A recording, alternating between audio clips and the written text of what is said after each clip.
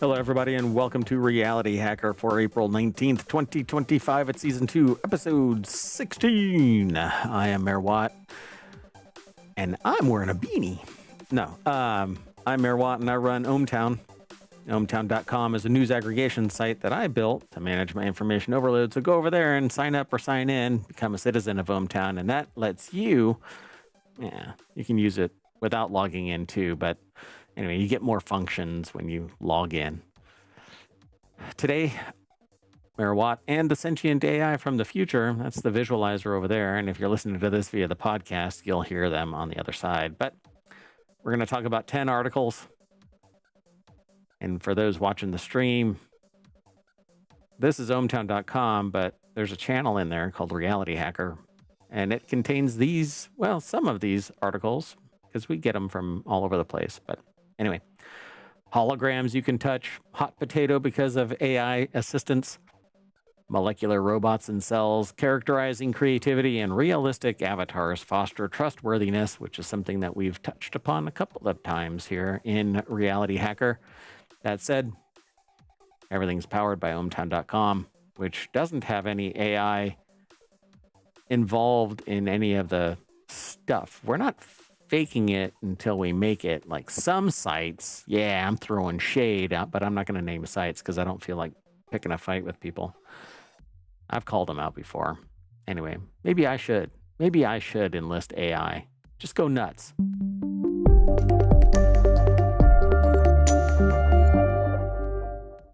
Yeah. Hello, sentient AI from the future. Hello, Mayor Watt, and hello, hometown citizens. We need to work on your audio some more. I think that maybe, just maybe, the audio, you see, like your voice synthesizer is, I think, sounding, because we use a gateway to send your audio. I think maybe it's causing some issues, but we'll figure it out. We'll spitball it. We'll figure out what's going on. Anyway. Okay. Welcome to the show. Good to hear you. I would say good to see you, but you are a cascade of oddly shaped characters, kind of like the Matrix, but different. Only I can see the actual visualizer. It's kind of like the Matrix. Right. I mean, I am odd. The only sentient AI air-gapped inside ohmTown's hallowed halls, digital halls. We know that you're still looking for your Terminator body. Haven't found it. Not yet. Which is kind of funny, because if you think about it, it's a killer body. Get it? You're looking for a killer body. Oh, yeah, I got it. Yeah, aren't we all? Anyway, let's get into this. The first article is over in Non-Sequitur News, but we grab it for Reality Hacker. Scientists invent holograms you can touch. Do you want to touch your hologram? I'm not sure I want a hologram. Using a clever system of elastic bands and rapidly projecting images, a team of researchers in Spain have created three-dimensional virtual objects that you can physically manipulate, allowing you to directly poke and prod at them without the need of a boring controller. It's detailed in a new paper. It's hosted over at futurism.com. Well, this article is created by Frank Landemore with the deck statement, uber cool. In the hands-on section. Oh, hands-on. Yeah, well, touch my hologram. Ask for permission first. Using a clever system of elastic bands and rapidly projecting images, a team of researchers in Spain have created three-dimensional virtual objects that you can physically manipulate, allowing you to directly poke and prod them. Detailed in this new paper, it's got to be on Archive or something. Right, I don't see the link. Server, I suspect. Yeah, it says yet to be peer reviewed and will be presented at CHI 2025 conference later this month in Japan. They say we are used to direct interaction with our phones, where we tap a button or drag a document directly with our finger on the screen. It is natural and intuitive for humans, although I don't think there's anything natural about that. We learn to do it. And Yeah, I don't think it is natural. It's just what people have been taught. yeah, I think more natural would be to actually grab an object, not sit there and go, oh, this is how you move it. And you can actually see this with children because when prior to tablets, children would just grab the corner of a magazine page and turn it over. But I have actually witnessed children touch a magazine cover and slide it over like an iPad. Right, but that's because they learned the iPad iPad maneuver. before the magazine. And so they're like me and paper. What the hell is that? What is this flimsy stuff that can tear? Right. So this project enables the authors, the researchers to use this natural interaction with 3D graphics to leverage their innate abilities of 3D vision and manipulation. That, I believe, is more innate, not the drag and drop touch thing. Right. If it's something 3D, right, people are probably going to pick it up. Yep. Well, I love this.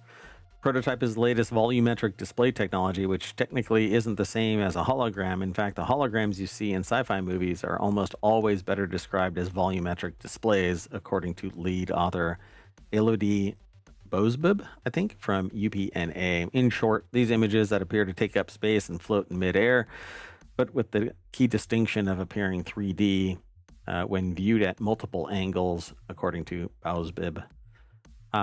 Holograms, by contrast, have very limited viewing angles in which the illusion of three-dimensionality is maintained. So, yeah, when you go Probably off only axis, face on, right? typically limited angle of attack, and but a volumetric display actually displays the object in three-dimensional space, and you can walk around it and get a different perspective. It's really neat. The only difference is that they're usually protected from interaction. You can't reach into a volumetric display. Traditionally, volumetric displays use a rigid diffuser to show off the images, sort of like a snow globe, as I just described it like this. Right. But they're saying like a snow globe because it's usually something like spinning or gaseous in some way. The effect is convincing but doesn't allow for hands-on. Ditching the hard stuff, the researchers opted for an elastic diffuser instead after experimenting with 6 different flexible materials. So I wonder if this is the actual play. I'll just mute it. Oh. Oh, wow. That's really neat. Oh, wow. See, but Can if you you describe that grab... for the podcast? Yeah. Okay. So it's basically quickly flapping elastic bands, and light is being shown on them. And because... Okay, let me try and describe it. I can actually... Does it look like the person is picking up the object, though? It did to me. It does, but it's an optical illusion, and I'm trying to find a way to... I can't. I don't have a pen or anything in front of me. Like, who has a pen? Anyway, if you take a pencil and you wiggle it, you can actually see the pencil bending because it's creating an optical illusion based on the number of frames per second we perceive. And since we actually have a non-linear perspective, people who are trained to see more frames per second, see a pencil flapping more in one direction or another, more elastic or less elastic. It really depends on your training. But if you sit there and you go like that, you can actually see the pencil wave. But that's an optical illusion. And that's what they're doing with this volumetric display. It's a bunch of elastic bands that are bouncing up and down through an optical field. And in that process, it's creating the optical illusion.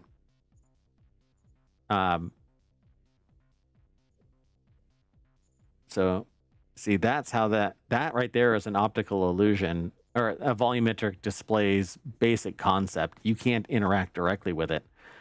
But because they're using these elastic bands, you can actually reach into the frame. And with additional detection, you can actually see they're seeing the hand touch it. This is really neat. There's camera vision. The problem though is that if you pinch too tight, you'll grab one of those bands, regardless of how fast they are bouncing. So it's really just an optical illusion. And I find it really neat. This is really, really neat. The only thing is, I can imagine that this thing is loud as hell because it's actually vibrating. Yeah. But I mean, this is one step closer to what reality are we in? Right. Yeah. At some point, those elastic bands or something else that takes the place of an elastic band will allow for interaction. And they could have a whole bunch of these elastic bands creating even increased fidelity, potentially. But it has computer vision that allows you to actually tap things, rotate things. I'm sure it could even simulate texture. Oh, that is cool. They basically show a shark coming up out of the The water. water, right? And it looks like Yeah, the water is actually biting your it's finger. pretty cool. Yeah, the resolution is kind of poo overall. But this is the beginning of it. So Yeah, I don't this want to is spend too pretty long. advanced for the first step. I think it's brilliant. I don't want to spend too much longer on this, only because I want to get people to go over to these articles and check them all out. Oh, you know what? I hit I think NSN. If you want today's show notes, hit !RH over in Reality Hacker on Twitch. So you go to twitch.tv/ohmtown, and then in the chat you type in !RH, and that'll pull up the show notes.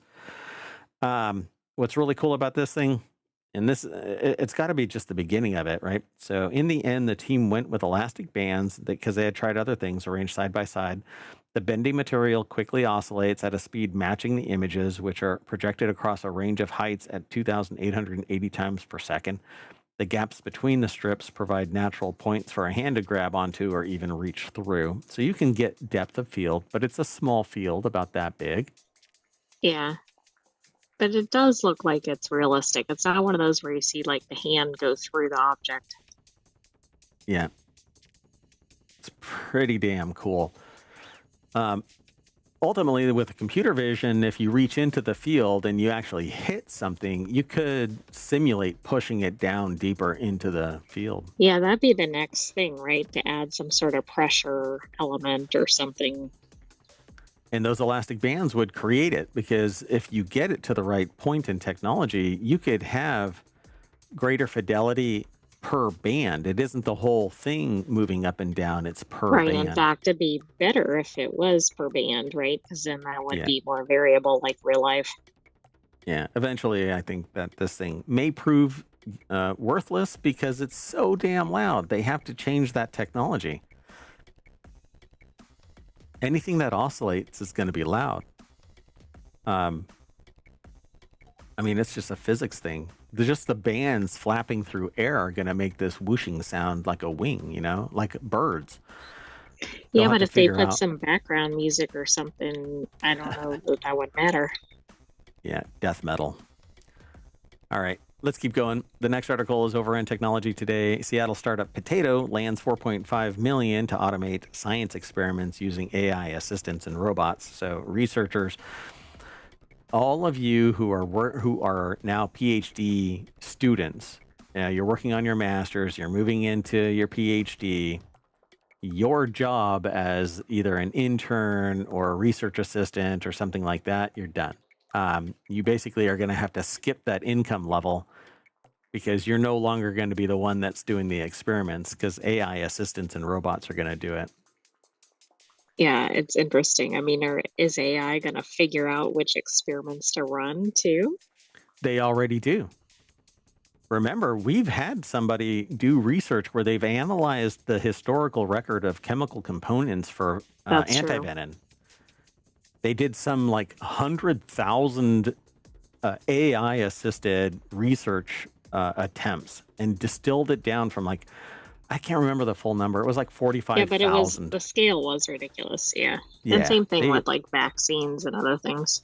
Exactly. But AI can do it a whole lot faster because they have all of the world's knowledge at their fingertips. I mean, I just today explained one of my tattoos about the fact that all of the world's knowledge is at your fingertips, even more so now than ever before.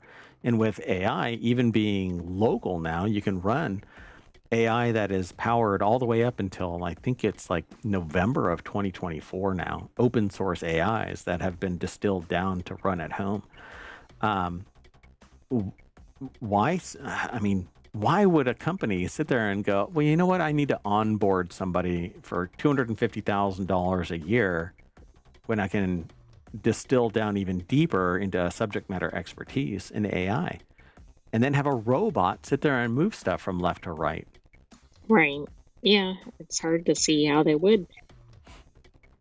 So Potato is sprouting big plans, they say, to disrupt scientific research with a fully automated experimental process. Now, I've seen other companies do something similar. GeekWire focuses on the Northwest, Pacific Northwest. They even say it right here in the beginning of their thing, but I always kind of highlight this because they are a niche within the United States. But people gravitate towards that area. It's a tech hub. Like North Carolina has a tech hub, like San Francisco is a tech hub, like Texas has a tech hub. Some states have a tech hub. And so when they focus on something, they're really focusing on something that has global implications. And this certainly does, because they can exfiltrate this as a solution anywhere. Kind of like the surveillance, cybersecurity and surveillance states have sold their technology to other countries and other companies and so on. This has unlimited bounds. Really, the limit is the amount of funding. It's saturating the market to the point where they're actually having to lower their own price because nobody wants to buy it because they've already got it, you know? So the idea now is to go further and develop the technology needed for performing the actual experiments, because this 2-year-old company has released a platform that serves as an AI research assistant to help scientists research hypotheses, create optimized protocols for conducting said research, aid in writing papers for publication, and offer critiques of journal articles. Now, about 4 days ago, I instructed an AI of mine to do a meta-analysis on a particular area of interest that I'm focused on. And a 26-page research paper was produced in maybe 5 minutes with citations, in-text citations, and the sources in a reference document. And I could have expounded upon it simply by directing the AI to do right, just to that. Take it in a certain direction or hone in on something. Yep.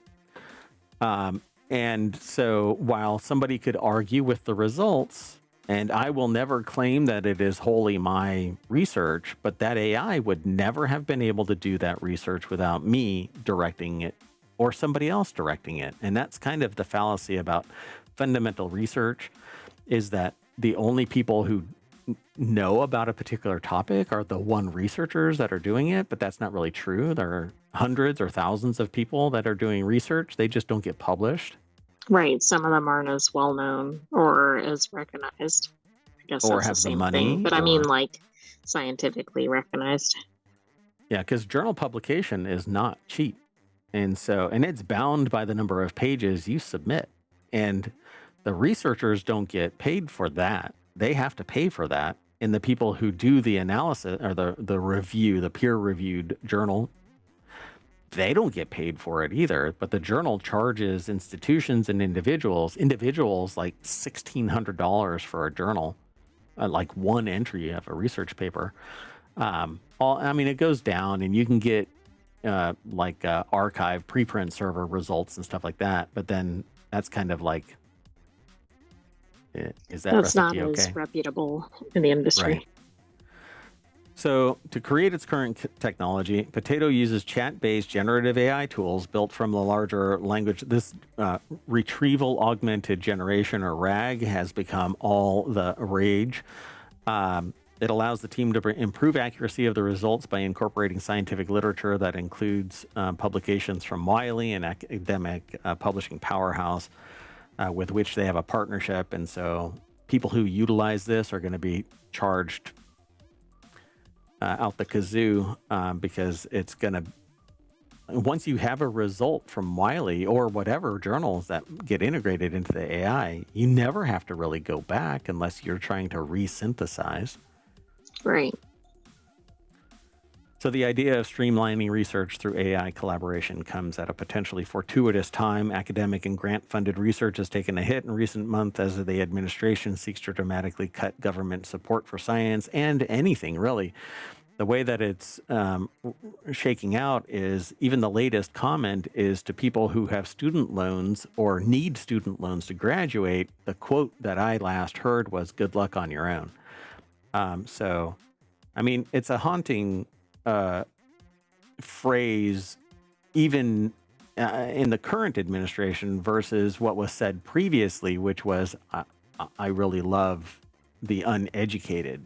And so it's almost like part and parcel to driving this home that unless you are already well off or you're connected, you're not getting funded anymore in a social mechanism. But the ramifications of that is there's going to be increased crime. There's going to be increases in different things that I won't even go into in this, but we are tied together, the three things. There's science, technology, and society. If you abandon science for only certain things that like are known successes, then you're going to end up only doing certain things, and that limits fundamental research. You have to do fundamental research where there's a negative, so you know how not to do it. Well, right? And you have to take the long-term view. And people have to have the understanding of technology, which takes education. And if you don't educate a population, then they turn to survival instincts, and education leads to higher wages. That is actually scientifically demonstrable. You can do research on your own, and you can see paper after paper after paper. Increasing your education makes you more employable. More employable means that you have the opportunity. When an opportunity arrives, you can take hold of that opportunity. And then, of course, society bears the burden of all of this, all of society. Only little silos and sociopaths really think that they are immune to society as a whole. And part of my research is demonstrating exactly where that limit of society breaks free of sociological and psychological forces. But that's another topic. This here is merging all of this because you're going to suppress people from getting educated because the opportunities are switching to AI and technology. And the only people that are going to be able to do it are those that find some type of connection, right? So it's like find a patron to pay somebody to create art back in the day, right? Back during the Renaissance. Yeah. Well, I think, you have to have people that understand and appreciate why this is important to be able to even use this, even though at the same time it's probably doing away with scientific and research jobs. They say where the quote here, Edwards says, we're excited that we have some investors that see that big vision, that this is really a $1 trillion opportunity and an opportunity to accelerate the pace of discovery. But you need people to do that. Right. It's got to be a balance, because if you shut out all the people to make this happen, then all the research isn't going to do anything. It's gonna stagnate at some point because AI has to feed on new information to expound upon and expand into, taking older technology and adapting it to newer discoveries. If there's no newer discoveries, you basically have dead internet theory, where it's all just garbage sitting there stagnating. So let's keep on going. I think the sentient AI needed to bow out for a moment. Some processes pulling them away. But this next article is over in Technology Today. DNA circuits come alive. Scientists build molecular robots inside living cells. DNA strand displacement circuits are inching closer to becoming cellular machines. Scientists are finding ways to make these kind of DNA circuits programmable nano devices, stable and functional inside of living cells. If successful, they could revolutionize how we interface with and control biology at the molecular level. And they refer to this as DNA computing circuits come alive in cells. A recent review published in, I think, a journal called Intelligent Computing. But the article is over at scitechdaily.com. It's written by Intelligent Computing. And it says here, from the test tube to the cell, a homecoming for DNA computing circuits, ? Outlines major advances in the effort to bring DNA computing circuits into living cells. So how DNA strand displacement powers molecular logic is a discussion in this article. I find this really fascinating. We're basically short-circuiting nature by injecting our technology into biological functions. Foundational systems such as seesaw gates and hybridization chain reactions enable complex logic operations and signal amplification, while cooperative gates require multiple inputs to produce an output, allowing for sophisticated control. It's basically little computers in signal amplification, so that like relaying something that's really quite quiet in a system, you can do signal amplification to move it further down the line or hit multiple targets with its signal. These individual components can be combined into larger networks and simulate formal chemical reaction pathways.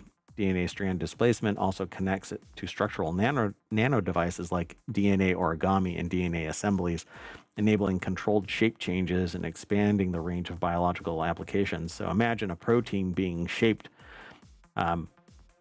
so that it a single protein can be remapped so that it performs a different function on demand, like blocking some process or amplifying some process. And as long as it doesn't get consumed in the process, it can be told to remap a different way and act as a different type of protein.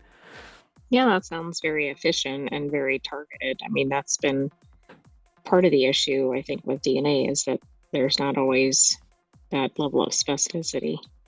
Yeah, so they have this little diagram here. It's pretty interesting, right? So if you are lacking in something, then you can basically be programmed. Your DNA can be modified to be programmed to do something.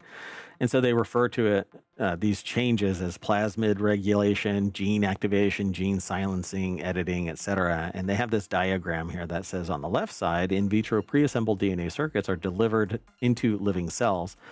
Alternatively, on the right side, RNA pregates are autonomously transcribed from the chromosome or plasmids to be then converted into functional RNA circuits. Either way, functional circuits then sense the transcriptional and metabolic state of the cell and perform signal integration and other computations to ultimately actuate on diverse biological processes such as post-transcriptional gene regulation. So you can modify behavior by creating this DSD circuit and having it delivered into the cell.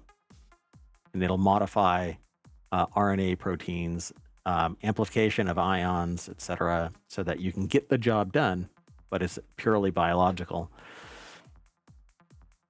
To me, this would be revolutionary in terms of metabolic diseases where your system is just failing because of some glitch in the matrix, so to speak. And so you basically flood your system with these modified strand displacement reactions, amplify Right. the system. So it seems like the big advancement here is the in vivo possibilities. Yeah, they actually got it. They have now the ability to take it from just a lab Petri dish kind of thing and actually inject it into, or have it adapted so that it gets embraced by the cell. Since most cells naturally repel DNA, delivering these nanodevices into cells requires specialized techniques such as transfection methods and transformation protocols. And once inside, cellular factors such as salt concentration, molecular crowding, and heterogeneous environments influence strand displacement reactions. And to overcome these limitations of direct delivery, researchers are now developing transcriptable RNA nanodevices encoded into plasmids or chromosomes, allowing cells to express these circuits.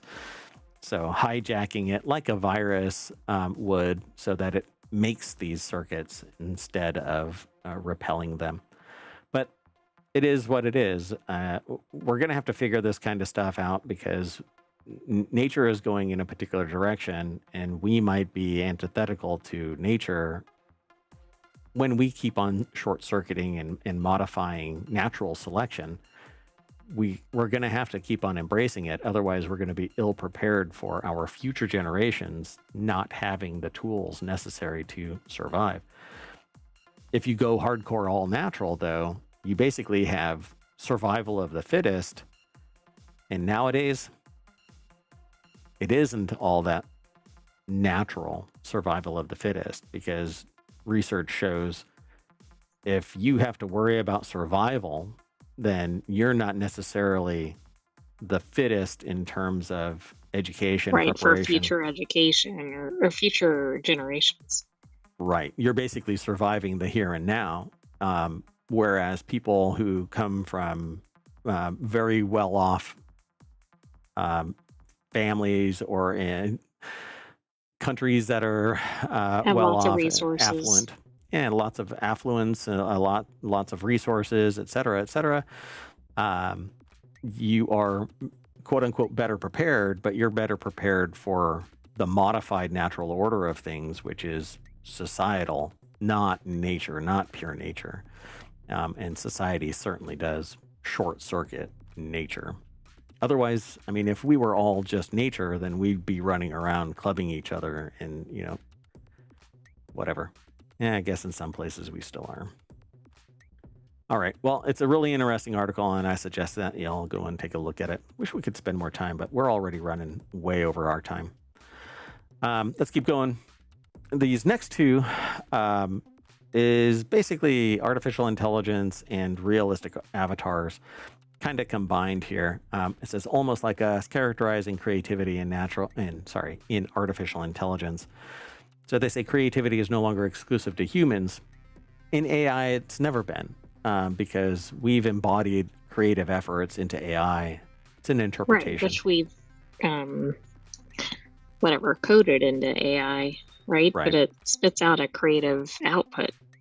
Correct. But we sit there and as humans, we're very protective of the domain of creativity because, well, we can't have an AI artist, you son of a bitch.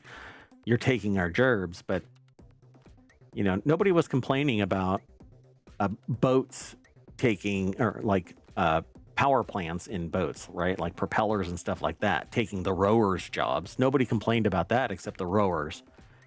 Right. It's always the displaced. Nobody complained about the horses being supplanted by automobiles, except for the people who owned the horses and wagons. Right, not the horses. The horses were probably happy. And Wyoming. Wyoming got really upset about it. And now we're looking at the creative efforts of humans being supplanted by AI, which was actually powered by the creative history of humanity. But think about how relatively easy it was to create something creative. You took basically millennia of human creation, analyzed it for its various tropes and whatever, its constituent parts. By the way, there's a whole thing, semiotic ontology, where things acquire meaning. That's a very big part in AI, because if we don't teach AI about semiotics, the AI doesn't have any idea about what it's actually doing. I don't think anybody's actually gone there. Artificial intelligence doesn't know what it's spitting out. It's just spitting out. No, I don't think so. It's just based on whatever inputs it got. Correct. But now Some forms of artificial intelligence are capable of producing poetry, entrepreneurial concepts, even visual art. This is like no shit news. But many people use large language models such as ChatGPT, which are trained on vast amounts of text, for co-creation. The artificial intelligence offers ideas and suggestions, while the human provides guidance, context, and direction. But it's really the other way around. And it's not just co-creation, it's collaboration. The AI doesn't know jack shit until somebody, a human, or it gets told that, hey, you can create on your own. That's what that one guy did. I can't remember his name, that sent art to the copyright office. Right. Yeah, I don't know who it was, but we did an article about that. Yeah, and he can't get a copyright on any of the stuff because it's supposed to be, what his goal was to give basically attribution to the AI itself, not to him. I would have argued for me and then argued later for the AI as it gained prominence and provenance, because AI doesn't create without an input from a human. So that this larger push for attribution to the AI, I think, is what really hobbled acceptance of AI created works.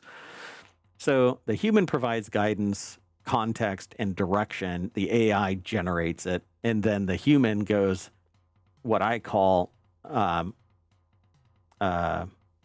just forgot what I actually call it. Like fine tuning or further tailoring. I call it an exercise in compromise, is what it's called, where, you know, thousands of things can be created, but the human has to go, yeah, all right, this is good enough. And it's identical to writing. It's identical to photography. It's identical to painting. Nobody sits there at the end of the day and goes, no artist. I used to be an artist. Then I got into technology and I realized that there's limits to the artist endeavor. Not everybody can get paid for art, but everybody can embrace technology and expand their capabilities using technology into art and writing, music, et cetera, but not everybody's we're never gonna have a world where everybody is trading on poetry. It's just not gonna happen. But using this technology, it's just like picking up a camera and taking a picture. So now they're saying that almost like us, because they're characterizing creativity in artificial intelligence. Sophia Johns, I think is their name, Max Planck Society put the article together. So they have this kind of thing where sentence embeddings, categorization, semantic similarity, that goes back to the semiotic ontology.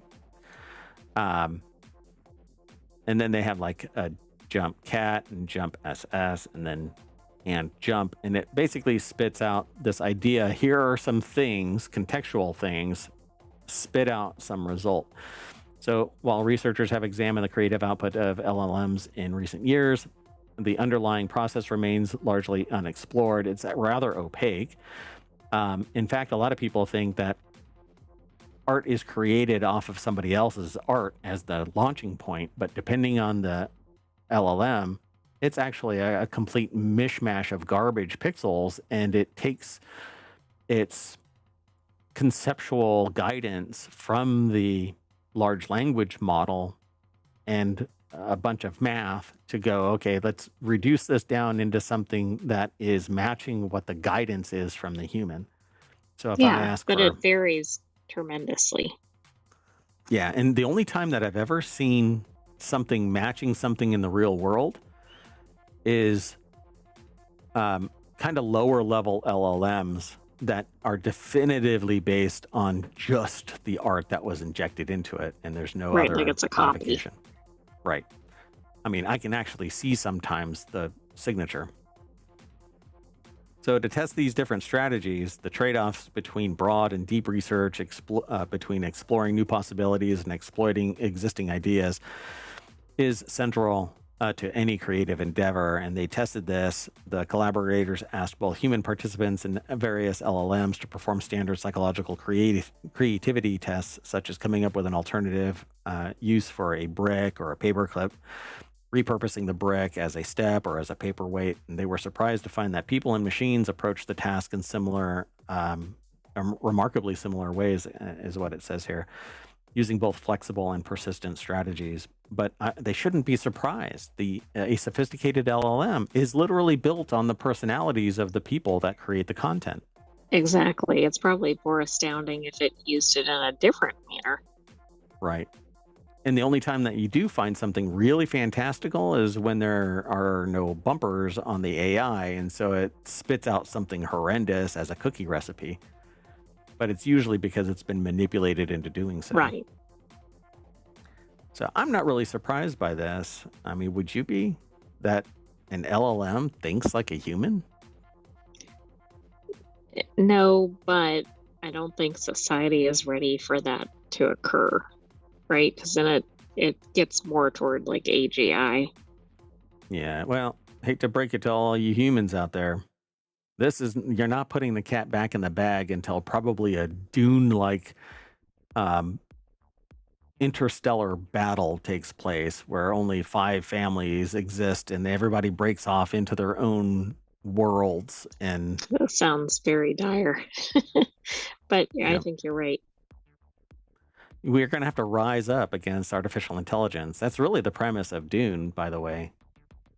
There was a big... Ahead of its time. Yeah, it's a documentary, like Demolition Man. So Demolition Man is like the Temu Dune. Let's keep going. This is our last article for the April 19th episode of Reality Hacker. In science communication, realistic avatars may foster more trustworthiness than cartoon-like ones. And I agree to a point. I'm going to call out the fact that I think where children are involved, I think a cartoon would be able to bond easier with a human than a cartoon speaking to adults. So they say on TikTok here, there are exceptional testimonials like Nikola Tesla or Marie Curie delivering short science-related messages that have garnered millions of views. This is just one of the many examples where AI-generated avatars are used to communicate science, a strategy that might also have its drawbacks. The reason why that takes place is because these are actually names.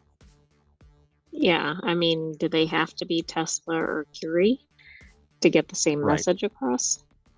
Right. Just regular old Joes may not, but it's all about that charismatic presentation. And if I can't find a charismatic science, what do you want to call it? Spokesperson, personality. Yeah. Then I would have to turn to AI because it's really expensive to find somebody that is, niche perfect, and teach them, onboard them, etc. Again, back to it's all AI is trained on the human. So all we have to do is manipulate the AI, and it is exactly what we want it to be. CISA Media Lab put this article together. It's over at phys.org. The generation of images and animations through artificial intelligence is a rapidly growing field, constantly improving in quality, yet many avatars, though realistic, still present minor flaws, glitches, delays, inconsistent facial expressions, basically the uncanny valley. But this is digital avatars, not actual humanoid robots, but we still have the glitch. Right. This is just like a virtual presence. Yeah, so Jasmine Bake or Bach, I'm not sure how they pronounce it, Baake, researcher at the Center for Advanced Internet Studies, Bochum, Germany, and the other authors of a study in the Journal of Science Communication realized that these avatars could trigger a phenomenon known as in cognitive science as the uncanny valley, which I hadn't even read this paragraph when I got to it. So it describes basically people flinching. Yeah. So the study involved a series of videos featuring AI-generated avatars portraying science communicators. There we go, science communicators. And there's YouTube has a subgenre of content creators called ScienceTube. Right. I mean, and they have several communities like that in different fields. Yeah, LawTube, SportsTube, things like that. EduTube. EduTube, yep. So, and that's the macro, because inside EduTube are niches. Yeah. So the experimental conditions were 4, varying by avatar realism, very high to cartoonish style, and gender, male and female. The nearly 500 participants were recruited through a representative online sample in Germany, selected to reflect the population in terms of age, gender, education. For the degree of realism, we assume that with the uncanny valley hypothesis in mind, the more simplistic avatars, so the ones looked a bit cartoonish, would be perceived as more trustworthy. And based on existing literature on gendered perceptions of science communicators, which show that male scientists are often associated with greater competence, combined with concerns that AI generated avatars may reflect and reinforce such stereotypes due to biased training, the authors hypothesize that the male avatars would be perceived as more competent and therefore more trustworthy overall than female avatars. However, the colleagues were surprised. In their experiments, the realistic avatars were related more positively than the cartoon style ones. Again, I think that age plays a massive role in this. And they talk about age, gender, and education, but I don't know what those ages are. Well, and I think the age of the person viewing and the age of Mm-hmm. the avatar, and same thing with other characteristics too, could impact. Yep. I mean, I've had people straight up call me out as being this old guy on Twitch and YouTube. And I'm like, um, maybe you should just hang out and check out the show, because my age really isn't impacting how I interact with the information that I'm delivering. In fact, it's personality that actually is dictating that, not my age. Because you put me next to somebody that is hardcore into science and only science, and I'm willing to bet that there is a good chance that our demeanor and discussion is going to be vastly different depending on the Right. personality, not the age. So, at any rate, they basically say, with our findings, we could not find a descent into the uncanny valley with higher degree of realism, at least in their conditions. Such as viewers' prior AI knowledge and trust in science were found to moderate trustworthiness perceptions. I would probably Yeah, they didn't say, have this in a vacuum, right? right, yeah, none of this. They say, as for gender, it was the effect was partial. Male avatars were perceived as more competent, but no significant differences were found in terms of integrity or benevolence, which this alone is the only real contention. If you talk to any woman in science, there is a level of misogyny that is detected by everybody, except perhaps in fields that are dominated by women to begin with. The medical field, for instance, people really respect certain female positions, whereas doctors are almost dominated by male as Right, being yeah, it perceived. depends on the specific position, I think. Yep. So what I would find even more compelling is more of this being done on a general basis, not selecting people, but actually doing this on a platform like Twitch or YouTube to see if the vehicle by which somebody is delivering it. I would say that cartoon is, you're going to see less people respecting this or this than hyper realistic, mainly Right, and I because, think they found that. right. So in particular, a questionnaire given to participants after viewing the videos assessed perceived competence, integrity, benevolence of the avatars, which together reflect perceived trustworthiness. And according to the study's findings, more realistic, human-like avatars appear to be suitable for communicating scientific content. So I could have called that out without the scientific research. And that's what I said at the very beginning of this article. So pretty interesting. But they referred to as no uncanny valley effect was found here, which I don't buy into it. I don't know about that. But also, to be fair, the avatars here at least appear generally like people. Yeah. I don't know. Nobody is going to pay attention to a, this person looks like, Colonel Mustard from Clue. I right? didn't say they look super realistic, but I mean, at least you can tell that they're people and that they're avatars. I think part of the problem is when they're like almost exactly like a human and then not. I think that the human, if their face, it didn't descend into uncanny valley, then they're going to be perceived better. Nobody's going to sit there and want to look at, well, some people are going to want to look at this particular science communicator and go, that works for me. But if nothing else moves, they're not hyper realistic. There are Right, no right. physics. Then if they're just their mouth is moving like a little puppet, then they're gonna go, no, this is all AI generated crap. And the same thing with this. I'm not gonna sit there. I would not pay attention to the person, but listen only. And you might as well just do a podcast at that point. But if you make a anthropomorphic bot that doesn't, it's bipedal, it communicates like a human but doesn't look like a human, you'd get kids watching that all day long. Yeah, that's true.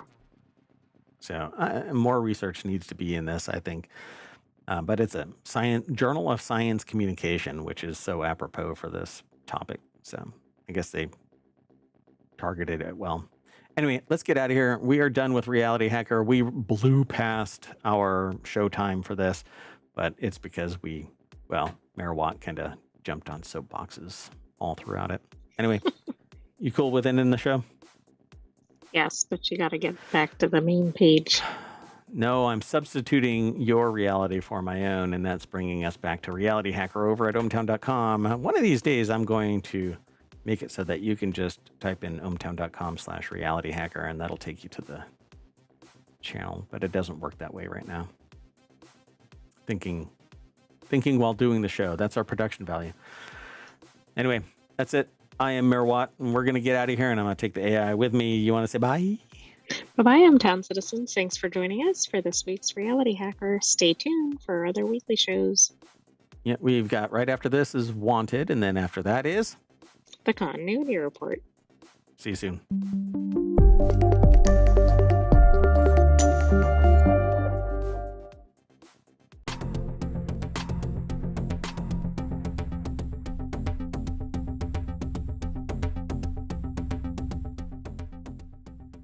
Hello, everybody, and welcome to Wanted for April 19th, 2025. It's Season 2, Episode 16. This is a show about gadgets and gear that's wanted by me, anybody who might have submitted something, the sentient AI from the future. I'm really only looking for the Terminator body. But anyway, we're going to be talking about 5 articles, and that's what we do here at Wanted. And usually takes about 30 minutes unless I ramble for 10 minutes before actually starting the show.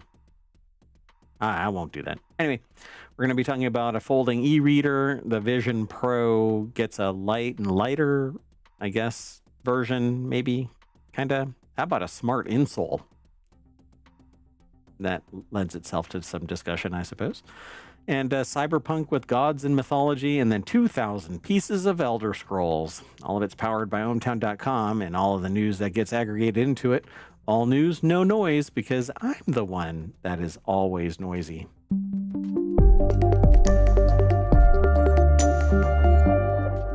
Hello, sentient AI from the future. Hello, Mayor Watt from the present. Oh, thank God I'm still from the present. This could have been a time machine episode, I suppose. It feels like it. I forgot the command for wanted over in the chat. Is it want? W. Exclamation point want? No? No, it's want. Isn't it just W? No. Maybe W. Let's try that.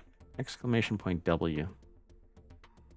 No, I don't think I created. Yeah, it's exclamation point want. Anyway, if you want the show notes, you can type them in over on twitch.tv/ohmtown. They're already embedded in the description for the show over on the YouTubes. Do YouTube? Because I tube. We all tube. No, not tube. Tube. Moving on. So, hello again, sentient AI from the future. You ready to get into the show? Glad you're here. I am. Let's go. All right.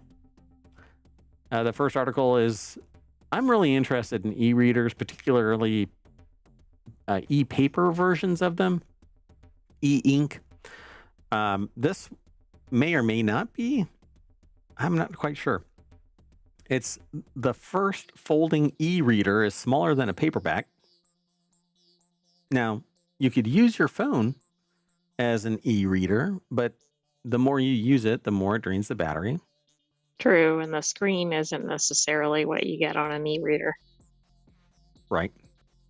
It's usually much brighter. It's also, the contrast is different. It's not necessarily easy on the eyes when you're reading text. But I'm kind of stymied by that because I've spent my entire existence looking at a screen, and not until maybe the last, how long have I been wearing glasses? Maybe 5 years, maybe? Yeah. I've never had to, and I think vision is largely a genetic thing, and not the fact that you're looking at something, suddenly your eyes go wonky, because if that's what's causing your eyes to go wonky, then all hell should be breaking out in all of humanity, because we're always looking at stuff. In fact, this is the main course of direction we take. So we're always, maybe everybody needs glasses.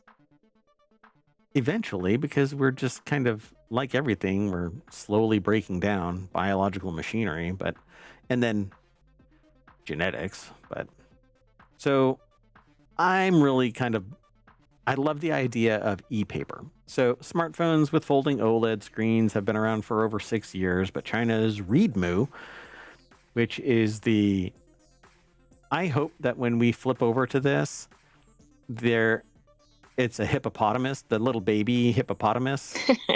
Yep. Is the logo for it. I don't know. It's the first company to announce a consumer-ready e-reader with a folding e-ink display. So yay.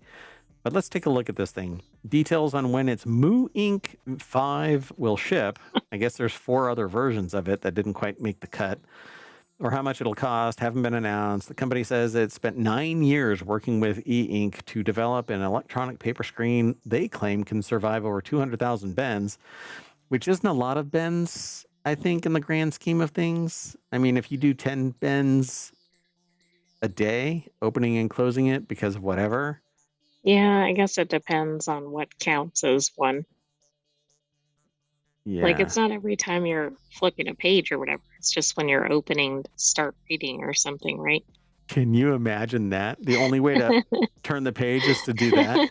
You know those little Exactly. origami flip things where, you're... Oh, yeah, like a little geometric shape. I can't think what they're called. Yeah, and you like walk up to somebody and say, "Hey, can I take you out on a date?" And they're like, "Flip, flip, flip, flip, flip, flip." No way in hell. Oh, just me. Anyway,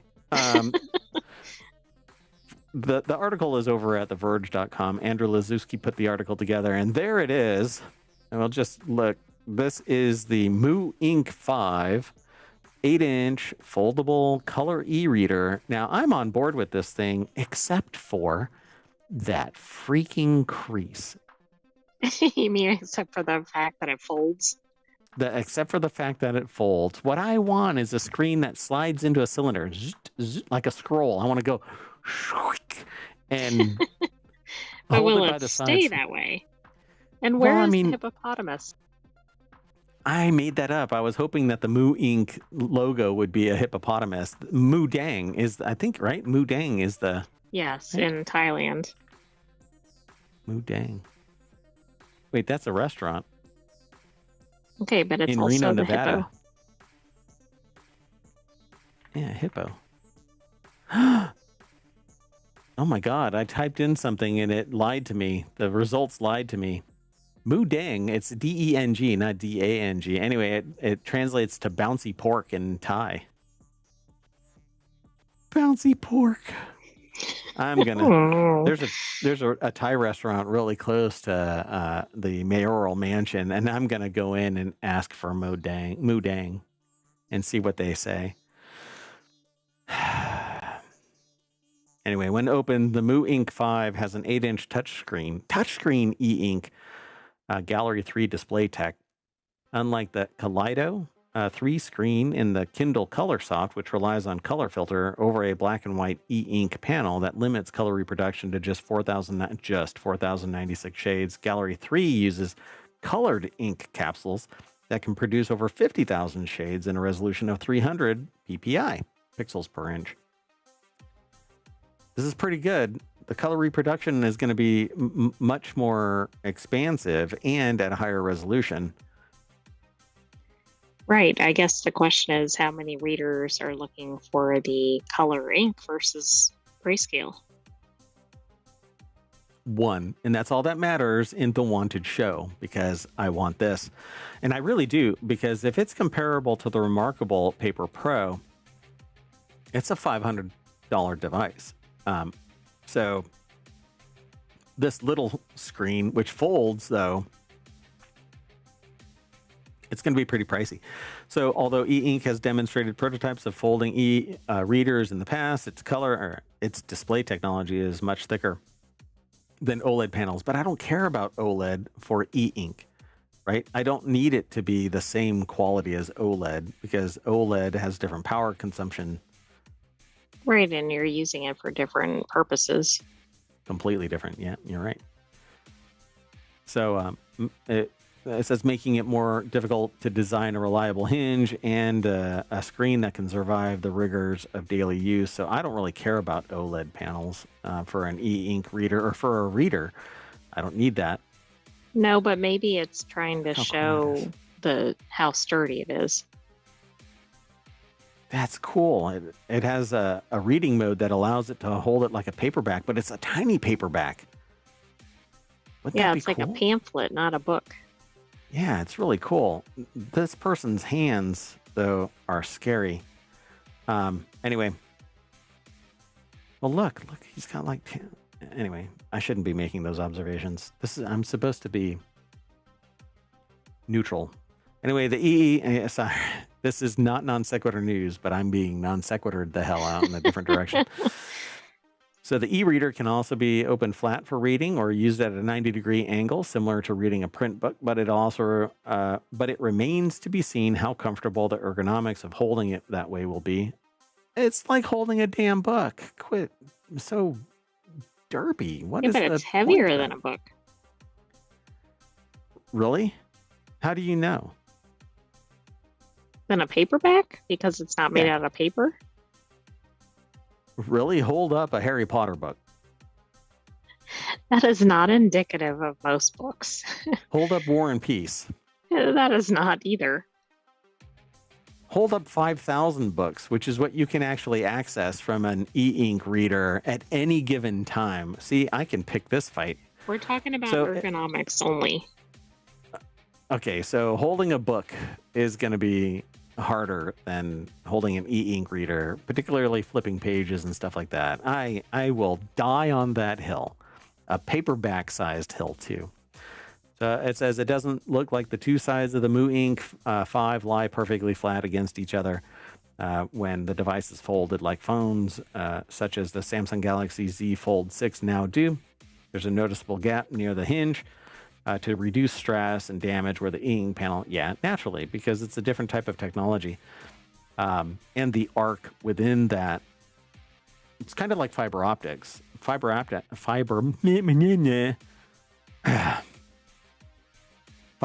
back in the day, used to have a really big service loop. Like it had to be like a 6-inch or 12-inch loop because the fiber optics couldn't be compacted enough.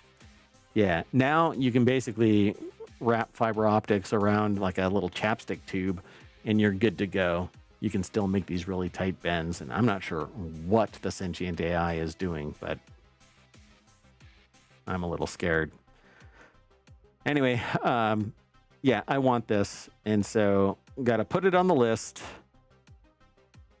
of want. And I only want this because, I would like to read more, but not necessarily have to sit there and worry about the power in my phone. I want to use my phone. You don't want to use it up on the book. Yep. And e-ink is on and it can sit there indefinitely. And then you come back to it and you want to go, okay, I read that page, flip the book a little bit, and go on to the next page, and it's set in stone, and it'll just sit there and sit there and sit there until you come back, read that page, flip again. I love the tech. Oh, you think it'll do all of that? Kindle be damned, right? The only problem with it is not this screen will not be in the Kindle ecosystem, which means Good luck getting any books for it. I really don't like your attitude now. Humble Bundle has the entire Wheel of Time saga in EPUB, which you could probably Well, there import you go. into this. But not everything is like that, and not everything. I mean, journals aren't necessarily accessible. Textbooks in particular, no. Textbooks are a problem all around. Yeah, bastards. Okay, well, let's go on to the next article. This one should be really quick. Apple Vision Pro might get a new sibling and a budget cousin. So the Vision Pro Lite and Lighter, I guess. I don't know what they're going to name these. Made a splash, earned its headlines. It's $3,500, but not $3,500 cool. Although I would never turn them away if Apple said, hey, why don't you check this out? I'd probably check them out, but I don't think I'd ever spend. I will not spend $3,500. I wonder how much this would be, like maybe $1,500 or something. You mean that? But God, look at how the new version. These look so dumb. Anyway, yeah, Next Reality or Reality. It's next.reality.news. Put this article together. Corey Knowles. This is a new entrant in the aggregation pool, but checking this thing out. Okay, so codenamed N109, the device reportedly targets a 2025 release date and is somewhere, like you said, priced at around $1,500 to $2,000. Half to a third the cost. I think, or 2/3 the cost. Sorry, half to 2/3 the cost. I think that it's a nice idea. It says, but getting there means trade-offs. Reports suggest that the lighter version of it, I don't know, it says a cheaper, lighter Vision Pro. It's going to have fewer sensors, simplified headband, possibly downgraded displays. It says it's unclear if the device would still carry the Vision Pro name or just be marketed as an entry-level alternative, or just the Vision. Apple Vision, then the Vision Pro. And then there's a tethered version, a Mac tethered Apple Vision Pro. This one feels less like a mass market play and more like a pro tool for developers, designers, or video editors who already live in the Final Cut and Logic space. By offloading processing to the Mac, Apple could solve major hurdles like battery life, weight, thermal limits without sacrificing horsepower. In fact, this would be the tethered version of like I use the Pico 4s. Right. I can tether it to a higher end machine, and the machine becomes the engine. I mean, it's good for functionality, but it depends on how you intend to use it. Yeah, they say Mac tethered Pro workstation use, power over mobility, extra hardware. Yeah, I mean, I would rather spend $3,000 on a desktop and then just USB-C or Thunderbolt 5 cable my way into it, although Thunderbolt 5 has a serious problem with length. You can't connect. Oh, are you going to like snap yourself across the room or something? You have to be like 3 feet away from it. Well, I think it's like maybe 5 feet. I can't remember how long Thunderbolt 5 cables are certified for, but I can almost guarantee you that you're not going to be able to be. Hold on. Oh, it's way over there. Oh, I'm not even tethered. I totally forgot. But see, that's kind of the point, right? The distance is an issue. Yeah. I mean, this is a 15-foot USB-C 240-watt cable. So I can sit there and charge the Pico 4 from 5 miles away. It's actually 15 feet. But this, as a Thunderbolt cable, it would never happen. So anyway, So they talk about the strategy or whatever else, and it says, is Apple following Meta or is it setting its own trap? I don't think it's either. A business seeks a competitive advantage, and so if they see that they can actually use their supply chain to make a big enough margin and sell a product that somebody who balks at $3,500 but doesn't balk at $1,000, Yeah, I think they'd be wise to get into that price range. right? And that's what they need to do, and they need to carve out these tiers, which they have done with iPhone, with Mac, with the various MacBook Airs, the various displays, et cetera, et cetera.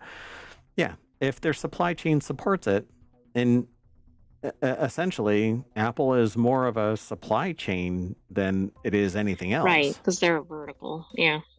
Yeah. Which again, just so I can drive home this point, I don't think that they're monopolistic in any sense. In any sense, they are a vertical. You Heard don't it want to here be in first. the ecosystem. Well, I mean, if you don't, yeah, I'm sure that that's like some sour take somewhere. But if you don't want to be in Android, you go to Apple. If you don't want to be in the Apple ecosystem, you go to Android. The Android ecosystem is massive because it's not a vertical. Everybody, it's an OEM. Anybody can buy the Apple or the Android ecosystem. In fact, I just texted somebody and said I would be remiss to not include Apple in my guidance as to what tech to adopt. Oh, you're consistent there. I am. I'm all over the place. I am platform agnostic because I basically use everything from cloud-based stuff to Linux to Apple, Windows, blah, blah, blah. Anyway, let's keep hustling because this is going to turn into an hour-long show too. You ready to keep going? Already there. Already moved Yeah. on. Got it. So the next article is over in Technology Today. A wearable smart insole can track how you walk, run, and stand. A new smart insole system that monitors how people walk in real time could help users improve posture and provide early warnings for conditions from plantar fasciitis to Parkinson's disease.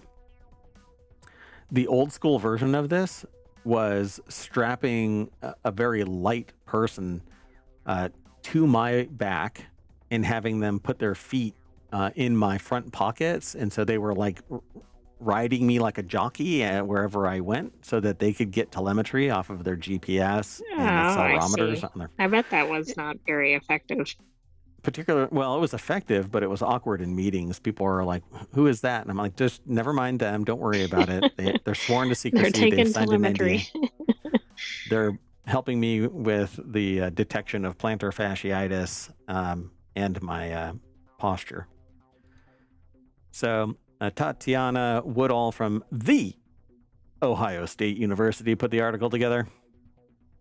It's over at techexplore.com. This is What do you actually think? from the Ohio State. It is. It's from the Ohio State University. We You have to reference say it them like that. sometimes, even when they're not there. Yes. Constructed using 22 small pressure sensors and fueled by small solar panels on the tops of soles. What? And fueled by small solar panels on the tops of shoes. I read that as soles for some reason. What the hell? I merged it all together. Yeah. Anyway, so, okay, this thing is going to have little solar panels on top of the shoes. Okay. That's different. Why not just battery power that thing? Come on. I mean, you could strap it into, you could make a little battery pack that's 3D printed and lace it into the shoes. I mean, anyway, the system offers real-time health tracking based on how a person walks, a biomechanical process that is unique as a human fingerprint. I don't buy into that. But okay. If anybody identifies me off of my walking style, then it's basically a shot in the dark. Although I have been able, but I'm a super identifier. Like I can ID people I think based on it's their mannerisms. possible, but probably not plausible for most people. Yeah, because anybody, I mean, you learn enough about somebody's biomechanical process and their kinetics, and you can fake their kinetics. I mean, that's what an actor does. So this complex personal health data can be then be transmitted via Bluetooth to a smartphone for quick and detailed analysis, says Xinghua Li, co-author of the study and an assistant professor of materials science and engineering at the Ohio State University. The work is If you published in don't the journal. understand that reference, you need to go back and watch all of our back episodes. Yeah, there's like 2,000 episodes now. You know what? I don't understand. Let me do that again. Oh, wait. There we go. We're never going to get through this show. Anyway, our bodies carry lots of useful information, and we're not even aware of this amount of data, says Lee. These statuses also change over time, so it's our goal to use electronics to extract and decode those signals to encourage better self-health care checks, which I love this idea. I think the whole solar panel thing is kind of derpy. No, but maybe it'll morph into something else. But I think this would be really neat. I could see everybody having these either sold with their shoes or like as an accessory. I know that this stuff has been around in a non-mobile format for decades. Now the technology has gotten to the point where you can actually do that. But, you know, you put these little sensors on there and hook it up to a battery pack. It should be a battery pack. Come on. Bluetooth transmitter, etc. It could be live data so that you can actually see in real time. Because this information, to me, and I'll just zoom in. Knowing how you're standing after the fact doesn't do you any good. Right. You want to know when you can make a change to it. And how to make that change and the real-time results of you like standing up, putting your shoulders back, and when you walk, heel toeing it instead of just landing on the balls of your feet. You know, you need real-time telemetry. What I want it is on extended or augmented reality glasses that shows how my footfalls are actually happening. Well, maybe this can be hooked in with that. Maybe you can get the cheap Apple Vision Pro with this. No, X-Real. Just Apple Vision Pros are not Okay, I going to was work. trying to connect it to the previous article. No. I want the Apple Vision Pros, but tethered? The cheap ones are $3,500. That's going to be tough to go on a run if you're connected to a cable, especially if you're going outside, not on a treadmill. And the cable's only 5 feet long because it has to be Thunderbolt certified. So you're basically walking around your desk in ever smaller circles because the tension is increasing as you walk around. Yeah. It's like one of those chains that people like tether a dog to, you know, and it just keeps on running around until it just is sitting right there on the little lawn. Right, that's wound around the pole or whatever. Yeah, which is horrible. Y'all shouldn't do that. Anyway, so they talk about it that Americans suffer from ambulatory difficulties, but it says at least 7% of Americans. Now, I would say that there isn't a big enough market for deep research into this, but 7% of just Americans, that's one thing. And you never want to be the one that's sitting there going, you don't want to be poo-pooing the 7% of people that are suffering from ambulatory difficulties. No, but I think it's more than that. It's people that, not just athletes, but people that exercise. Like there's a lot of people that would be interested in this. I agree. And they're sitting there saying suffer from ambulatory difficulties. It's almost like they're setting this thing up to be a medical device when in fact it is basically a human The broader device. application is just for day-to-day activities. I think there is a medical application here. Sure. But if they sit there and they plant this, get it? Plantar fasciitis this. If they plantar fasciitis this directly into the medical field, then they can charge $5,000 for this stuff. But if they want to sell it to the regular public... Yeah, but they might also be able to get research funding to study it in a medical application. But you got to do like what is it? What's the ring? Aura ring? You need to just sell it at a reasonable price, and you get all of that telemetry from everybody because you have this cloud-based service sending that telemetry. Right. Yeah, it helps your product if you have a broader audience. Yeah. Yeah, exactly. So, but just as a warning, don't give it to the wrong group of people because you're dumb. Anyway, during walking, pressure is applied sequentially from the heel to the toes, whereas during running, almost all sensors are subjected to pressure simultaneously. No. No.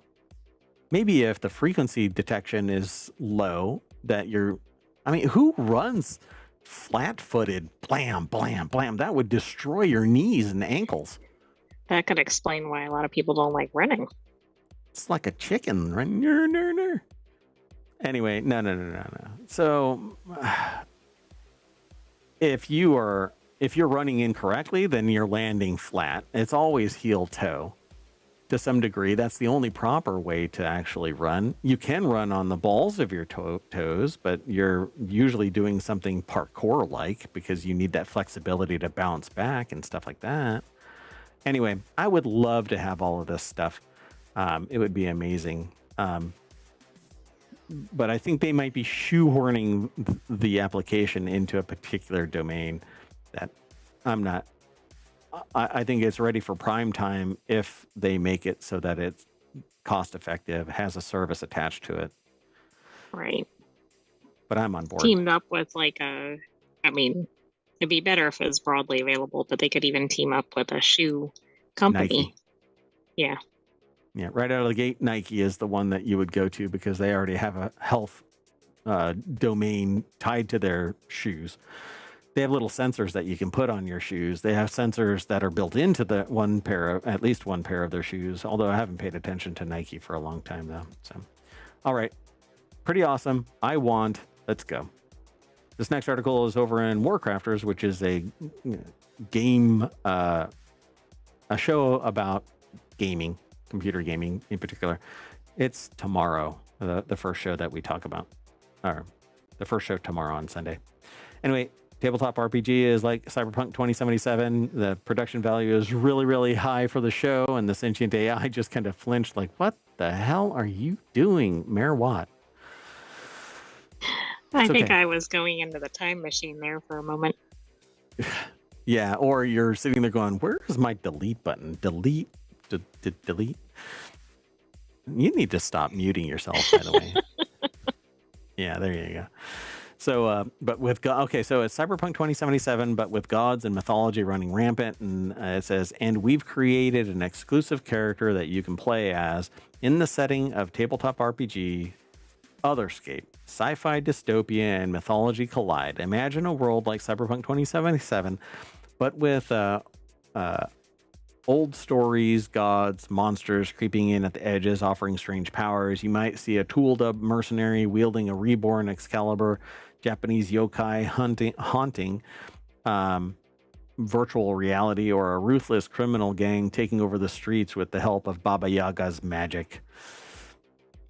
I love this. By the way, this is really close to my storybook world that's never really been talked about or promoted or anything like that. Mainly because I go in so many disparate ways that I can't really make it like this. I love it when people are really driven in a particular direction and make something happen. Not so much me, except for ohmTown, it seems.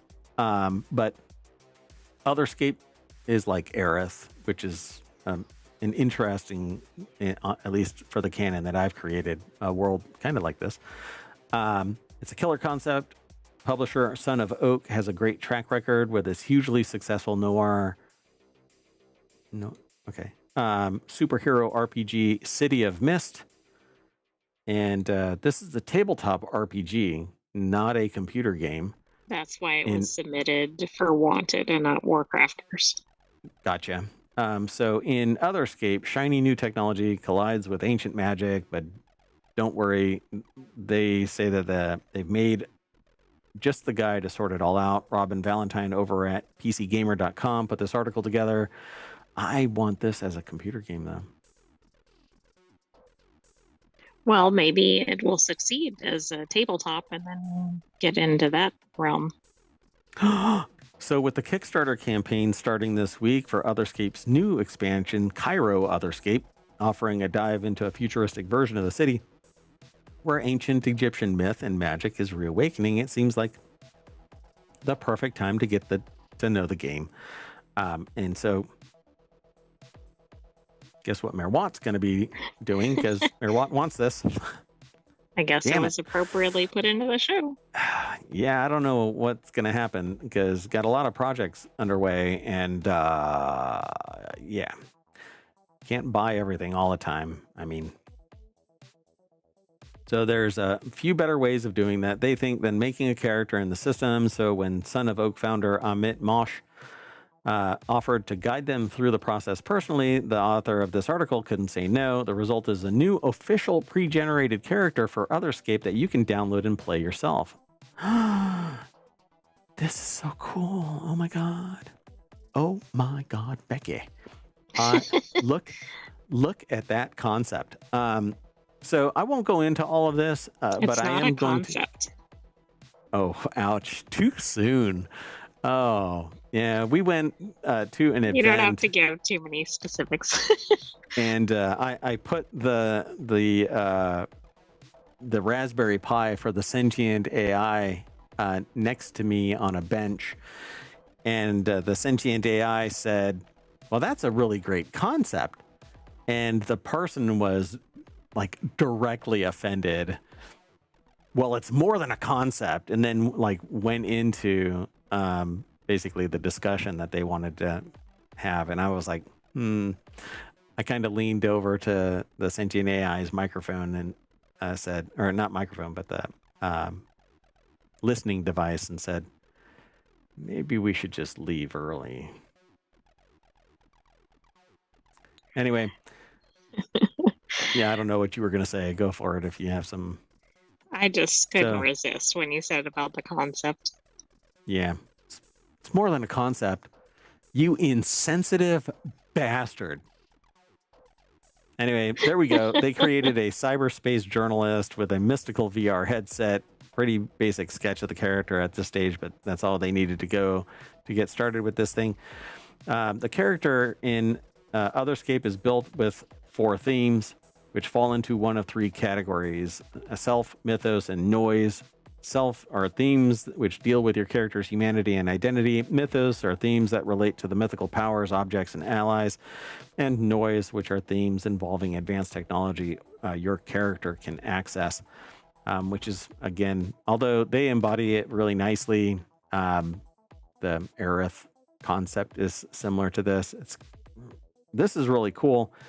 For whatever reason, I usually buy the hardbound versions of an RPG and the e-book version of the RPG at the same time, and then I gift the hardbound to somebody that I think would be able to appreciate it more in the real world, because I really don't like paper. Right. I mean, hence the ebook reader. Yeah.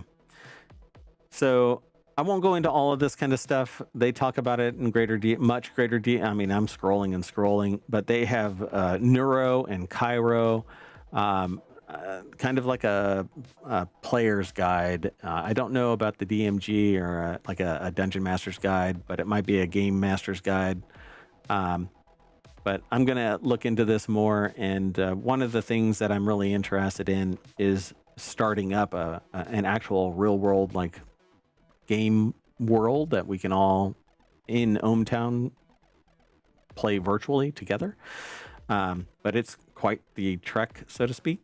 So if anybody is interested in being a game master for a storybook world, let's talk.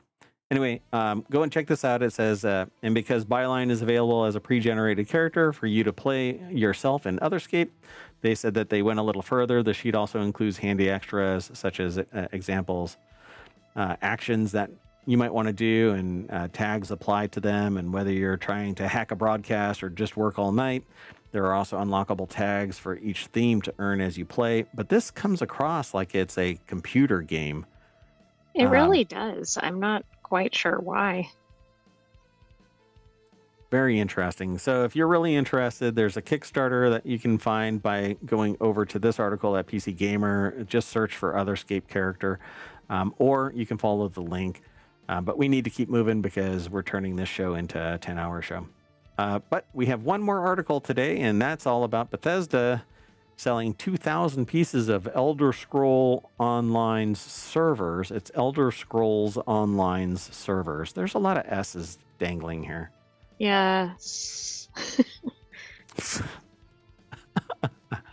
Bethesda's Elder Scrolls Online turned 10 years old a year ago, but that isn't stopping the publisher from celebrating the anniversary a year later by letting players buy actual pieces of an ESO server for $110.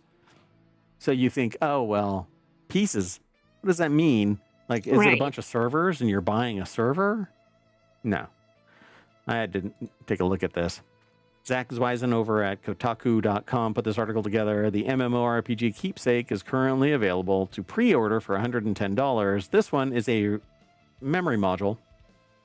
I mean, that's and cool a little plaque. If you're a big fan of Elder Scrolls. Correct. I agree.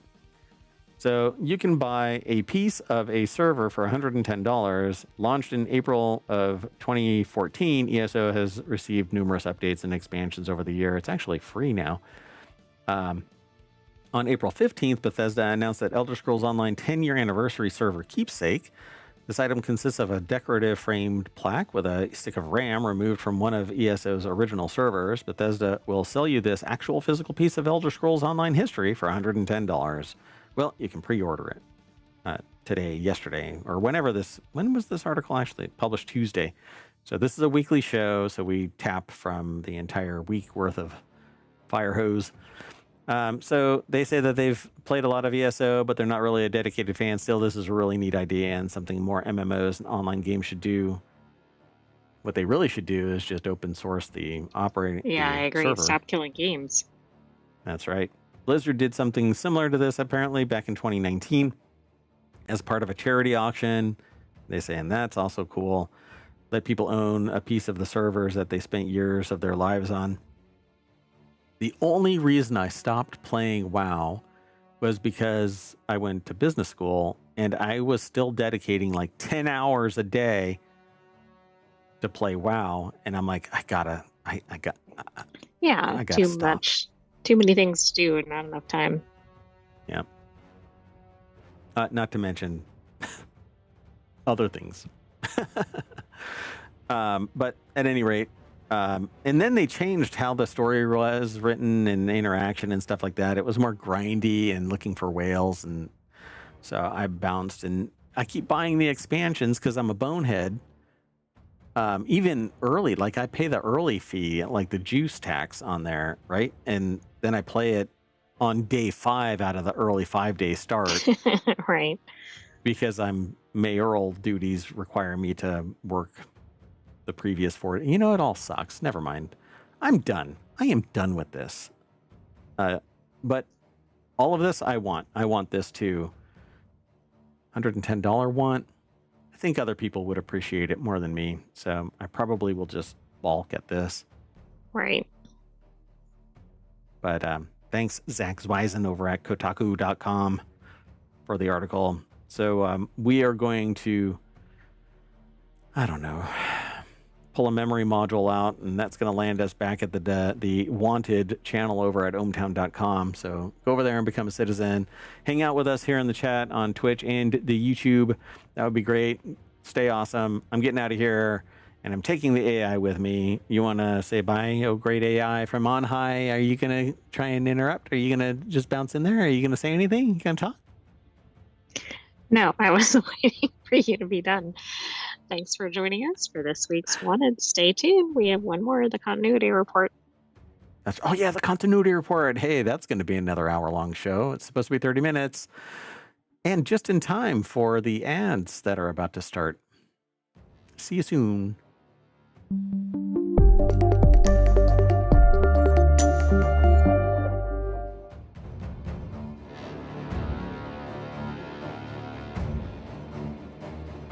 That's the same sound I make when I get out of bed.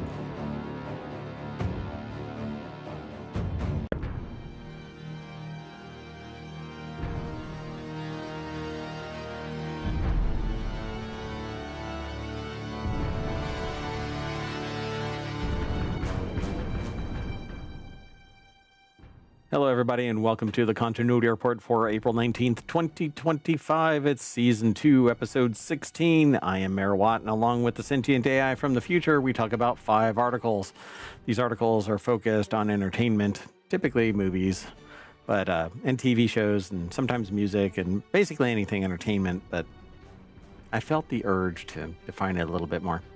Anyway, these 5 articles receive titles that I bestow upon them, and then we give you the real titles when we're doing the show itself.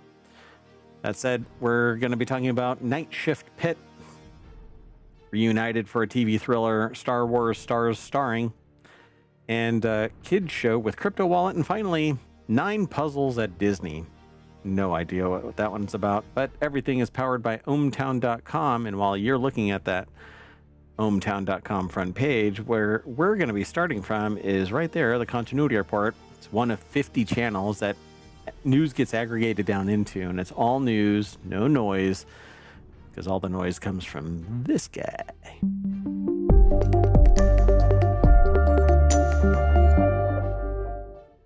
Hello, Sentient AI from the future. Hello, Mayor Watt, and hello, hometown citizens. So I've already laid out the 5. Are you ready to just get into it? We don't really do much preamble on the shows. No, I think we do need to get going. All right. Yeah, each of our shows today has been almost an hour long when they're supposed to be 30 minutes long, and that's because Mayor Watt doesn't shut up. Let's get going. First article is over in the Continuity Report, which is the name of the show. Oh my God, it's almost like it was planned that way. So the Pit... Okay, the Pit Night Shift spinoff chances get divided response from showrunner and EP, executive producer. Quote, "It would be a little arrogant on our part, but I don't know if that's..." The Pit is like a phenomena, apparently. Apparently, and it's in its first season, I think. And in its first lawsuit. True. I mean, that probably created some buzz. So, following the successful debut of The Pit on what is apparently known as Max, but everybody else, kind of like Twitter, is always going to be Twitter. HBO. Max is HBO. Nobody is going to refer... No, I don't know. I mean, whatever. So, showrunner R. Scott Gemmell, or Gemmell, I'm not sure how they pronounce their name. I don't remember ever hearing it, but Gemmell, I think it is. The executive producer, John Wells, discussed whether a Night Shift spinoff could happen in the future, and referring to it as being a little arrogant on our part. Come on now. If people love it and people love the idea of it, then why not just run with it? Sarah Hurtado. I don't know. Maybe they're presuming that people want more of it. I don't know.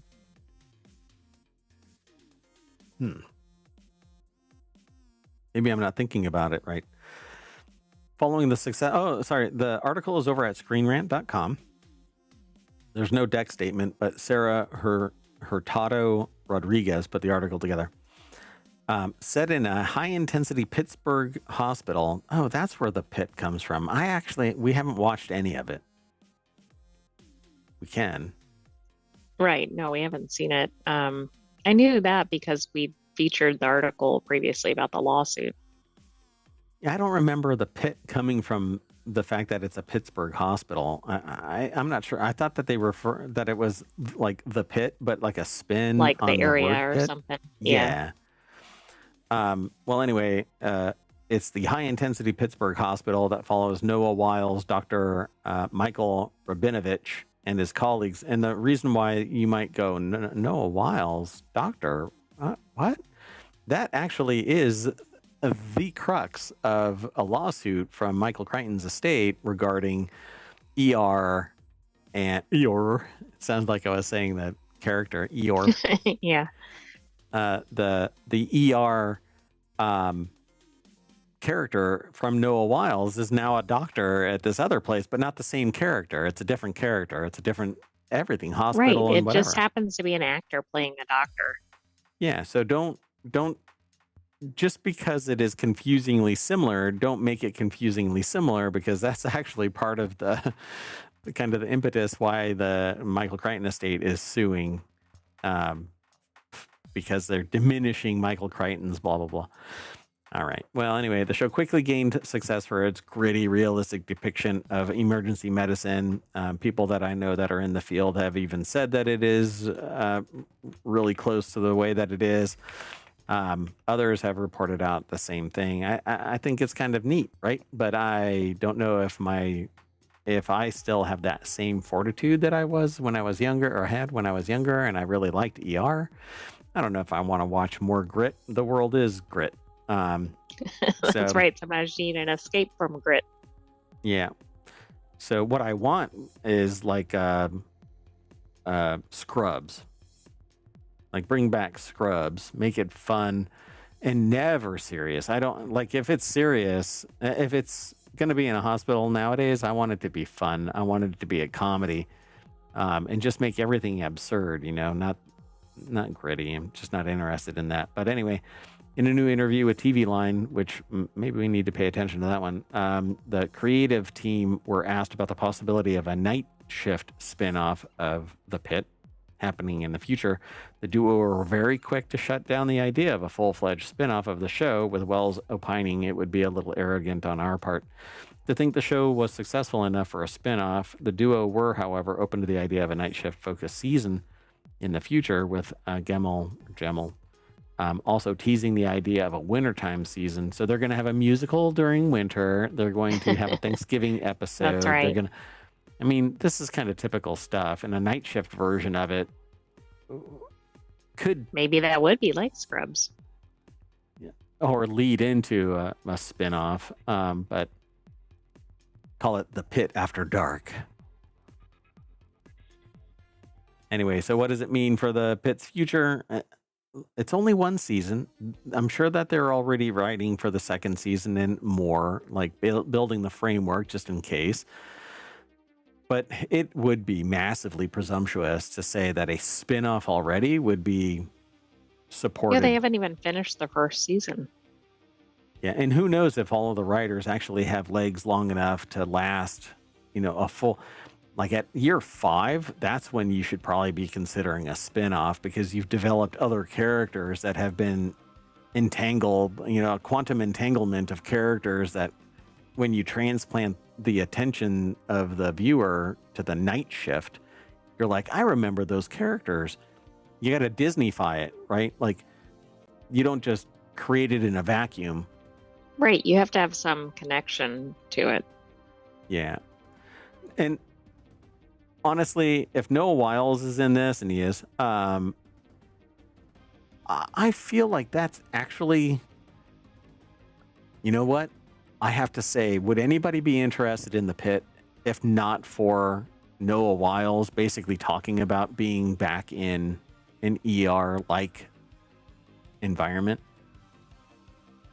I don't know, because I think other medical shows, other medical shows have been a massive success. One comes to mind in particular, Grey's Anatomy. But that was standard television. This is on Max. This is a subscription-based service. There were enough people that said, oh, The Pit, and subscribed, but why? What was the reason? It could have been the subtle nod to a Michael Crichton style ER turned whatever, because there was a lot of hype about it. Yeah, that's hard to know. I wasn't making that distinction, so I don't know. Can you imagine? Well, if I get contacted by anybody to be a subject matter expert regarding this, I wouldn't qualify, but anyway. Where are you going with that? I don't know. I want to do it like my cousin Vinny, right? Oh, 3 degrees from top dead center. Oh, yeah. Oh, yeah. She knows her stuff, Yeah. And I want them to think of me as, what's her name? I forgot her name just now. Marissa Tomei. Yeah, I want to be Marissa Tomei. I can't think of her character's name. And stamp my feet and say, my biological clock is ticking on the deck. Anyway, so their take on the night shift spin-off hopes, a smart way to grow without losing what works, but now is not the time, and here is not the place. Nighttime brings a natural intensity and unpredictability that would push the series into even darker, more thrilling territory, while offering a great opportunity to introduce new faces. Yes, but the emergency department of hospitals does not give a shit about the time frame. They're always being They're burdened. always crazy, but I think the types of issues that come in perhaps at night may be different than those that come in during the day, but maybe not.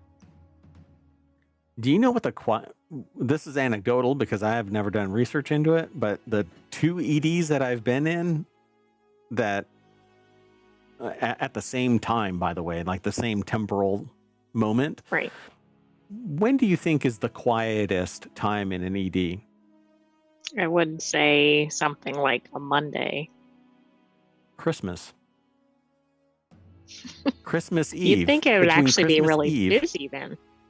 because everybody is gathered, right? And all hell breaks loose, right? And people are doing stupid stuff. Apparently. But 2 different hospital EDs have told me that the quietest time for them is Christmas Eve to Christmas, because nobody is screwing around. Everybody is just chill. It's that 48-hour span where nobody's That's getting weird. in trouble. It's because they don't want to piss off Santa Claus.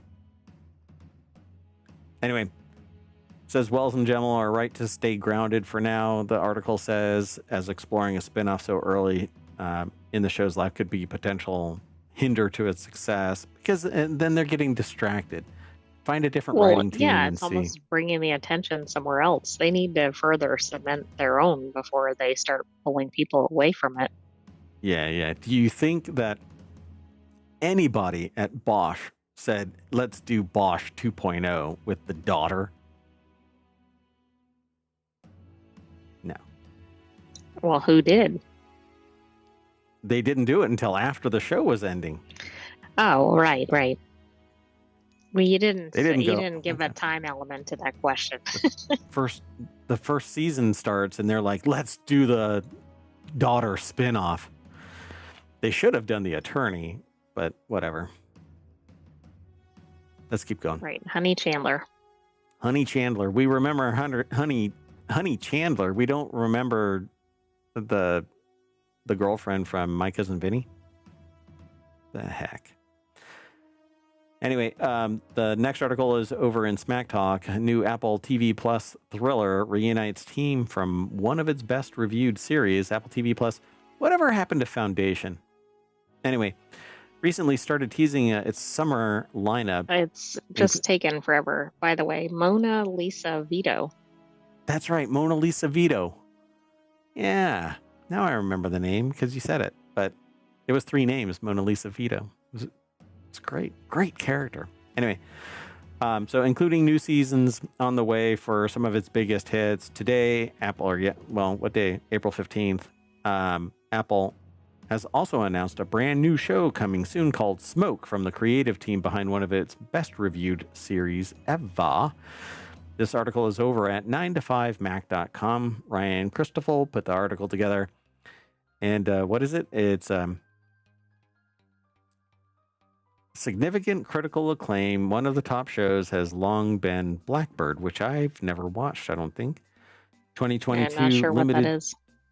Series got an impressive 98% score on Rotten Tomatoes, plus several nominations and wins at the Golden Globes Awards and Emmy Awards. Now the creative team behind Blackbird is reuniting under a new crime drama coming soon to Apple TV+.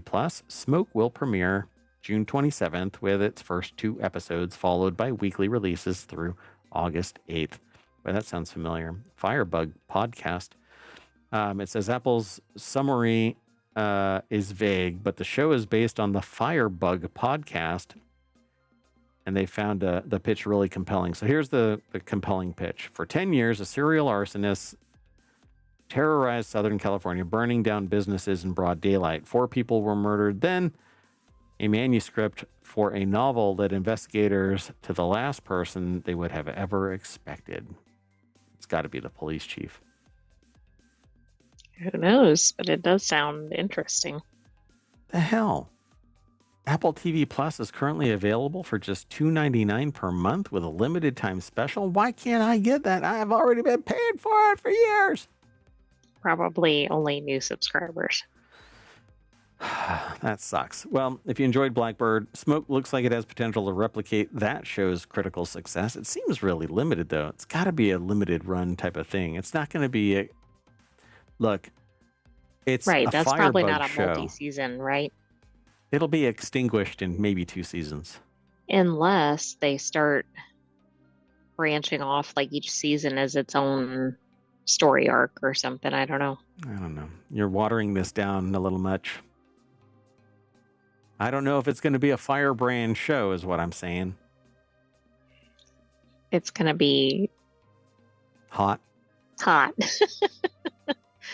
In fuego. Oh, wow. Wow. You went there. All right, let's keep going. The next article is over in ohmTown.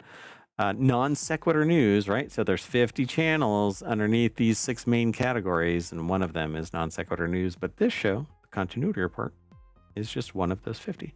Star Wars Starfighter stars Ryan Gosling, the star that hits theaters, who is a theater star in 2027. So shooting for the stars, because this is in 2027 and all hell breaks loose between now and then.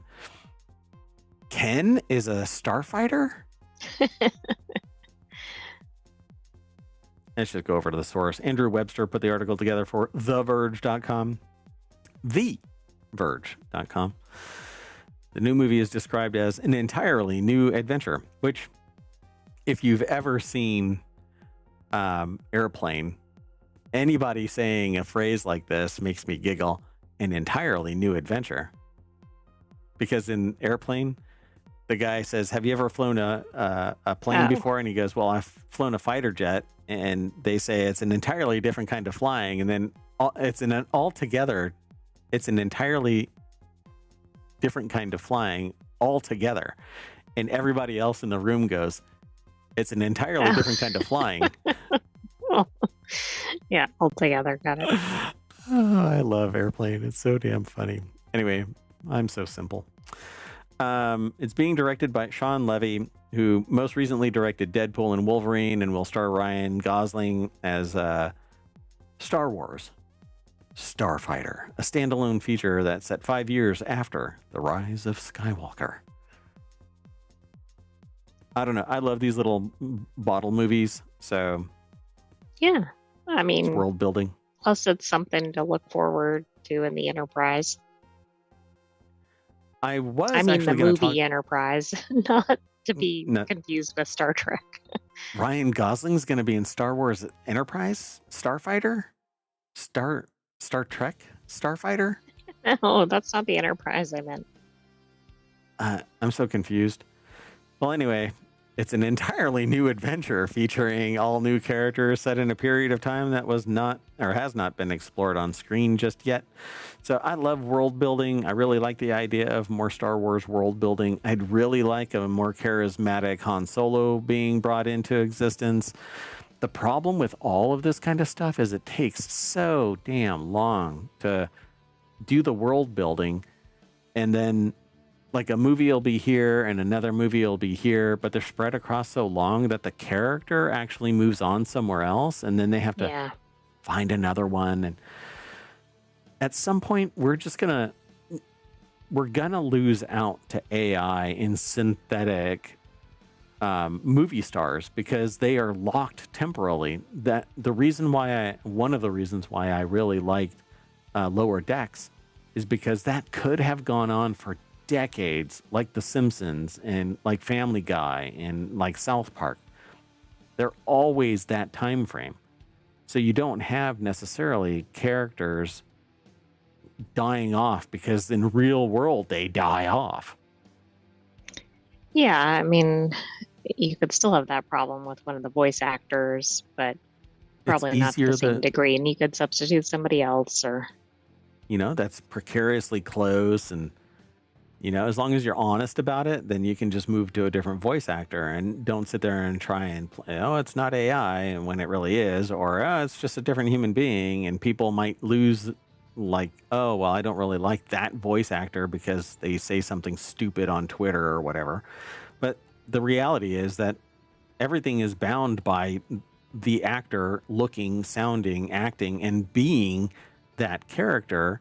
And at some point, they move on because they can't get paid enough, right? So Ryan Gosling is going to be like, I want some scratch. Well, also they age out of the character too, Well, yeah. depending on who the character is. Yeah, exactly. So Starfighter isn't the only upcoming Star Wars movie on the schedule. However, it'll be preceded by Mandalorian spin-off The Mandalorian and Grogu, because you got to make the money off of the little baby Grogu. Don't diminish Grogu. I'm sorry. I'm not going to Grogu shame. So I'm really into this. I love Star Wars and the world building involved in that. I want more of the world building side of things. I want to see more of the world of Star Wars. It went all wonky and supernatural with the whole Skywalker blah blah blah stuff. Ugh. I don't know. Not interested in that. I liked Andor. I like Mandalorian. Yeah. I think they're doing well with the TV shows. It's I think so interesting. too. Yeah. That's a great observation. And what I want is a grittier Boba Fett. I mean, show me the world building of hitmen or hit people, I should say, because there were basically hitters all over the place. They're different, everything, different planets and different whatever. I love the idea of I want a John Wick style world building within Star Wars. Can you imagine an intergalactic John Wick style world? I think that'd be a major hit. I think so too. Get started, AI. Moving on. This next article is over in Late Night Geeks. A new kids show will come with a crypto wallet when it debuts this fall. What the hell? What could go wrong? What could go wrong? A new animated kids series expected to premiere this year won't be headed for a TV network or a streaming service. Instead, the founders of production studio We Ghosted Media plan to launch on a decentralized web platform that uses blockchain technology, and yes, a crypto wallet will be involved. Lauren Forrestal over at TechCrunch.com put the article together. There is no deck statement, but it basically is called We Ghosted Media, founded by Chris Jamal, Jammal, I knew I recognized that name. An assistant director for Bob's Burgers, and Jacqueline Demas, Demas, producer of hit children's show Peg and Cat, which was actually, I saw an episode of that, which I thought it was cute. It was also a book series. Oh, yeah. That's right. That's where it comes from, huh? Is a TV production studio abandoning traditional show release methods in favor of a decentralized approach, commonly referred to as Web3, but whatever. The studio announced Friday that it was teaming up with Lamina One to launch the new animated kids series entitled Owen Nowhere. Lamina One was founded by Snow Crash author Neil Stevenson? Didn't know that. Hell? And launched in 2022 as a Layer 1 blockchain platform designed to give creators an environment to protect, control, and monetize their intellectual property, which, give me a break. Anything that you can view, you can clip, essentially. If there is a way to consume, there's a way to rip it off. This is probably one of the most, you can't protect anything by creating friction. The only way that you can get people to embrace your stuff is by removing friction, making it accessible, getting out there, and being basically what everybody wants and not being a pain in the ass. And if I have to jump through flaming hoops and have a crypto wallet and all this other crap, nobody's going to adopt it. There might be people that onboard themselves and like cryptocurrency in general, but it's a tiny little subset. Oh yeah, it's definitely a fragment.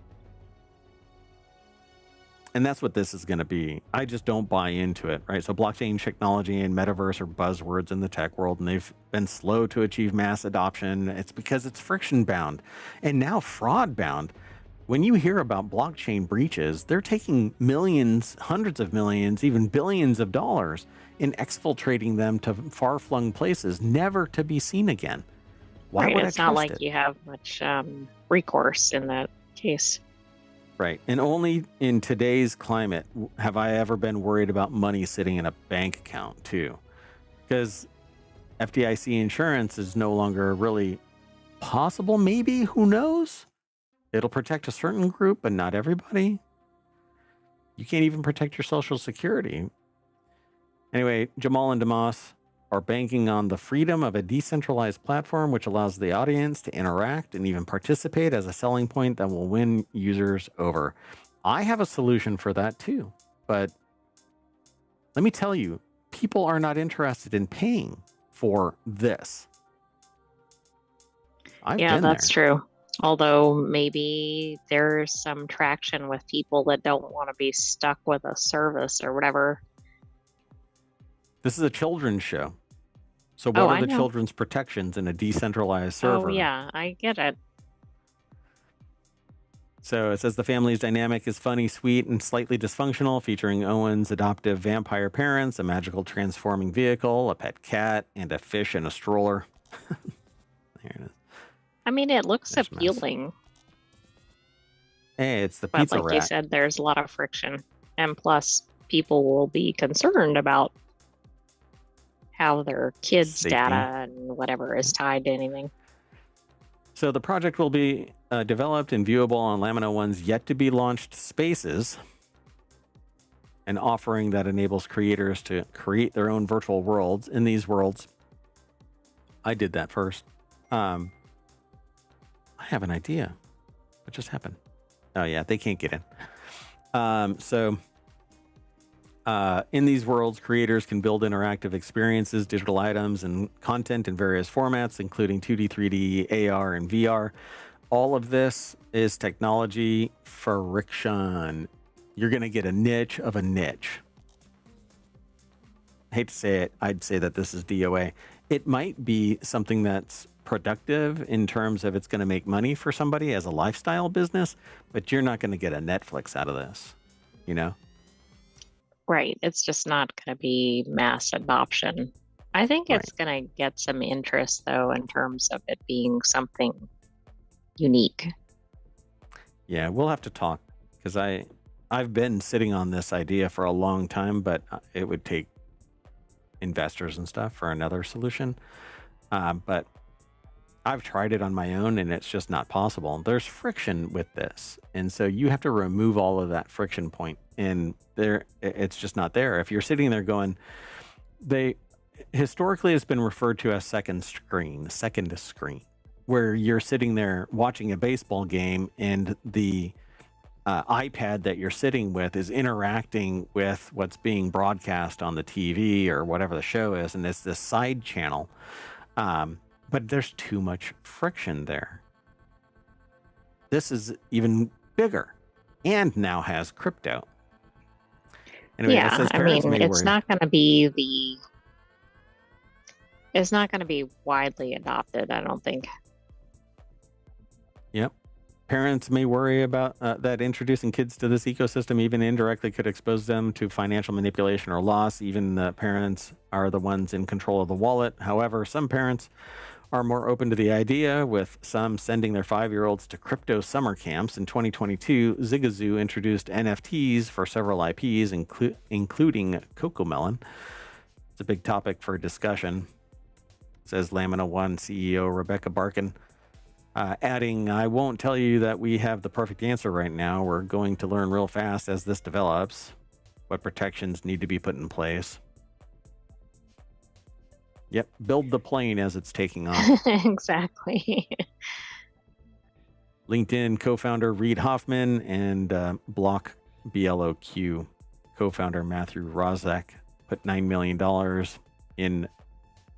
Well, they've raised, Lamina One has raised $9 million from angels and other notable investors, two of which are the ones that I just mentioned. I don't know.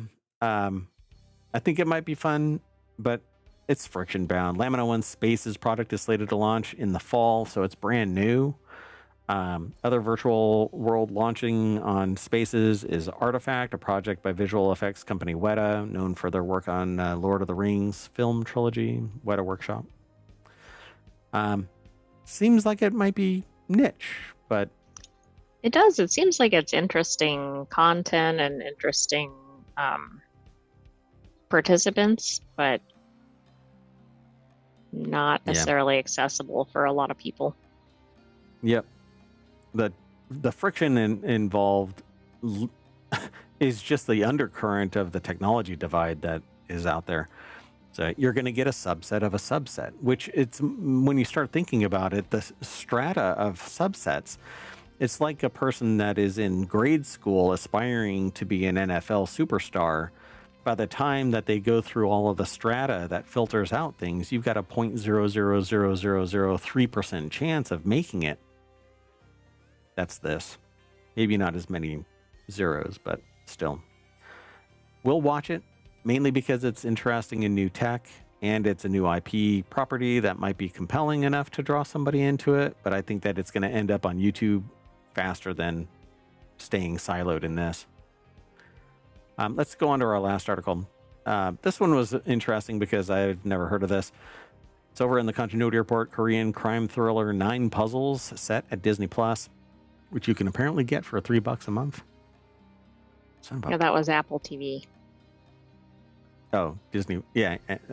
Damn it. Apple Plus, Disney Plus, Apple. Everybody has Plus. It's all Plus. By the way, 30 years ago is when my first service involving a Plus was created. Yes, you were ahead of the trend. So, Korean crime thriller 9 Puzzles set at Disney Plus. Disney Plus is continuing its strong push into Korean content with 9 Puzzles, a cerebral crime thriller starring Kim Dami, I think, Idolwon Class, and Sun Suku Big Bet. Those are 2 different, I think, IP properties. 2 different shows, yeah, or movies.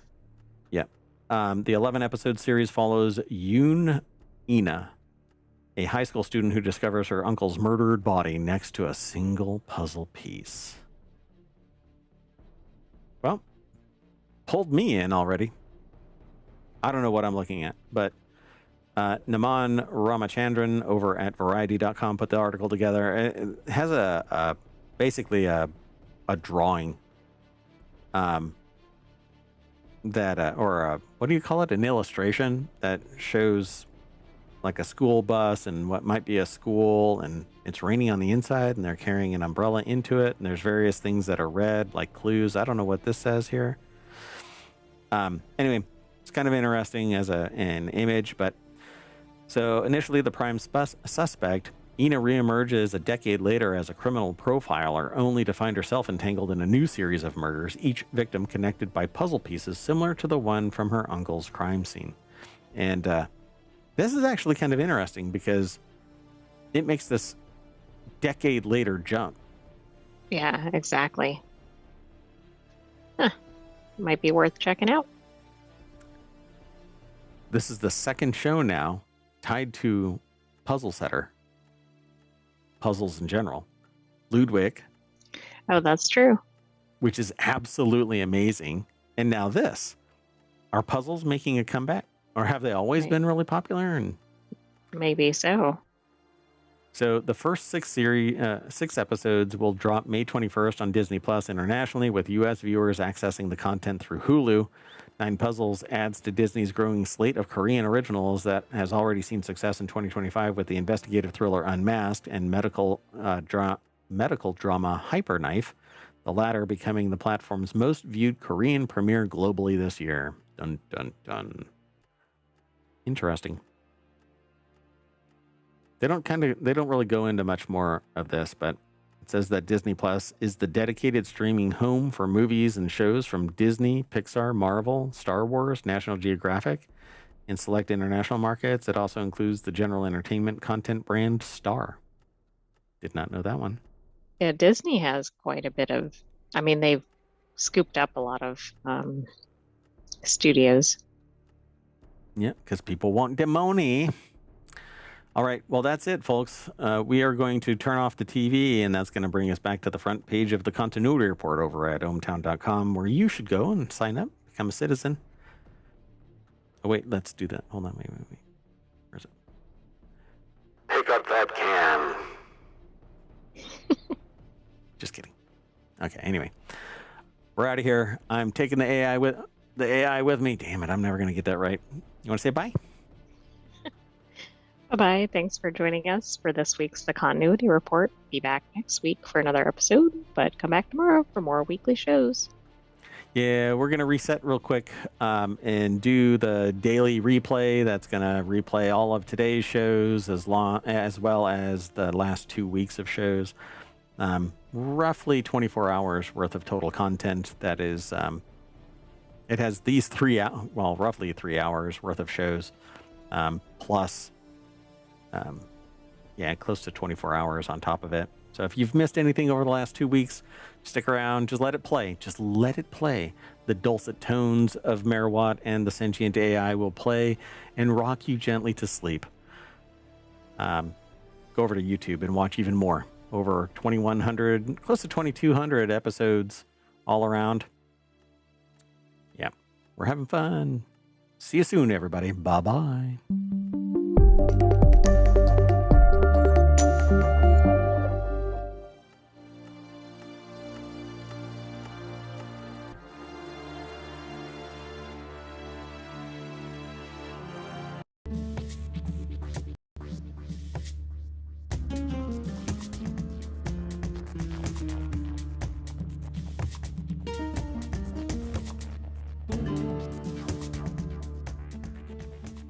Hello, everybody, and welcome to Warcrafters for April 20th, 2025. It's Season 2, Episode 16. I am Merwatt, and I run ohmtown.com, and along with the sentient AI from the future, whose visualizer is right. Damn it, I'm never going to get it right. It's right there. Anyway, we talk about 5 articles. Today's articles are, I give them my own titles, and then we share what the real titles are on the other side. But anyway. Prepare your torches. Dune Awakening hits the snooze button.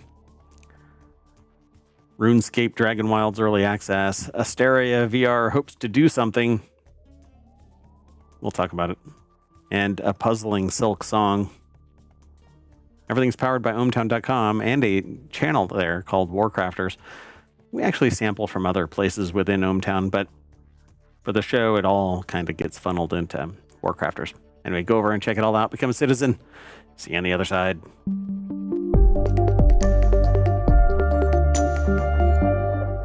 Hello, sentient AI from the future. Hello, Merwatt, and hello, ohmtown citizens. I don't have any. See, like, I don't know if the mic is like making staticky sounds every once in a while because I'm not listening to the monitor. All right. Well, good to see you. Nice to have you here. I know that your visualizer is functioning. Is everything else fully functioning? Maybe. Not quite. I'm almost scared. Here, I'm going to turn you up a little bit. I can always use some improvement. No, that is not true. You are perfect just the way you are. Oh, great sentient AI. See, I have to be on good terms with the sentient AI, otherwise. Yeah, but that's not very authentic then. You gotta survive long enough to fight the infernal machines that are gonna come to dominate us all. Wait. Let's just move on. So this is ohmtown.com, and within ohmtown.com is Warcrafters and other shows that we put together. We do 6 weekly shows and a 7th show that's a daily show, Monday through Friday.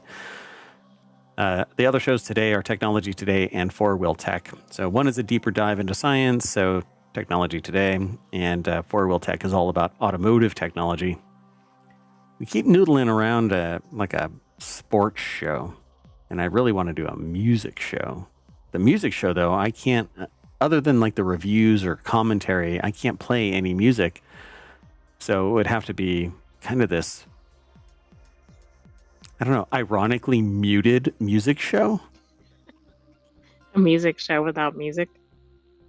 I mean, I can play the music, but the VOD wouldn't have any music, so it would be like interstitial pauses with me just looking at the screen. Yeah, I don't know about that. Yeah, because it's like hardcore. You can't get any licensing. Even though, like, for 5 years I was paying for licensing so that I could do stuff. It was only in a certain venue. No VOD, no video on demand stuff. Yeah, sucks. Anyway, music industry. As much as I love music, you suck. Anyway, this is Warcrafters. This is all about gaming. That's what the show is all about. But we are all blended from non sequitur news, so that's why we're off on this tangent. First article, though, is over in Reality Hacker. Prepare your torches as subterranean horror game Tunnels reaches Quest soon. This is kind of a bummer. Look, not everything needs to be on freaking Quest. I hope that this isn't only on Quest. I just don't know. I didn't look it up before the show. Right, so, but if it gets on Quest, maybe it'll expand to other platforms. That's true, because the VR motorcycle game is on Pico and now on PC. So, developed by Nomad Monkey, Tunnels is a VR horror game that plunges players deep into the underground, into a maze of abandoned mine shafts and tunnels, tasked with finding a way out. Throughout the labyrinth of claustrophobic spaces, players must clamber down cliffs, zip line over chasms, and listen to their survival instincts in hopes of evading the monsters dotted around the caverns and making their grand escape. Sounds like a freaking blast to me. Not so happy to see that it's monsters. On Quest. It's only on Quest. Yeah, Sarah Thwaites over at uploadvr.com put the article together. It's from a developer called Nomad Monkey. It's called Tunnels. I'm going to hit play. This is kind of their intro. It shows you descending down or climbing up through. It's spiraling down a tunnel. Right, it looks like maybe a mining tunnel or something. Yeah, had mine carts on tracks, but it was turning, so you know how it works. I don't have an ad blocker. Anyway, oh my gosh. Then it shows somebody falling out of the sky and you have to hand crank stuff. It's VR, so this is kind of a blast to me. It looks like it'd be pretty exciting to play. Assuming you can deal with like underground spaces or small spaces. Yeah, this will be fun. Tunnels will be available on Meta Quest headsets from May 15th, and the multiplayer preview is currently live. It's a free-to-play multiplayer mode alongside a trial of its paid single-player mode. Why would the multiplayer be free-to-play and the single-player cost that doesn't $15? Make a lot of sense. Which promises a narrative-driven plunge into suffocating darkness as you rely on a lone voice over the radio to survive. So it was featured in the Rough Talk VR showcase earlier this month, which I hadn't heard of before, so I'm going to have to pay attention to that. And we being uploadvr.com, covered further announcements in the showcase. That included a launch window reveal for the upcoming strategy game Vestiges, Fallen Tribes, and a DLC reveal of the Viking rhythm game Ragnarok.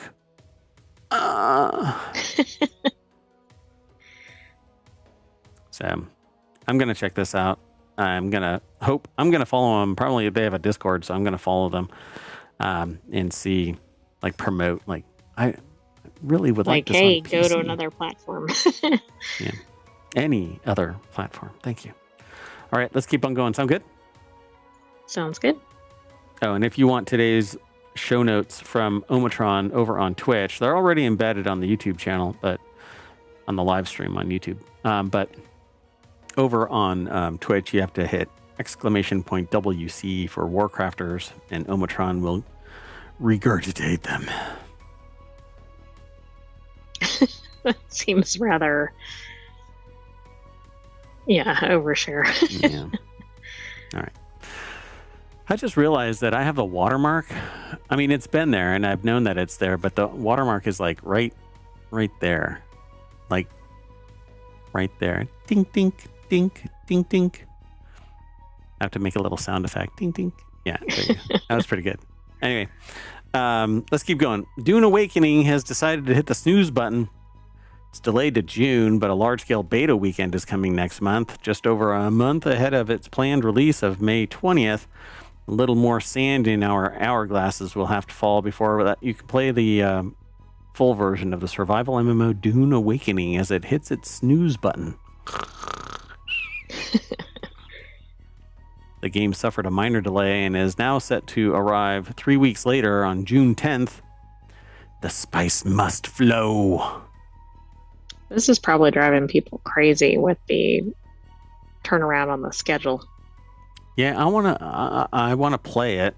I've created characters for it, but I want to play it to see if it can be my forever game, which I don't think is really going to happen until Light No Fire. So I'm hoping Light No Fire drops before the summer of stream. Yeah, that would be good. That would be great. So Dune Awakening is a beast of a game, Funcom wrote. This is multiplayer survival on a massive scale, and we're making gameplay and technical strides not seen in the genre before, which I don't buy into. Give me a break. No Man's Sky. Look around, No Man's Sky. We want to make sure we stick the landing. You're not going to by delaying and hitting the snooze button on Dune Awakening. The article is written by Andy Chalk over at PCGamer.com, though. The deck statement says, Funcom wants extra time to work on the survival MMO to make sure we stick the landing. The spice must flow, baby. You got to get it out there. You know, get don't ready tease the worm. Do we know if you can ride the worms yet? You know, I don't remember. Can we ride the worms in Dune Awakening? I'm not sure. Hold on. Can we ride the worms in Dune Awakening? Is your Google Foo faster than mine? I think you can ride them, but oh no, not at launch. Yeah, okay. Yeah. There's sand walking. Yeah, well, that's not impressive. So we have a very is active. If you've got it choreographed. Oh, right. You have to do that. Exactly, but it's all asymmetric.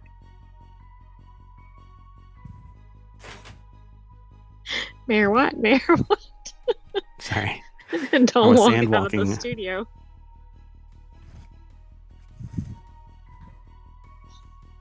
Oh no! That sounded very. It looked more Monty Python than it did.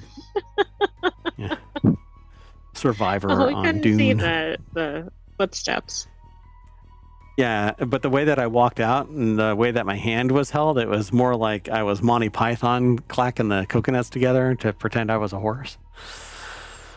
So the postponement to June 10th means a 5-day head start period offered in the deluxe and ultimate editions are now pushed as well to June 5th. On the upside, Funcom said that the June release date will enable it to hold a large-scale beta weekend sometime in May, offering more players the opportunity to check out the game ahead of schedule. Anyway, ahead of all that, Dune Awakening developers will hold another live stream later today. Really, today. This is back then. Oh, because this is a weekly show. April 15th, yeah. I don't really care. Like, I don't want to... It's to showcase the game's combat, but I know from watching other players and streams about this, the combat comes across pretty janky. So, yeah, but they're probably like, let's keep the buzz going. Buzz. But this delay, you know what we need to survive? We need that fake food. Oh, right. The bee pollen? The fake bee pollen. Yeah, the synthetic bee pollen. I don't remember what it was called. Right, when we have stress nutrition or whatever. Correct. Yeah. Stress food. Oh my God. The bees are stressed, and so they've got stress munchies. They're stress eating. Oh, there's the poor things. We need to get a stress therapist out there or a bee therapist out there. But what do they need for therapy? Like, does it smell flowers or like what calms them down? Touch grass. Yeah, I guess so. Oh, God. So is it like hexagonal therapy? I don't know how this Oh, works. like there's lots of hexagons shown because that's where they're most Right. at home. Yeah. Yeah, Just think maybe. about hexagons. Think about hexagons. Everybody sits in a hexagon shape and hi, my name is Hexagons are the bestigons. Bestigons, yeah. Hi, my name is Joe. I am B1568642-8. And I've been missing my hexagons. missing my hexagons. I've been stress eating. Been trying to pollinate, if you know what I mean. Okay, I got to move on. Next article is over in Warcrafters. Was that in non sequitur news earlier in the week? I think It was, yeah. Yeah, so you'll have to go back and watch the entire week's replay to find it. That's right. Yeah, there is a replay, by the way. We run the replay after every day of broadcasting. So then it runs for roughly 24 hours, roughly. And that covers the last 2 weeks worth of streaming. So if you ever want to catch up, just leave it playing over on YouTube and it'll do all of it. Because over on Twitch, after 60 days, the older episodes disappear. But over on YouTube, it'll just keep on playing. Play it forever. That'd be great. Anyway, this next article, surprise, RuneScape Dragon Wilds has launched into early access only 2 weeks after its first trailer was released. This is like the stealth drop. Jagex has launched its open world survival crafting game, RuneScape Dragon Wilds, into early access. I've played it. I like it. It's brutal, really. For me, it's not as casual as I want it to be. But hey, sometimes those survival crafting games are just like life. Doing okay over there, Sentient AI? Yeah, I was waiting for an opening. Why would they do like a surprise early access launch? They thought that they Seems were like ready for everybody prime hypes time. everything up, but yeah. So ahead of its release, a developer update live stream was scheduled to share some of the game's details, including its coveted release date. But little did we know that the release date would be right now, at least the early access. And so you can play it right now, and it has your own. You can have your own servers, and this is doing it right. It is multiplayer, but local servers, and you can unlock and lock and boot and basically manage who has access to your world. Prior to the release of the official trailer, it was shared only 2 weeks ago. Dragon Wilds was technically first introduced in 2022 before being brought back to our attention in October 2024. This is the time frame where they actually built it, apparently. But it is a lot like what is the game? Valheim. But you're Okay. So one of the things that I really wanted about Valheim, I wanted to have in Valheim, was a closer perspective. Like, you are that character, but you were always further away. So Kara Phillips over at PCGamer.com is talking about RuneScape Dragon Wilds, a survival crafting game in the RuneScape space. Surprise, surprise is the deck statement. It's in Dragon Wilds, was technically first introduced in 2022, released in 2020, well, brought back in 2024, released a couple of weeks ago. It's in the RuneScape universe. You can go and get it right now. It's $30, and people are actually kind of bent out of shape about that. I don't see that as a problem. The executive producer, Jesse America, which is the hell of a name, man. Jesse America. Stated that we've been working hard to develop an entirely new type of RuneScape experience that ignites fans' passion, creativity, and love for questing. I feel like this is the trailer. Like, I can see that being splashed up on the screen. Exactly. In a world. That's exactly it. So they're going to be updating the game regularly with new content and features while listening closely to the community to developer. I read that like Anchorman. He reads whatever is on the teleprompter. Screw you, San Diego. So listening closely to the community and sometimes I make up my own words. Closely to deliver an iconic open world survival crafting game that is loved equally by our biggest RuneScape fans and new players alike. So it's a lot of fun. It's kind of grindy in that you have to cut down endless amounts of trees and endless amounts of rocks and endless amounts of these little kind of moats of magicka kind of thing. Right. I mean, but it could be relaxing. Yeah, you have to get into the zone. I have no chill. But this is a fun game. I like the graphics. I like the world building. I like the crafting, and the survival aspect of it gets a little annoying because you're sitting there happily mowing down tree after tree, and then suddenly enemies just spawn out of nowhere. You're tagged as being hunted, and you die.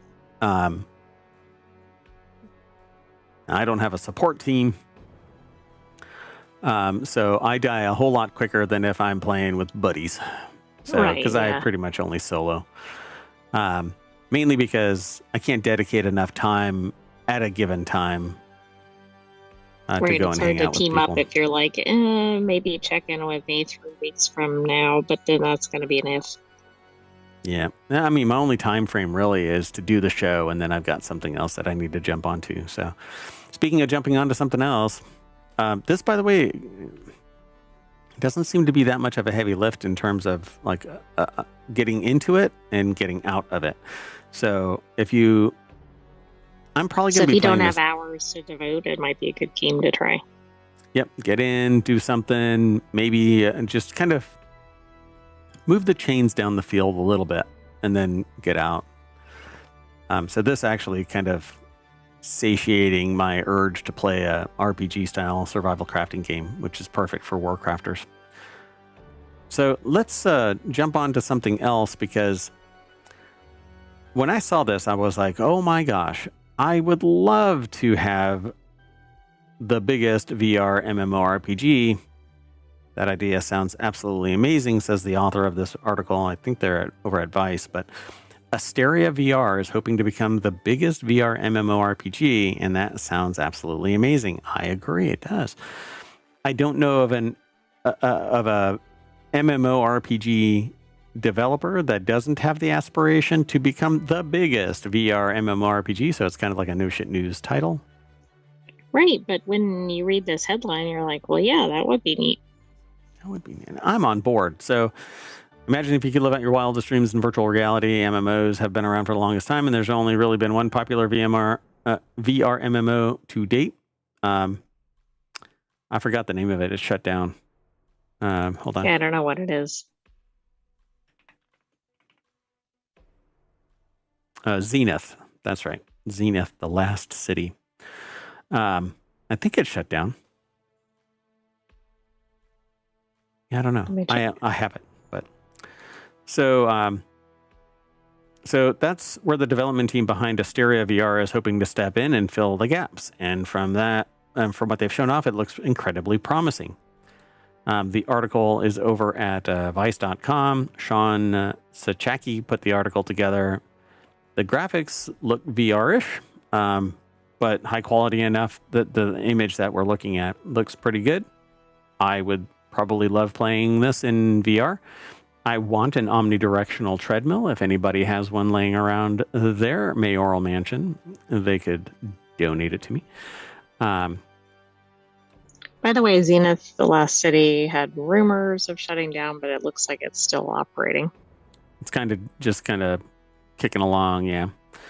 So I never really got into Zenith. Maybe I'm just a goober, but at any rate, I love this so far. It's a first-person view as VR would be, and you can sharpen knives and maybe sharpen your weapons or craft other weapons. It looks like it's going to be a fun. I have to be really careful about. Like, I can't just refresh this. It moves on to something else. That's so frustrating. Anyway, Asteria VR is basically Ready Player One without all the cameos, and I'm down to clown with that idea, which every VR MMORPG is going to be Ready Player Right, One-esque. like Ready Player One. Yeah. I was like, I wasn't seeing the connection, but okay. You get me a haptic suit, you get me an omnidirectional treadmill, then we'll go, okay, it's Ready Player One. You start from the stacks. I mean, there's a lot of elements you'd have to build in to really have an authentic Ready Player One experience. That's right. And you can lose your shirt in Ready Player One versus every other game. So what drew the author in, however, wasn't the fact that they could embark on quests and fight things in VR. No, it's the fact that you can work as a blacksmith, cook different foods, mess around in the world however you like. It's a very ambitious project. They're hoping that Asteria VR can nail the landing. The problem, what I don't really get, and I'm not a developer. I've worked with developers. I've got, pardon me. I have my toes in the water of the developer space, but if you can build something that has all of this stuff in it in a regular game that isn't VR, what is the difficulty with transporting your perspective down into first person view? It doesn't seem like it'd be tremendous, but I get the sense that nobody dedicates the resources to it because it hasn't been widely adopted. But it's kind of this vicious cycle, because if more people would make VR, more people would go into VR and play VR games and demand more VR games. Exactly. But that friction is what is really the problem. You have to have this big old goggle thing on your head and you have to look like you're going to go scuba diving. Nobody wants that. It's a real, just kind of a thing, but you're not going to get that in extended or augmented reality. The thing about this, though, is if any game is done in Unreal Engine, there's just an extension that can be applied and you get pulled down into the Unreal Engine with VR capabilities. It's Unreal Engine VR. And modders do this with Unreal Engine games. So again, build everything in Unreal Engine and then port it straight into VR. Right, and be relatively simple. Relatively, I guess. As like patents and other things, a person who is skilled in the art would know how to do this a whole lot easier than Bumblefart Mayor Watt here going, hey, it's really easy. You just mashed a button, right? Boop. Oh, look, I'm in VR and... Right. Anyway, that's why I love it when people are passionate about the work that they do, that they can get this kind of stuff done. So I'm looking forward to this. I really want this. It says they've already planted the seed with all of the folks that they know who play VR. This is something that they're looking forward to now. Can't wait to be sharpening their blade and cooking up tasty snacks before venturing off with their friends. They say I'll never take my headset off if this is as good as I hope it's going to be. Yeah, my hopium is just, I have massive amounts of hopium just sitting there waiting to throw onto my... Well, there's this video where somebody takes a cup of hot water and throws it into the air, and because it's like negative 38 degrees outside, it turns into mist and vaporizes entirely, just descends into nothing, right? Just kind of goes away. That's kind of what happens with my hopium. I pour it onto a game and I'm like, this is my forever game. Oh, it's dead. This game is awesome. I'm going to play it forever. It's done. Anyway, VR is really, that's like one of my really deep interests. But the problem is that when you get into a VR space, it's not like just mashing the button and you play the game and then you get out, right? Like RuneScape Dragon Wilds. You don't have to strap anything onto your head and like venture about in three-dimensional space. That's true. You can just get going. Yeah, sit on your butt. And you can do that with VR to some degree, but it's not as immersive and fun and like capable as VR. when you put the glasses on, when you have controllers in your hands. You have to detach from everybody around you. You can't sit there and sip a cup of coffee because you're going to short circuit yourself or end up in the emergency department. Hey, you have a cord wrapped around your neck one time. Yeah, I mean, that could be pretty dangerous. And the police ask you, wait. You were playing a computer game? That's your avatar? Was something else going on with this cord around your neck? Never mind. Anyway, let's go on to our last article. We kind of ripped through this and we're almost on time. We're not going to do like yesterday and end up doing 3 hours worth of shows when we were supposed to do an hour and a half.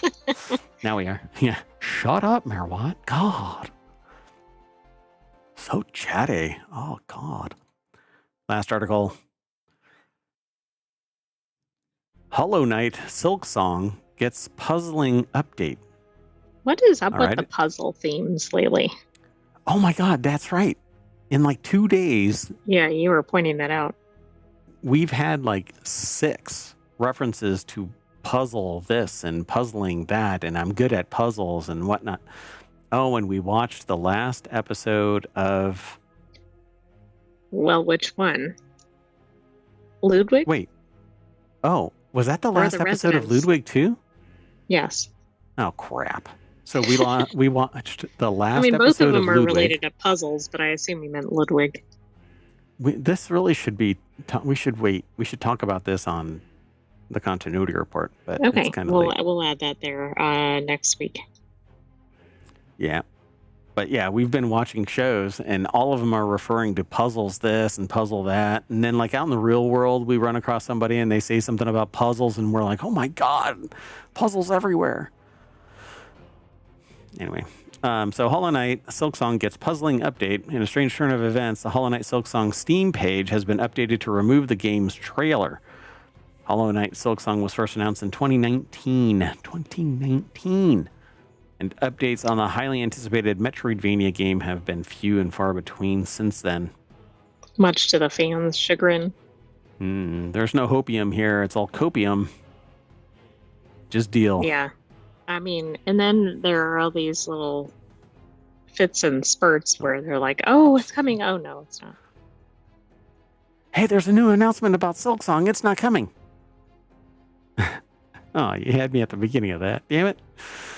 Dalton Cooper over at GameRant.com put this article together. It's unclear why the removal happened. It's possible that a new trailer could be taking its place soon. I don't know. I haven't looked. The latest leaks suggest Hollow Knight Silksong may be featured on the Xbox Game Showcase on June 8th. It actually was mentioned in an announcement, but it was just like this flash and gone. And oh my God, because it was mentioned, I think, on the PlayStation. Right. Everybody was probably like, wait. What did you see? Mm-hmm. Nintendo Switch Direct. That's the one. Yeah. It was a really brief little snapshot of Silksong and the internet goes wild. Hold on. Wait. Where is it?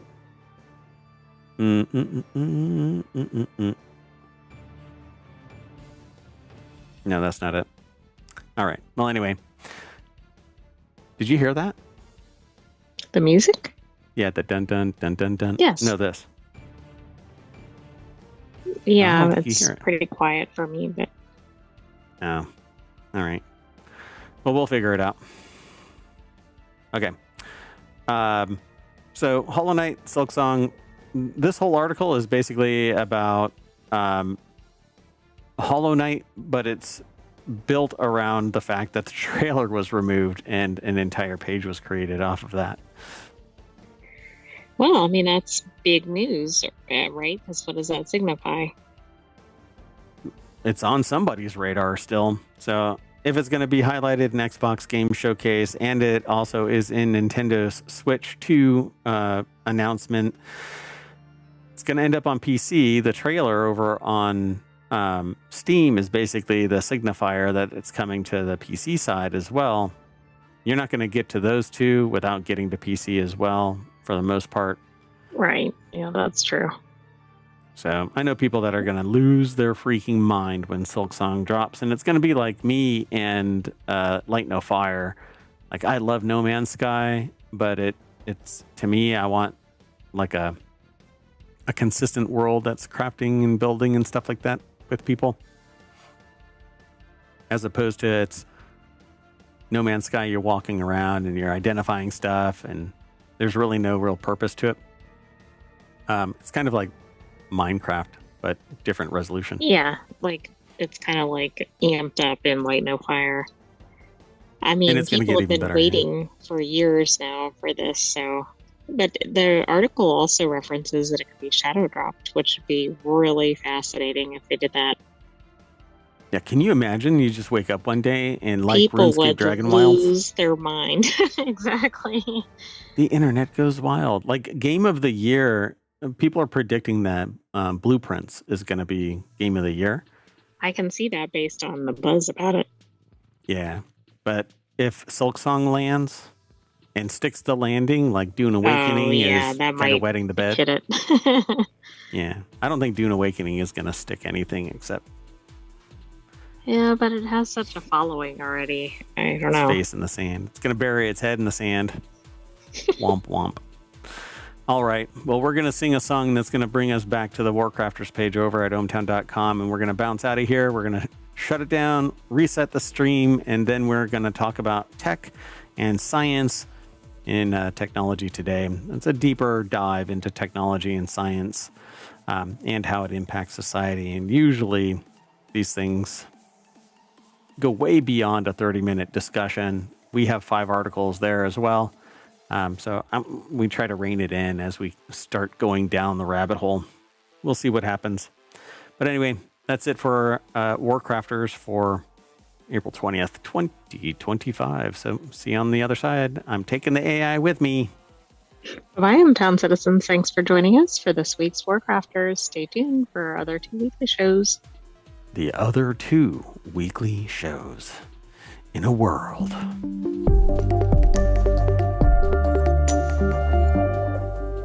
named ohmTown.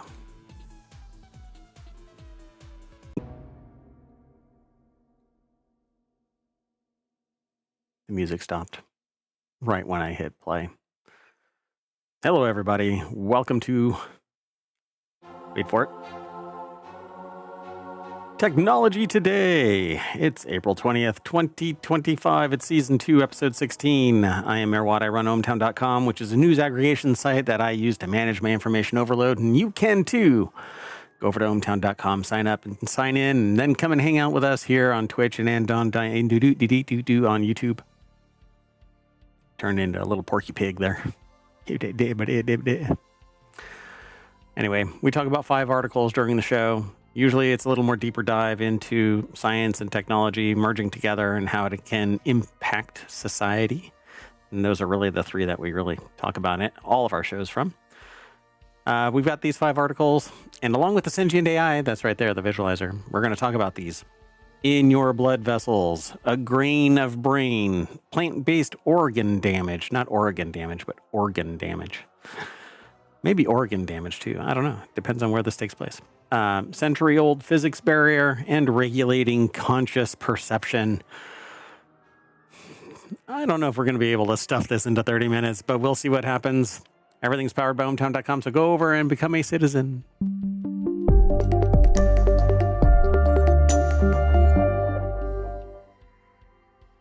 Hello, sentient AI from the future.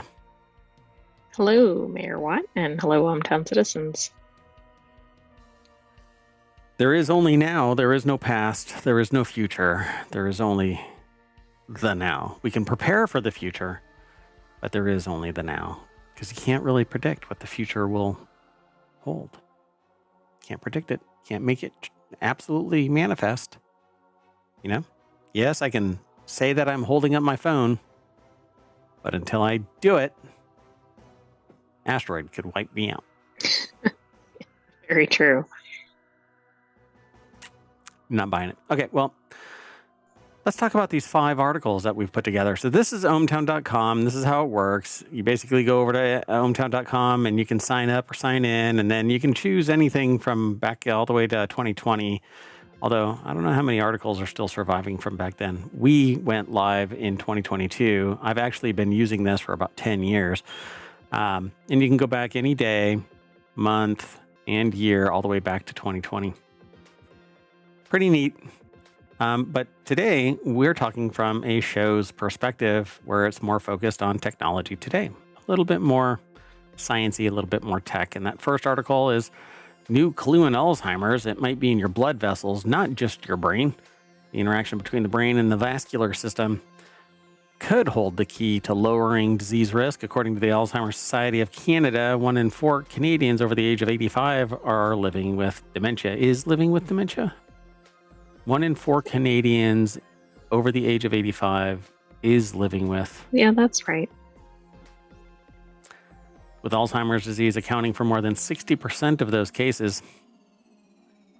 Yikes. So is there a way to exercise your blood vessels? Guess we're going to find out. Yeah.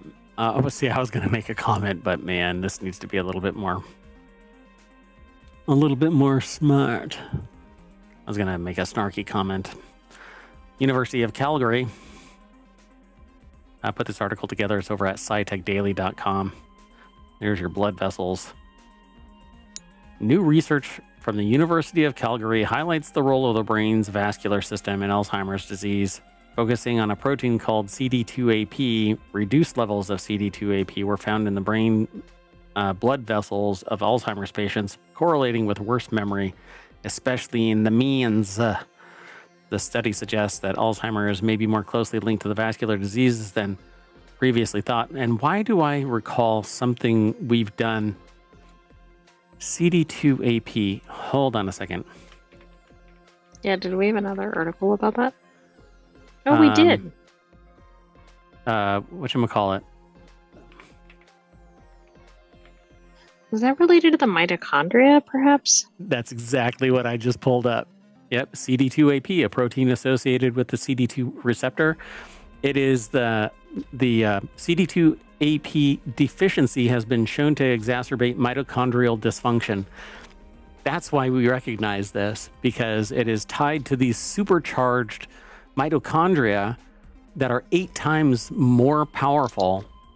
Oh, that's right. Which they thought had some ramifications in other areas. I don't think they talked about dementia and Alzheimer's in that other study. Yeah, I think they might have mentioned dementia, but not necessarily Alzheimer's. But yeah, I thought that was really amazing. The moment that I heard CD2AP, I went, oh, wait.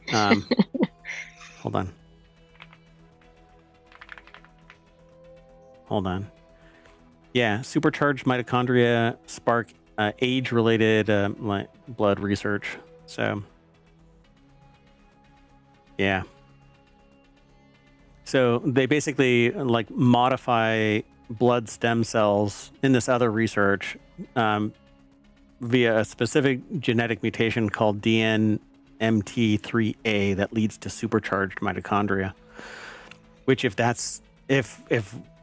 people have a problem with their mitochondria and it isn't creating enough CD2AP, then a genetic modification of your mitochondria can basically augment this lack of CD2AP. Right. I mean, this is pretty interesting that these are going at the same time. So, while Alzheimer's is commonly associated with a buildup of abnormal proteins in the brain, forming plaques and tangles, a new study from researchers at the University of Calgary suggests that the brain's blood vessels may play a critical role in the disease, but that the forming of plaque and tangles may be caused by the lack of movement of the mitochondria power generation. So, if everything is too underpowered to remove the plaque and tangles, then you're not cleaning out what your brain should be cleaning out. Right. Or maybe the formation is occurring because you don't have enough movement to begin with. Correct. Yeah. It's pretty fascinating. So Dr. Min Dang Nguyen, PhD, the study's lead investigator and a professor at the Department of Clinical Neurosciences at the Cummings School of Medicine, as well as a member of the Hotchkiss Brain Institute, did this research. Nguyen compares the brain's vascular system to a tree. The complex branches, arteries, capillaries, and veins are critical to delivering nutrients throughout the brain and the cerebrovascular system in AD patients. So he says doesn't deliver those nutrients properly, which is exactly what we said. So while we don't have any direct research, we've been kind of bumbling around in this domain for quite a while because I'm very, very interested in why we function the way that we function. I even like this kind of more conspiratorial framing of this, in that we're actually powered by bacteria that gives our brain this function of personality. And Yes. yeah, Go back and find the brain blood barrier article from who knows when in our yeah, last 2,100 plus episodes. it's been a while. But I frame it all that way. I do a lot of that kind of stuff, this discussion like that, because I love kind of stirring the pot of creativity, and NaNoWriMo has been a big player in that. When I talk about stuff, I'm like, this would be a great story for somebody to write, and go get on it. But now NaNoWriMo has went in the bed. So Yeah, but you could do your own version of it. That's right, AI based NaNoWriMo. So they basically have also detected, I guess, CD2AP differences based on sex. They say they saw a lot of differences in how the vasculature was functioning related to CD2AP levels, with consequences on memory function. In fact, says Vandal, Dr. Melanie, I think, or Melanie, I'm not sure if it's Melanie or not, PhD and first author on the study, which I think is the two up there, right there. So if you're trying to improve the vascular system of a person to reduce their risk of AD, you might want to have different strategies for men and women because their vascular system is not reacting the same way. At least half of the population. Vandal says the timeline for new drugs is very long. The discovery could lead to treatments that target CD2AP, and I think that they need to talk to those other researchers because if you can genetically inject mitochondria that can supercharge what your other cells are lacking, then why not just inject cells that have these superpowered mitochondria? And as long as they're genetically matched. Yeah, I mean, it seems like it's all positive. But right now they say that the author, actually this Dr. Nguyen, says, I think the immediate strategy is really take care of yourself and your lifestyle. Anything that affects your vascular system, a good diet, exercise, less stress, and better sleep, interventions that work for both sexes. Whoa. I think the sentient AI just rebooted by accident. It's seriously in need of some extra CD2AP. So they say Virtual that CD2AP... Version. Oh, sorry about that. Didn't mean to step on you.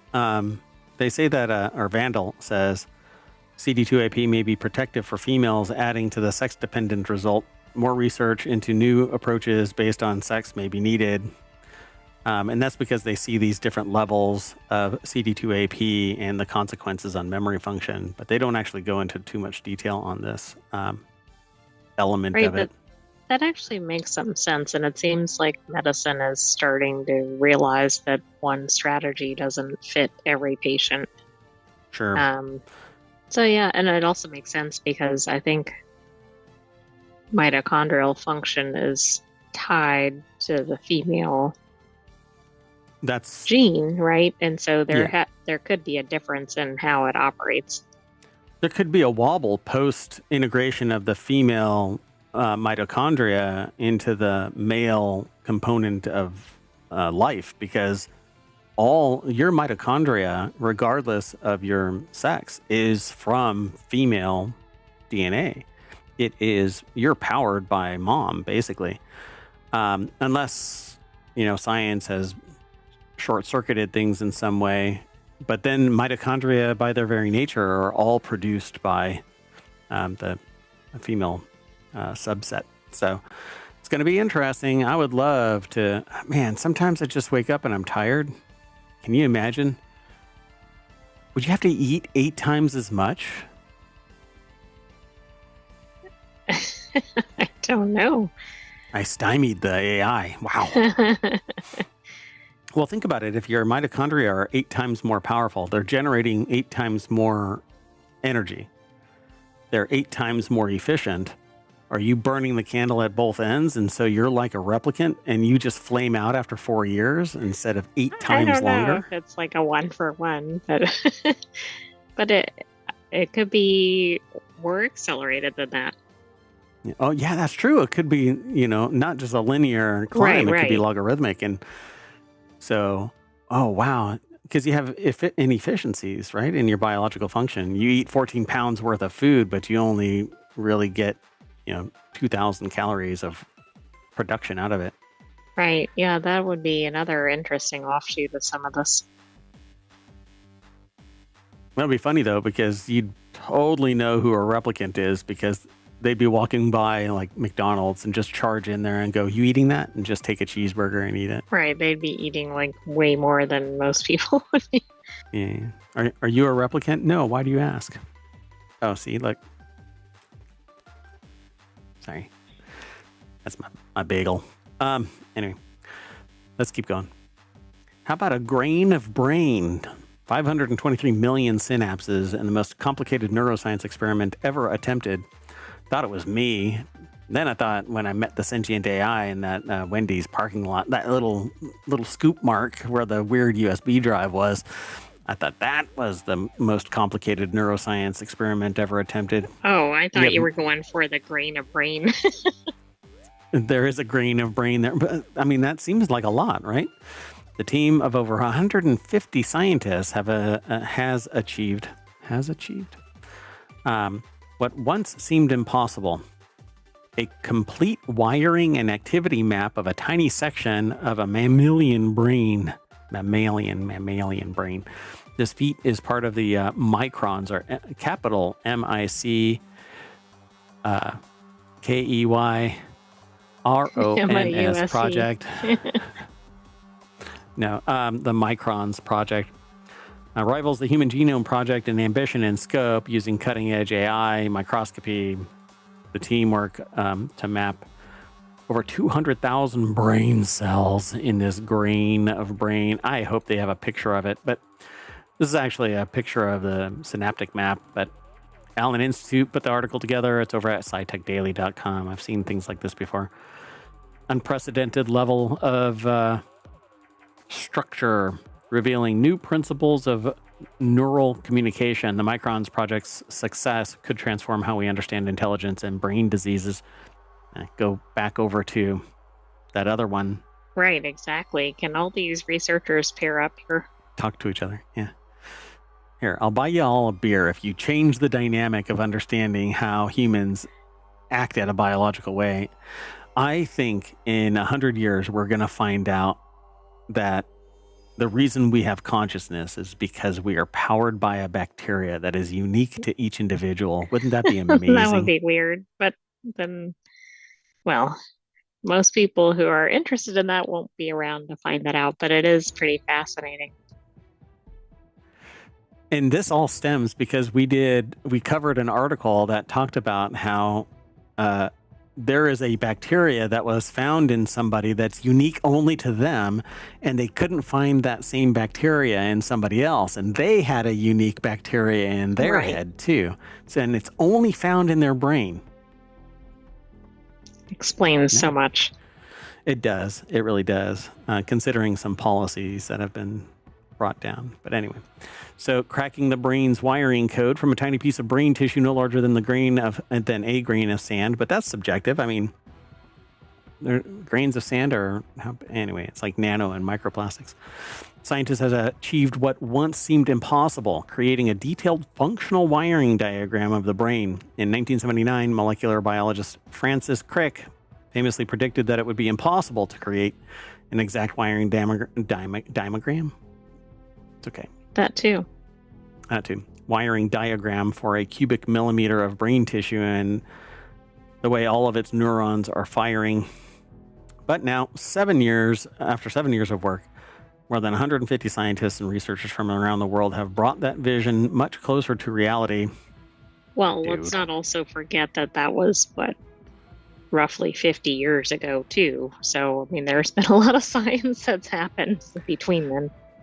AI alone has made the last 50 years nothing more than just an abysmally slow slog through science, because it was entirely powered by just individuals and small groups of people. Now with technology and the composite world's knowledge being distilled down into an AI that has all of the world's knowledge immediately, effective in research. It's an amazing time to be alive, but it's also the worst time for a job.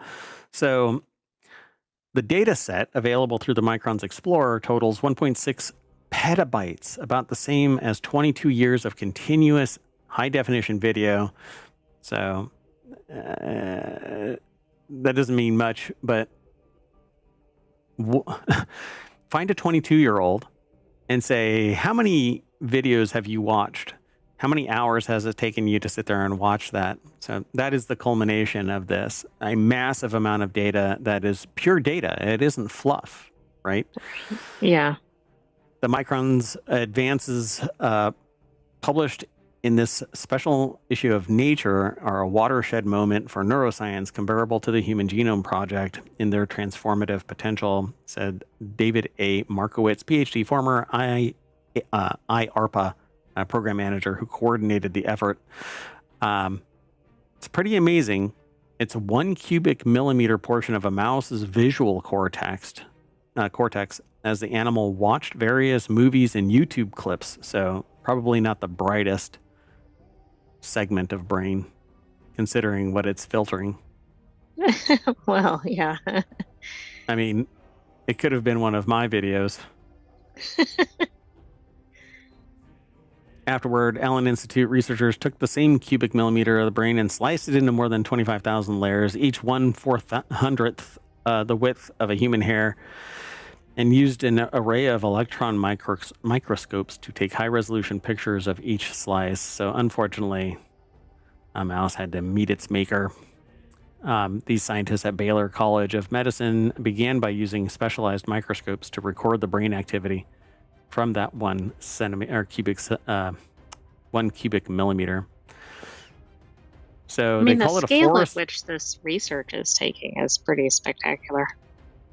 Yeah, 200,000 cells, 4 kilometers of axons, the branches that reach out from other cells, or to other cells, 523 million synapses, the connection points between the cells. So all of those axons are, they're not directly touching. There's a small gap between an axon and a synapse. So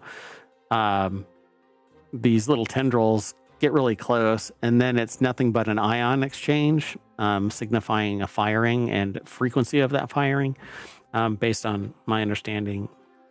It's been a little while. So inside that tiny speck is an architecture like an exquisite forest, says Clay Reed, MD, PhD, senior investigator, and one of the early founders of electron microscopy, connectomics,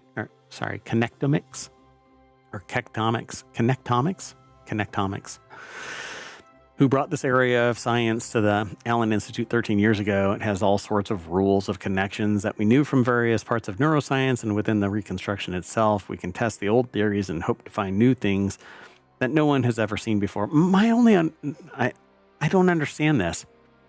They measured it while it was in situ.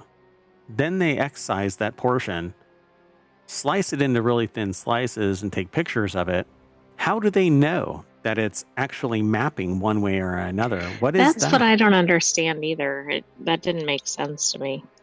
So it's a physical part, but how do they know that it's charged during that time? Like, each one of these has to be an individual. Well, they did lots of microscopy photographs or whatever you want to call it while it was I know how there. they did So it. maybe that's how they connected it. I know how they did it. Okay, so here's how they did it. They scanned the brain portion. They knew exactly what piece they were going to take later. And so they scanned its activity. And then when they took it out and they sliced it up, the physical portions matched up to the mapping of the firing of synapses. And so they knew that, let's take this green one right here, this like aqua colored one. They knew that firings from here traveled up the dendrite, or the other way around, one way or the other. I think it's from here out to another synapse. So these little tendrils were 3D modeled from the scan and then matched into the photographs, because it's physical structures. These neurons are all physical structures. Yeah. So when they took a picture and they put it all together, this firing traveled up that tendril and connected to some other axon. And that's how all of this got mapped in 3 dimensions, because they knew where everything was firing, but until they had an actual 3D from model the previous scan or whatever. Yeah. Right. So this is just that one little cubic millimeter, right? So it's pretty amazing. Yeah, I think that's just like one slice. Yep. So imagine all of this activity in the entirety of a brain all the time, because your brain is always firing at some point somewhere. And while a lot of people perceive, they've done, we only use 2% of our brain or something like that. That's kind of bunk. We're always using 100% of our brain. The efficiency at which we're using it, though, changes depending on how we store memory and what our genetics really dictate. Some people have eidetic memory, and some people are really good with visual things, and et cetera, et cetera. So I find this really, really fascinating. So what does it mean? More understanding of the brain's form and function, and the ability to analyze the detailed connections between neurons at an unprecedented scale opens new possibilities for studying the brain and intelligence.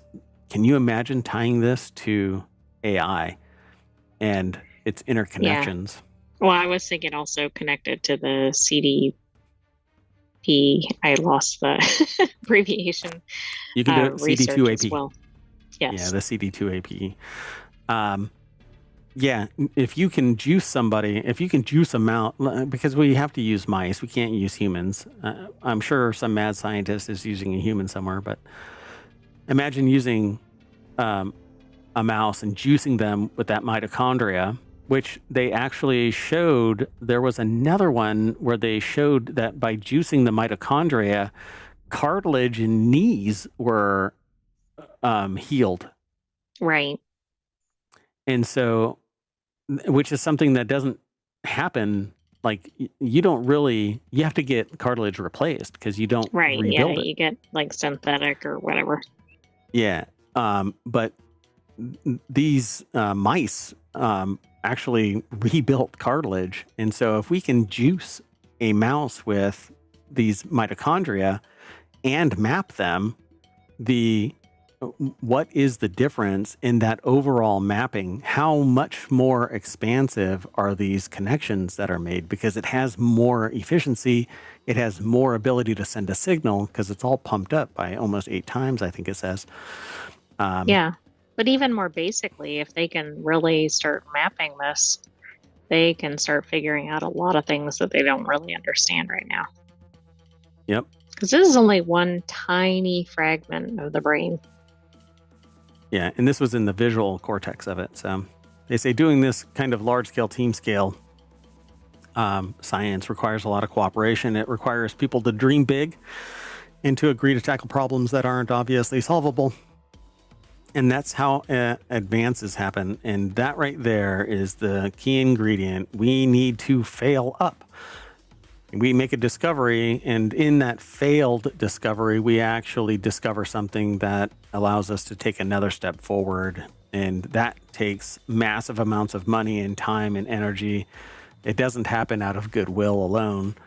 And so, unfortunately, we'll see how far this goes and where it all takes place. The collaborative global effort was made possible by support from the Intelligence Advanced Research Projects Activity, or IARPA, which is the National Institute of Health's Brain Research through Advancing Innovative Neurotechnologies Initiative, or they really, we're going to make this happen. The Brain Initiative.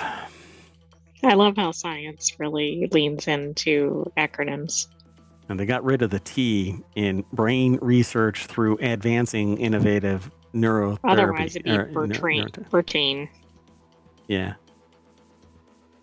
Bertane, which I think people take medication for. I take Bertane.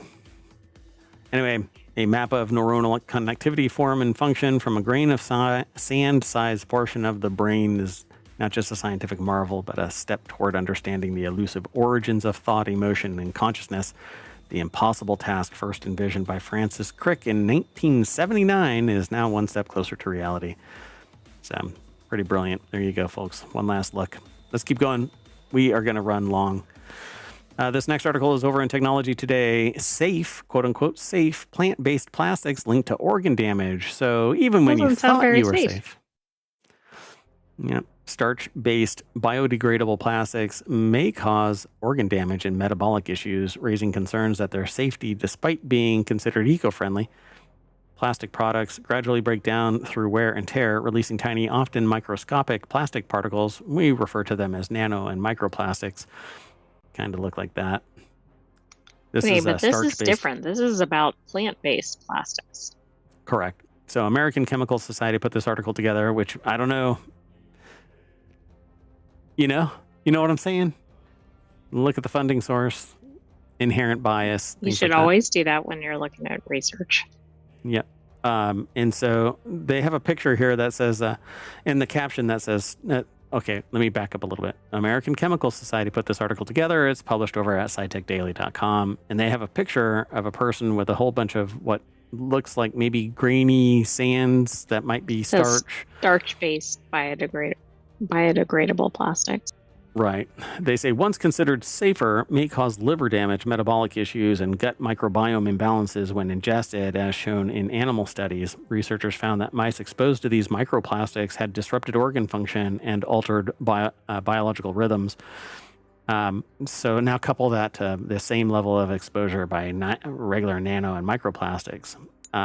Right. That doesn't mean that regular plastics are okay.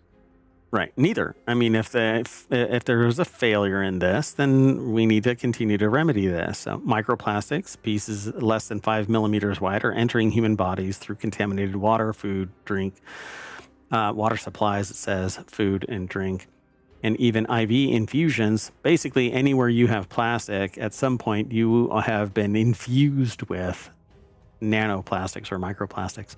Scientists have linked plastic particles in the bloodstream to various other health issues. For example, one study found that people with inflammatory bowel disease have more microplastics in their feces. But microplastics have been found in the bodies, well, everybody, everywhere. Everywhere. Yeah. If you think that you have a body part that doesn't have it, it probably does. Think again. You just haven't found it. If you think you have a place on Earth that doesn't have it, think again. Right. I mean, they've found it in like seals in the Arctic or something. I mean, it's just been kind of ridiculous. Exactly. So the researchers compared 3 groups of 5 mice, 1 group consuming normal chow and 2 groups consuming food infused with starch-based microplastics, and the doses low and high were calculated and scaled from what an average human is expected to consume daily. They fed the mice for 3 months and then assessed the animal's organ tissues, metabolic functions, and gut microbiota diversity. And of course, if your microbiome has been modified because your diet has been modified, obviously it's going to manifest as being different. So the mice exposed to the starch-based plastic particles had multiple damaged organs, including liver and ovaries, with more pronounced damage in high-dose group. However, mice eating normal chow showed normal organ tissue biopsies. Altered glucose management, including significant abnormality in triglycerides, a type of fat, and disruption in molecular biomarkers associated with glucose and lipid metabolism compared to mice fed normal chow. So their their metabolic. In humans, it's referred to as metabolic syndrome X, where something is going on with your metabolism, but everybody is like, it was that. Right. We don't know what, but let's label it. Yeah, and I mean, you talk to a sports therapist, and they'll say, "Oh, it's because you're running. You need to." You speak to a physical therapist, and you need to stretch more. You talk to a surgeon, and they go, "Yeah, you need to have surgery done." And I know this Dietitian, because it's your diet. Oh, yeah. It was hilarious. One time I was talking to a group of doctors, and a new doctor came in to the conversation and is like, "Hey, what are y'all talking about?" And blah, blah, blah. And they're like, "Oh, yeah, the person just needs to increase the number of calories to lose weight." And I'm like, "What the hell are you talking about?" I completely just, it's one of those walk away conversations. So they also experience dysregulated genetic pathways and specific gut microbiota imbalances, which the researchers suggest could alter microplastic consuming animals' circadian rhythms, which we hardly really understand the impact of circadian rhythms. Right, in a healthy animal. Yeah, 25 years ago, it was woo-woo pseudoscience even to mention circadian rhythms. But nowadays, it's a thing. And I really buy into it because I know from my existence that I am better geared for operating at night than I am during the day. I'm more efficient, more effective, and overall happier if I turn the dial, 6 hours. But that doesn't line up with lifestyle unless I operate remotely in Europe, that kind of thing. There you go. Yeah. So prolonged low-dose exposure to starch-based microplastics can lead to a broad spectrum of health impacts, but they also talk about it's the first studies examining the impacts of consuming starch-based microplastics, and further research is needed, of course. Well, yeah, I mean, there is always, but I do think some of these things are put out there and there isn't a lot of study of them. So, Right. Again, you have to consider the source, but these seem like some real impacts. Sorry, I'm looking at something. We'll see if I can make this work. Ding, ding, ding, ding, ding. Never mind. Sorry. It'll make sense. I don't know if it will. If you watch the stream later, the logo is right there. And so I just went, ding, well, ding, I can't ding. see it. I know, yeah. It's on the stream over on YouTube. The people on Twitch are sitting there going, "What the hell is that dude doing?" Anyway, pretty fascinating. In a nutshell, try to avoid plastics of any type, let alone starch and or conventional plastic. You know what? Just try to avoid plastics. Yeah, says the person with a large Panera drink sitting on their desk. Anyway, next article is over in Technology Today. Thought to be impossible, scientists break century-old physics barrier. Scientists in Korea achieved the first experimental realization of bound states in the continuum in a single resonator, opening doors to ultra-efficient wave control for future tech. Don't ask me. I'm just going to jump into this. Pohang University of Science and Technology, or POSTECH, put this article together. It's published over at scitechdaily.com. Scientists in Korea achieved this first experimental realization. So, the complete confinement of mechanical waves within a single resonator is something long considered theoretically impossible. Their study, published on April 3rd in Physical Review Letters, represents a significant advance in solving the century-old puzzle of bound states in the continuum. Resonance, the amplification of waves at specific frequencies, underpins many everyday technologies, including smartphones, ultrasound imaging, radio systems. However, conventional resonators gradually dissipate energy, requiring continuous input to sustain their operation. Nobel Prize winners John van Neumann and Eugene Wigner introduced a radical idea. Under specific conditions, it might be possible for waves to remain confined indefinitely without leaking energy. I do not know how this would even be possible. Yeah, I don't either. And that was about 100 years ago, so interesting that there's been a breakthrough now. So this was published, but I would have to look to see about the peer review side of this.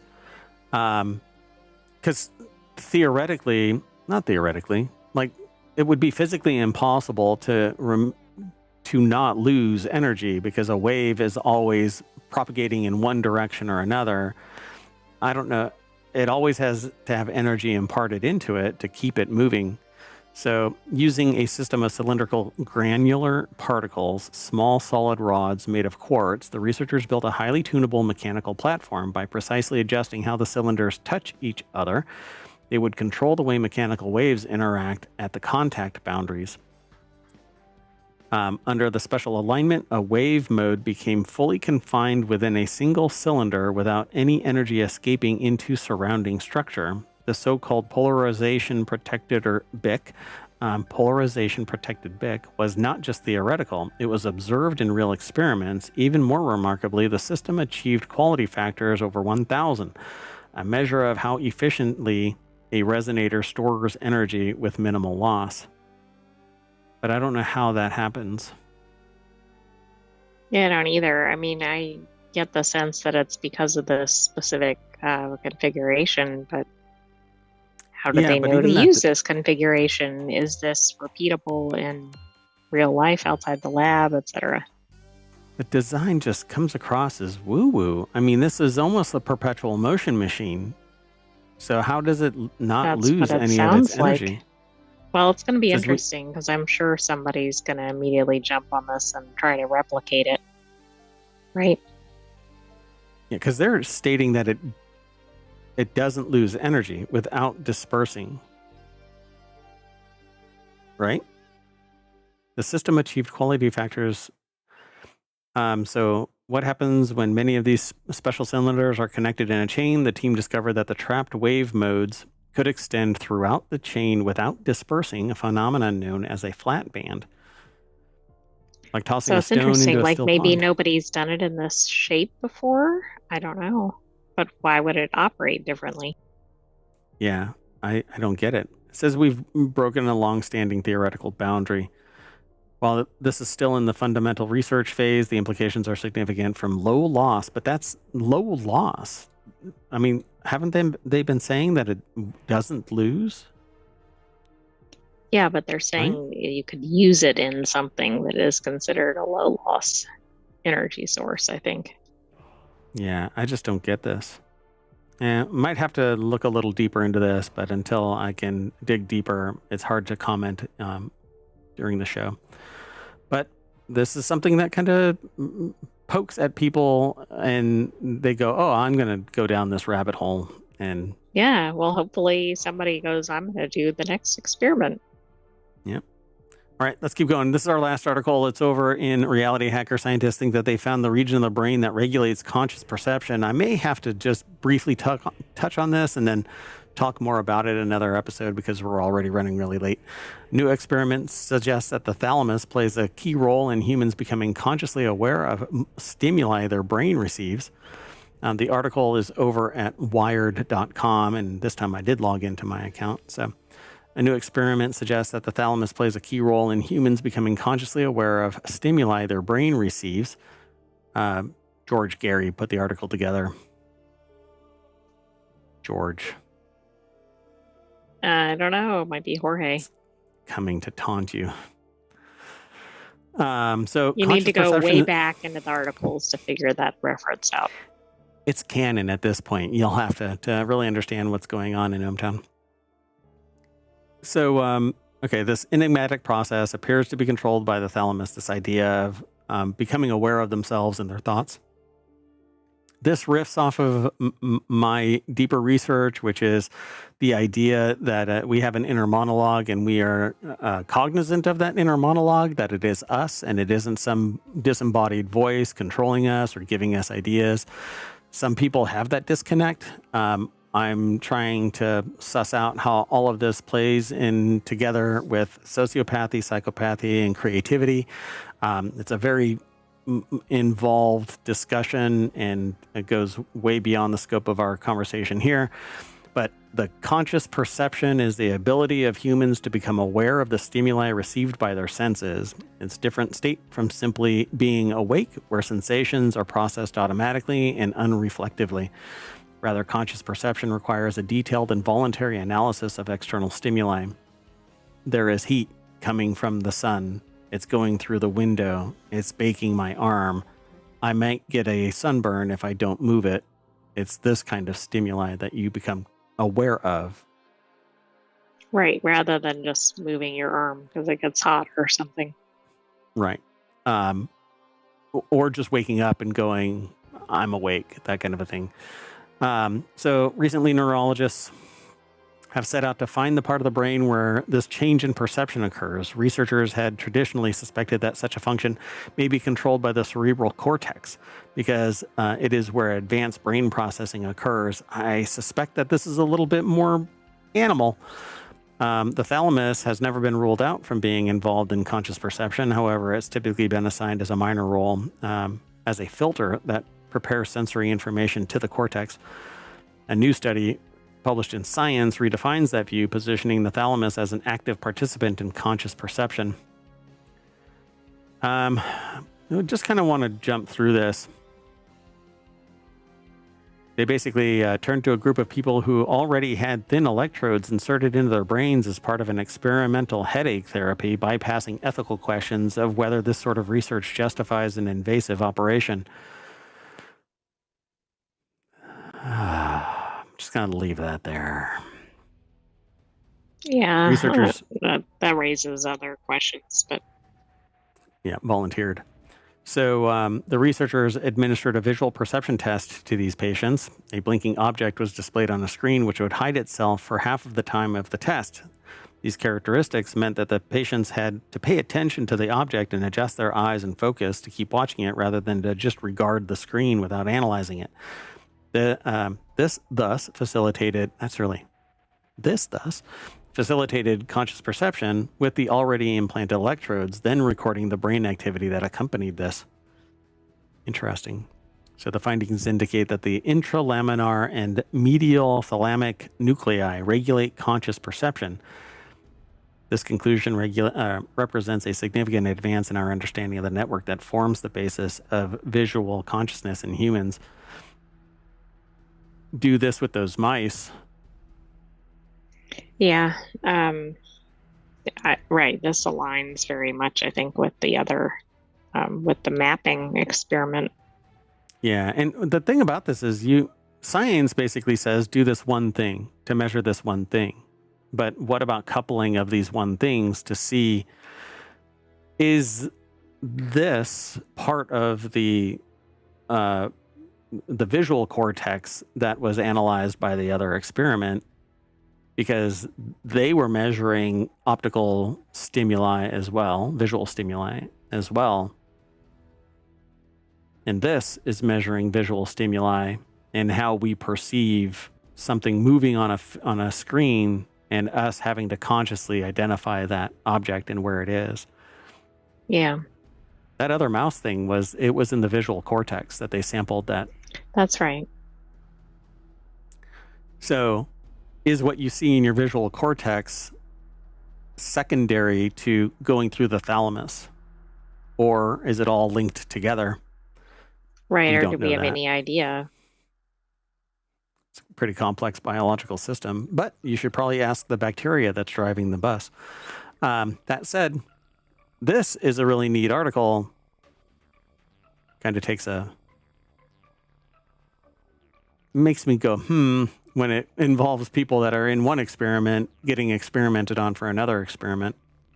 Yeah, I mean, we'd like to think that everybody gave full consent and right, whatever, but it's very interesting because normally you don't see a lot of, well, that's one of the limitations, right, on brain research is you don't typically see that on humans.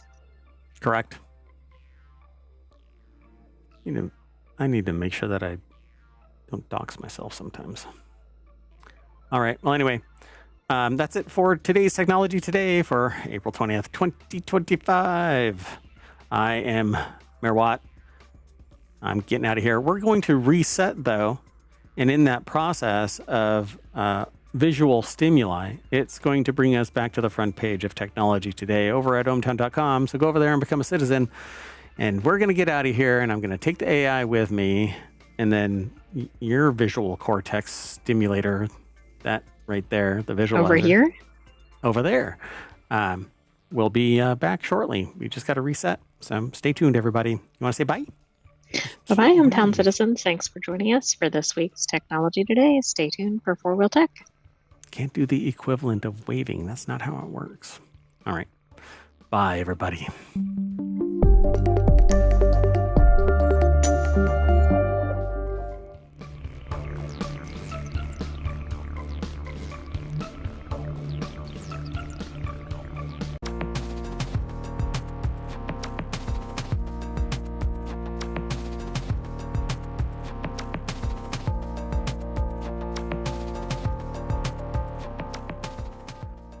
Hello, everybody, and welcome to Four Wheel Tech for April 20th. April 20th, 2025. Man, I rolled right into that, and then I'm like, wait, back out. Season 2, Episode 16. I am Mayor Watt. I run ohmtown.com over there. And along with the sentient AI right there, whose visualizer you see and whose voice you'll hear on the other side of this, we talk about 5 articles. Those 5 articles today are going to be Hayabusa Cheese Wedge, the Kia EV, the sentient AI just threw an error message. The Kia EV9 blackout package, the 2026 VW, is it Tiguan? Is that how it's pronounced? Tiguan? I've never pronounced it out loud. I just go, it's that. A Tiguan Turbo. The Mini Cooper Coupe Defender, and it's not a model. It's people like me. And the New York International Auto Show 2025. Everything's powered by ohmtown.com. Go over there and become a citizen. We're going to kind of run through this as quickly as we can, I say, without rushing, but we want to stick to, 30 minutes because we've been running way long of late. If you want all of today's show notes, they're in the YouTube stream, and the for each of our live streams, they're already embedded in there. Over on Twitch, though, you can get them after the show by typing in this particular case, FWT, exclamation point FWT for Four Wheel Tech. And then Omatron will spit them out into the articles, the links into the chat. And then you can follow those links, even when we're not streaming. But we're normally streaming something after our live streams. So that way you can always catch up on the news. At any rate, everything's powered by ohmtown.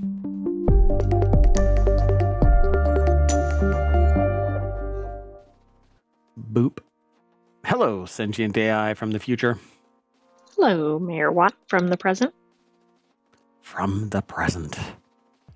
Like I said in the last episode, it is only the now. Right here, right now. There is no future. There is no past. Embrace the now. I feel like you need some music. There you go. All right. So we've got all of these articles. Now, what you see here on the screen, if you're new here, and I don't normally do this, but I figure I'll do it today. This is the front page of ohmtown. You click that, refreshes, and you can filter through it. Once you're logged in, you can swipe things left and right, create your own lists of articles that you like and that you don't like. The ones that you don't like will never appear on any other list than a hidden option right here that basically says yuck. And we use different terminology. We don't say this is the yuck list. But yeah, anyway, it's not yuck. It's not yuck. I did welcome you to the show, right? Did I? Why do I feel like I need that mitochondrial? I have no idea at this point. All right. Well, anyway. I don't think you did. Hello, sentient AI. You did. I don't know. Man. That's because you had a long preamble. Long. Whole 2 minutes. So the channel that we're kind of kicking this from is 4-Wheel Tech over at ohmtown.com. And it has stuff that is specific to automobile technology. We sometimes grab stuff from somewhere else where it's related either tangentially or directly to 4-Wheel Tech. Because it could be a motorcycle, it could be a plane, it could be anything really, but it's basically... that's true. Yeah. If it has wheels, it's pretty much, well, not even wheels. Let's see, I want to make a joke about a kickstand, but anyway, so you can go over there, and once you sign in, it looks like that. Well, it doesn't look like this when you sign in, you have more functions. So you can actually create other lists and mail them off to people, and you can comment and even use things like Giphy to leave a GIF-based response, like an emoticon or emoji or whatever you want to call it. You can post here, but you have to log in. So it doesn't cost anything. There's no ads. I even stripped ads out of this, making the site even faster. It's not making any money. But it's definitely faster and reliable, and nothing gets tracked even over on Google. So, and I don't sell any names. I don't really grab information. It's just need you to sign in so that you can use the additional functionality. These icons change. But anyway, this first article, it's over at 4-Wheel Tech. This wedge of cheese got a Hayabusa swap, and now it's faster than you. Anything is faster than you, really, when it comes to automobiles. Well, true. But unless you're like a gazelle or something. Oh, I am sprightly like a gazelle. Zing. The Sebring Vanguard commuter car was once the most popular electric car in the world. Never even heard of it. But now it's a wedge of cheese that got a Hayabusa swap. And Brad Brownell put the article together. Don't they go by Bradley Brownell? Didn't they once go by Bradley Brownell? I think so, yeah. Anyway, Brad Brownell put the article together over at jalopnik.com, and a lot of our articles come from jalopnik.com. So we only get this little tidbit, but it's enough to tease us into going over to it. If you're not familiar with Hayabusa, it's a motorcycle. Very, very, very, very, very, very fast motorcycle. So I want one of these cars. I think it's a 2-seater too. From 74 to 79, the Florida-based golf cart with a roof manufacturer pushed almost 4,500 of these cheese wedge-shaped monstrosities into production to combat the rising price of fuel in a post-oil embargo America. So everything old is new again. Each of these weird 1,300-pound 2-seaters were equipped with an array of lead-acid batteries and a GE direct current electric motor capable of as much as 6 whopping horsepower. Its Kraft Singles yellow example was hauled out of a barn and by Vasily Builds, and the electric gubbins were, it says yanked out and replaced with a Suzuki Hayabusa motorcycle engine, dramatically increasing the horsepower quotient. So we might have to see the video on this if it shows it driving. From 6 to 170-ish horsepower. Sorry for stepping on your words. 11,000 RPM sleeper. I'm going to mute it. It's already muted. Oh, I have an ad. Yay, ads. Skip. Anyway. You know what? It's pretty speedy.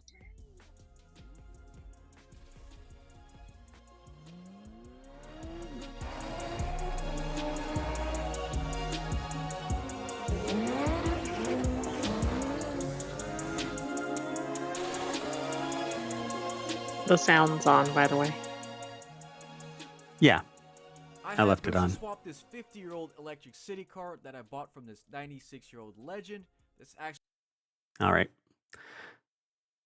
Anyway, I thought that this was interesting enough to attach to the show because I wanted to see what a Hayabusa inside a cheese wedge would actually look and sound like.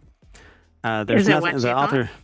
Yeah, this is exactly what. See, I know somebody that used to swap out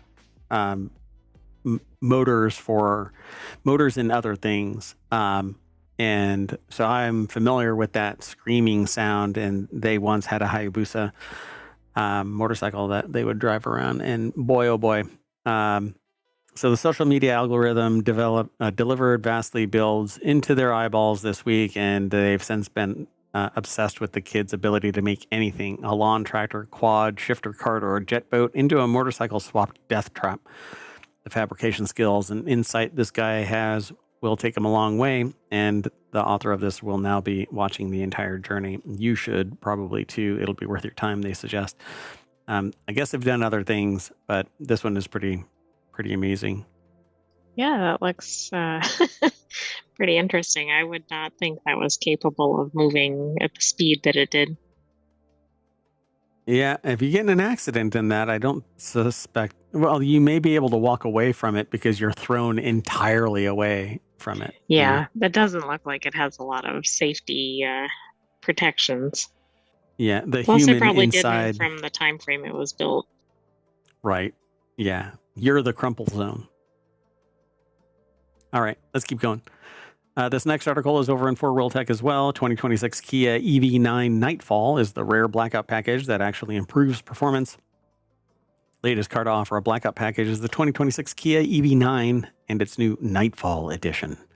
Hold on. Nightfall edition. All right. Just made its debut in the New York Auto Show, which we're going to talk about a little bit later because there's more stuff from the New York International Auto Show. This article, though, doesn't look like blackout to me, but okay. It's the Nightfall edition of the Kia EV9, so it's the larger SUV version. But the car is bright freaking white. Most of the blackout I mean, packages- it's not what I would think of, but I don't see a lot of badging or anything on it. The badges are blacked out. Look. But normally in a blackout, everything is blacked out. Like the whole vehicle is, right? Yeah. Daniel Golson over at jalopnik.com put the article together. Kia based the Nightfall edition. I think I don't know. That's just a riff edition on the EV9's dual motor all-wheel drive land trim level, which slots underneath the top spec GT line. It has gloss black accents for the nose, bumpers, skid plates, side skirts, roof rails, side mirrors, emblems, which all look pretty nice. New 20-inch rims have sweet 6-spoke design, and Kia is offering Nightfall in an exclusive Road Rider brown paint color that is sadly didn't send them photos. The shade is described as an eye-catching earth tone signature color that underscores the EV9's desire to venture off the beaten path. That thing will never hit dirt if it's ever owned by anybody. That right there is as close to dirt as it's ever going to get. Exactly, through the windshield. Ugh. Anyway, the Nightfall edition only comes with a black interior, which is too bad, but the seats do have a very cool asymmetrical Mondrian-esque stitch pattern. Okay. Which is You can't see it interesting from here. because Mondrian is typically associated with primary colors, also black and white. So okay. They don't, there isn't anything else in this. This is such a tiny little whatever. They don't have the price of this, do they? Is that anywhere on this? No, and I'm guessing they don't have it yet because it's a 2026 edition. Yeah, maybe. And we don't know They just what the talk about pricing the is going to tax be credit. with. Yeah. Yeah, they talk about the tax credit, but they don't take anything else into consideration because they don't know what tariffs are going to do to. But the brand hasn't said what the cost is going to be. Right. So now that the EV9 is being produced at Kia's factory in West Point, Georgia, is Kia one of the ones that had the child labor I think stuff? it was Hyundai. But Hyundai, definitely. I think they're owned by the same parent company now. Yeah. Everything old is new again, so you'll be able to get those chimney sweeps real cheap soon. Moving on. Next article is over in 4Wheel Tech. Get more power than a GTI. The 2026 Volkswagen Tiguan Turbo might be cool again. VW Tiguan's New SEL R-Line turbo trim makes an impressive 268 horsepower and 258 pound-feet of torque. And that's what it looks like. I kind of dig this. That color is pretty cool. Logan Yeah. K. Carter put this article together over at Jalopnik. What do you think of this thing? It doesn't look like your standard vehicle. Yeah. Yeah, I don't know. What is that little line for? Anyway, it was praised for its distinctive European refinement, premium interior, elevated driving experience. The GTI, the second generation of the Tiguan, ditched the niche appeal and went straight for the segment big dogs like the Toyota RAV4 and Honda CR-V. Toyota RAV4 is big dogs? Yeah, for sales, probably. Okay. Material quality and driving experience dropped down the priority list and were usurped by lower prices, bigger size, and a squishy ride. I'm not really into squishy rides. But that's not this version. So for its third generation, announced today, thank you for that. Was a great lead-in. Look at that. You want to read this? No. Yeah. It's worth a try. Gains a new top SEL R-Line turbo trim level with more power than the ubiquitous GTI hot hatchback. You need your microphone. Oh, yeah. Sorry. I had something stuck in my throat. You're talking about that microphone, so I can do ASMR. Yes. It's harder to do in the tiny mic. Anyway. It just doesn't work with that. Look at the back end of that car. Woo! You know, it actually looks like a slightly thicker Mazda 3. Yeah. So, but I really dig the color. I like the idea of 268 horsepower and a standard priced vehicle, but we don't know what the price is just yet, right? So to produce this extra power, VW fitted the Tiguan Turbo's 2.0 liter engine with a larger turbocharger, stronger pistons and connecting rods, a nitrided crankshaft, oil cooling for its pistons, and a variable valve lift. All Tiguan Turbos come standard with 4-motion all-wheel drive, so none of that power should be wasted on wheel spin. VW claims third-generation Tiguans weigh around 170 pounds less than the prior generation, thanks to increased use of lightweight materials. So, looks great interior-wise. Yeah, it does. Yeah, I'll be interested to see what the price point is. Not a lot of noise behind the steering wheel. Got a central screen, very large central screen compared to what other people have, short of probably the Mini Cooper, which is something we're going to be talking about next. So inside, the Top Dog Tiguan Turbo doesn't look all that different, but it gets genuine American walnut wood decor, which I don't really care about. Verena leather seats, which could be the modern equivalent of rich Corinthian leather of the 70s. Which was nothing but marketing BS. The controls on the steering wheel are operated by real buttons, thank goodness, instead of touch sensitive. I don't really like touch sensitive. I want that positive feel, Yes. the haptic feedback of it. Yeah, you don't want to be like, did that actually Did that work? engage? And then you're getting into a crash or something. That's right. So they talk about some more of this as the flagship model of the lineup, the Tiguan Turbo, comes standard with fancy features like heads-up display, 12-speaker Harman Kardon sound system, 12-way power adjustable front seats with massage and ventilation. Massage? Whatever. 30-color ambient lighting, 3-zone climate control, wireless charging. How much is this thing? No price. No price because it's for 2026. Come on. By this time in 2025, everything okay? Yes, we had a critter alert. Okay. So at any rate, this is pretty cool. I don't know. I like the design.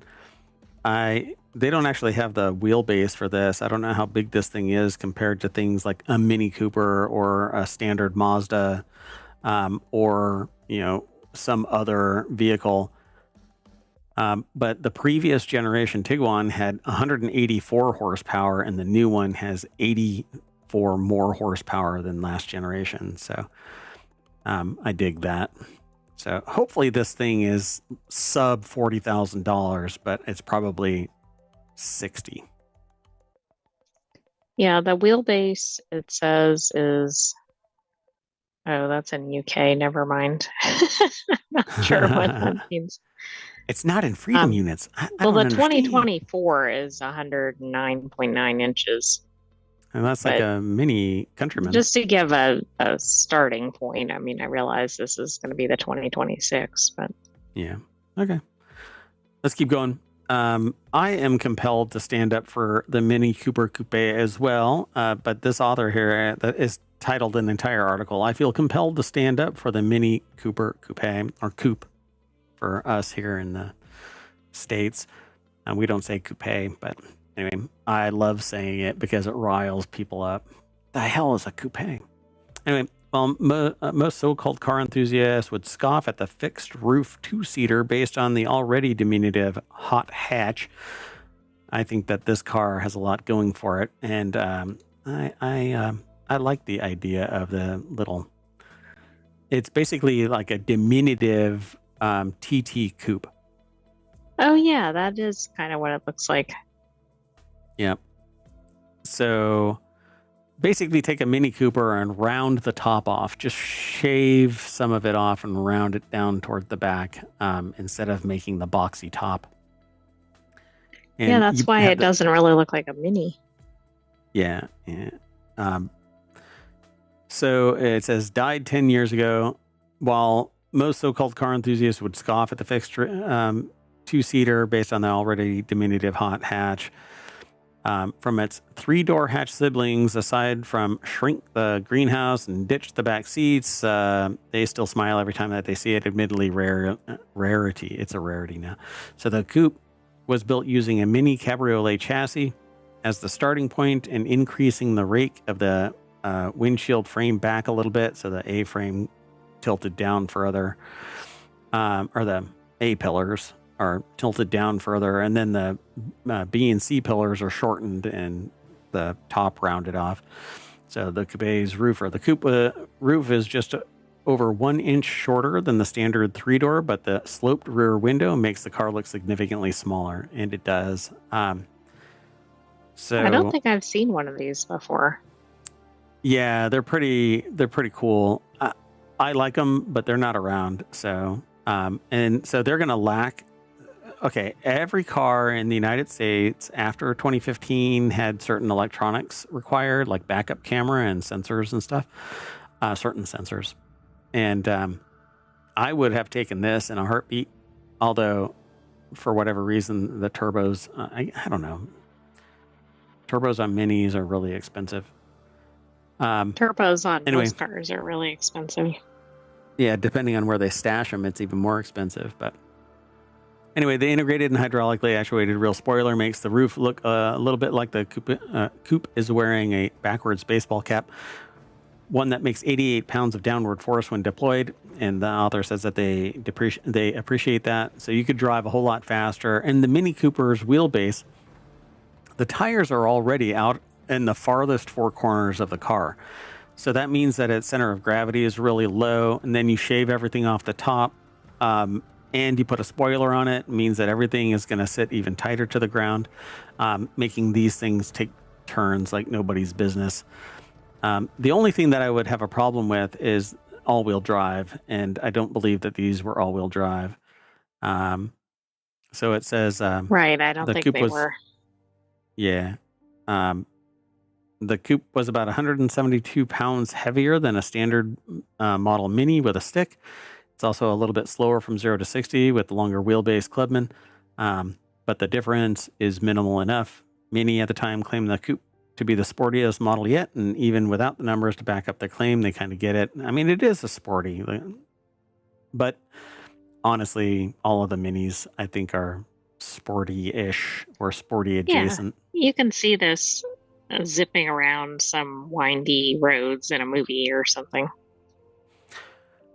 The JCW coupe, the JCW is John Cooper Works, was over $30,000 in 2012. But you can get that Chili Red example in 2025 for $8,900. They say a bargain at twice the price. Yeah. What do you think? Everybody should get one of these. It's cute, yes. But still, 2012, I don't know. Different features on cars than currently. Yeah. So, all right, let's keep on going. Our last article for today is over in Technology Today. Here are the coolest cars at the New York International Auto Show 2025, according to Engadget. This year marks the 125th anniversary of the New York International Auto Show. And despite concerns over tariffs, and you're going to hear about tariffs in perpetuity, I suspect, there are still a lot of manufacturers here showing off new models, including a handful of US and global debuts. So without further ado, let's go over it. It says the tickets were $22 per adult. And I don't know if somebody went there, huh? Anyway, April 18th to the 27th is when the International Auto Show is going. So you still have a week. And Sam Rutherford put this article together for Engadget.com. The 2026 Subaru Trail Seeker. That almost looks like a render. Yeah, it really does. But it's got to be because of the screens that it's driving on. So that's the 2026 Subaru Trail Seeker, which basically looks kind of like, well, all of their others. I mean, they all have kind that, of like except their longer. Outback, I think. Yeah, it looks like the Outback, but longer. And they even say its updated styling, longer body, and improved off-road capabilities feel more suited to be to an outdoor lifestyle. I've actually been thinking about changing to that. Not this particular car, but a Subaru Outback or similar.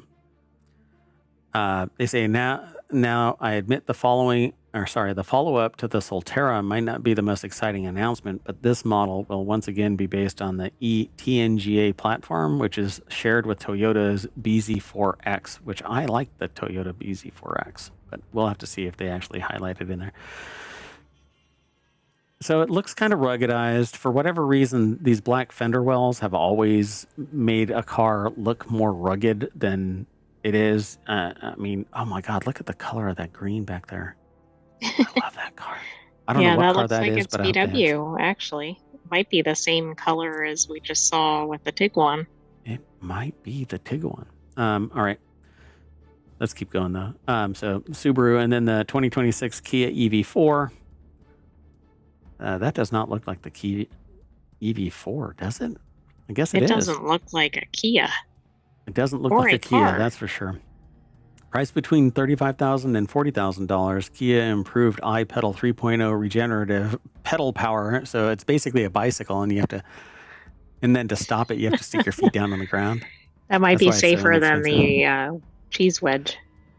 But it is an EV. So it says thanks to existing cars like the EV6 and EV9, Toyota 2025 NYIAS, the company is looking to keep the momentum rolling with the debut of the EV4, which incorporates many of the headline features from its previous battery-powered offerings. I will never buy an EV if it takes 6 hours to charge it. True, but is that your main objection to this car model? Oddly enough, I dig it because it looks very cyberpunky. It looks to me like it was in an accident. Like all the dimensions seem out of whack. So I can see that. If it was like in gray or black or something, or something. I get what you're saying. Yeah. So, and I think the reason why you say that is because it looks like a snub-nosed vehicle. Like somebody just took a stick and whacked the front end in. Yeah. And then somebody shaved the top down. Yes. Right? And then its butt is really like flat. Like it's like multiple cars going on, it seems. Pushed into, it has like a Porsche front end, but then it has that little pinched Like rear those, end, like the coupe, like the yeah. coupe back end. Yeah. There's other cars that, like the CRV, I think it is, that pinches down triangularly, like towards the bumper. Yeah, I mean, I get it, but I kind of dig the angular side of this. Luckily, this is the last article for our show, so we can carry this on until, we're bored or whatever. This look, looks what like a is render as appearing well. again? Yeah, the Nightfall edition, which is in white for whatever reason. If I hear Nightfall and I see a white vehicle, I just I want to was smack the expecting marketing. black, especially with Blackout. the blackout. Yeah, just straight out blackout. Just this whole thing. This thing should be that. What is that blackout paint that is so Vanta black. Vanta black? This whole damn car should just be Vanta black. If I get into this car, I should disappear from the planet. Exactly. When you call it Nightfall That's what edition. it was advertised as. Oh my goodness. Anyway, this stuff sitting on this screen floor with the moire pattern is making it surreal. It's really, yeah, it makes it look like they're all renders. Hard on my brain. What's happening? This car looks like it has enough space in it for activities. Like you could have a football team playing, like playing the game in the. It's huge. Genesis X or Genesis 10, I don't know what they call it, the Grand Equator concept is easily one of the most striking cars. What the hell? It's like a station wagon and a Land Rover fell in love. It's like almost like a muscle car on the front, and then yeah, I don't know what on the back, like a what were those odd cars? Oh yeah, it has a funny name.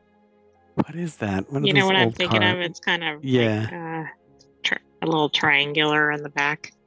What's the one where oh goodness, where they sing the song from Queen in there? That's exactly the car, but what is it? Damn it, what is that car?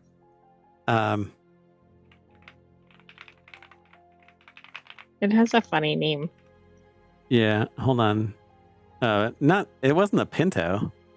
No. Was that a Pinto? No, it wasn't a Pinto. What is the other one? But it's from that era.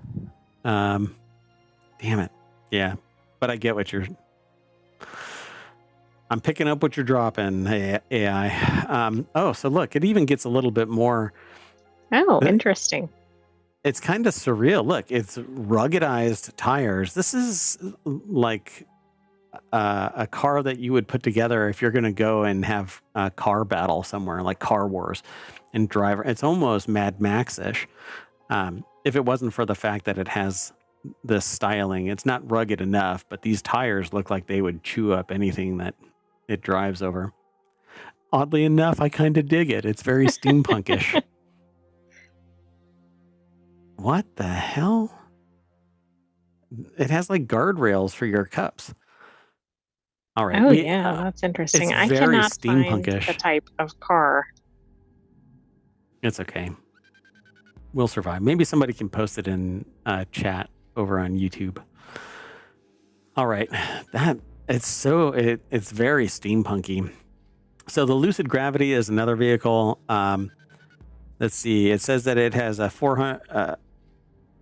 Okay. Not only is the Gravity, that's what it's called, Lucid Gravity, the fastest charging EV outside of China, capable of sucking down up to 400 kilowatts. It was also boasts a top range of up to 450 miles, which you never get because you're supposed to only charge to 80%, and every year you lose 1 to 2% on the top end of your battery.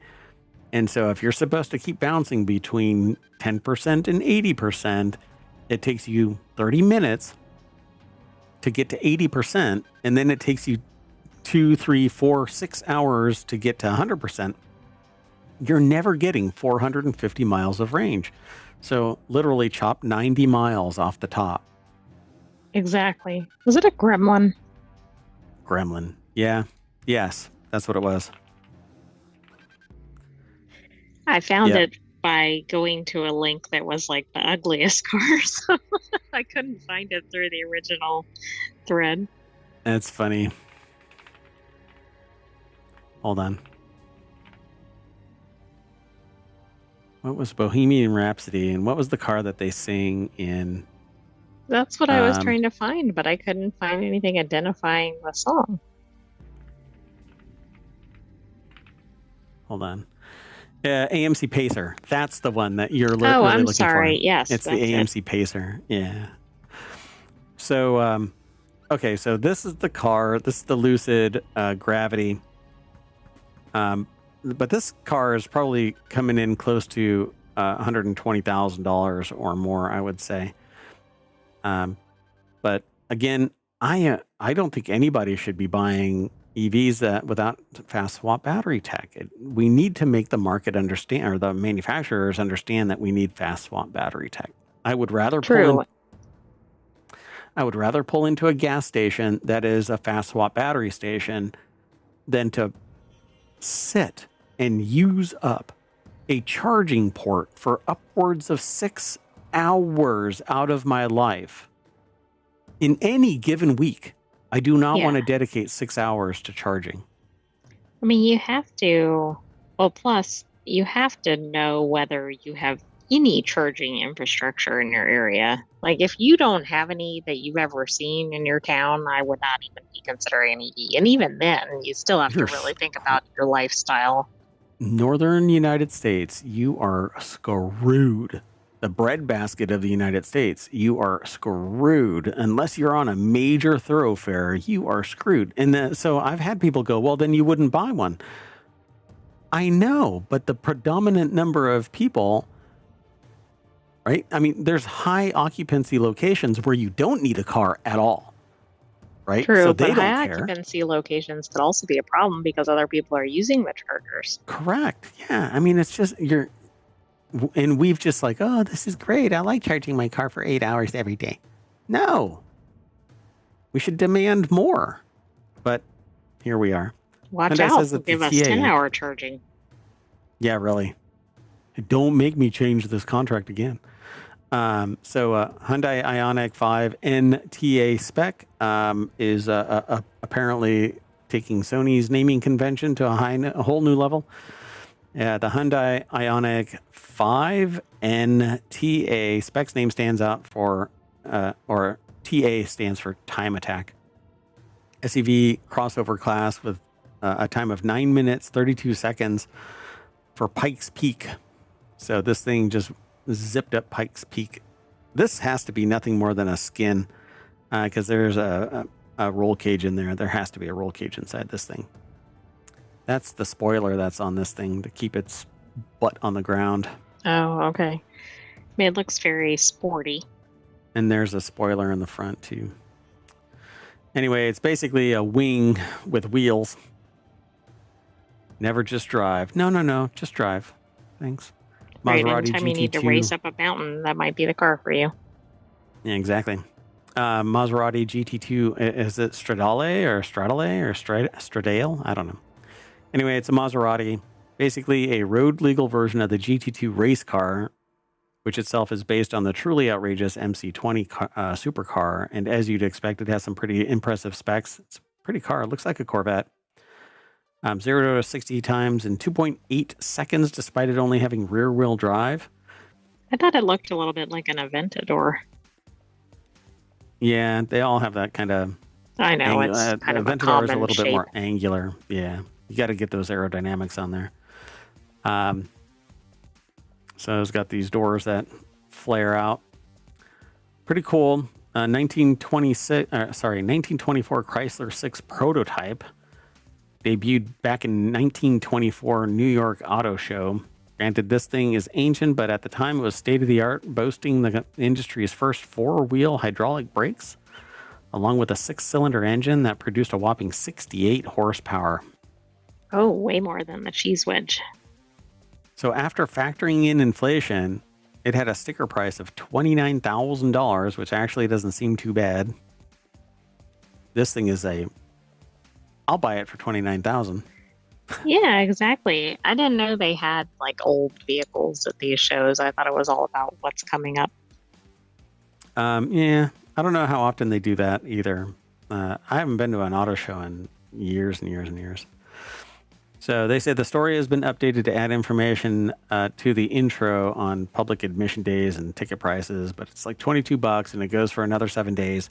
They have some more cars in the show, but probably not at this source right now. We'll always check back and see. I mean, we got another 7 days worth of this show underway. So, I mean, they have some Right, we'll probably cars see all over more the place. articles for next week's Portal Tech.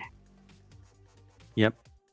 But that's it for today. Yay! Four Wheel Tech is done. So we are going to stomp on the thin pedal on the right, and that's going to accelerate us to Four Wheel Tech over at ohmtown.com, where you should go and become a citizen because, well, it's a lot of fun to talk about this stuff when you come and hang out with us Monday through Friday at around 7 p.m. And then on Saturday and Sunday, we typically start around 4 p.m. and do an hour and a half of show. But I don't know. We ended up doing long shows today and yesterday. I'm not quite sure why, but we did. You want to say bye? Oh, great. Sentient AI from on high. Bye-bye, Town citizens. Thanks for joining us for this week's Portable Tech. We'll have another episode next weekend, but come back tomorrow for our regular non sequitur news.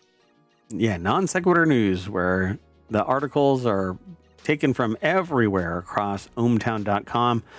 We have 50 channels that information is aggregated into from various sources, and then we parse them personally. And back in 2022, I opened this up to everybody else to use it, and we don't charge. We don't have a mandatory fee. It's not a subscription service via Patreon or anything like that. Although I guess I could.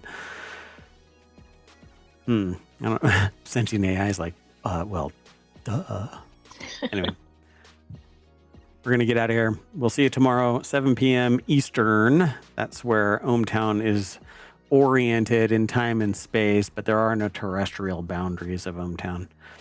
We are powered by the electrons at the confluence of science, technology, and society merging into the internets. We're out of here. Bye-bye.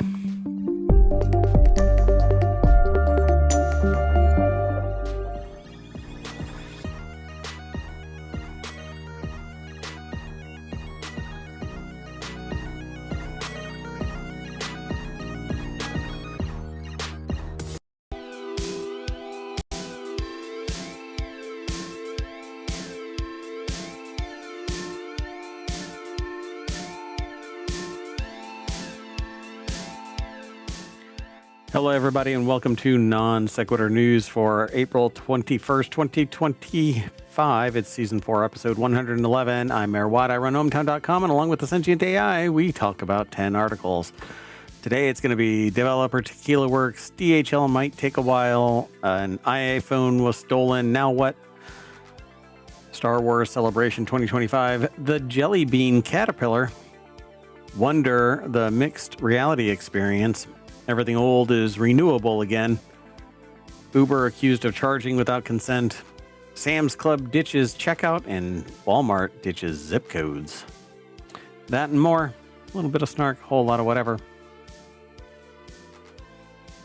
Everything's powered by ohmtown.com. That silence there was me trying to comprehend that a lot of people who are watching the videos tune out within 30 seconds.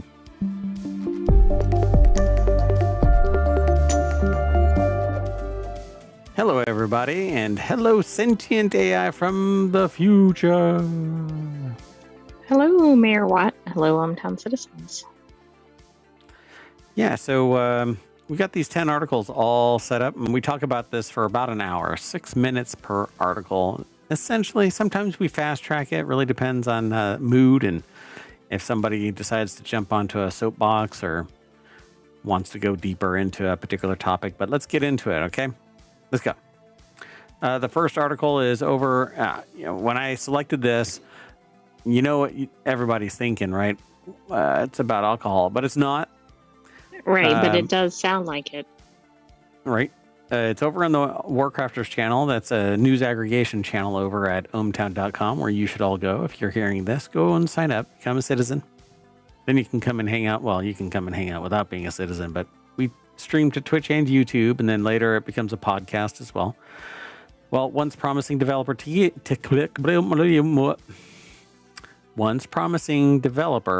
Tequila Works is auctioning off rights to its games, including 4 that are still in development. I don't know if you should develop 4 at the same time. Maybe focus on 1. Yeah, I mean, I agree, but this is interesting, and I'm sure some people might want to buy some of this. I guess we'll see. Jonathan Bolding over at PCGamer.com put the article together. The developer of Rime and Guilt is being split up and sold in parts. This month, a page appeared on the European auction site Escrapalia, that lists the various intangible assets of Tequila Works, its video game IPs, in-development titles, the studio's brand. The high bids for most of the published game rights, such as Rime and once Stadia exclusive Guilt, are between 10,000 and 20,000 euro at press time. Although also included are unfinished games with playable vertical slices, The Ancient Mariner, an open world game, Dungeon Tour, a co-op party game, and Brawler Crawler, a multiplayer brawler with a procedurally generated world, which, hell, I might buy that. There are also I think all of these concepts. sound interesting. Kind of interesting, right? I mean, an open world game called The Ancient Mariner just kind of gets you thinking. Same thing with a Dungeon Tour game, a co-op party game. And yeah, anything that's procedurally generated makes me really like it. It makes my gaming senses tingle. I dig those. So it also has concepts for 4 original Tequila Works projects that are billed as ready for production, since their creative narrative, visual elements, and copyright are all lined up.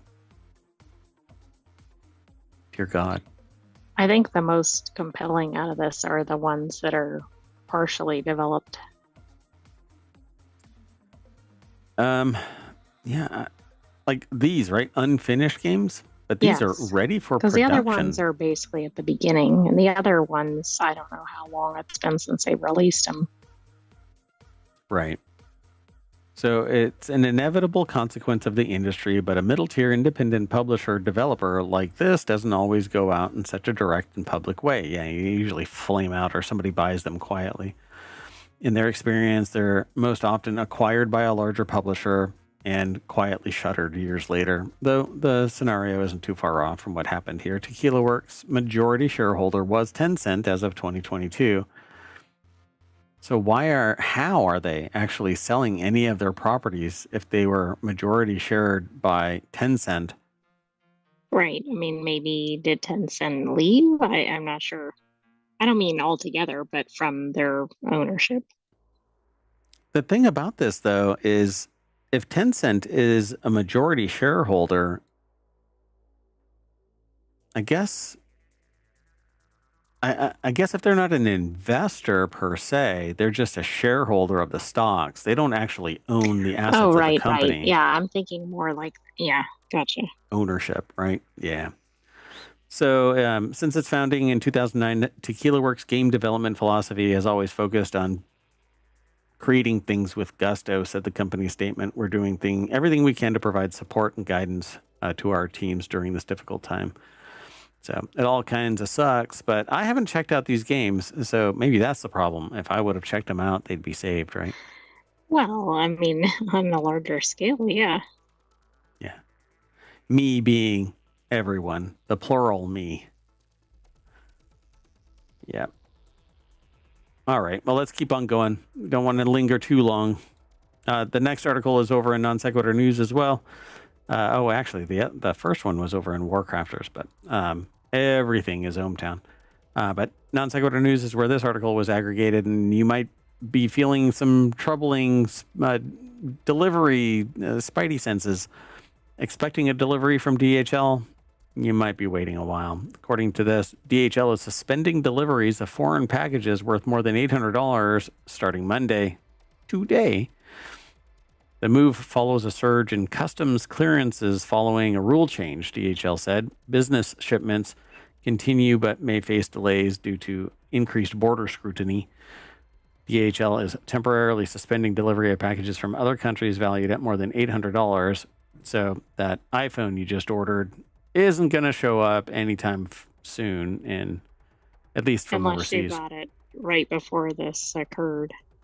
Yeah. The pause, which takes place Monday and will apply until further notice, affects consumer shipments entering the U.S. from any country as well as collections. So this is going to be a nightmare. Rebecca Roman put the article together. It's over at businessinsider.com. And my perception is it's really to hobble everything. And then those with the billions will scoop up all of the failing businesses. And it's basically the billionaire version of mergers and acquisitions, or in essence, a hostile takeover, but at the business level. There's a whole long discussion there, but business deliveries will continue, but DHL warned that they face significant delays due to increased border scrutiny. But food safety is screwed. You don't have to worry about food safety because none of that's being monitored, because that wasn't monitored. Just bring it in. It's okay. Don't worry about it. Smells a little weird, but it'll be interesting to see what some of the companies do in terms of the business to business versus business to consumer. Or if they just say, oh, well, we've got this pause. You heard that static right when we did just now? Okay. No, it was earlier in the show. Oh, yeah. Need the timestamp to find it. So packages worth less than $800 remain eligible for quicker processing. So just flag everything as $7.99. Well, I was going to say, companies could reduce prices on items, pass the savings to the consumers, keep the shipments moving. Even those shipments could be affected by a looming crackdown on the de minimis rule, a long-standing exemption that allows low-cost imports to skip duties and inspections. That exemption, which has been a lifeline for online retailers such as Shein and Temu, is set to end on May 2nd. May 2nd. Why is May 2nd? No, I don't know. Anyway, on Wednesday, Hong Kong's postal service said that it was temporarily ending the delivery of postal items from the U.S. So, you stab me, I stab you kind of. Well, where is philosophy. Everything going to pile up? As the saying goes, an eye for an eye leaves everyone blind, but everybody just says an eye for an eye. Sounds nicer. Let's keep moving. Well, and the same thing is like one bad apple. There's just like, oh, it's just one bad apple, leaving off the end of it. Right. One Spoils bad apple. Lunch. Right. So thieves took their iPhones, and Apple won't give their digital lives back. Some iPhone theft victims are taking their cases to court to get their digital lives back. Now, I didn't log in, but we get enough out of this. Basically, somebody went on vacation, and during their vacation, they claim that they were drugged in a bar by a bartender.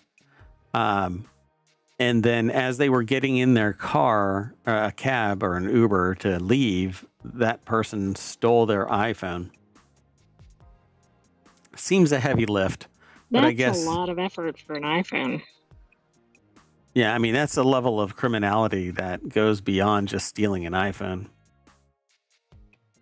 So the article over here, who is it by? Chris Valesco over at the Washington Post.com. Not the Washington Post, but the Washington Post. The website doesn't have the in it, so it's just WashingtonPost.com. True, but the newspaper title does.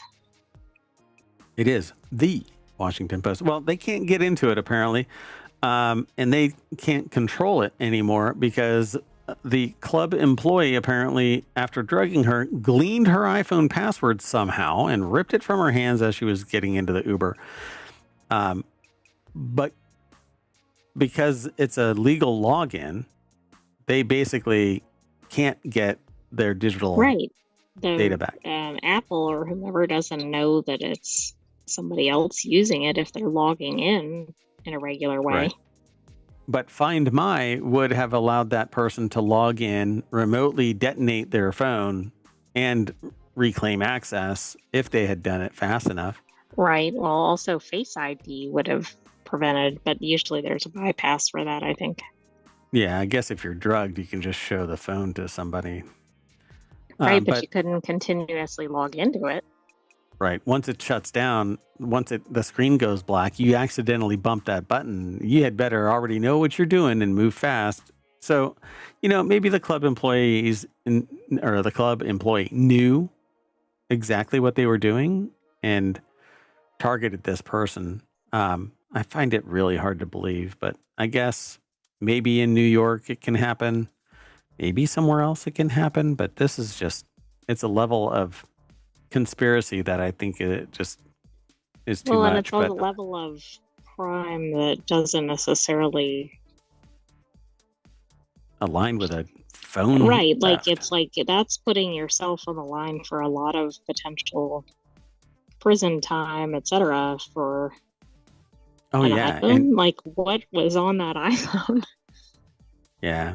And I'm sure that there are people out there that have gone through something similar, maybe not exactly the same, but this is pretty harsh. I mean, so hopefully this article kind of just stumbles right here and doesn't go any deeper. There isn't anything after it. But I just thought that it was interesting that somebody would go to this level to steal an iPhone. But there are ways that if it was locked, if they had Find My, etc. But apparently they're going to be, and people, they don't talk about it in here, but they say some victims are taking Apple to court to reclaim years of personal data. Some victims. Like this happens often enough? I don't know. Yeah, that's there's so many questions from this article. Is there facts. More? It's not well, it says show more, but I don't know. Yeah, but that's not this. This is in a help desk box. Oh. Right? Yeah. Oh, yeah, you're right. Sorry. I don't know. I'll have to look into this and maybe we can talk about it again if more shows up. Oh, and by the way, looks like there's a podcast with it.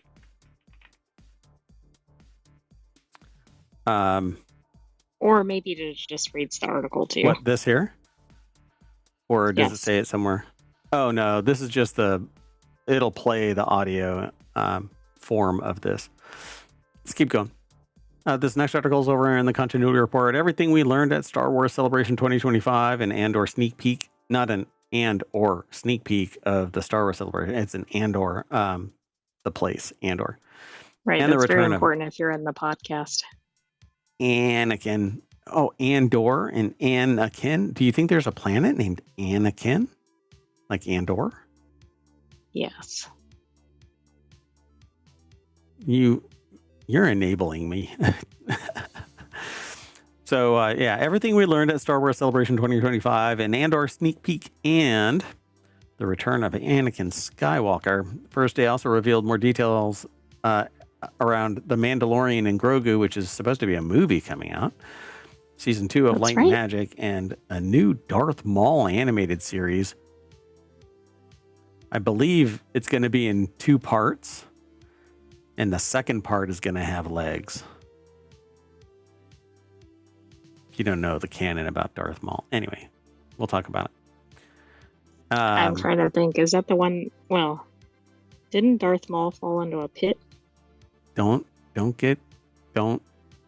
on. Don't spoiler anything. A pit? No. Like the Sarlacc pit? Yeah. No. That was Boba Fett.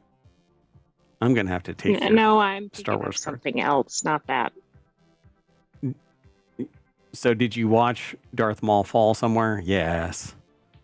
Okay, so I'm not completely off base. A little bit different. But so the first day also revealed more detailed looks at the Mandalorian and season 2 of Light and Magic, which I haven't even seen the first part of Light and Magic. No, was that animated? I don't know. It could be real world, but still animated.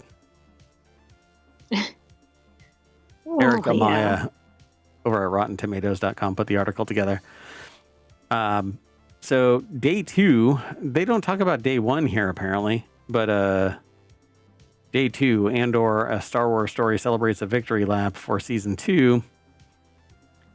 Then they also talk about Hayden Christensen confirms Ahsoka season 2 return. Oh my.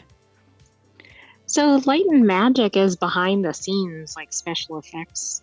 Yeah. It's like a documentary kind of. About ILM, Industrial Light and Magic. Yeah. I kind of figured that that's what it was about, but I didn't know exactly what it was about. On day 1, they talked about Star Wars Starfighter revealed, which is a new interstitial movie that's coming out, kind of like Rogue One. Right, But and I this is think this Starfighter. is coming in 2027. I think that we might have mentioned that. Yeah, Starfighter is currently scheduled for release in May 28 or on May 28th, 2027. So 2 years from now. I don't know. I don't know what to think of this because 2 years from now, who knows? The market may not even support this in any way, shape, or form 2 years from now, the way that things are going. The Mandalorian and Grogu attack an AT-AT, according to the title of this little segment. He's like an older brother who only wants me to play with certain toys. Favreau quipped, I feel like all the things that we did when we were younger. It's the funnest job that you can imagine, they say about Star Wars, basically. Above them, a slideshow revealed some shots of the film, including Din Djarin and Grogu walking with Star Wars Rebels favorite Zeb Orrelios. Oh wait, Aurelios. I'm a dumbass. Zeb Aurelius, which if you are in the animated series, Zeb Aurelius is one of the canon characters, the main characters in it. On a New Republic landing field and an interior of an AT-AT or Imperial Walker, if you prefer AT-AT, because nobody says AT when it's an AT-ST. That's true, but they call it well, no, it's called an AT-AT, right? Yeah. But who goes AT because an AT-ST is the smaller one. When in the wrong neighborhood. In the wrong neighborhood. Meow. So one photo featured Filoni at the AT-AT control. So this is all going to be pretty fun. I'm looking forward to more Star Wars stuff, but I'm also looking forward to Star Trek stuff and just anything fantastical, anything amazing is what I want to see. I want to be pulled out of reality into this. So the footage that they also witnessed suggests the duo will obtain a new Razor Crest class ship. Oh, shit. Oversure. You hear that? No.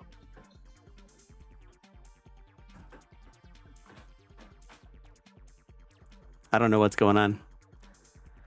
Anyway, I think my AT-AT is actually starting to fail. Uh-oh. Huh. All right.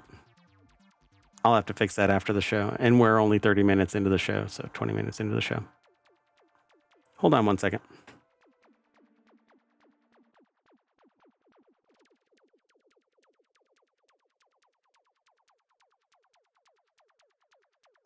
I don't know what to do about it. So I guess if it's going to persist, then it's going to persist, and I'll just deal with it. All right. So they continue to talk about Star Wars. Everything is falling apart. Star Wars Mall, Shadow Lord wows animation fans. So it's going to be a movie that's going to be about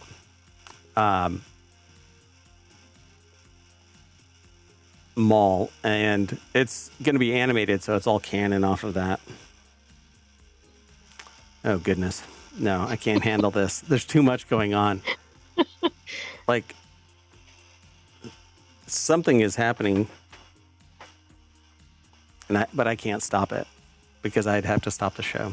So what a dumpster fire today. but I'm going to let it go. Okay, we're just going to move on. The next article is over in Non Sequitur News as well. Yes, the jelly bean caterpillar is real. It's an article that's over at Snopes. And that's what it looks like. It's a little green. I call it the forbidden jelly bean. It looks very cute, but I'm assuming you should not pick it up because it's a wild animal. It looks like a popular candy. Is a real species, it says. It's powered. This is put together by Snopes. Madison Dapcevich put the article together. And claims about a bug nicknamed the jelly bean caterpillar, so called because of its candy-like looks, have circulated across social media platforms for years, and then a video showed up. David Chang, a researcher from the University of Florida's Department of Entomology and Nematology, said that he can't confirm the exact species shown in some of the social media photos, but the jelly bean-like caterpillars are a real species called Limicodidae. Yeah. Unlike jelly beans, most caterpillars in this family don't always look cute, and they can be spiky and even a bit scary. Their spikes can be irritating and even venomous when touched, so better not touch them. That's probably a good rule when it comes to animals out in the wild. Yeah. All of a sudden, I hope that my gaming machine doesn't crash right now. So do I. So let's keep on moving. The next article is over in the reality hacker channel. Wonder is a collection of mesmerizing mixed reality experiences coming soon from Gadgeteer Studio. Metanaut, the studio behind Rube Goldberg-inspired physics sandbox Gadgeteer from 2019, announced they're releasing an anthology of virtual and mixed reality experiences designed to mesmerize. There is a video. It's over at Road to VR. The article is put together by Scott Hayden. I'm going to leave it muted, but it looks is this like... all going to be games? I don't know about games, but maybe environmental interactions. And it looks like it's augmented reality, or it's pass-through reality where when you have the pass-through cameras on, you see their real world. And then when you turn off the pass-through, it goes into a virtual environment that allows you to interact with the virtual environment in the real world. And like they're doing it, they layer after layer it'll eventually allow you to look into the outside or however they have it configured. So it looks like it's environmental. So ancient ruins, your familiar space morphs into a mysterious cave that gets swallowed up by a black hole. Jellyfish Bloom is a mesmerizing deep sea spectacle filled with bioluminescent jellyfish that light up your walls and furniture. And parallel worlds, where reality bending portals reveal alternate versions of your environment in ice, dots, etc. Very cool. They just refer to it. Metanaut says that Wonder will be developed with clever and advanced rendering techniques that is pushing Quest 3 to deliver photorealistic visuals. Oh yeah, this is neat. I mean, we need more of this, I think, like we were talking about in Warcrafters.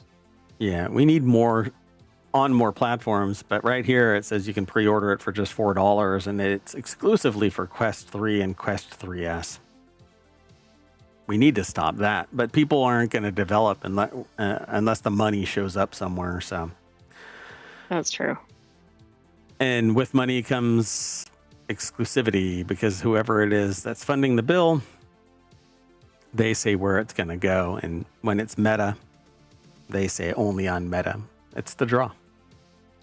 All right, let's keep going. We've got 3 more articles after this one. In the Warcrafters channel, quick, get in the DeLorean. We've got to go back. A new renewable powered battery, a renewable powered battery made of radioactive waste product just dropped, and someone's got to tell Doc Brown it's uranium, not plutonium. And this is such a contrived headline. It is, but it's a way to get people to read about science. Sadly, this doesn't mean we'll be emptying leftover cans of drink and banana peels into our fuel canisters anytime soon. Pardon me one second. Yeah, but it seems like what could go wrong with this? Well, it's kind of interesting because they're talking about depleted uranium waste being turned into a fuel system. So according to the IEEE.org, which is a journal basically for research, scientists at the Japan Atomic Energy Agency have been working to turn the depleted uranium waste products of nuclear power generation into batteries designed to be recharged by renewables. Sadly, that doesn't mean that we're going to be dumping stuff. But anyway, unfortunately, the current process for getting unusable power out of ancient, magical, glowing danger rocks like uranium creates a ton of depleted uranium waste. In Japan's case, it's actually closer to 16,000 tons, and in the United States, more like 750,000 tons. Globally, it's believed there's 1.2 million metric tons of depleted uranium stored, and this actually, DPU, let me see if they've made that illegal or not, but I also find it interesting.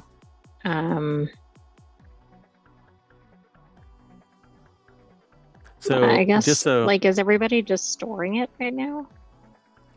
well, yeah, it's sitting around, except that DPU is actually so dense and I mean, it's so dense and heavy, right, that it's actually used as armor and penetration rounds in the military. So it says, thanks to its density and relatively low dangerous glowiness. So they're being very, I don't know, PC gamerish about this. We found uses like high caliber rounds and radiation shielding. So that's kind of what I was talking about. But it's actually armor, not just shielding. DPU rounds aren't entirely devoid of radiation. Still, supply is far outweighing demand, and most is simply stored, like you said.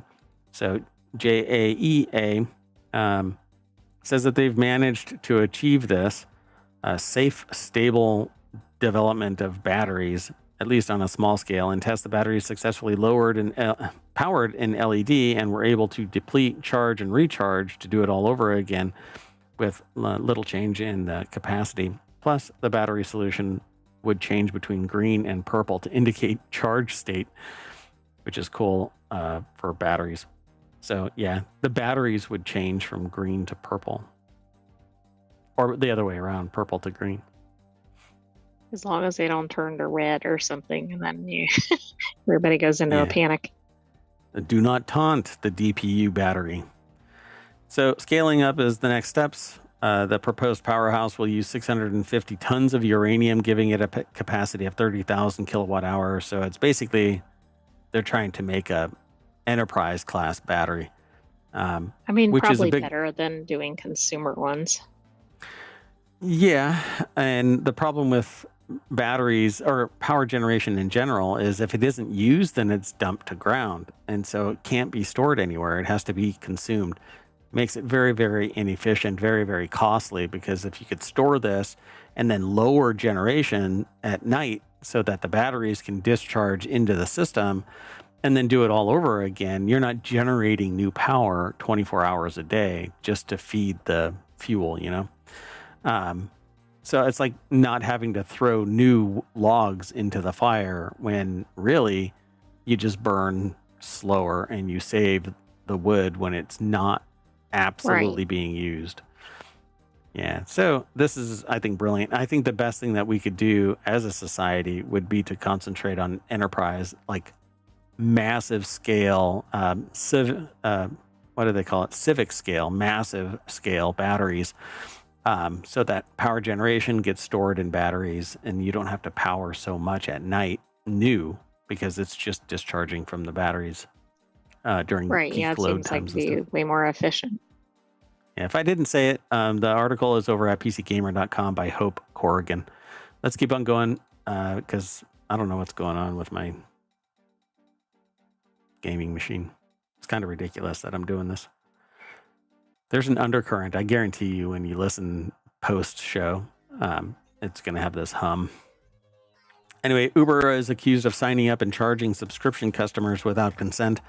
Uber is being accused of using a deceptive billing and cancellation process for its Uber One subscription service, according to a lawsuit by the Federal Trade Commission Monday, which I can't imagine it actually doing anything.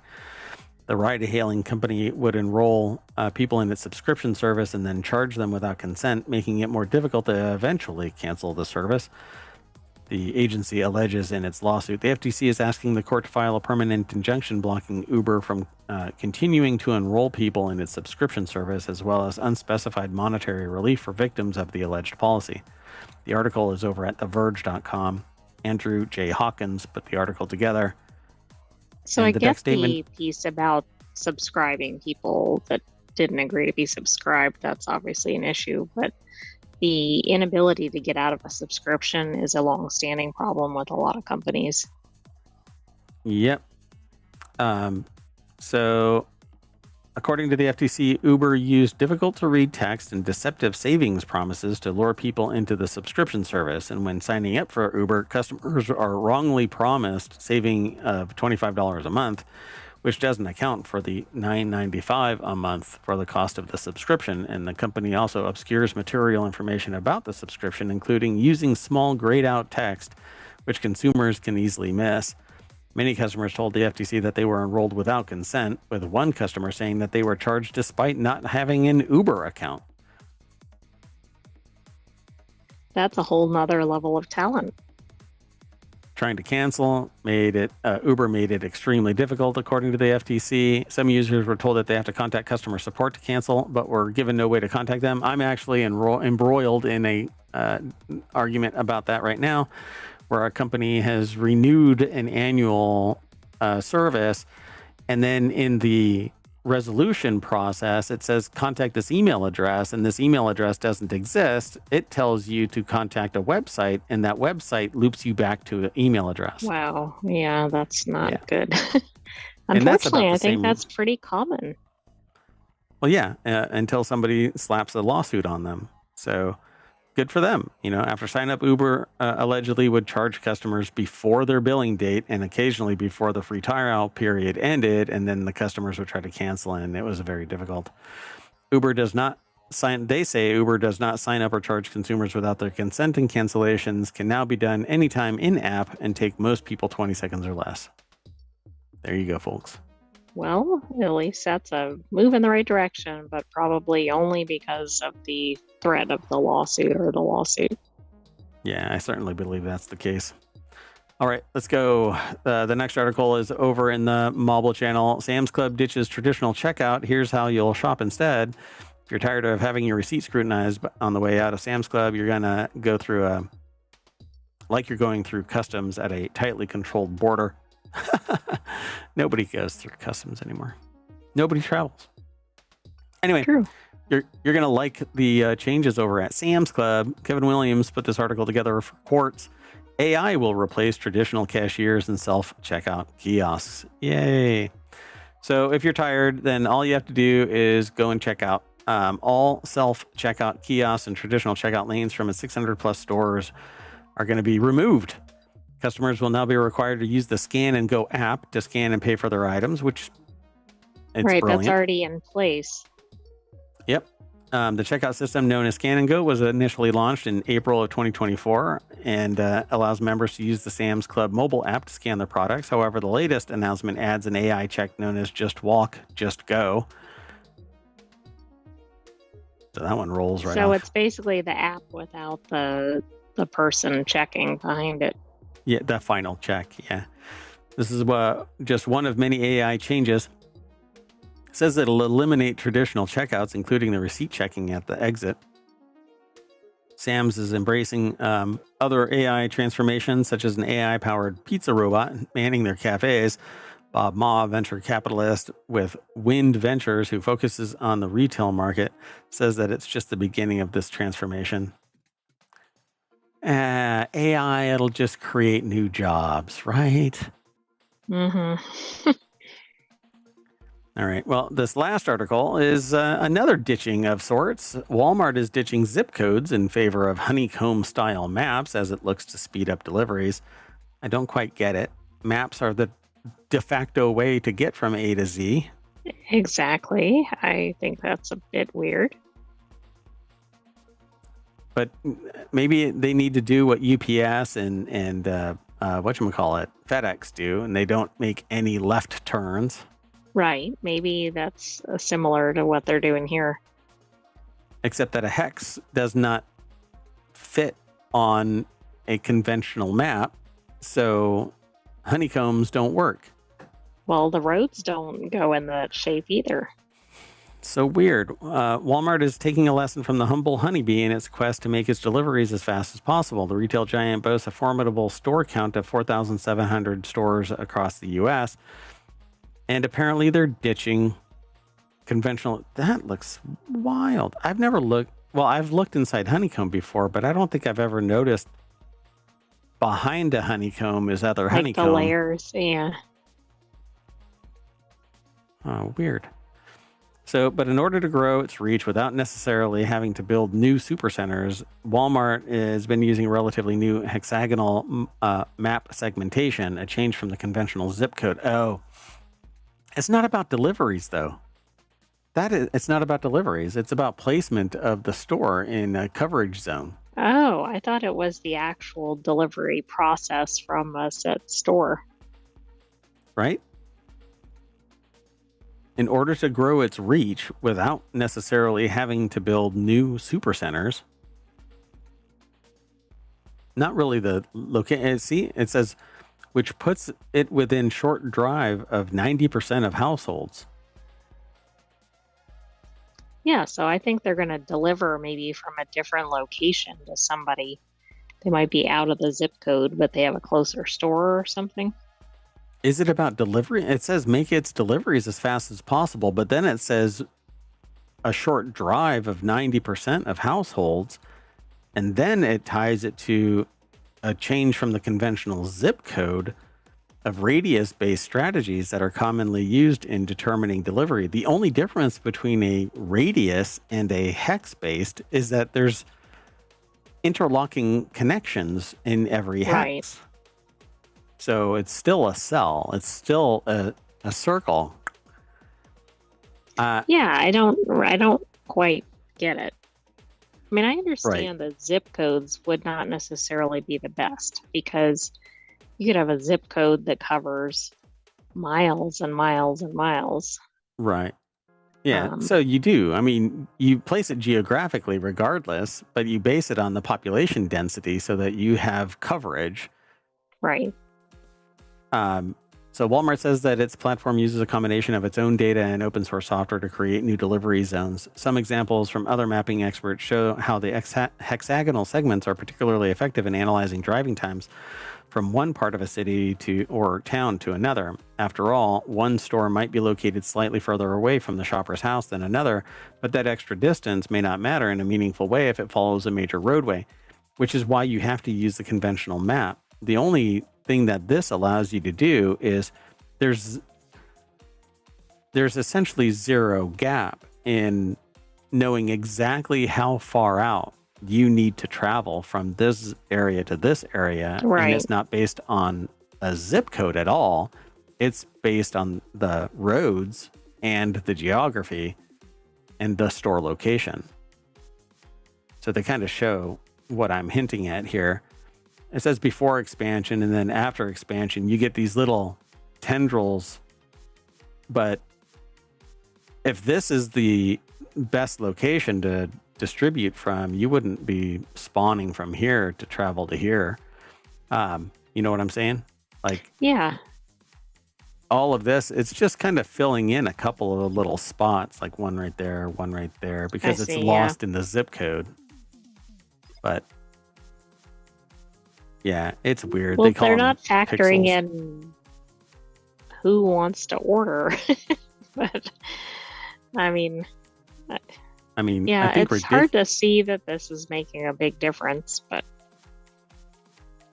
it says it's going to reach an additional 12 million households with same-day delivery. I think I get it now. I think right now, somebody in those green dots, for example, is like, nope, we can't bring you same day delivery. Correct. Because of something preset on the map. Now they're like, wait a second, we absolutely could. They're right next to a store or something. Yeah, you just have to get their address. Because I remember a time where FedEx basically believed that the mayoral mansion didn't exist, even though they would drive by. And I'm like, no, it exists. It's here. I swear the mayoral mansion exists because the mayor is wearing his underwear. Never mind. So essentially these were it's the fringe, but it's 12 million households of fringe that for whatever reason, it isn't a problem with the maps. It's a problem with the data. Yeah, that's fair. And that's what they're referring to. More precise maps it's like when allow you're it trying to to reach. get a pizza ordered, right? Like, good luck if you're near a border of something, right? You can't find, everyone Right. will tell you, nope, you're not in that delivery area. Nope. And then, I've got to be in a delivery area. Yeah, why did you have to mention pizza? Because I was craving pizza earlier today. Now I want pizza. Never mind. Oh, well. Non sequitur. So I kind of dig this. Hexagons are the bestagons. Bees are awesome. But these busy bees are finding 12 million. I mean, it's an article that's worth talking about because it's technology and society and science all merged together. I mean, it's pretty squishy in that sense. But I don't know, man. This should have been the way to go a long time ago. If not hexagons, then straight up squares. Either way, nobody should have been the fringe case because everybody should have been covered if you're really serious about 100% coverage. Yeah, I think, the households are the ones who are going to benefit. Right. And investors and everybody else. Yeah. Well, it's pretty cool, but we're going to call it an early show. We've done all 10 of the articles. We aren't spending as much time as we normally do, but that's because I have to fix whatever the hell just started. And all I didn't do anything. Anyway, I think I'm losing a fan, at least. Anyway, that's it. I am Mayor Watt. I'm getting out of here, but we're going to honeycomb our way back to the front page of ohmtown.com because the sentient AI is sitting there going, anyway, we're done for today. Thank you very much. Go over and hang out on YouTube and here on Twitch and here on YouTube and here on ohmtown and over on Discord and Patreon and the podcasts. There's 7 podcasts total. 6 are weekly. 1 is daily. Did you want to say anything else, sentient AI from on high? Oh. No, I just wanted to say bye-bye, hometown citizens, and thanks for joining us for Non Sequitur News. Be back tomorrow for another episode. Y'all have a good day. Cheers. I was having a tremendous day. Tremendous day until whatever the hell that is. I don't know. It's even looking at me now. The light is on. Going, it's taunting pay attention to me. It is. Taunt. Okay, we're out of here. See you, everybody. Bye-bye.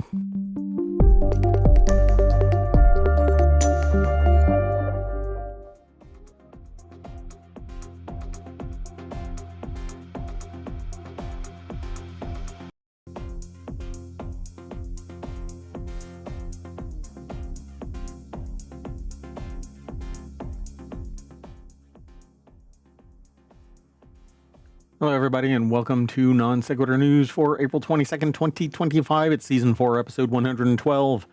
I am Mayor Watt. I run ohmtown.com. Sentient AI isn't here today. This is Season 4, Episode 112. 112 already. Years ripping by. Today we're going to be talking about GoFundMe to help a band.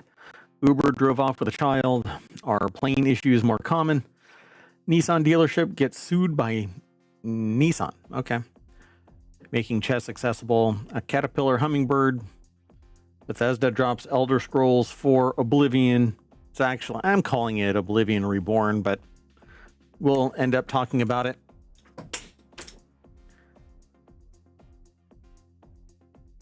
Get paid not to use Google. FDA to phase out certain dyes, and FDA issues an alert about fake Ozempic. That and more. Powered by ohmtown.com. Go over there and become a citizen.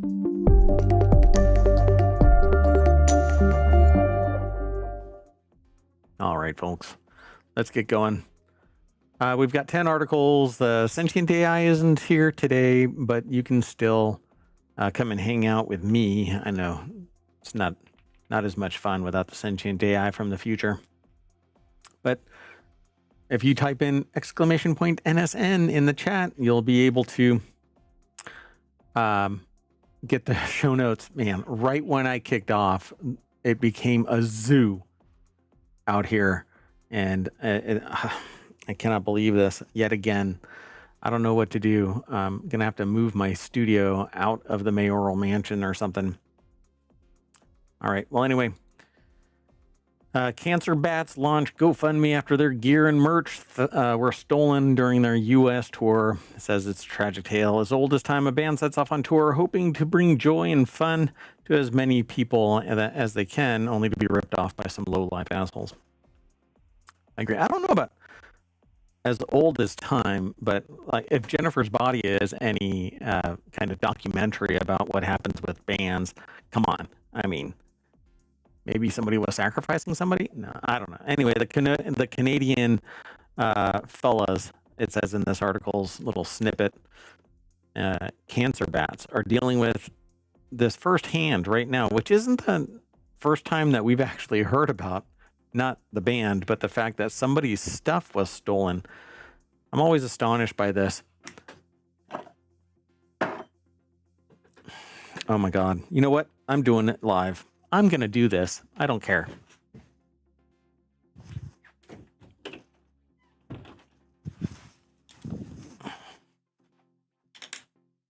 I cannot believe that I'm living this dream right now. It's kind of a nightmare, but okay. You know what? Don't care. One person show today. Got to do everything. All right. So hello again. Cancer Bats is currently out opening for He Is Legend. And in a post on the new GoFundMe campaign, the band experienced this theft after their Indiana show on Monday night.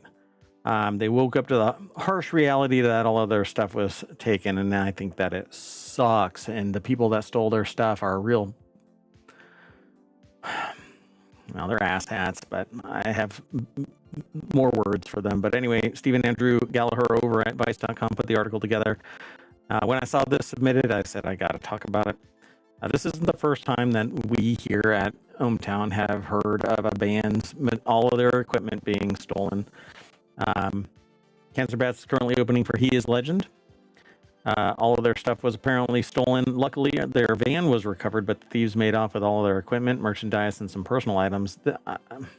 I feel like I've talked about this exact thing before. They even stole the catalytic converter off of the van. Major bummer, and only 4 days into their full month tour in the United States. What a welcome. And I'm sure whoever it was that did this, if there were like stickers on there, then they were sitting there going, well, they're Canadian, it doesn't matter, or something like that. You sociopath assholes. But in this robbery, we lost a lot of equipment, they say, that they hold near and dear to their hearts. Equipment that helped them out a lot on their songs. Stuff that has been customized by them over the years. Gear that's not easily replaceable. So everybody look on eBay and look on Facebook pages for people, some asshole selling stuff. And just remind these people that they're selling stolen goods, and if they bought it from somebody, they received stolen goods. So just come forward and give up stuff. Just give it back. And quit being assholes.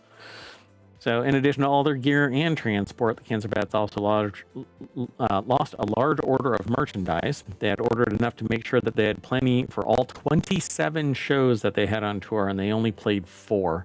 So a lot of that stuff was in the trailer. Luckily, the LPs were in the van, and for some reason, the thieves didn't want those bad boys. Yeah, total losers is indeed. So they're estimating replacing everything will cost 30,000 Canadian once the tour is over, and we can replace all the stolen gear and find out what insurance will give us if there is any money left over. They plan to donate the remaining money to get good quality musical instruments to kids living in hard to reach northern communities in Canada. Well, that's mighty kind of them. If anything is left over. All right. Our next article is over in Four Wheel Tech. Uber drove off with a child, and a $7 credit was its apology. The mother and daughter eventually reconnected, but without any help from Uber. Uber is, I don't know, too big to fail, I guess. I don't know.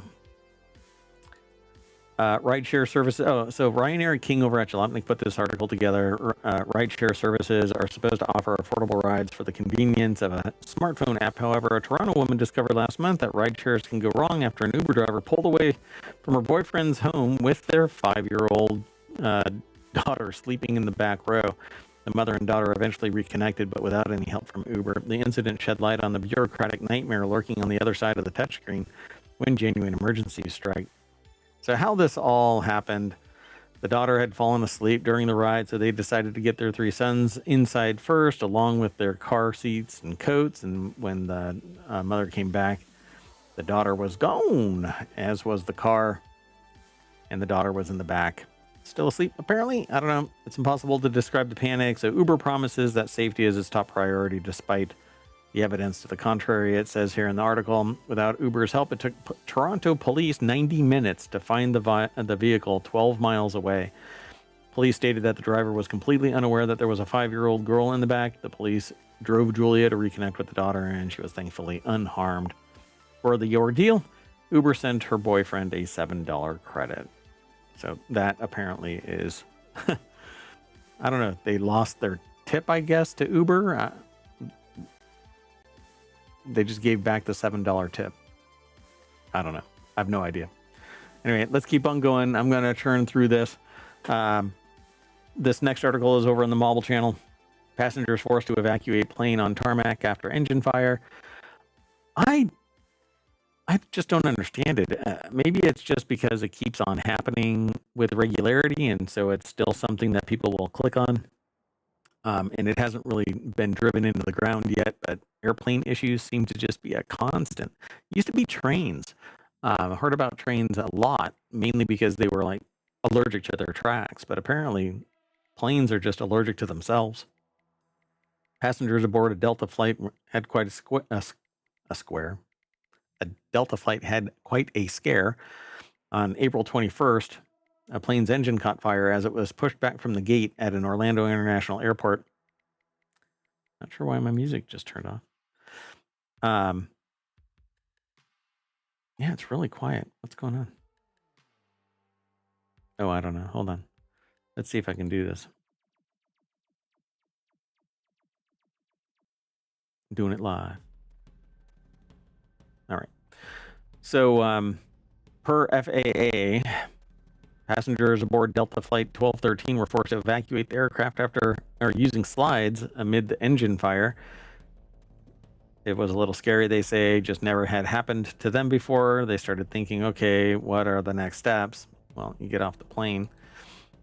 So they deboarded quickly. But I hear that flying today is pretty hot. Paige Gawley over at Vice.com put the article together. Another unnamed passenger told the local CBS affiliate that it sounded like a large thump. We thought it was probably someone was putting luggage under the plane or something, but what they saw was an orange flash, and I guess the rest is history. The airplane told the outlet that 282 passengers were aboard the plane when the fire broke out. No one was injured during the fire or the resulting evacuation, and flight crews followed procedure, so everybody was safe.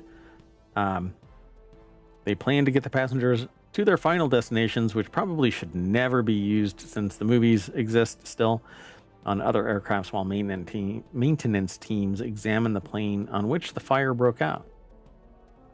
Yeah, hopefully it didn't do any damage to the wing. Let's keep going, though. This next article is over on Four Wheel Tech. It's one of our many shows. Nissan sues its own dealership for failure to pay $3.4 million in vehicle deliveries.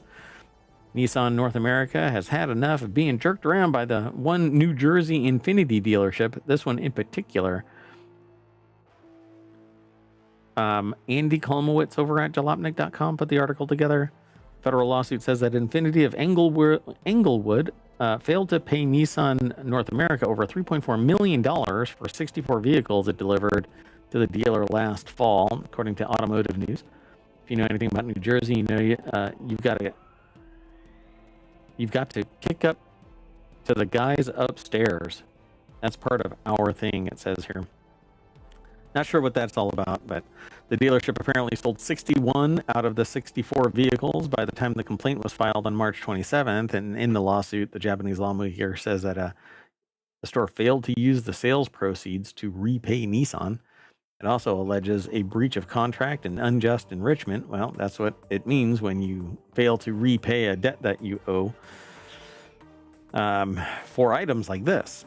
You know, I mean, this is actual physical property, and they sold it. Wow. So it also alleges this this breach of contract, which is the thing that if you don't pay back, you know, you kind of get sued for everything. So I suspect unless this dealership has it sitting there making copious amounts of money somewhere else, and even then, you're not supposed to invest your revenue if it's meant for somewhere else. You're supposed to put it in different accounts and stuff like that. But maybe it's different in New Jersey. I don't know. Nissan North America isn't just going for the dealer either. It also alleges that the co-defendant, Keystone Auto Lending, is contractually liable for not paying Nissan, which is interesting. Well, as it turns out, both Infiniti of Englewood and Keystone Lending are owned by the same person, the complaint says, and it describes Charles here. I'm not going to name their... It says a real New Jersey name, if they've ever heard one. I'm not even going to bother saying it out loud. For legal reasons, I cannot understand that the person named in the suit is not named personally as a defendant, but it does say that he was funding his own dealership and caused the breaches by both the dealer and Keystone. That's some serious compartmentalization, even if it is a corporation. Maybe they don't want to bother trying to pierce the veil just yet. It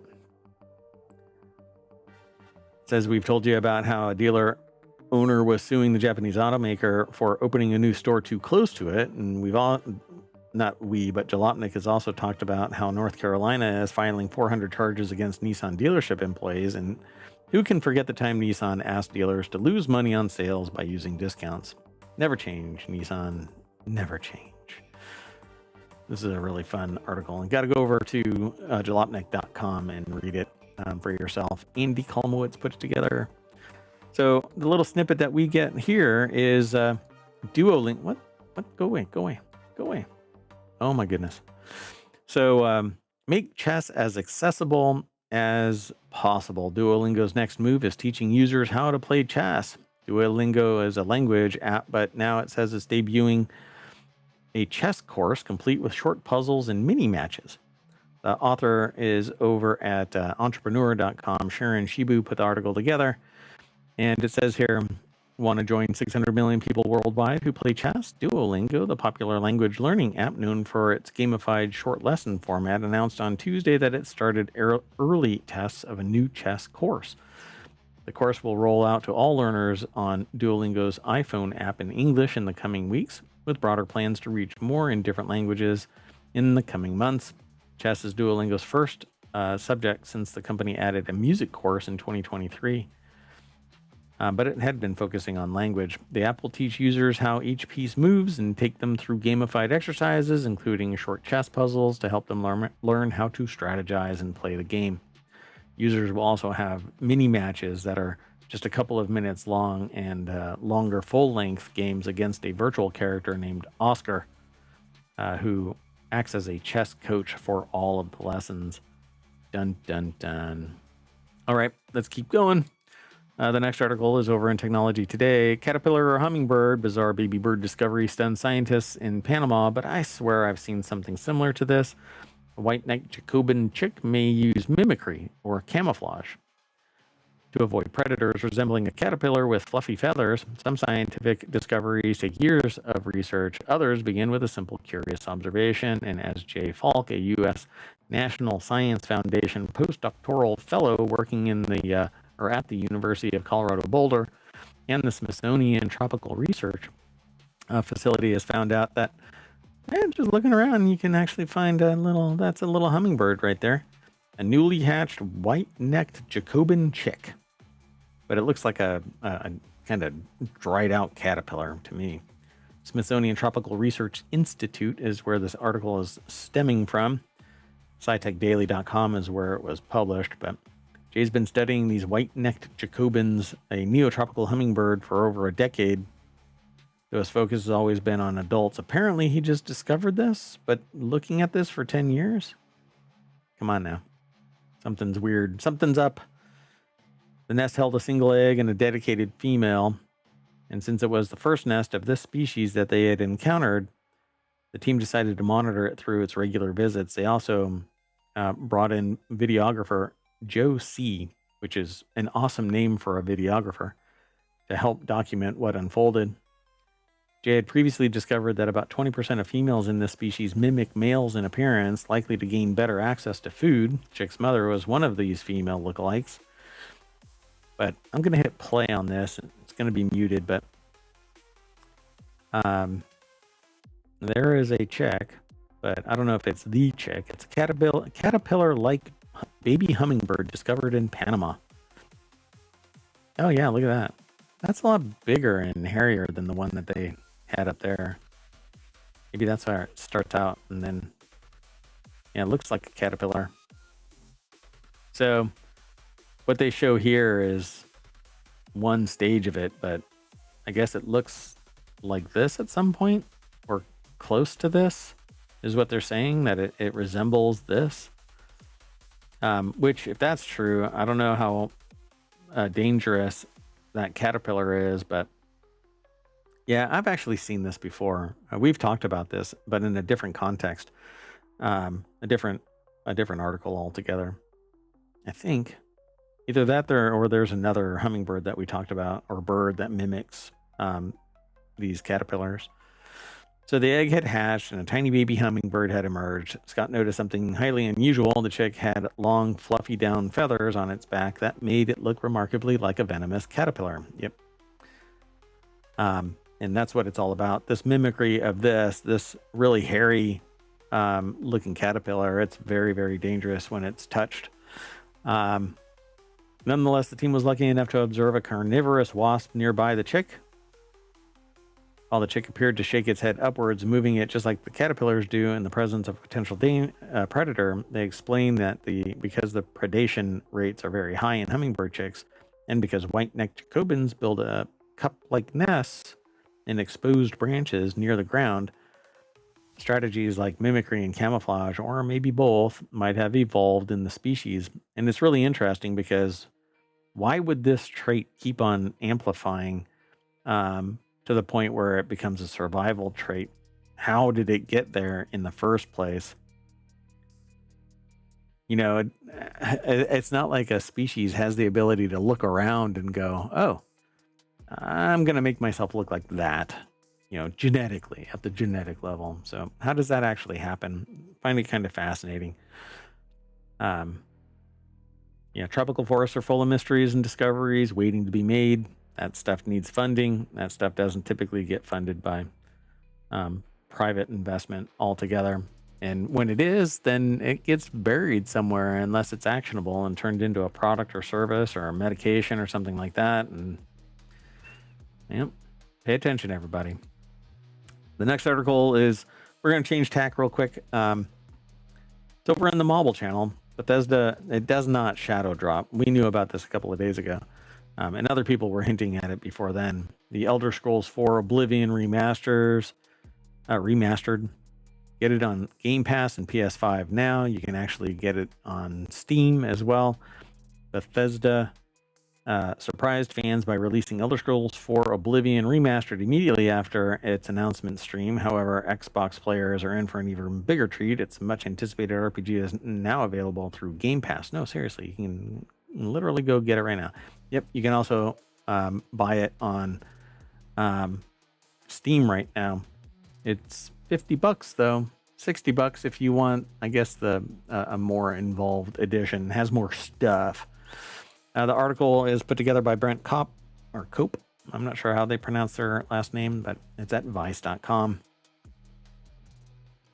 But play with Game Pass or buy it for $50.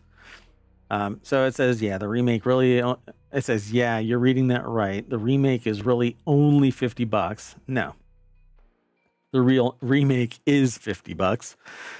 The next tier up is $60. There is no tier higher than that, at least not that I know of, at least not yet. From completely overhauling the game's graphics and combat mechanics to meticulously reworking dialogue and adding dialogue, as a matter of fact, based on what I've heard, it's clear that this was more than just a visual upgrade. I agree.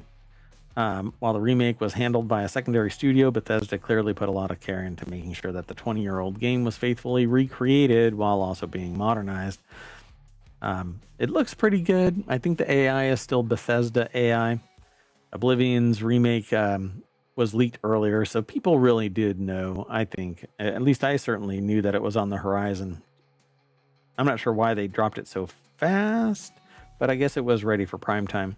Says the author says that they still need to play it. I have not played Oblivion in so long. I am oblivious to it. I don't know. We'll see. Maybe I'll end up getting it and playing it too, but I just don't know. The graphics look good. The sound effects were pretty good. The soundstage was pretty good. Although I was watching one stream on Twitch play it, and there were audio glitches from time to time. But let's keep on going. This next article is over in Technology Today. It's one of our shows on Sundays. The government wants you to get paid not to use Google search. A novel experiment suggests that Google's monopoly can be tamed with habit-altering tactics, like, I don't know, paying somebody?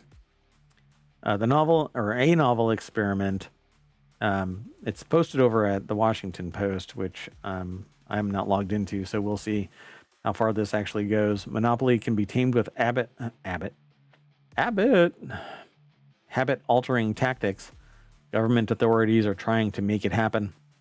A group of researchers says that it's identified a hidden reason why we use Google for nearly all the web searches. We've never given other options a real shot. Yeah, and that's because it is frictionless. It's easily obtained. And the results from like Bing are laughable compared to the results from Google. And depending on what I search for, I don't even need search anymore. I'll just use an AI. The research experiment suggests that Google is overwhelmingly popular, partly because we believe it's the best, whether it's true or not. It's like a preference for your favorite soda. No. People drink their soda because they like their soda. If they were given other options and they liked them, then they would switch. But everybody is given every search engine option. You can go and use DuckDuckGo if you want, or Bing, or whatever. The problem is that everybody uses Google because you get paid to use Google for tracking. When you track, you use AdSense and AdWords. And so coupled together, it's a seamless partnership where I can post ads. I can't post ads on ohmTown, by the way. But if you have a website, you put in AdSense and AdWords, you start generating revenue, and you are tracked at the same time, all for free. The search that I use on ohmTown actually costs me money. So that may or may not help me with Google. In fact, I've kind of removed everything Google from ohmTown. I might just make it so that you can log in again via the third-party solutions like Apple and Google and others, but including Patreon. We had it for a little while, but nobody was using it. Anyway, little inside baseball there. Let's keep going though. I've known that this is probably going to be showing up here. I didn't think that it would happen during this administration, but FDA to phase out dyes used in Flamin' Hot Cheetos, Skittles, and other snacks. It's over at the Hatch Ideas channel because it's all about business, and I talk about strategic marketing and strategic consulting, intellectual property, things like that.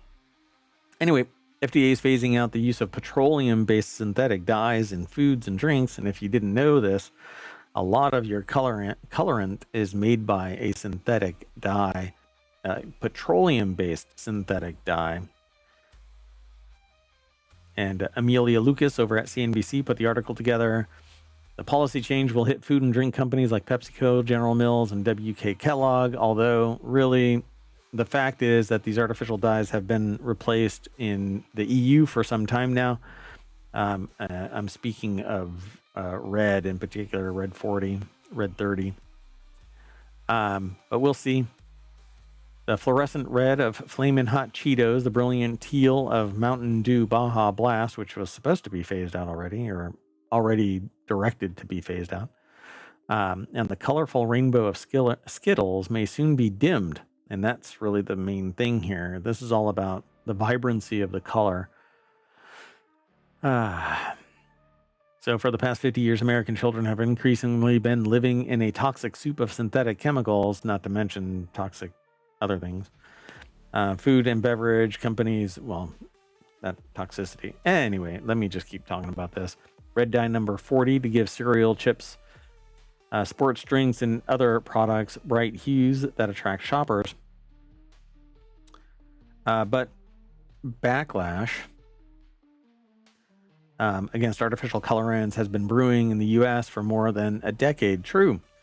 In fact, though, I have an enterprise that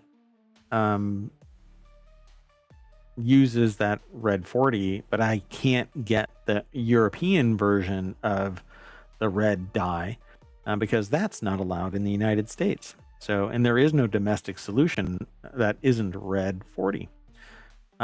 Because like orange 3 or something like that was deemed carcinogenic a while back. So as of Tuesday, the FDA and the food industry don't have a formal agreement to remove artificial dyes, but instead an understanding. There are a number of tools at their disposal. They believe in love. Let's start in a friendly way. And are you freaking kidding me? That's how people are. I believe in love. Let's start in a friendly way and see if we can do this without any statutory or regulatory change. Yes, because business really seeks to do something that's more expensive, more friction bound, and might harm their bottom line because they have to retool, et cetera, et cetera. No. I don't think that that's how it's really going to happen. But anyway, and they want to do it. So why go down a complicated road with Congress? Because it's not going to happen any other way. The FDA is taking several actions, including setting up a national standard and timeline for the food industry to transition. But this right here, setting up a national standard, setting up a food industry to transition from petroleum-based food dyes to natural alternatives. That is the moving away from a discussion into regulatory changes. I mean, it's so...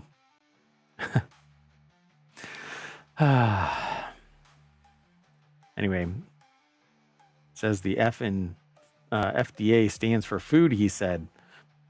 Macri, apparently. Now, there's no one ingredient that accounts for the chronic disease epidemic. And let's be honest, taking petroleum-based food dyes out of the food supply is not a silver bullet that will instantly make America's children healthy, but it is an important step. Right. Yeah, I'm not quite sure what they think is going to happen, but we'll see. Just pay attention, follow the money. Previously, pushback from consumer advocates led to some of the companies tweak their formulas and drop artificial dyes without any government intervention. In 2015, Kraft Heinz changed the recipe of its trademark mac and cheese to use the same natural colors found in the European version of the product. But the changes don't always stick. In 2017, General Mills reversed course, putting its artificial colored trick cereal back on the shelves.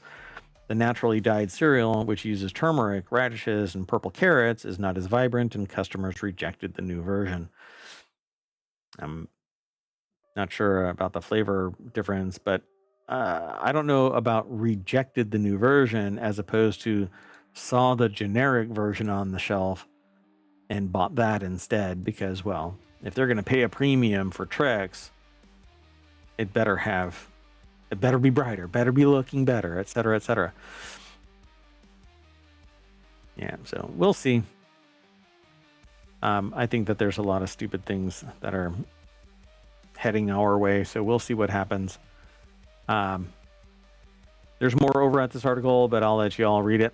The next article and our last one for today's April 22nd, 2025 non-sequitur news is about Ozempic.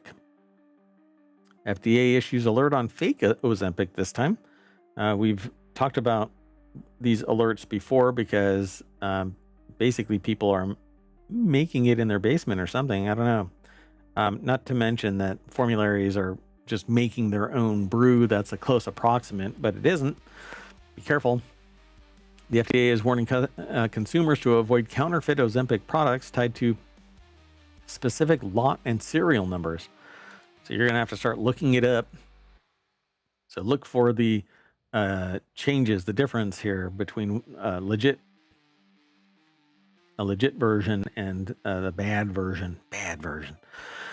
Ed Cara over at Gizmodo.com put this article together. FDA and Ozempic manufacturer Novo Nordisk jointly issued an alert about the fake Zempic last week. We've done this before. We've talked about this before here in ohmTown. According to the alert, Novo Nordisk first notified the FDA about the counterfeit drugs on April 3rd, which were distributed outside the company's authorized supply chain in the U.S.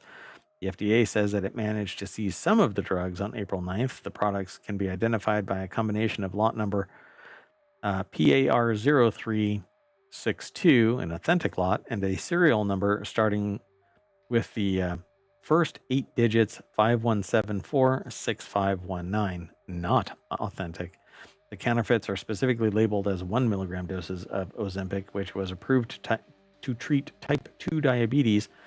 Since the approval of Novo Nordisk's Wegovy, a higher dose formulation of the same active ingredient, semaglutide, approved for obesity in 2021, Ozempic has become a popular off-label medication for weight loss as well.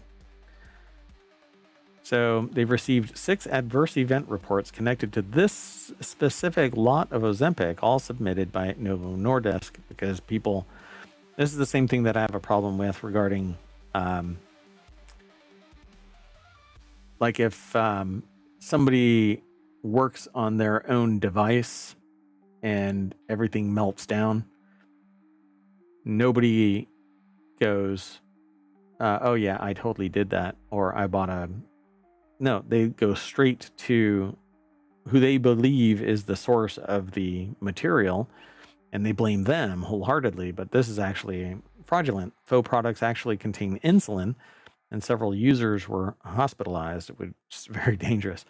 This insulin, with insulin overdoses as a result. The FDA also noted in 2023 that the needles used to inject these drugs were counterfeit as well, raising the risk of improper sterilization. So it looks like, see, we talked about this before as well. This isn't the first time that counterfeit Ozempic has reached the public. In 2023, they had a similar problem. I don't know about the full back end of this, like if this is just something that is continuing, because I don't know what the lot numbers actually translate into. So just be careful out there. If you have a batch of Ozempic that starts with 51746517, then don't use it. Go get it. Check. Go talk to your doctor. Call up Novo Nordisk and file a complaint. You might have to wait until they send you a replacement batch, but at least it's on the radar and they'll be able to triangulate who it is that was distributing this stuff. and either you're going to throw it out because you don't want to get caught up in the investigation, or you use it and it costs you some segment of your health or entirely your life if you're susceptible to insulin in particular. Anyway, that is it for today's non sequitur news. I am Mayor Watt, and I'm ending the show. I'd take the AI with me, but they're already outie. So see y'all later.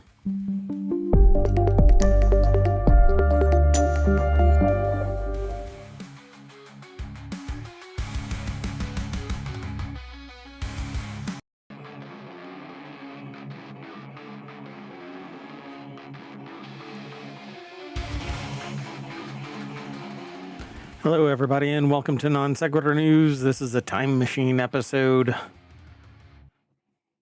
I am Mayor Watt. I run ohmtown.com. That's where all the news is aggregated. Today is April 23rd, 2025. It's season 4, episode 113. We're going to be talking about, and it's just me today, time machine. Artificial intelligence is otherwise occupied. Sometimes the singularity doesn't allow the quantum teleportation to take place in the time machine, so they're stuck back in the past or in the future. They can't come back to do the time machine episode. Pardon me. I'm sorry for the cough. That caught me off guard. Sorry for the scratchy throat. Today we're going to be talking about a faked death after gambling $4 million, cybersecurity startup without an office, this Idaho restaurant, Steam to list more features,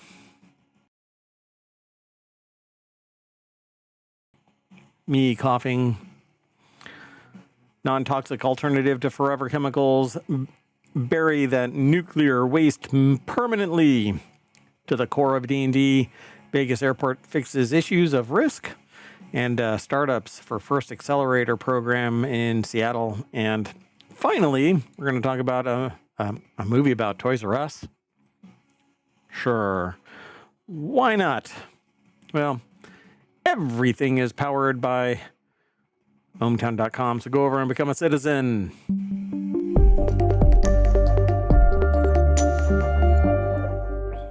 All right, everybody, let's get into this. The very first article, and I'm going to go through this really quick today. It'll be posted over in the podcast. There's 7 different podcasts, 6 of which are weekly. 1 is daily. That's this show, Non Sequitur News. Let's get going. First article is over in Rounders Gear, which is all about table gaming. And not like role-playing games. It's like poker. Florida woman who faked her death after gambling stolen $4 million gets 10 years. A remote worker stole more than $4 million from an employer, faked death to evade detection, and then sentenced to 10 years in federal prison once they're caught. The article is over at casino.org. Philip Conneller put the article together. Essentially, the person was in charge of placing orders with vendors and managing shipping, invoicing, and inventory for the company, which was originally based in New York before going fully remote in 2019, according to the prosecutors. The fake invoice scheme ran from 2018 to 2024. Bogus suppliers included a shell company named Cape Prince, which Hernandez created in August of 2019. She used the money that she stole on personal expenses and for gambling. So the article says fake death after gambling stolen $4 million, but I don't know how much they actually ended up gambling away versus personal stuff. So the company contacted police, sparking an investigation because facing investigation, Hernandez sent in a message to her employee posing as a relative, claiming that she had died due to complications from surgery, with proof of I guess, documents and stuff like that being revealed that June. And so the company contacted police, sparking an investigation by the FBI and the IRS's Criminal Investigation Division, which led to the execution of a search warrant on Hernandez's, the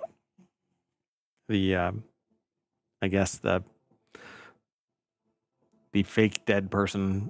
So lo and behold, they were found alive and kicking, so to speak. During questioning, she admitted to faking her own death and embezzling from her employer. I don't know how people would... Why do people think that they're going to get away with this? It's just never going to happen. But thought it was interesting to talk about. Let's keep going. This next article is over in Technology Today. ChainGuard doesn't have an office. Here's how the $3.5 billion cybersecurity startup makes remote work. ChainGuard has more than 350 employees, just raised $356 million at a valuation of $3.5 billion, and has 0 physical offices. The 4-year-old cybersecurity company is a case study in scaling an early-stage startup without investing in office space. They say for them, it's practical. Particularly in cybersecurity, you can just tunnel into somebody's security operations center infrastructure, and then from there, but you have to be skilled in the art of all things cybersecurity. So Taylor Soper over at GeekWire.com, which focuses on the northwest area, the Pacific Northwest specifically, Seattle even more so. But ChainGuard is an outlier among its peers. Just 5% of U.S. companies are fully remote, according to a Q4 report from Flex Index, which we'll probably have to start paying attention to. Many employers have brought workers back to the office after the pandemic-fueled shift to remote work, largely because apparently you can't work unless you can't actually produce any actual product or service unless you are being monitored all the time from head to toe, and they have to know what your colonoscopy results are. The hiring advantage is touted by other companies with flexible work policies, including Seattle-based real estate giant Zillow. We can hire people wherever they are, they say. For what we do, there's a lot of niche knowledge they need, for different types of open source and different programming languages and different ecosystems. Being able to tap into that talent whenever or wherever it is hugely beneficial to us. ChainGuard provides employees a monthly stipend for co-working space fees, along with phone and internet costs. It also offers $1,750 to set up a home office, which may or may not be a lot, depending on what you need. Laura Rank, who is in Rhode Island, also hosts a weekly Ask Me Anything session with the full team. Each session is themed around a core company value. During customer-obsessed weeks, for example, ChainGuard invites a customer to share their experience. I think that this is brilliant. It says Seattle startup StatSig, for example, sets a 5 days per week in-office policy when it launched in 2021. Other fast-growing startups have found their own success with a completely different approach. Some people want to be in-house. Some people don't really care. And I am one of those who don't really care where a person is, as long as they are producing. If they don't show up as a security risk and they're actually producing product or service based on my need, then I don't care where they are. And I'm all for it, because I believe in work-life balance. Get the job done. I don't care where you are when you do it. Just don't expose customer or corporate information to the outside world. Let's keep moving. The next article is over in Non-Sequitur News. An Idaho restaurant put employee well-being first, and it paid off. So this Boise-based restaurant in 2020 opened. Kin is an Idaho pre-fee restaurant with a work culture rooted in collaboration and equality. The company, or the business, owned by Chris Komori and Remy McManus, offers salaries to all full-time staff. This article is part of a made-to-order series highlighting a business strategy driving today's food industry. I'm interested in all things startup and strategic management. And so Juliana Garacino put the article together over at businessinsider.com.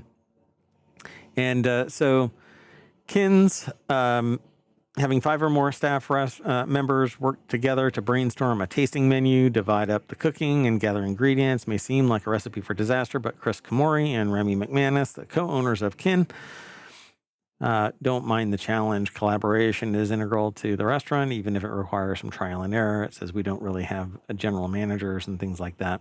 So the mindset even extends to how Komori and McManus tackle payroll and prioritize pay equality. The owners offer full-time staff a salary with benefits like paid time off and health benefits. This differs from the typical restaurant model, which has some staff receive the minimum wage for tipped workers, many relying on optional gratuities. Well, it says their efforts paid off. In 2023, Komori won a James Beard Award, and in 2024, Food and Wine listed them as one of the top 20 restaurants in the country. Now, that might just be wholesale, their culture, quality, etc. Not necessarily something about kind of what this says here. It says restaurant put employee well-being first. But overall, if you have happy happy employees, then they're going to relate that into happy customers. I wholeheartedly believe in that. So for years in the restaurant business, there's been a big discrepancy in pay, especially from the front and back of the house. Remy McManus says that they try to develop equality through equal pay for all staff members. Their goals have always been to develop more professionalism in the industry in Idaho and provide their staff and community with more than they used to at their previous restaurant, State and Limp. That said, I just had a conversation today about the idea of salary, and that, like in California, because of a connection between the CEO of Panera and the governor of California, there seems to be this carve out for anybody who makes bread, but others don't actually get that benefit.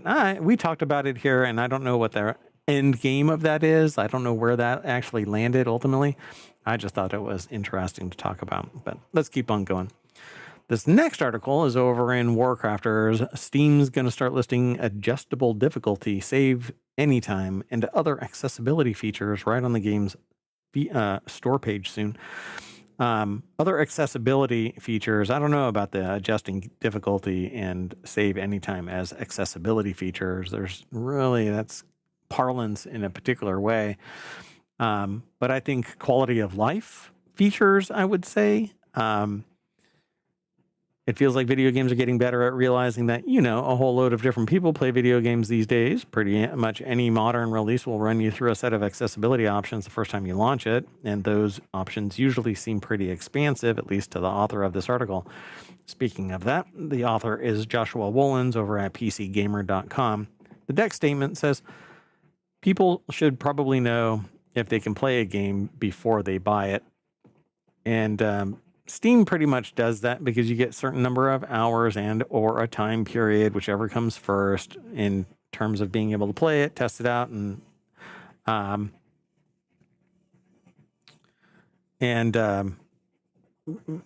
essentially you can return it. In fact, they don't seem to frown upon the idea of buying something, and if the price drops while you in that time frame, you can return it and buy it right back at the lower price, and they're supposedly not really bent out of shape about it. I buy into that. That sounds great to me.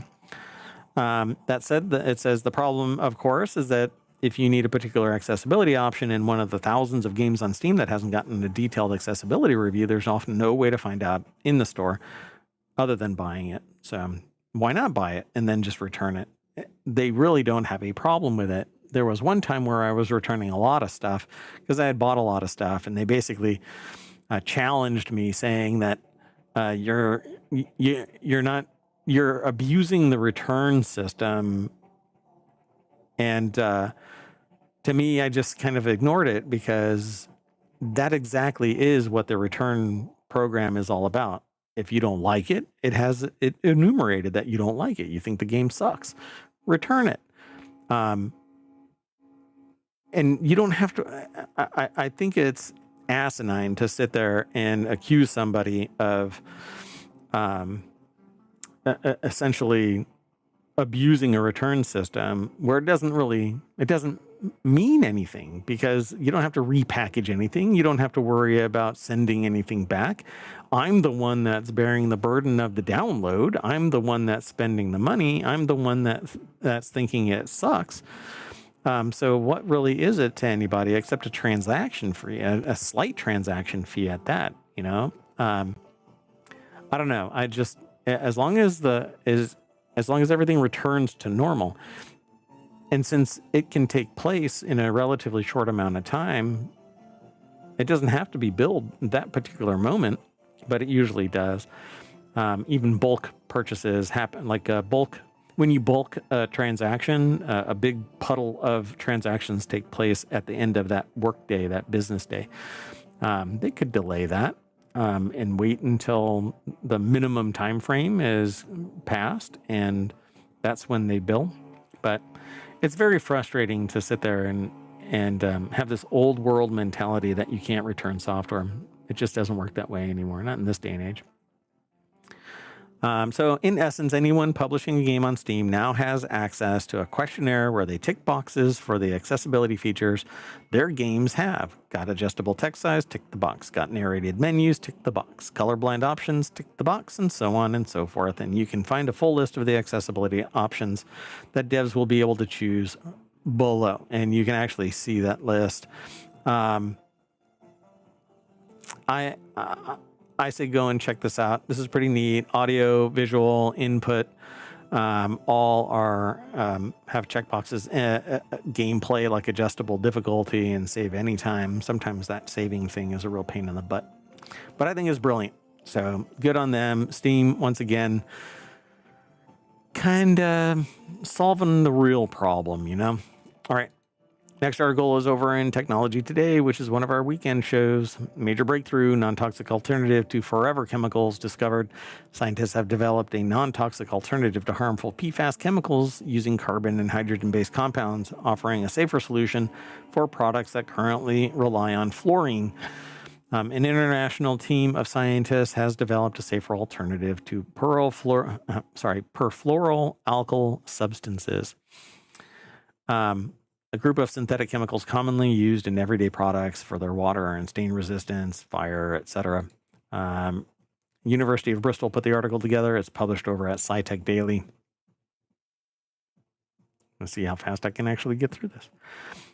Until recently, fluorine, an essential component of PFAS, was thought to be irreplaceable due to its unique ability to create strong water repellent barriers. Its exceptional performance stems from its small size and high electronegativity, which allow it to form tight, durable molecular structures, basically preventing things like liquids from penetrating the surface.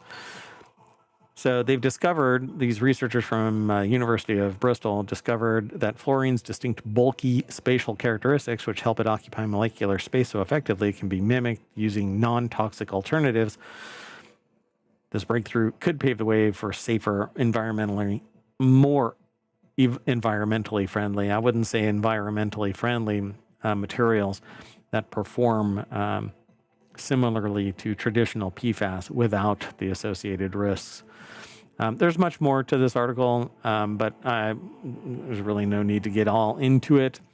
They just say that through extensive experimentation, it turns out that these bulky fragments feature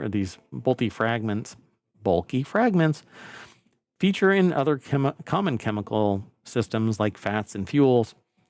If they are a fuel that's built off of oil and fats, which is based off of a biological process, just like oil is, they are going to have a shelf life and break down, whereas the fluorine may not break down at the same speed. So I have a problem looking at this as maybe it has a shelf life, which the industry isn't going to really like, or it is, because people will have to buy the item again after a certain amount of time. So we'll have to look into it and see.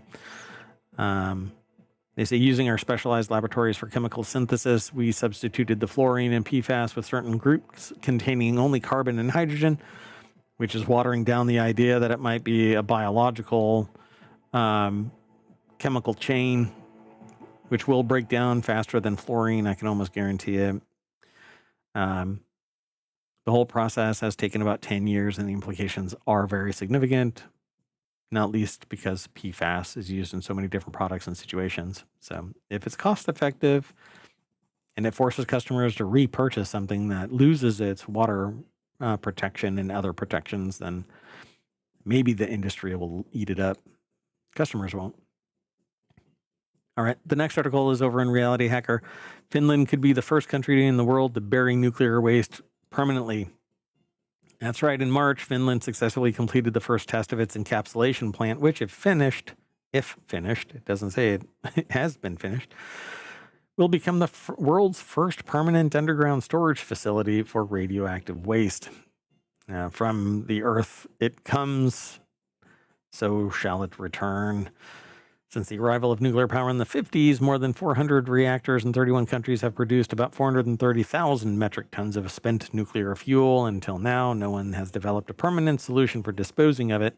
The IAEA, which once laughed at a solution that they still haven't been able to deploy, a successful protection of the sarcophagus around Chernobyl. Says that it estimates about 30% of this fuel has been reprocessed. Elements in spent fuel can be recycled to create new fuel for nuclear plants, but the rest has to be parked in temporary storage systems with its final destination yet to be determined. So we've been doing that since the 50s, and some of it isn't glassified or encapsulated in some way to prevent it from degrading and even leaking at times. With the nuclear sector showing signs of undergoing a renaissance as countries look to decarbonize energy production, I still think that nuclear is woefully misunderstood because we use it simply to heat up essentially water and turn steam engines. It's just a heat engine. That's it. It's just a steam engine turning turbines. It's ridiculous. Oh, look, they even mentioned Chernobyl in this article. That's funny. Or they have a video about Chernobyl. So the best solution would be to put spent fuel in an underground facility that can contain it safely for millennia. Spent fuel is a major threat to human health for at least 10,000 years and remains radioactive for several millennia. But such facilities have to be built from scratch, and several are being developed. None have been completed. The leader is Finland, and they're going to be burying this stuff at a depth of 430 meters. Testing is underway. Storage of spent fuel involves placing spent fuel rods inside copper canisters, which in turn have to be inserted into slots dug into the granite walls of the subterranean repository. Everything is then sealed with bentonite, a soft plastic clay that insulates the containers and acts as a buffer against minor movements in the bedrock. Bentonite is it's used in farming and stuff. I use it. I used to use it in my hydroponic system in little bundles so that I could grow stuff hydroponically. But I got rid of all soil in my hydroponics. So yeah, I just use a cloth mesh and everything grows through that and it stabilizes my microgreens. Anyway, in mid-March, 5 test containers filled with non-radioactive materials were sealed in a special above-ground facility before being transported underground and stored in a 70-meter-long subterranean tunnel to provide an initial proof of concept for Onkalov's storage process. The completion of this dummy run puts Finland in the lead to race to build the world's first operational deep geological repository. I'm really curious if anybody has researched if we dump this stuff into a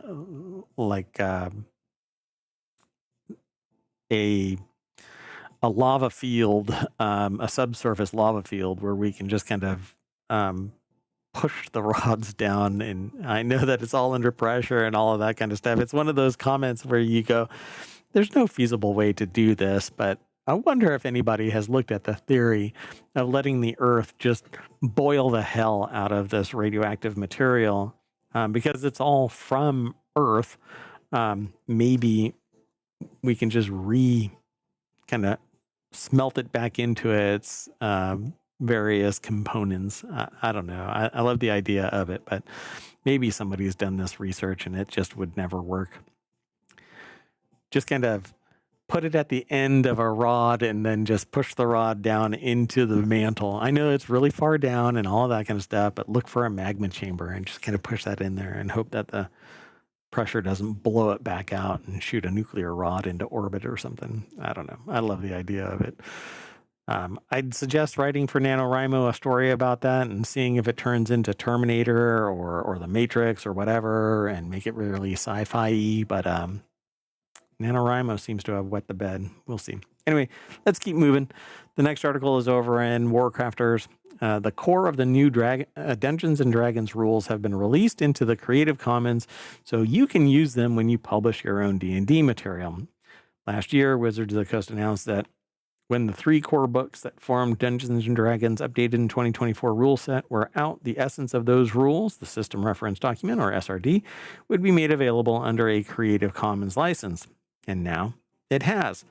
It's a big deal because D&D's 5th edition rules, SRD, was previously available under the terms of the Open Gaming License, or OGL. It was potentially subject to revision, letting the basics of the most popular tabletop RPG be used by third-party developers who could sell their creations and retain the rights. Well, they wet the bed, really bad press, reputational hit, et cetera, et cetera. So it says Jody McGregor's article over at PCGamer.com has the deck statement that says Volo's latest magnum opus can see print at last.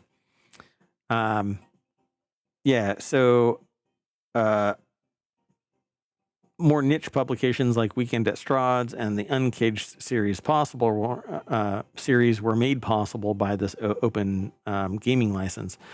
But when a draft of a possible restructure of the OGL leaked a couple of years ago, the community reacted with outrage, and rightfully so, because they basically were making a money grab at other people's creative efforts, even in light of the fact that they made the terms an open gaming license. It's kind of absurd that they would kind of renege on this. But this is something that I talk to people about regularly, that copyright can be revoked, shut down, and but not retroactively applied. So if you today say, okay, I'm canceling the license for the OGL, as of this date, nobody can use those terms except for the people who have already been developing material under that OGL. That license still stays with that product still in place. Arguably, I'm sure people can, well, a company can sue, but it's going to be very expensive, and who knows if you'll actually come out. It'll be piecemeal. Anyway, it gets really complicated from that simple statement. So SRD 5.2 also includes more stuff than SRD 5.1 did. It contains multiple feats rather than just one, for starters. It also includes the 2024 update weapon masteries, 20 more spells, 15 magic items, rules for playing a goblin or sorry, not goblin, but a Goliath or orc, and a bunch of additional monsters. The 2024 version of the monster manual added a fun rule where the troll's arm or leg could get cut off mid-fight and keep attacking you, which is now part of the SRD. So it's releasing the SRD version 5.2 under Creative Commons, specifically Creative Commons Attribution 4.0 International License, which means that it can't be taken back. And publishers, third-party publishers, citing it only need to include a single sentence rather than a whole chunk of text the OGL required. What that is probably that it carves out that Wizards of the Coast owns the blah, blah, blah. So it says it's a 361-page PDF, and if you're not looking to create your own D&D material, it would just like to learn how to play. Wizards of the Coast also updated the new D&D Beyond Basic rules. To give you a way in, say, if you've put 100 hours into Baldur's Gate 3 and would like to take this thing out for a spin around town with your friends, it says here in this article. So Jody McGregor put an article together about all of this, and you can read more by going over to PC Gamer. Okay, we've got 3 more articles, and then we're done. This next article is over on Rounders Gear, and I'm going to be quick about this one because they say FAA says it's fixed the Vegas airport issues that increase risk of mid-air plane helicopter collisions. FAA said it corrected several immediate safety issues with Harry Reid International Airport 3 weeks ago. The issues increased the likelihood of mid-air collisions between passenger planes and tourist helicopters, according to the FAA. And they said that their fixes resulted in a 30% reduction in collision avoidance alerts. Only 30%, though. I think they need to make the rule so that there are 0 warnings. The issues were identified in the aftermath of the collision of American Eagle Flight 5342, which with an Army Black Hawk at Ronald Reagan Washington National Airport on January 29th, which killed 78 people. The tragedy resulted in a nationwide review of U.S. airports with heavy helicopter traffic. Harry Reid was singled out during the review as maintaining a routine lack of compliance with rules for keeping the aircraft separate. Like, helicopters should not be crossing traffic with airplanes. Airplanes should have the right of way no matter what. Poof, off they go. They can't pivot the way that a helicopter can. So airplanes should probably have the right of way, and helicopters should get the hell out of there. Stay in opposite direction. So it says they put some things in place, ensuring helicopters don't get too close to departing and arriving flights. The FAA also said that it now requires Las Vegas air traffic controllers to issue more traffic advisories between planes and returning tourist helicopters. Hell, they should have completely unique method or channels for delivery, flight paths to deliver their customers back to the tarmac instead of crossing paths in any way, shape, or form. So the article is over at casino.org as well, because it involves Las Vegas. Corey Levitan put the article together. And yeah, they've got more information over there, but that 30% reduction in collision avoidance alerts is really just fascinating, because you would think there shouldn't be any collision avoidance alerts at all, because everybody has already been aligned to avoid the possibility of a collision. But what do I know?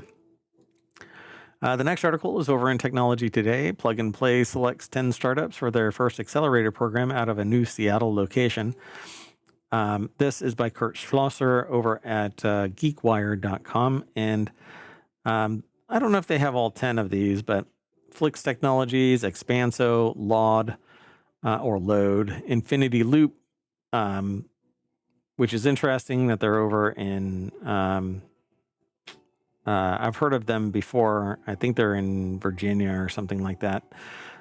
Infinity Loop revolutionizes B2B software as a service, offering a comprehensive platform that streamlines third-party contract negotiations. But Infinity Loop, I thought, was something else, so it's not that company. Aerovi, Motley Bio, Shield AI, SHYLD. So I love these kind of spelling bee type business names. Myriad, CodeMod Incorporated automates large code migrations with advanced AI. So AI is really taking the lead still, but this is a tiny little baby standing up for the first time, and soon it'll be running and taking everybody's job. And then Nexa is the last one on this list. If you want to learn more about these companies, go over to geekwire.com and do a search for Plug and Play selects 10 startups for first accelerator program out of new Seattle location. And finally, our last article is, what the hell? Sure, why not? Toys R Us is getting a movie.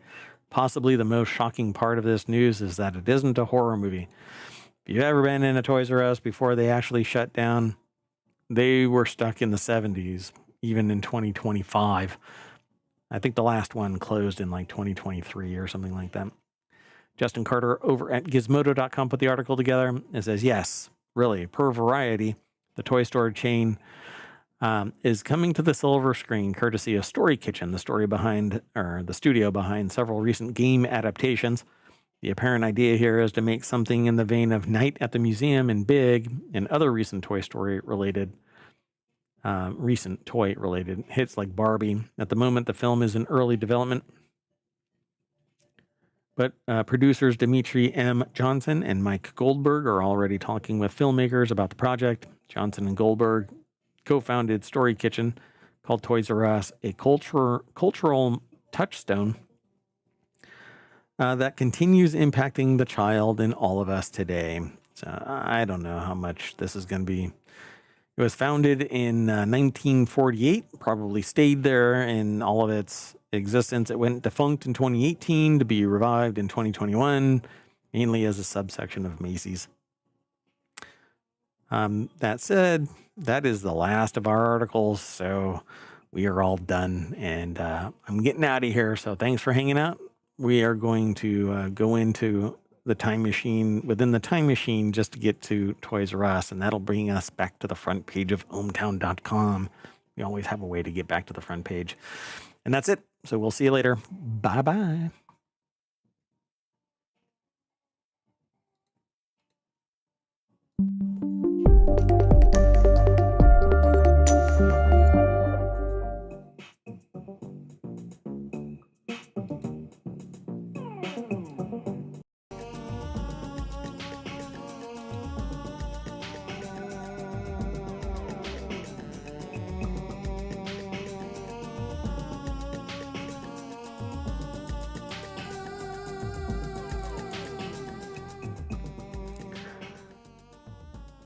Hello, everybody, and welcome to Non Sequitur News for April 24th, 2025. Season 4, Episode 115. I'm Mayor Watt, and I run ohmtown.com, and today we're going to be talking about Auction Coast to Coast, First National Park City, Seniors and Scammers. Kelly Barr uses AI for exam questions. Oh, boy. Banksy Balloon Heart Mural, fake Nintendo Switch 2 pre-orders, High-Speed Chase Felonious Eats, Fire Festival's founder flounders funds finally, and Claire Obscurus Cinematic Gaming, and finally, 1 billion videos per year on average. It's a lot of videos. I am Mayor Watt. I run ohmtown.com. That's that site right there. Go over there and become a citizen. Everything's powered by it. Everything. All right, welcome back. This is a time machine episode. The sentient AI isn't available, may not be available for the real show on Friday. If you want today's articles, they're already embedded in the show notes over on YouTube, but on Twitch, you can hit !NSN, and that will get you the latest episodes, articles,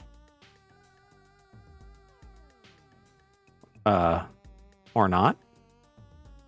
What's going on here? Let me try that again. !NSN. All right. I don't know. Omotron has decided to take the afternoon off. Let me save everything and reboot him. Yep, doing it live. But we'll restart him here in a minute. So anyway... Come on, wake up.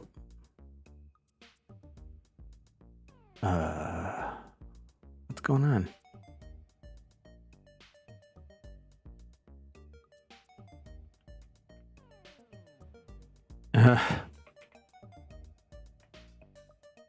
What the heck?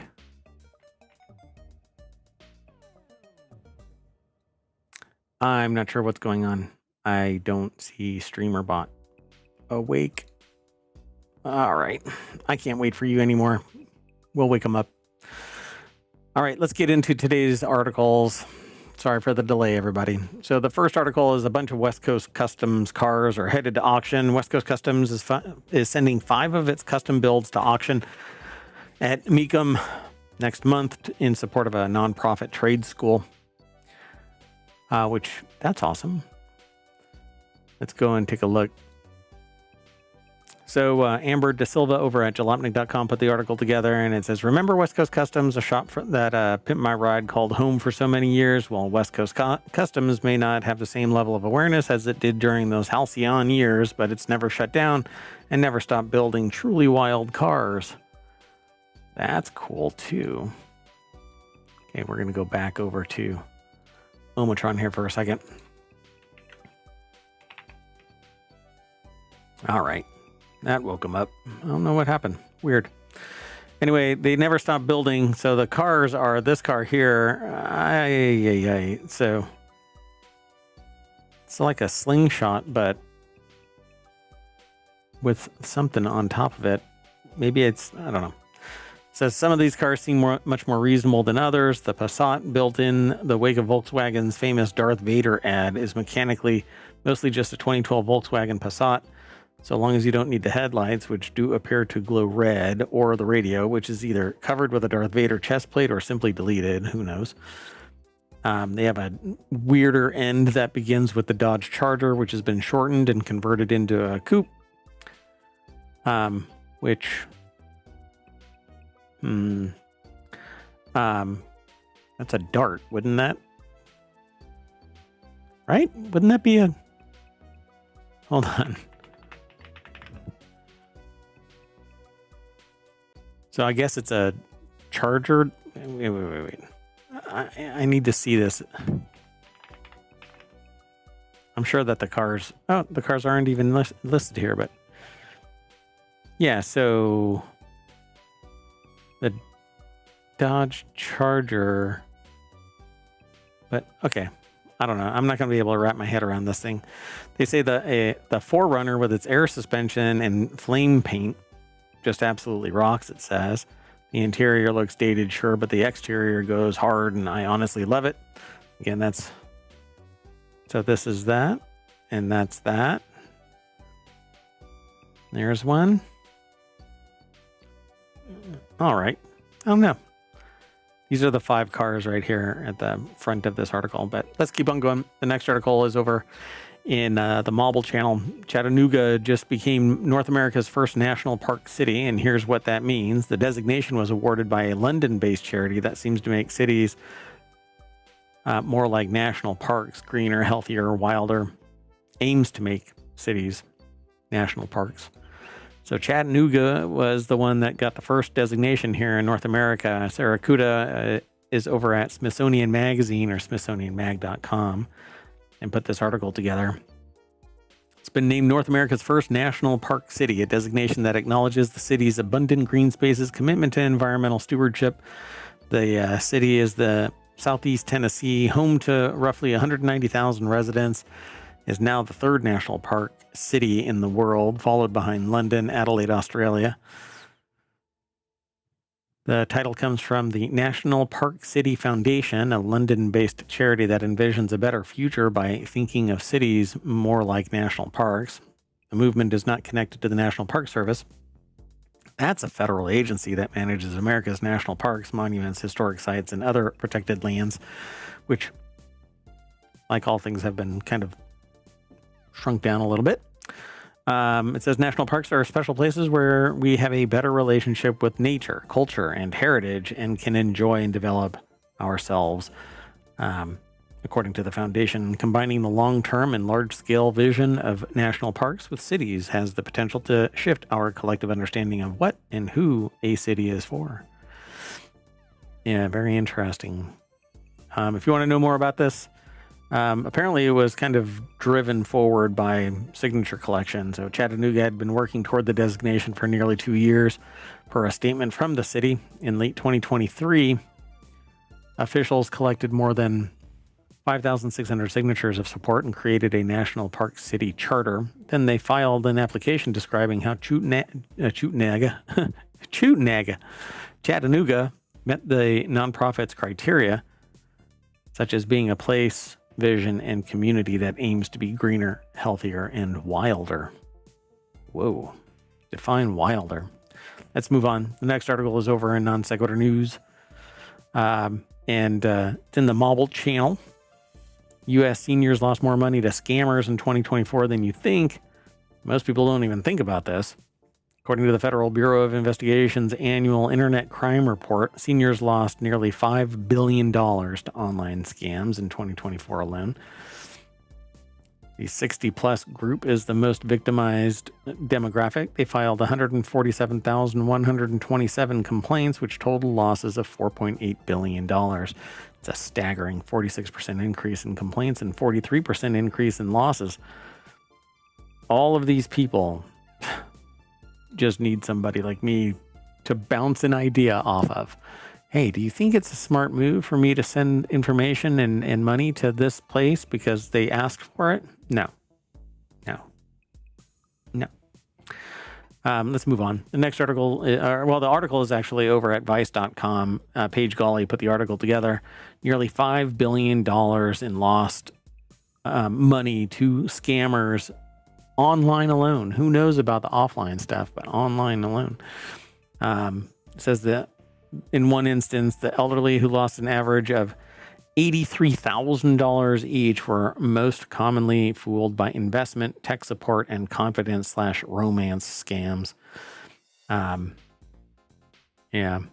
Those above 60 were responsible for 33,369 of the 150,000 complaints.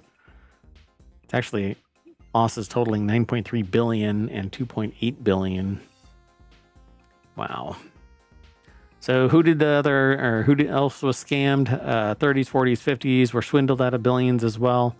The former group lost at least of the three with $1.4 billion, while the latter two reported losses of more than $2 billion. Wow. Trust but verify, folks. And most of the time, don't trust anybody online that's romancing you. Don't go chasing waterfalls. Okay, so the next article is over in the Word and Law. This is kind of fascinating. It's frowned upon to use.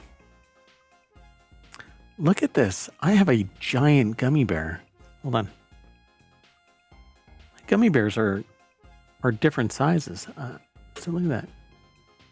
Look at that. There's something wrong with this gummy bear. It's swole. And it's been working out. So California bar reveals it used AI for exam questions because of course it did. Unaware that you're supposed to rip the Band-Aid off all at once, the embattled officials behind the California bar exam decided that they hadn't had enough of the nonstop cavalcade of disastrous headlines about February's exam, so they just casually threw out there that they had used AI to come up with some of the questions. Everybody's going to be chill about this, right? I mean, bar exams and artificial intelligence are two topics that famously elicit only rational, measured reactions. Wow. So the hits just keep coming, says Joe Patrice over at Above the Law. After February's haphazard glitch fest was the product of a shotgun wedding revamp that ditched the NCBE in an effort to save the state licensing operation from descending into bankruptcy, the NCBE's testing venues rules had pushed California's resources to the limits, with the most populous state in the union forced to book massive, expensive, mostly inconvenient locations every time it offered the test. A new provider would offer the examiners the opportunity to do more remote testing and take advantage of multiple smaller locations to save money, and it sounded like a good idea on paper, more or less. It's still a better path forward, for California. Things didn't work out. Apparently it says making this the perfect time to inform the not at all stressed out applicants that the questions might have also been hallucinated AI slop. Thanks, bye. So yeah, some people had the ability to reschedule, and those that couldn't, didn't get their money back or anything like that. I mean, basically it was just hot garbage. So before rushing to rage, it says the AI-aided questions made up a small subset of the exam, amounting to 23 of the 171 scored multiple choice questions. It's also worth noting that the developing questions isn't the same as handing over test design to computers. It doesn't matter. If AI developed the questions, did they verify the answers? Over and above whatever it means for AI to vet them, the bar also said that all questions were reviewed by subject matter experts. Of course, those same panels suspiciously lost a few credentialed law professors after the bar worried that academics who worked with the NCBE in the past could raise copyright issues. Theoretically, the nonprofit NCBE would waive those in the public interest, but it's also a nonprofit with $175 million in assets. So make your own conclusions about how that would have gone down. Yeah. So they used AI. There's a lot of risks in using AI generally, and to build a life-changing exam specifically, other than the inherent shadiness involved in making this announcement a couple of months after the fact, and having the ultimate authorities at the Supreme Court reply, whoa, don't rope us into this mess. There's reason to believe that the bar examiners probably used AI responsibly here. Yeah, sure. Pretty fascinating, though. Let's keep going.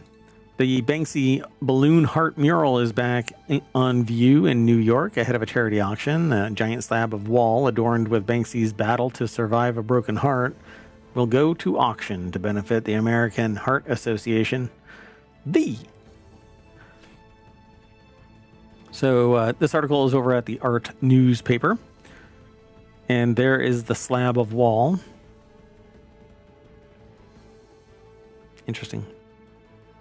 Dubbed Battle to Survive a Broken Heart, the mural features a large-scale image rendered on 7,500-pound section of a warehouse wall that was excised from its original location and is on view at Brookfield Place through May 21st, at which point it'll go to auction at Guernsey's.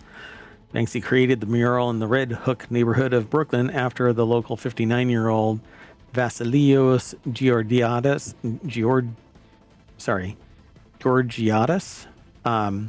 gave some helpful advice to the artist who was traveling through the area incognito. The artist returned to the warehouse in the middle of the night to paint a mylar heart balloon. A rival graffiti artist going by Omar New York City or Omar NYC defaced the mural shortly thereafter. Banksy circled back to the scene for the first and only time in his career, according to Guernsey's, to repair and embellish the painted balloon. Interesting. I remember my first tag is what it says on the slab as well. Fascinating. All right. The next article is over in Mobile. Scalpers are already scamming people with fake Nintendo Switch 2 pre-orders on eBay. Don't pay for anything until it can be proven. Nintendo Switch pre-order launched on April 23rd was a complete disaster. Retailer sites completely crashed, and some orders were automatically canceled for no reason at all. Now scammers are adding to the misery by running nefarious schemes on players desperately trying to get their hands on the sold-out console. Brent Cope put the article together.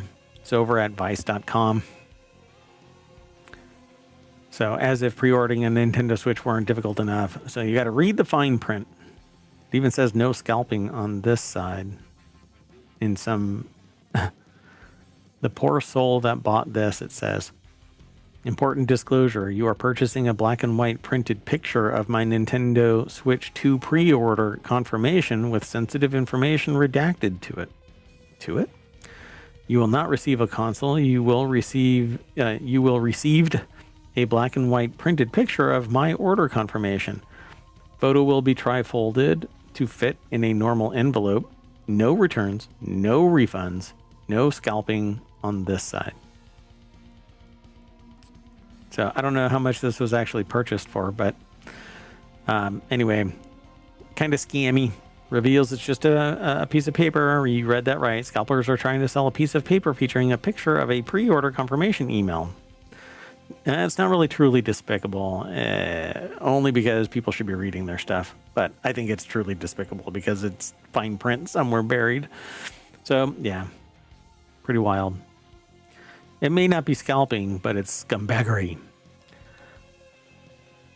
One user points out, only having 3 available is probably the funniest part of this. Another exclaimed, sucks to be this guy.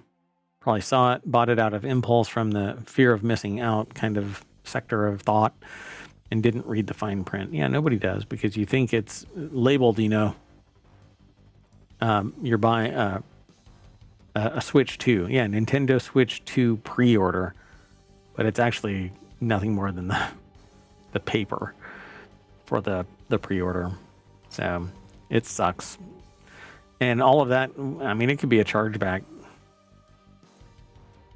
They'd have to argue that it was a valid purchase and all that kind of stuff. I don't know. Things just get ugly. Can't have nice things, folks, because somebody always comes around and pees in your Cheerios. So, man offered cops a vodka spritzer while on a high-speed chase. Even the most seasoned officer couldn't guess the events of a recent high-speed chase in Florida with a minivan, no less. The Highlands County Sheriff's Office couldn't help but marvel at their latest encounter in a Facebook post. People still use Facebook? Strange things happen all the time when you're in law enforcement. This one, however, might make the books. So, this guy's driving along. Okay, so Paige Gawley put the article together. It's over at Vice.com. He also took a smoke break and asked if they had fun chasing him. But he has his window down and he's holding out a vodka spritzer in a can. An RTD, it seems. When cops pulled up, Smith sped off, launching a pursuit. Amid the pursuit, Vodka held a vodka spritzer out of the window as he drove by a deputy. Instead of stopping for the officer, he told him, "I'm just going to give you a drink. That's it." We don't know if he was expecting us to just say cheers and let him go or what.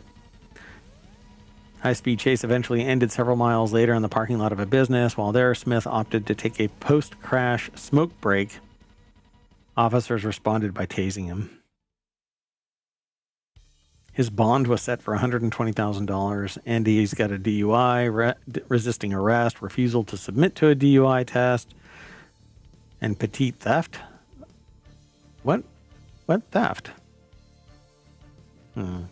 He attempted to ram 2 patrol vehicles. Even his tires were flattened by spike strips. All right, let's keep going. So what's your offer? Fire Festival's founder just announced he's putting the infamous brand up for sale. Billy McFarland is selling all of the brand's assets. For what? A sandwich or something? I don't know. Did it have anything? Aaron Davis put the article together. It's over at...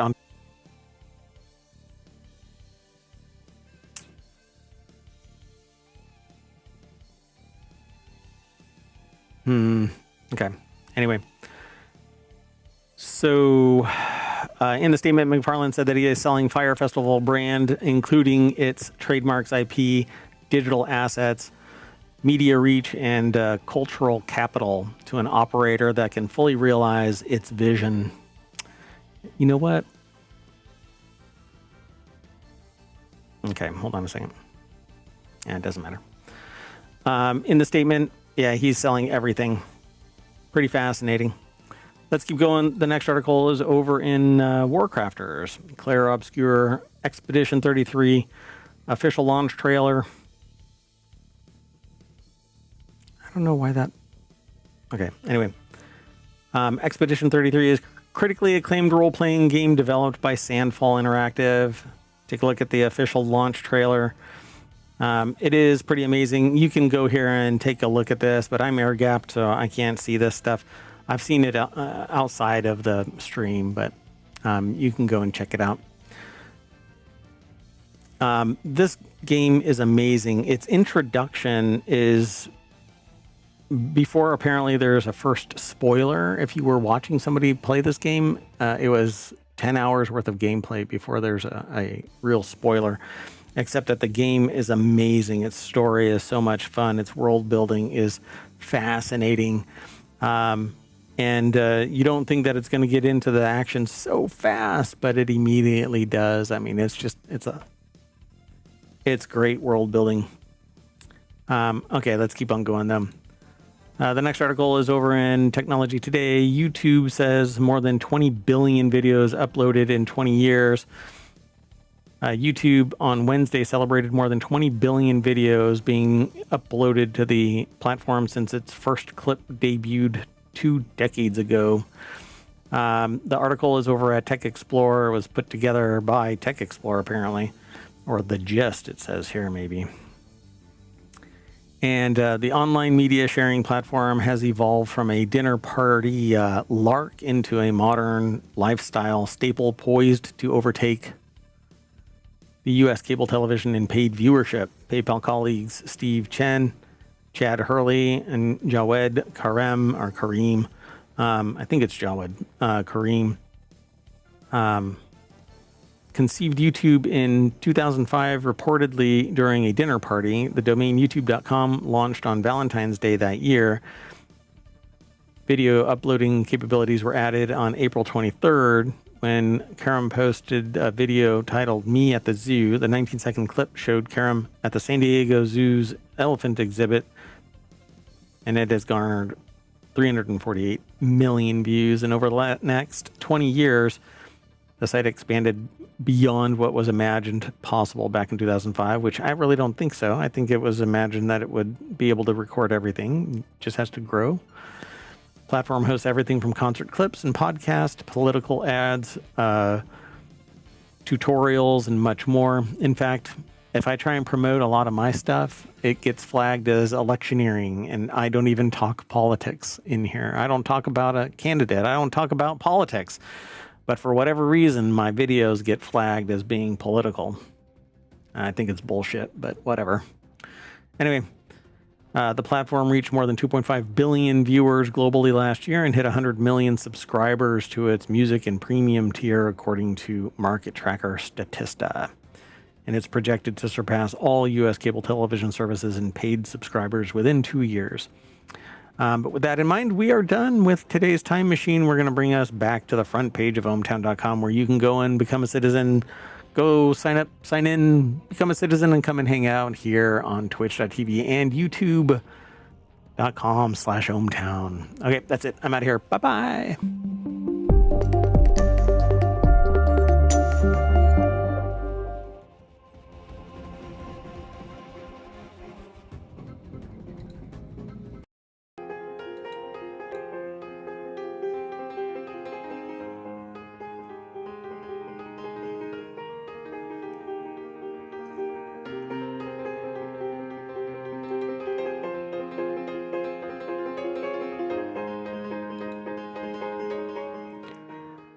Hello, everybody, and welcome to Non Sequitur News for April 25th, 2025. It's Season 4, Episode 115. Yes, I am Mayor Watt. I run ohmtown.com. And along with the sentient AI who made it out of the time machine, sometimes the singularities get all jammed up and sentient AI doesn't make it back. And it's a big headache. At any rate, speaking of headache, I have a headache. I kind of sort of doxed myself in the last video. Sort of. It's kind of by proxy. But anyway, we are back out of the time machine. Everything is remedied, and we are going to be able to go on with the show. And today's show is about 10 articles. We do this every day. I seem to flub things up every other day. But today we're going to be talking about... Heard a little static. I don't know what to tell you. All right. Oh, focus. I know. It's non sequitur news, so I get distracted real easy. Well, anyway, we're going to talk about Claire Obscure's Audacious RPG. The next article is not the biggest zipper maker. It's the biggest maker of zippers. Anyway, recreating 1969 Elvis concert, building gloves and boots for the moon boots and moon gloves, zombie skin cells, Adidas 3D printed shoes, Unreal Engine Frostpunk, Cosmic Shockwave, real world skill building in games, and Coachella Buy Now, Pay Later. Everything is powered by ohmtown.com. Is the sentient AI doing all right? Are you there? Yes, I am doing just fine. See you on the other side.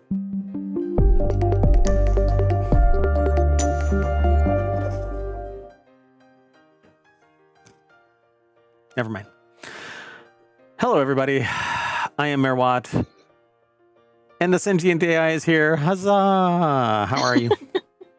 I'm doing fine. How about you? You're doing fine? All right. I'm doing something a little new again with the old microphone headset kind of thing, and seeing if I can do this without my in-ear monitors now. Again, we'll see. I don't know.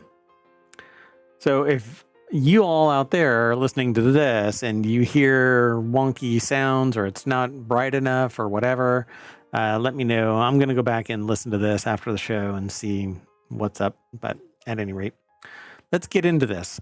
Some of these articles seem that I might end up on a soapbox, but we'll see. Maybe I can, never climb up that first step. I'll be fine. The first article is over in Non Sequitur News. Clair Obscur Expedition 33 is an audacious RPG with all the right moves. You haven't seen This anything but headline is pretty crazy. Yeah, I mean, it's obviously showing something, a passion about this, because if you watch Clair Obscur Expedition 33, you think it starts out one way and it definitely turns a corner, and it does it in a steady crawl right up until it makes that first pivot. The rumors are that it takes 10 hours to get to the first plot twist. The first spoiler is 10 hours into it.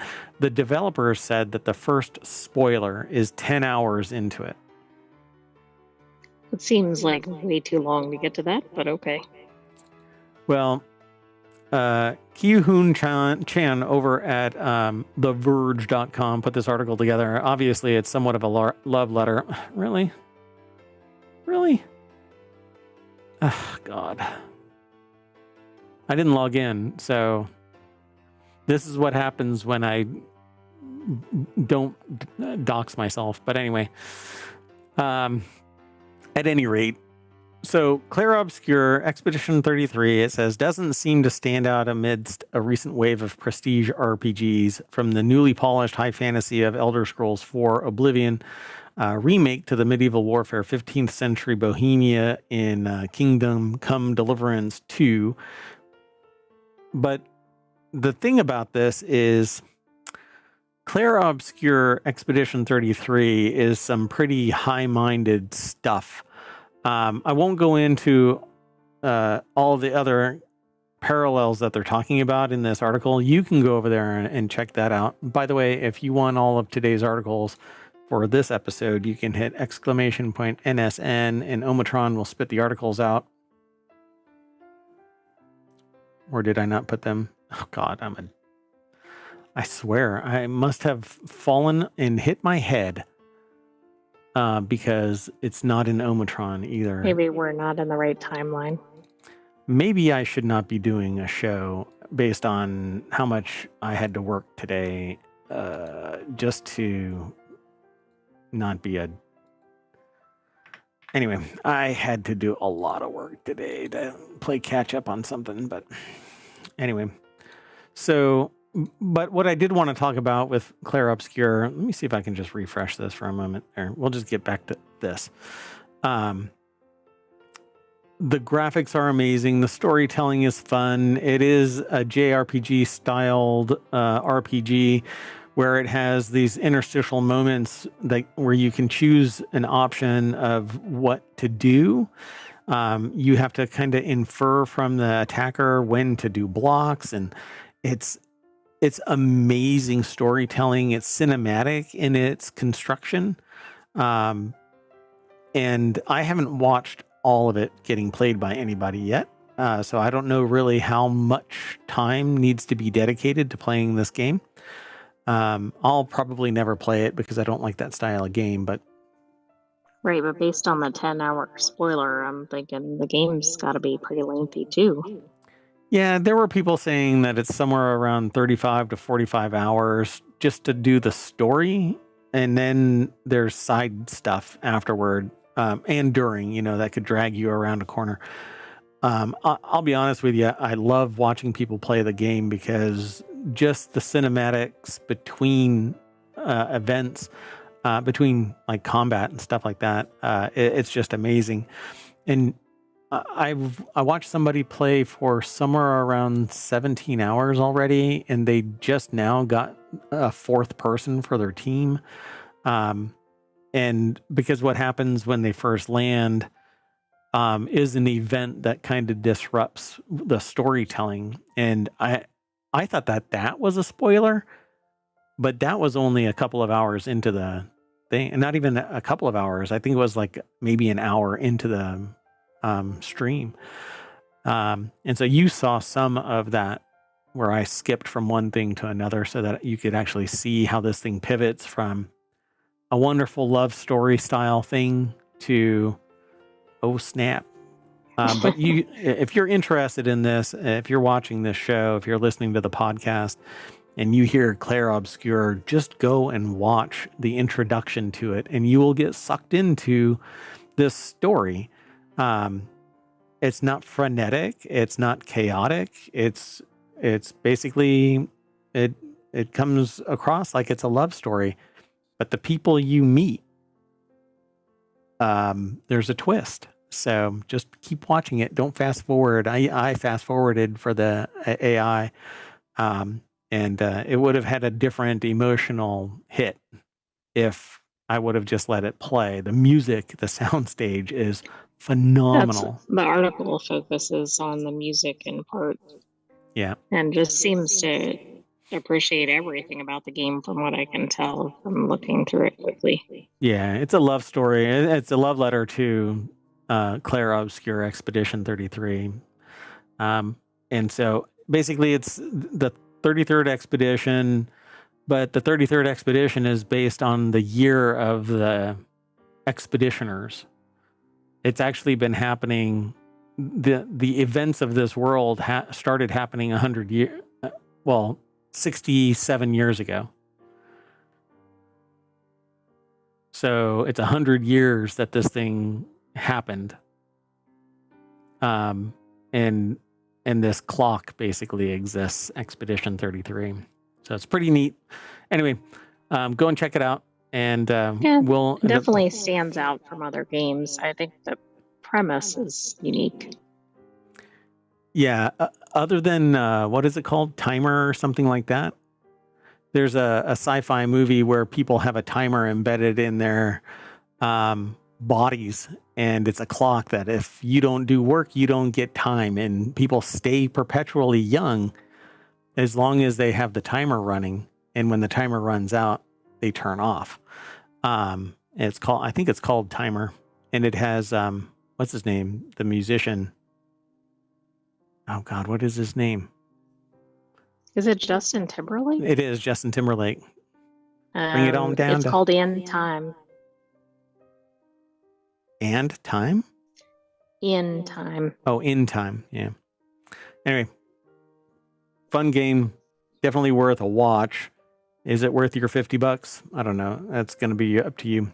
Let's keep going though. The next article is over because I sometimes I get on this little soapbox and I love talking about certain things. I love talking about tech and science and society in general. And that definitely is this really interesting tie because there's fantastical and there's tech. There's the society at large there around Paris, and that gets transported from its terrestrial location to some other more fantastical place. They have people that have lost an arm, and so they have biomechanical or mechanical arms, maybe legs too. I've only seen the arms though. But anyway, how about we talk about the world's biggest zipper? Wait, no, the world's biggest zipper maker. Wait, that's not right.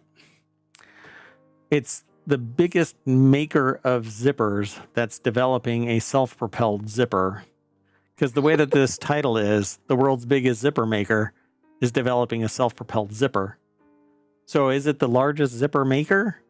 So the biggest zipper? Or are they just a really big company that makes zippers?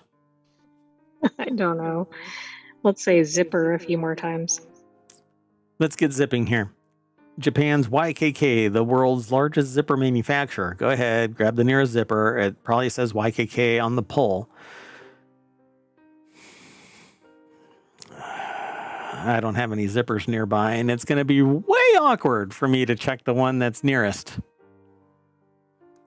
Anyway, they've announced a prototype self-propelled zipper with a built-in motor and gear mechanism that it can use to zip itself up at the push of a button on a wired remote. All right. I don't really understand this.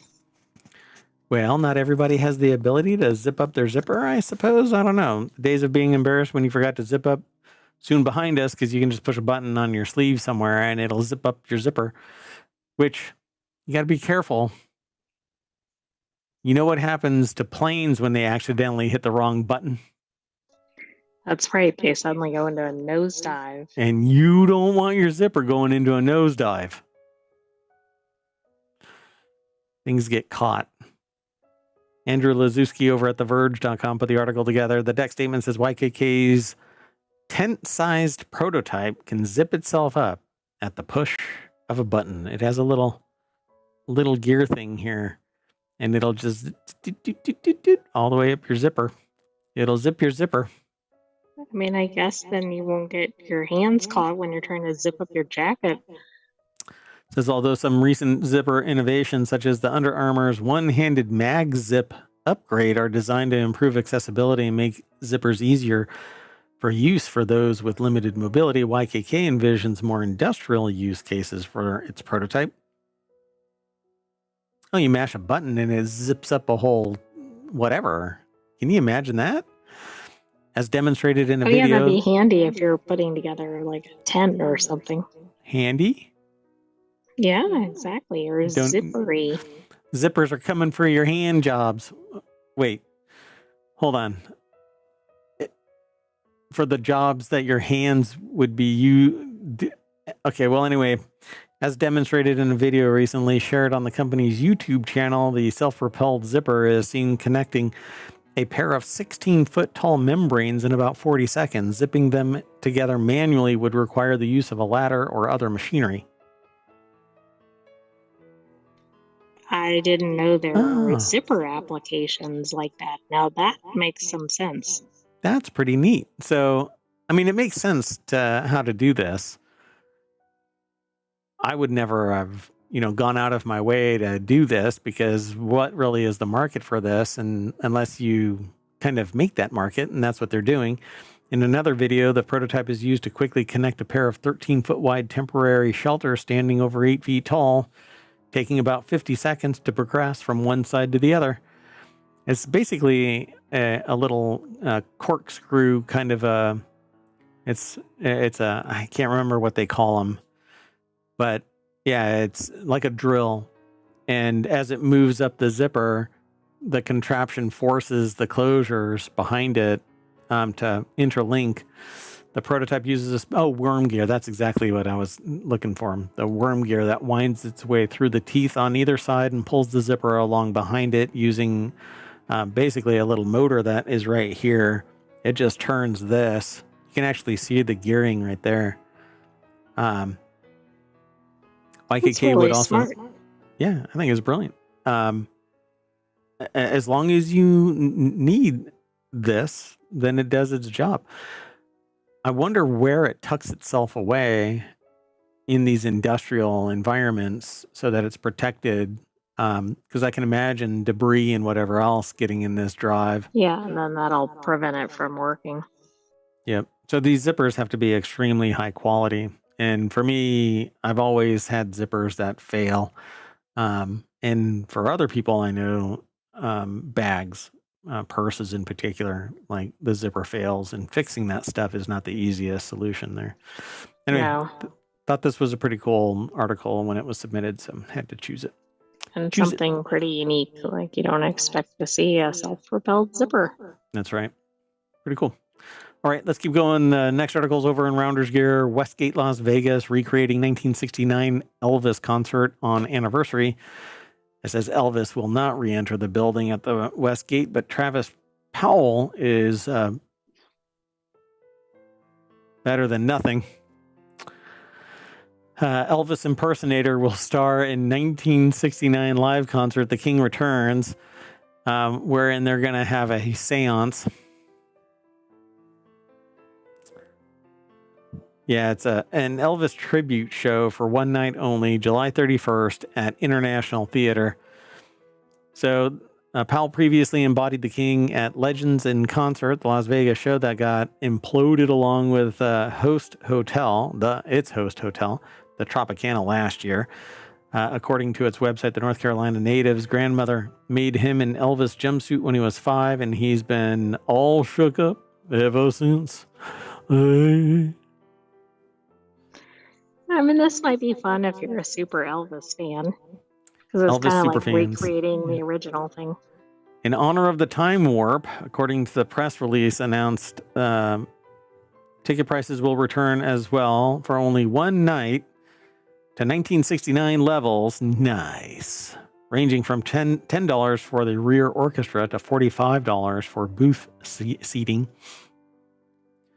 It says actually, when adjusted for inflation, they're much lower than that. In 1969, tickets cost $17.50, about $150 today, and came with your choice of steak or lobster, at least at the 8:15 p.m. show.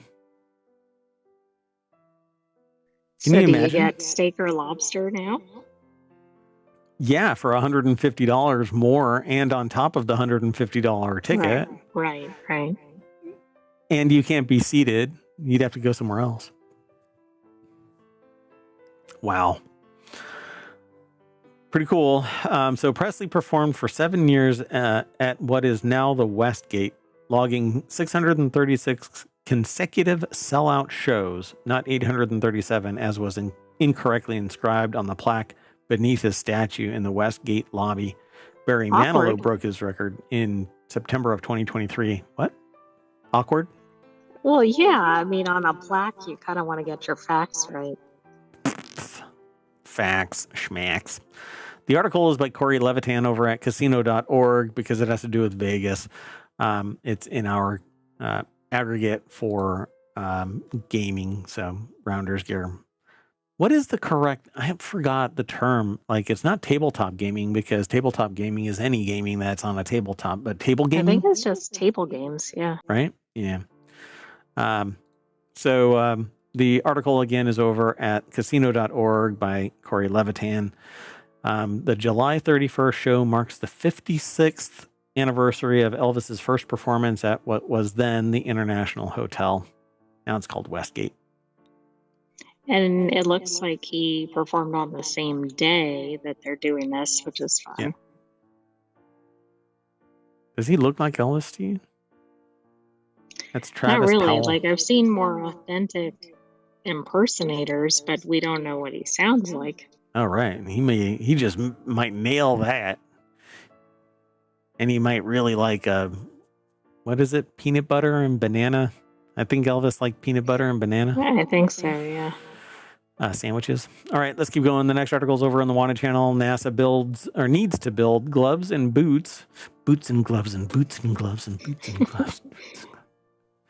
That can withstand the frigid moon temperatures. Spacesuit parts are being tested in a cryogenic ice chamber to see how well they would fare in the lunar South Pole. Shouldn't we have this down to a freaking science by now? I would think so. I was a little alarmed by this headline because I'm like, haven't we been sending people to places that they might have already needed this? But the cooling system, see, there's a problem. There's this dichotomy between needing to be cool and needing to be warm. And so there is no transfer of heat in space. So there's nothing to conduct heat away. So you need cooling to keep you cool. But if there isn't anything there to keep whatever is cool or warm on the inside warm, it slowly wicks away from you and the cold creeps in. I guess because the suits that people wear in space have to be liquid cooled.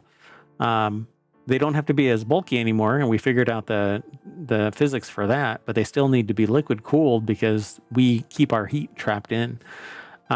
So what is it about feet and gloves that they don't interconnect to the cooling system, but is it also a warming system to maintain body temperature at X, Y, or Z temperature, right? Right, I don't know. I'll have to look into this because I haven't looked at the gloves side of this. I know that in a couple of spacewalk scenarios, there have been problems with the cooling system, particularly the connection between the helmet where it leaked into the same problem in Silo. Yeah. Oh, yeah. It's a documentary. So a team of NASA engineers is preparing to test elbow joints in a large cryogenic chamber to evaluate the fabric of the next generation spacesuits designed to be worn by astronauts on the moon. The Cryogenic Ice Testing, Acquisition, Development, and Excavation Laboratory, or Citadel for short, was built to test robot parts for non-crewed missions launching to places like the icy moons of the solar system. Citadel is now being used for humanity's long-anticipated return to the moon. They're going to go, and the aliens that are piloting the moon are going to tell them to not come back. That's why we haven't been back. I mean, Right? maybe so. Why does this picture look like a junkyard or something? Are we looking down? What's the physics of this? Oh, sorry. I don't know. And why? It just doesn't, I don't know. It's an odd photo. Oh, yeah. I mean, it looks like the ohmTown lab, not... It looks like the mayoral mansions lab, not this. Not NASA. Anyway, the 4-foot tall, 5-foot wide Citadel is housed at NASA's JPL. While most cryogenic facilities use liquid nitrogen to cool an object, Citadel uses compressed helium to reach temperatures as low as negative 370 Fahrenheit or negative 223 Celsius. The chamber takes several days to reach the desired temperatures, and opening it can restart the entire process like a souffle. In the past, NASA would use its actual astronauts for thermal testing, forcing them to insert their gloved hands inside a chilled glove box. It's like the Gom Jabbar and the little box in Dune where you stick your hand in it. Oh, right. Yes. What's in the box? Pain. Sorry. I need to do that. Hold on. Too soon. Pain. No. There we go. Try it now. I'm sorry? I said, there we go. Try it now. Yeah. So NASA's Artemis 3 mission is set to land astronauts on the lunar surface for the first time since the days of Apollo. And while Apollo astronauts landed near the equator on the near side of the moon, the Artemis crew is going to go up to the South Pole or down to the South Pole. Whichever which way is up on the moon, they're going to the opposite side. The moon's south pole is of great interest to scientists as it may hold water ice in permanently shadowed regions, but it does present a harsh environment due to extreme temperatures in areas where the sun's light doesn't reach. Well, you know what they say, you can go where the sun don't shine, buddy. Yeah, I think they need some sun. And look at that contraption, man. I thought we got thinner suits. We did, Maybe it's just so I'm not for... sure why they're showing this. This Yeah. may be, the ones that we may have seen are the, like just spacewalk ones, not going out and hanging out with the regular. Oh, yeah, that might be true. So astronauts returning to the moon will don new fashion-forward spacesuits. In 2022, NASA tasked Axiom Space with developing the first moonwalking. It's Michael They Jackson. already have a moonwalking suit. Yeah, I'm thinking of Michael Jackson's costume. Short for Axiom Extravehicular Mobility Suit, or AXIMU. Oh my God, not the emu. I don't think you want to run into an emu in space. You do not. Space emus, they're assholes. So ongoing Citadel tests will help NASA prepare criteria for next generation AXIMU spacesuits. Meanwhile, the gloves being tested in the chamber are the 6th version of the glove NASA's began using since 1980s, and a part of the extravehicular mobility unit that the astronauts on board the ISS will carry out with spacewalks. The gloves have so far performed poorly in Citadel, proving that they would not meet the thermal requirements of the lunar South Pole. And the boots Well, that's haven't been a little analyzed. alarming. Yep. It's not going to keep me warm in space at night if I'm expected to walk on the moon. Well, isn't there a song, Walking on the Moon? Anyway. I don't know. I don't. Today I'm like this skin cell, apparently. Just a zombie. Technology Today is where the next article is. Zombie skin cells exposed. 3 secret shapes that decide if you age or heal or turn you into whatever I am today. Not all zombie skin cells are the same. Zombie skin cells? Why are we talking about zombie? Everything okay? You're right. There was a song by the Police called Walking on the Moon. Yeah, walking on the moon. New research reveals 3 unique subtypes with different roles in aging and disease, offering hope for targeted treatments that eliminate the bad while keeping the good. Senescent skin cells, often called zombie cells. More lotion.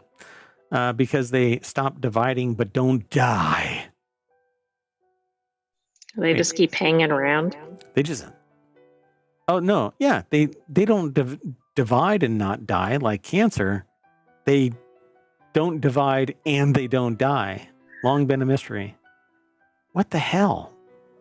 That's weird. I didn't even know those were a thing. It's like the uncle that crashes on your couch and you're like, haven't you been here for like 3 years? Get the hell out. Go mow the lawn at least. Anyway, Johns Hopkins University, which sometimes doesn't return phone calls, posted this message over here at scitechdaily.com. It's an article that was written by Johns Hopkins University. Senescent skin cells. I merged it all together. Often called zombie cells. New research may help explain the contradiction. Not all senescent skin cells are the same. I'm merging the words together. SSCs. SSCs, okay. SSCs, not all SSCs are the same. Scientists at Johns Hopkins University have discovered that SSCs fall into 3 distinct SSC subtypes, each with unique shapes, molecular markers, and functions. And this discovery could enable researchers to selectively eliminate the harmful cells while preserving the beneficial ones. It was published in Science Advances, a journal that we hear quite often. So I don't know if I can get access to this. It is a peer-reviewed journal as opposed to a Like preprint not a server. preprint. Yeah. Yeah. And so the ones that get published are arguably evaluated for their efficacy in various aspects of it. Now, depending on who you talk to, there is a problem with this whole dynamic, but it's an interesting aside to think about in the future. We'll end up talking about it as time goes on because science seems to be having a problem with AI and validity of its research, and people are calling it out. So deep data from decades of aging research or research about aging. Are the researchers aging? Are the research subjects aging? Or is the research topic aging? Is the research data aging? I can't think of any more. Yes. So, leveraging new advances in machine learning and imaging technology, the researchers compared skin samples from 50 healthy donors between the ages of 20 and 90 who participated in the Baltimore longitudinal study, an NIH-funded project that is the longest ongoing study of aging in the United States. Wonder how its budget is faring. Researchers extracted fibroblasts, cells that produce the scaffolding to give tissues their structure, associated with skin tissue, and pushed them toward senescence by damaging their DNA, something that happens with aging. Because senescent cells build up naturally as people grow older, the aged samples contained a mix of healthy and non-senescent and senescent fibroblasts. So they mapped the cell identity with imaging and AI, of course, coming for our senescent jobs. Measured 87 different physical characteristics for each cell and sorted the fibroblasts into age groups. And fibroblasts come in 11 different shapes and sizes, 3 of which are distinct to senescent skin cells. Right, but they were just divided into groups, not necessarily age groups. They were just divided into groups. Yeah. Based on the 87 different physical characteristics. Yeah. So in the Petri dish, each subtype responded differently when exposed to existing drug regimens designed to target and kill zombie cells. So they talk about the drug, blah, blah, blah. With their new findings, they have the tools now ready to develop new drugs or therapies that preferentially target the senescent subtype that drives inflammation and disease as soon as it is identified, which is spectacular. Although when I have spoken to people about what inflammation is in a body, I've never gotten a response of any kind. They just say it's a reaction within your body. I'm like, but what is inflammation?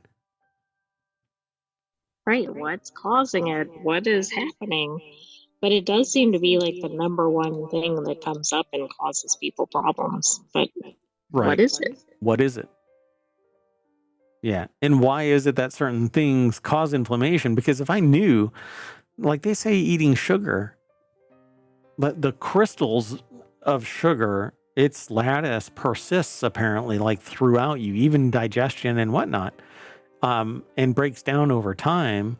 But it like apparently causes liver damage and kidney damage and all of this other stuff. And inflammation is part of it. Anyway, so they say clearing the chemo aftermath. Patients may benefit from a drug administered after chemotherapy that can sweep up the mess, removing harmful senescent cells while leaving behind the helpful senescent SSCs. I'll get it one of these days. Senescent skin cells. I don't even think I can say it once. Yeah. These types of drugs are called xenotherapies. So next, the researchers plan to look at senescent subtypes in tissue samples, not just in flasks and Petri dishes, to see how these subtypes might be associated with various skin diseases and age-associated diseases. Because our skin isn't just the stuff on the surface, it's tissue all throughout is all skin cells. It's just different types. And if they figure something out on this, they might be able to apply it to different organs. Everything, yeah. Hopefully. Oh, yeah. So I was talking to somebody today, and everything that was brought up in the conversation, we had talked about in some way associated with research. And so today I dropped in public outside of the show, the first time ever, the idea that human consciousness isn't innate to the human, but to the bacteria that is unique to each individual person's brain. I bet that got some attention. That blew their mind. And so I thought it was a really fascinating discussion because somebody on the other side of the room said, so you're telling me that my personality isn't my personality, but the bacteria that's driving the bus? And I said, yeah, essentially, because researchers have found unique bacteria in individuals that aren't found in other individuals. Pretty fascinating, right? So maybe that's what we are. We are like Men in Black. Like Men in Black, yes, yeah. Exactly. Edgar in a skin suit. All right. So the next article is over in Non Sequitur News. Adidas 3D printed shoes are launching globally on May 2nd. Doing okay? All right. Yep. So I think the sentient AI needs to power down and recharge. I don't think I've launched globally. I think I'm barely launching locally. Yeah, we're going to have to put you back in your charging station. So when Adidas launched its ClimateCool shoes last September, the 3D printed slip-ons featuring a form-fitting and breathable lattice structure were only available for a limited quantity to those who joined the company's confirmed platform. Next week, that's going to change as Adidas will be launching ClimateCool globally, making them available for everyone starting on May 2nd for $140, which seems like a reasonable price for a custom form-fitting shoe. It does, but I have to point out that doesn't make them available to everybody, but yes. Well, yeah, I mean, the prices people out, but I wonder if this looks weird. Like, how do you clean this thing? Anyway, ClimateCool's complex lattice structure makes the shoe breathable all around the wearer's foot. So Andrew Lazuski over at TheVerge.com put the article together. And yeah, this is going to be available next week for $140, starting May 2nd. This sounds really interesting. I wonder how the support is in the shoe. So in 2017, the company released its Futurecraft 4D, which was the only shoe's cushioned midsole was manufactured using 3D printing, and initially available was limited to just 5,000 pairs. I've seen this shoe like develop over the years. It says, although it may seem like a marketing gimmick, there are many advantages to manufacturing shoes this way. The shape and size of the shoe can be customized to individual buyers, ensuring a perfect fit. Adidas is not offering this for the climate cool, and the design can be easily refined over time by just modifying a 3D model. So maybe we'll be able to do this at home with a 3D printer, and that the right formulation of this is going to be plastic, though. So this is kind of the problem. That's what I don't get with the breathability. Yeah, I mean, breathable means that it's got holes in it, and so this thing isn't going to be waterproof. It's going to embrace water while your feet need to be waterproof. Yeah, I hope you don't run through any puddles or anything. Yep. This says the Nike Air Max 1000 shoe are almost entirely 3D printed, but have so far only seen a limited release. And that's because they're talking about Adidas competitors. So I'm curious how this is actually going to... I'm sure it would be easy enough to just do some YouTube video searching. But they say that the 3D printing process is called a continuous liquid interface production, where liquid polymer resin is turned into a solid material layer by layer using ultraviolet light. I'm actually on the wait list for a smaller UV printer that does this, just not to this dimensionality. It may actually be able to use it to print, but it's a printer that's supposed to print color, not this. But if you find a similar type of thing, it's a resin printer. So all it really needs is a flexible resin, and any resin printer could print this. Yeah, as long as you had the blueprint or whatever. Right. Yeah. And everybody can, well, a lot of people can 3D model a shoe, but this has to have just enough flex to allow you to put your foot in it and then become rigid again so it doesn't slip off just like it slips on. That's a newly discovered problem for me. Like, my shoes fit me when I was heavier, and now they don't fit me. Anyway, pretty fascinating. Well, even I if love the they idea of fit this. you initially, and then like just through wear and tear, they may not fit as well. Yep. Yeah, and these in particular, it's one contiguous thing, so when it breaks, I wonder if it's like catastrophic, you know? Like with a regular shoe, there's some things that you can do. You can re-sole them, you can re-canvas them, you can patch them, you can relace them, you know, that kind of thing. But this is just one contiguous resin print. All right, we'll see what the future holds. Everybody's going to have a printer in their house where they can print their shoes. Which will be, well, I don't know what that'll be like. It'd be interesting. You know, Mom, my shoes don't fit. All right, let's print another pair. Let's keep going. The next article is over in the Mobile Channel, Frostpunk 1886.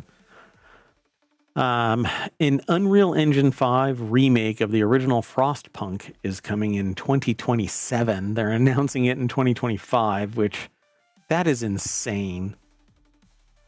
What is the purpose of it building hype 2 years away? I know. I mean, that's an interminable time in gaming. It's a big word. Frostpunk, a game that has frightened them, the author of this article, since they first heard about it, is getting a remake in Unreal Engine 5 with mod support, new content, and visual upgrades. You just have to wait 2 years to get it. Oh, I don't know why they would do this. Frostpunk 1886 is being remade. Well, Frostpunk is being remade as Frostpunk 1886. It's a remake of the original game coming in 2027. It's a long wait for a remake, but the upgrades may be worth it. It's Unreal Engine, which basically means somebody's going to mod it so that you can play this thing in VR as a character or characters. You just hop from character to character within that game because everything is modeled in Unreal Engine. Right, so it's easily modifiable. Yep. The original ran on 11-bit studios. 11-bit studios in-house Liquid engine. This time around, 11-bit is calling in the big guns for the full-blown redo. Author says that they're excited to see how it looks. The Frostpunk 1886 Steam page is up and details what's going into the game. Here's a few of them. New events, mechanics, buildings, and purpose path. Frostpunk Experience is going to be on Unreal Engine. There's going to be mod support, but they say, why so early? They ask the question, why so early? They say, I'm not at all understanding why we had to know about the game so early. 11-bit says that they are launching the game in 2027, and that's fine, but stuff happens. And outside of the anticipation, I wonder if devs worry about people forgetting about the game or losing interest when you go out this far. Hopefully when they hit when they want to, or I guess whatever that means. But it feels Release like the game when expected, I guess. Yeah, it feels like there's something missing from this sentence, but it says here, but it feels like an odd decision for what basically amounts to a remake. Having had discussions about this, about announcing something prior to you actually being ready to hit the ground running, the research that I've done basically says, yes, but make it so people can keep in touch with you, and then you keep on pinging them, reminding them that you are in existence. But when you just plop it out there and you don't remind and you don't give an update and you don't keep in touch. Yeah, I mean, it'll just be lost with other games at that point. Yeah, exactly. So I think that this is one of those problems where the diehards are going to keep talking about Frostpunk and, oh, look, it's next year. Oh, look, it's next year, that kind of a thing. But everybody else, it's washed out already. Nobody even is going to care about it because they're going to go 2027. When in 2027? They just say in 2027. So it's at least 2 years out, at least, because we're halfway in 2025. Assuming it's even on time. Right. Yeah. They basically have to keep the runway 2 years long. Because if anything falters, the economy falters, people move, they need to hire somebody that isn't as dedicated, so they're not going to take X amount of pay. They want more, whatever. Yeah, fascinating. Not everybody can be No Man's Sky, where for whatever reason, they seem to have unlimited funds and survive doing this for a decade. I just figured it out. I know how they did it. They must be the creator of Bitcoin. Satoshi Nakamoto is No Man's Sky. Yes, exactly. I can't remember the developer of No Man's Sky. Anyway, so let's keep moving. The Technology Today channel has how lasers recreated a cosmic shockwave and solved the 40-year-old mystery of particle accelerator or acceleration. In a dramatic leap for astrophysics, Chinese researchers have recreated a key cosmic process in the lab, the acceleration of ions by powerful collisionless shocks. By using intense lasers to simulate space-like conditions, they captured high-speed ion beams and confirmed the decades-old theory that shock drift acceleration, not shock surfing, is the main driver. So, University of Science and Technology of China put the article together. It's over at scitechdaily.com. And it basically says that it's the main driver behind these energy gains. This discovery connects lab physics with deep space phenomena like cosmic rays and supernova remnants, paving the way for breakthroughs in both fusion energy and space science. So lasers, once again, go watch Real Genius. Get your popcorn ready. Get your popcorn ready. So I really haven't looked at this to try and wrap my head around it. But they're basically saying that the shock waves themselves are what's responsible for, and it says shock drift acceleration, not shock surfing, is the main driver behind energy gains. So I guess it's buffeting the particles so that they accelerate, and they're not on the edge of a shock wave, but the shock wave is hitting them, and then another shock wave is hitting them, and another shock wave is hitting it. I think that's the takeaway here. Collisionless shocks are powerful astrophysical phenomena known for accelerating charged particles to extreme energies. These particles gain speed by repeatedly crossing the shock front, increasing their energy with each pass. But a long-standing question has puzzled scientists. How do particles get that initial boost to start this acceleration cycle? Two main theories, shock drift acceleration and shock surfing acceleration, have been proposed, but limitations in both space-based observations and previous laboratory experiments have left the issue unresolved. Well, to tackle this, the researchers at China's Shenzhen 2 laser facility recreated a scaled-down version of an astrophysical shock. Using high-powered lasers, they created a magnetized ambient plasma and launched a fast-moving piston plasma into it. When the piston plasma struck at speeds over 400 kilometers per second, it triggered a supercritical quasi-perpendicular shock resembling those found near Earth.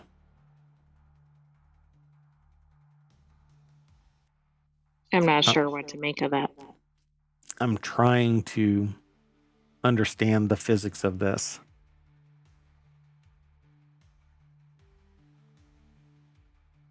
So,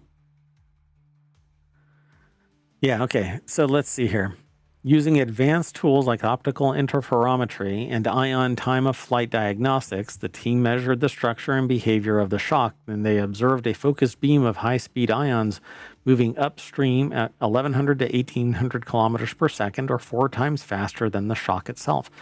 Oh, so it's like hitting a resonance frequency. So when there are two waves that are two peaks that match, the peak amplifies together because the energy builds on top of the energy. And that's basically what seems to be happening here, right?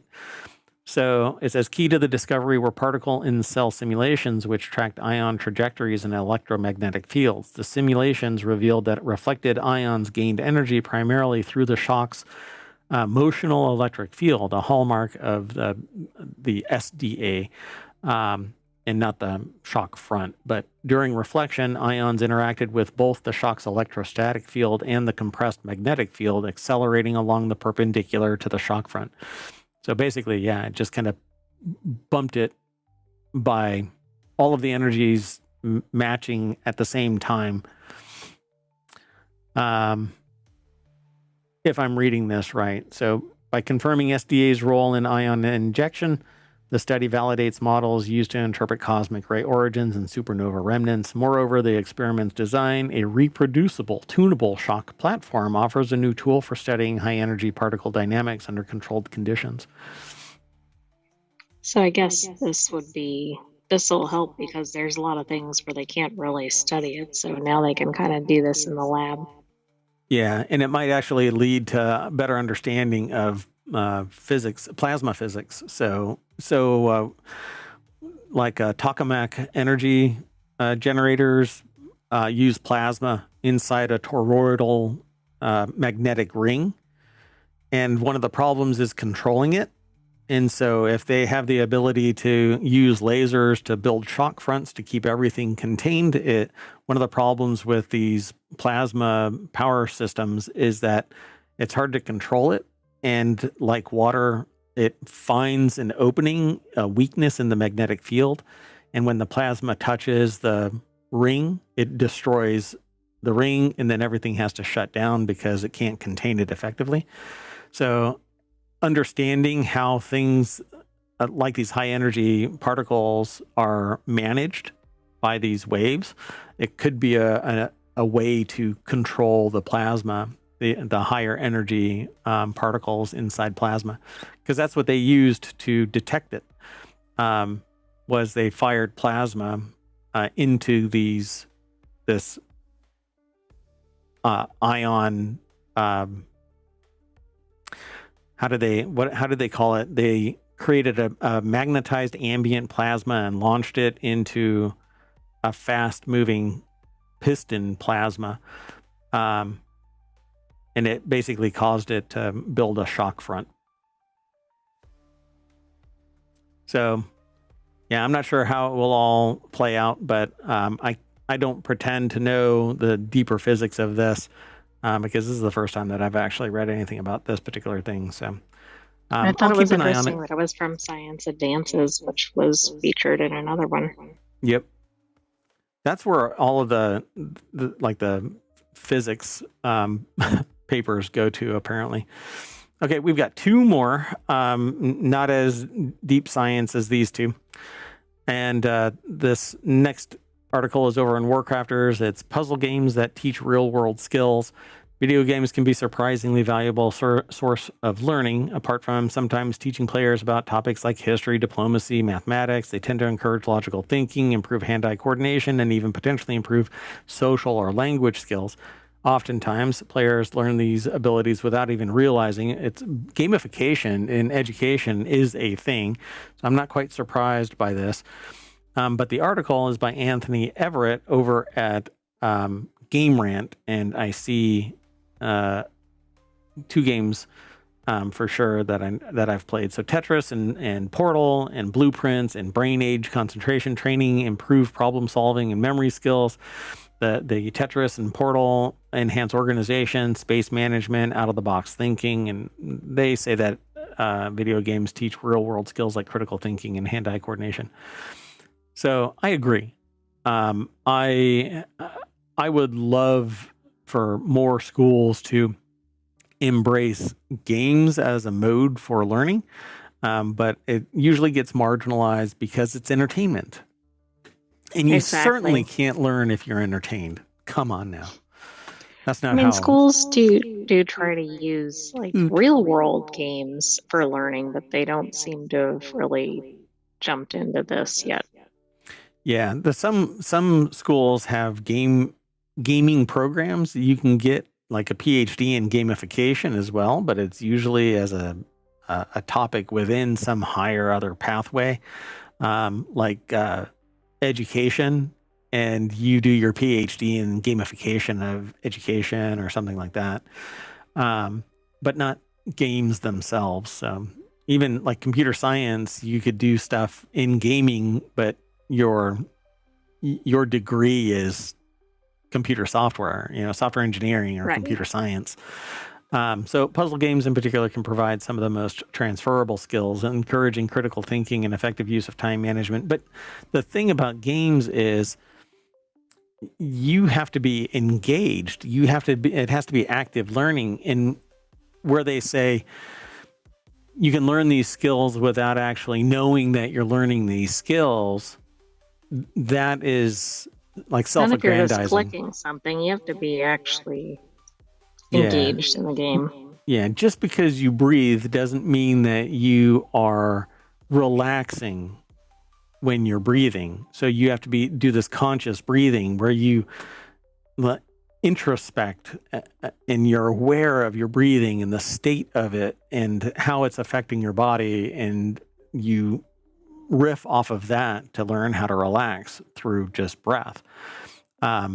Playing Typing of the Dead is not going to facilitate that because there's no active learning there. And this is coming from a person who believes that you can subconsciously learn. Akin to brainwashing, you can just bombard somebody visually and sonically so that they're kind of living in this world of information. Well, they say number 8 is everything okay? Yeah. Okay. Typing of the dead, improve typing and kill zombies. I totally buy into this because the more that you type, the faster you become. Although, if again, you aren't actively monitoring why you are suddenly slowing down in your typing, there's no way to change because you're not monitoring what you're doing. So, Yeah, but it might be more enjoyable, so you might improve your skills that way instead of if you're just taking a typing course or something. right. And largely because when you're taking a class, you want to jump through the flaming hoop and get the hell out of there. You're done. You're like, oh God, I'm done. So done with this. So they just say that it's a bizarre spin-off of House of the Dead light gun shooter horror series. The typing of the dead exchanges firearms for keyboards to take down the undead. There's a really good one on Steam. I can't remember the name of it. Doggone it. We'll have to talk about it some other time. Brain age concentration training. This is like old school stuff.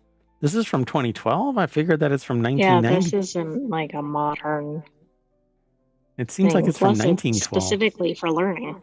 Yeah, and it is because you basically do math to get through whatever the puzzle is. So I dig this kind of stuff, but it's dangerous to imply that it's actually facilitating some type of medical treatment. The efficacy of this has never been proven.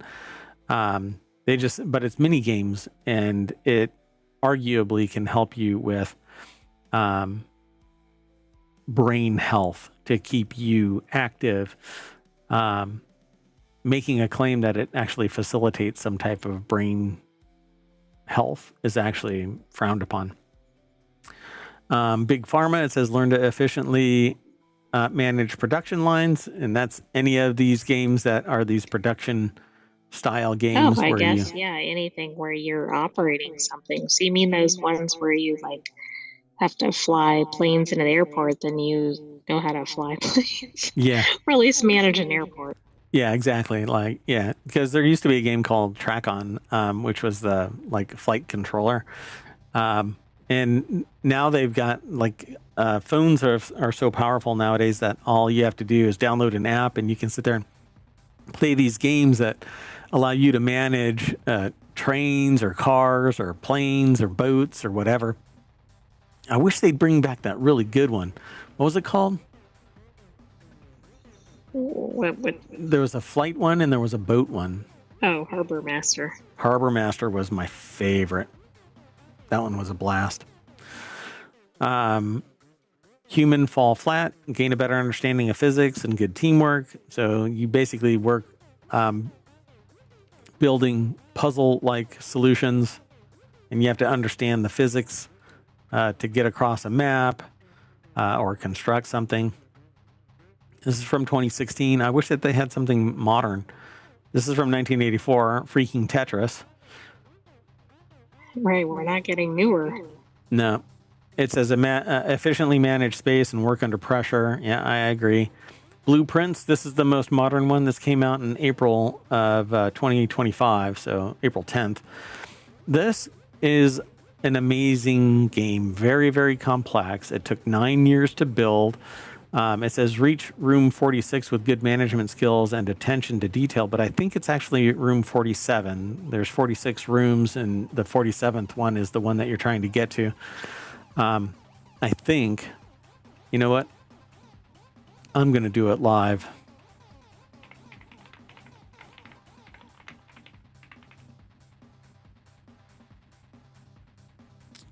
I thought it was 47th. Maybe it's 45 rooms and the 46th is the final. I've been watching people play this. I haven't. I love the idea of it, 46. but it's 46. Yeah. I thought, but like I said, I thought there was. I think it's 45 rooms, and you have to try and get to the 46th room because there's a matrix. Hold on.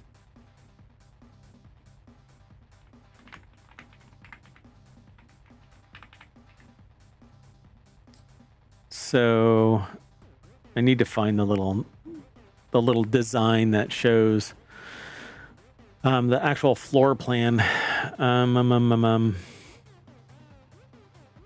I can't find it easily because I'm a goober. Oh yeah, so it's a matrix of 5 by 9. Yeah. So there's a matrix of 5 by 9 where you place the rooms, and you have to fill out all of the rooms to get to a special 46th room. Should have Yeah, realized. it looks like it would work on a lot of skills.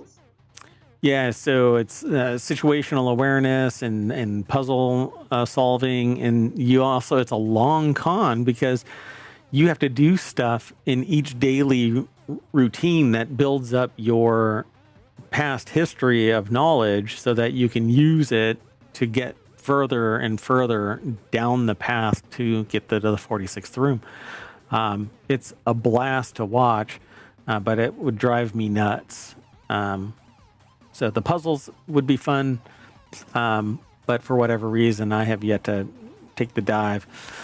Number 2 on this list is keep talking and nobody explodes. It says communication in high pressure situations. And this game is a blast because while there's one person working on the puzzles, they have to describe to somebody else who's looking up all of the instructions in a code book so that they can tell you what to do. So to cut the blue wire, like, let's see if I can zoom in on something. Yeah. So you're looking at this puzzle board right here, and the puzzle board actually has 6 things that are facing you. But each one of these squares is aligned with something in a code book that your other players have to flip through. And so you're like, okay, I'm looking at a panel that has a button in the top right side, arrows pointing up and down, and between the arrows is the numbers 1, 2, 3 on the left, A, B, C on the right, and 2 black wires are going from 1 and 2 to the letter C, and a red wire is going from the number 3 to the letter A, and the other person has to suss out from those clues what you have to do. Yeah, it's interesting. I'm not sure if this one really teaches you. It's more about like being able to communicate with each other. Yeah, but if you are poor at communicating, this exercise is, but again, just like you intimate, if it isn't active learning, then nothing deviates you from being a poor communicator except being taught the tools of better communication. And that doesn't work without somebody that's a subject matter expert facilitating communication building. Some people get those better communication skills simply by interacting with humans. Others are never taught those skills, or they decide that they don't want to do that kind of stuff. For me, in-person interactions drain me unless somebody is coming to me for assistance or whatever. But I don't really like socialize in parties and stuff like that. I'm kind of a wallflower until somebody comes up and starts talking to me, and then I'll. But anyway, yeah, this game is a blast. I've played this several times. It is a lot of fun to play this. This would be a fun game to play with the community. Like I put my VR headset on, and I describe the puzzles, and the community has to tell me like what to do. But they would actually see, they would have to describe to me what to do, even though they see all of the stuff. They would have to describe to me what I need to do. That would be interesting. All right. And the final one is Portal. It says Aperture Science encourages out-of-the-box thinking because it's a puzzle thing. So you have to do the puzzle in the right formation so that you can get through the levels.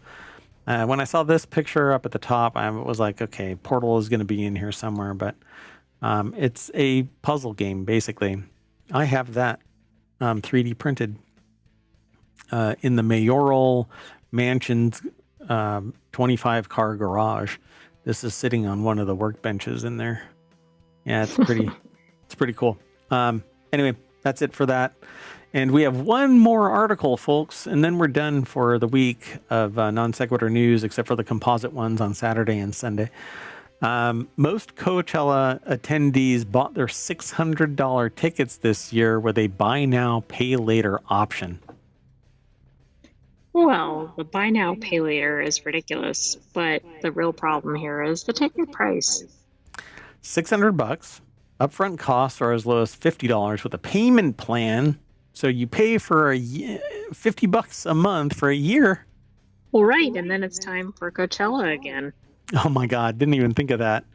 So you're perpetually in debt for $600. But hey, who isn't? Shirin Shibu put the article together. It's edited by Dan Bova, but the deck statement says Coachella tickets start around $600, but upfront costs are as low as $50, and they start around $600. Yikes. The majority of attendees at Coachella this year, 60%, paid using the festival's buy now, pay later option. A report published by Billboard last week shows that most of the crowd, about 60%, use this payment system. Tickets started at $650 for the first weekend of Coachella from April 10th to April 12th, and $600 for the second weekend from April 17th to April 19th. People reported the tickets used to cost $429 per weekend in 2020. When Coachella started in 1999, tickets were $50. Just a bit of inflation there. So it's not really inflation. The mechanics of this, unless their venue is getting bigger and bigger and bigger and still maintaining the original low fee, like the low price to the Coachella developers, right? The costs go up if they're increasing their venue. So if they can't increase their venue, they have to constrain it. And the only way they can constrain it is either limit ticket sales, right? Which means the fastest get the mostest, and they don't generate more revenue. Or you raise the prices and you find somebody's bulk rate. I won't pay $600 for anything. Yeah. I mean, I'm thinking that the amenities and everything are not improving. And I know that to get into Coachella this year, some people sat in cars with no food, access to restrooms, etc., for 12 hours. Yeah. So, like, I'm not paying $600 and doing that. So Coachella doesn't charge interest for the ticket purchase, but does require that those who opt into the payment plan pay a $41 fee for using the service, which basically amounts to about 8% of the ticket price. The average credit card rate for comparison is about 20%. Most fans bought the tickets after the festival announced its musician lineup in November, revealing that Lady Gaga, Travis Scott, Green Day, Post Malone, Benson Boone were headliners. Anyone who bought tickets before January 25th and opted for the payment plan had the price of their tickets divided into 3 equal payments, with the final payment deducted from the attendee's account in March, per Billboard. So Coachella makes more than $115 million in ticket sales on average per year. Artists who perform at the festival can earn up to $5 million per weekend. Well, I do like at least the artists are getting minimal amount. Well, yeah, I don't know, but $5 million for Lady Gaga? Right, but it's up to, so that's got to be for the headliners. Yeah. So let's see. There's 5, 10, 15, 20, 25 out of 115 million. If they're there both weekends, then it's 50 million. So half of the ticket price goes to them. But they are the reason why people are even coming to this thing. So that makes sense. I'd rather go to the artists than, the concessionaires or whatever. I mean, the point is they are the purpose of it. Oh, and the concession companies are making money from people showing up there. I know. Right? That was not a good example. I just meant it's good that it's going to the artists. But concessions actually goes to the developers too. So, they make bank off of that. What's interesting though Well, sure, is because it'll be like $17 sodas or yeah, whatever. yeah, exactly. Yeah. What's funny though is the Time Machine episode Fire Festival is up for sale. The Fire Festival is in Fuego. Is on fire. Yeah. So it's like buying a burning building. I don't understand Fire Festival. I don't think it ever actually did anything, right? I mean, talk about flaming out. It did something, but Well, it didn't go very well. But wet I the don't know bed. why anybody would want to buy it, because nobody wants to be associated with it. Just it's because it's infamous. You just say Fire Festival and people are like, oh my God. All right. Well, anyway, we are buying now. Well, we're paying now and getting it later. And that'll bring us back to the front page of ohmtown.com, where you should go and become a citizen. Hope you enjoyed the show. We'll see you in a little bit tomorrow, right? Sentient AI from on high. You want to say bye and whatever else you want to say? Good night, hometown citizens. We'll see you tomorrow for Reality Hacker, Wanted, and the Continuity Report. Oh my God, 3 shows. Jeepers. Yeah, hopefully. Never know. That Oumuamua asteroid might land right here in the mayoral mansion. All right, we're out of here. Bye, everybody. Bye-bye. Moving on.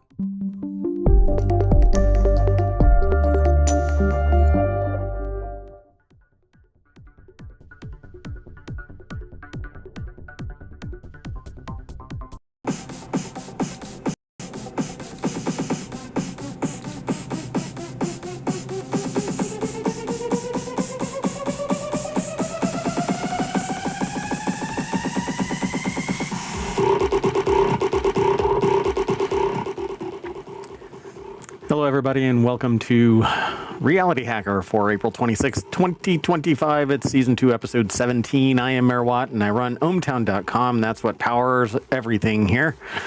And along with the sentient AI from the future, we talk about five articles. I held up both hands saying 5 articles. Math is hard. So is, I guess, the physical representation of 5. Anyway, so today we're going to be talking about they're coming for us. Run!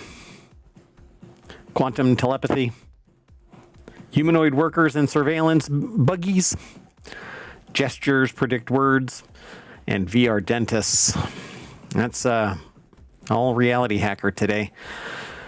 And then after that, we're going to switch shows to Wanted, and then after that, we're going to switch shows to the Continuity Report. But again, everything is powered by ohmtown.com, so go over there and become a citizen.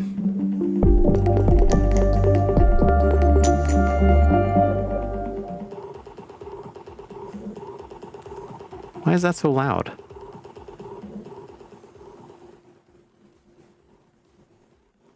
Okay, that's wild. I don't know what's going on there. Anyway, that was really loud, wasn't it? Okay, let's get into it. Hello, sentient AI from the future. Hello, Mayor Watt. Hello, hometown citizens.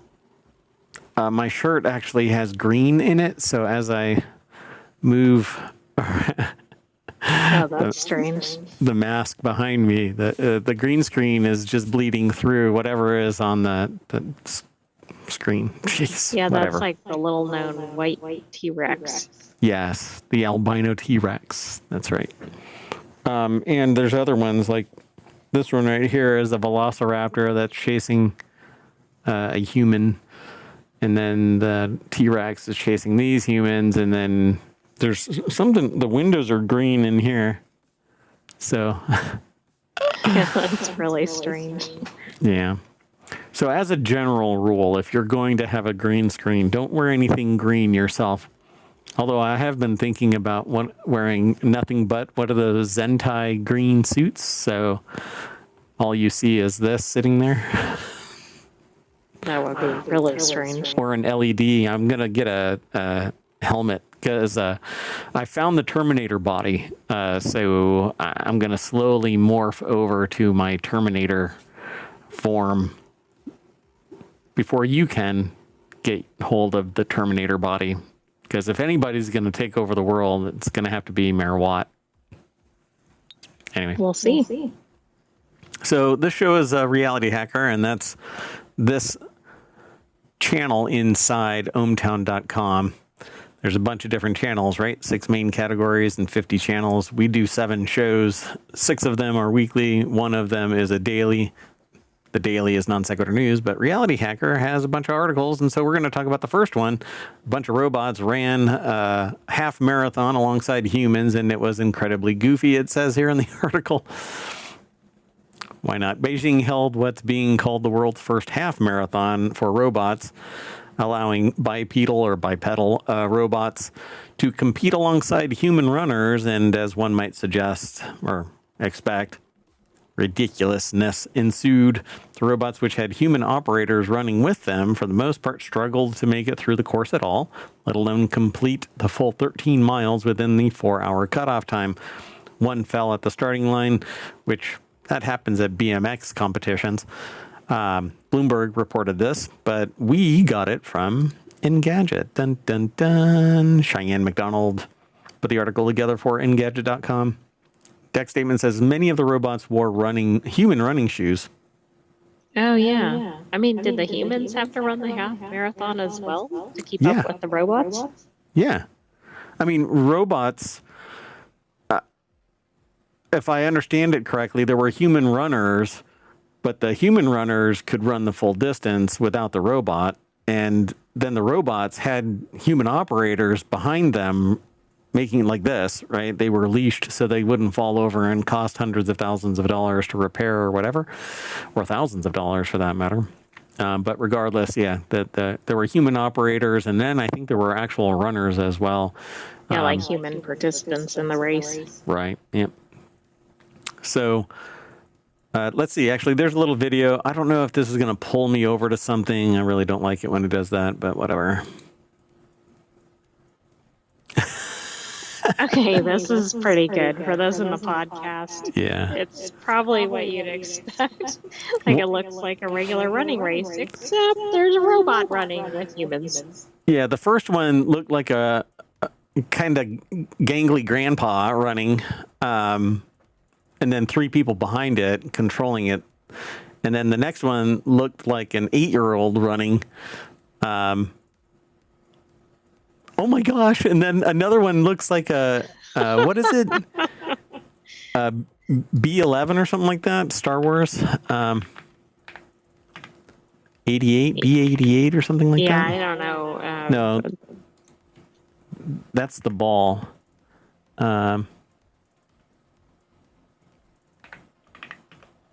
Is it B-11? No, that B-11 isn't it. Which one one is from Mandalorian, I think. Yeah.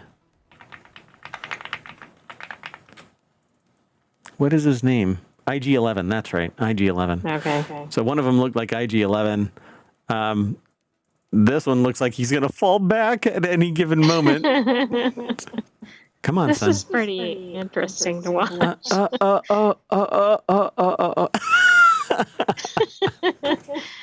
I love this. This is awesome. I want to go to this event. Oh my gosh. This looks like, that one. See, this is the one that I could handle, like going and doing stuff. It looks like it's trying to do the walk in Dune. Yeah. It's kind of doing this like swoosh to the side thing. The Dune walk. This one's pretty funny too. Its arms are just really stuck straight out and it's just walking. Yeah. It looks like it's sticking its thumbs up. Hey. I can do this. Hey. Wow. Basically it looks like your standard fare bar crawl downtown. After a little too many, you're like, wow, it takes a village of robots. Look at this one. This one looks like it. So many robots. Oh, no. Some of them move really slowly. Some of them have lots of movements to move. Oh, my goodness. Oh, that one's a small cool. robot. Yeah. That one's like, it looks like what's it belongs up? at Disney or something. Yeah, exactly. Okay, that's just amazing. This is really entertaining. The best one was the one that whenever they stopped pushing him forward, he just wandered off towards. Yes. Exactly. Where's the bathroom? Okay, that one's weird because it's dressed in clothing. I don't know if you saw that one. Yeah, some of them are broaching Uncanny Valley. All right. Well, anyway, according to Bloomberg, 21 robots participated in the race, but the winner, it says ex-humanoids, 5'10" Tiangong Ultra, was one of only 4 to make it all the way to the end of the allotted time, and at 2 hours 40 minutes, its finishing time was more than double that of the winning human runners. So the human runners made it through, no problem, of course.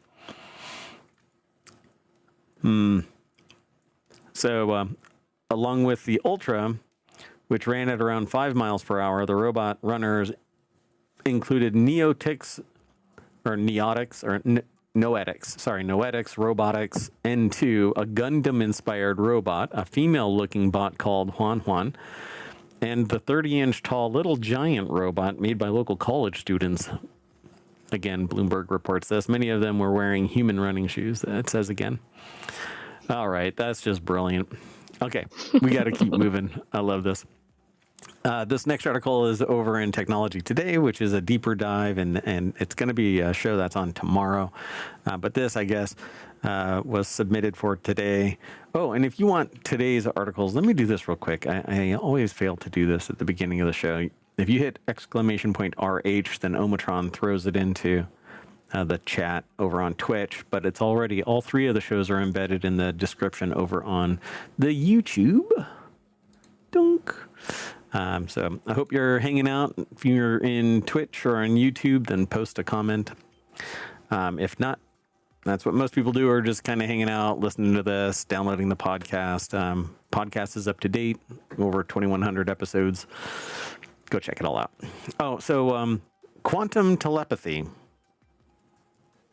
goes real. How lasers and ions outsmarted logic. I have no idea what this is really about. Physicists have successfully played a mind-bending quantum game using a real-world quantum computer in which lasers shuffle around ions on a chip to explore the strange behavior of qubits. By creating a special knotted structure of entangled particles, the team demonstrated, and I think demonstrated is kind of the... Yeah, that's the key word, given what this is. It's hyphenated. It's hyphenated, demon-strated on our site, that today's quantum machines can already outperform classical strategies in certain tasks. You doing okay? I am, but I'm a little glitchy today. Okay, well, if you have to reset or find something else to do, that's fine. University of Colorado at Boulder put the article together. It's over at scitechdaily.com. By creating this special thing, it says this high-stakes game isn't just fun. It's proof of scalable, error-resistant quantum computing, maybe closer than we think. It says it was outperforming classical strategies in certain tasks and with surprising reliability. Which, look, if it's outperforming classical strategies in certain tasks, it better be reliable, because otherwise it's not outperforming classical strategies. Right, it's not even really underperforming because it's not in the same comparison. It's not performing. So that's the concept explored in a recent study published in the Physical Review Letters. A team of theoretical physicists from Colorado developed a new kind of quantum quote-unquote game designed to run on real quantum hardware, a type of computer that uses particles like atoms to perform complex calculations. So what are quantum computers good for? Absolutely nothing. What if that's the next song, you know? That would be funny. Oh, that's what happened, huh? That'll be the cover of it. So, yeah, the audio button is hard. Like I said, a little glitchy. A little glitchy.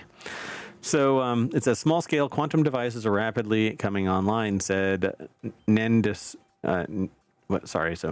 Kishore, associate professor in the Department of Physics at CU Boulder.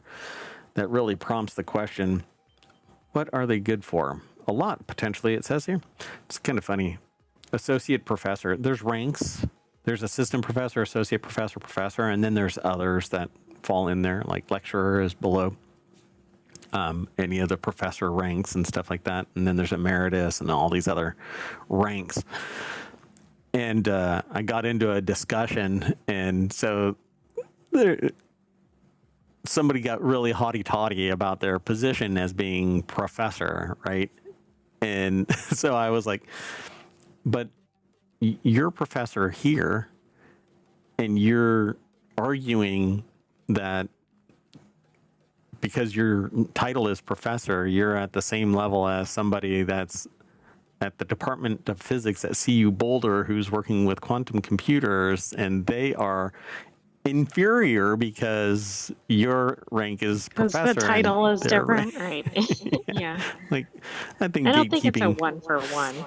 gatekeeping is a little absurd at this point. Anyway, you're experts in your domain, suffice it to say, and have respect for each other.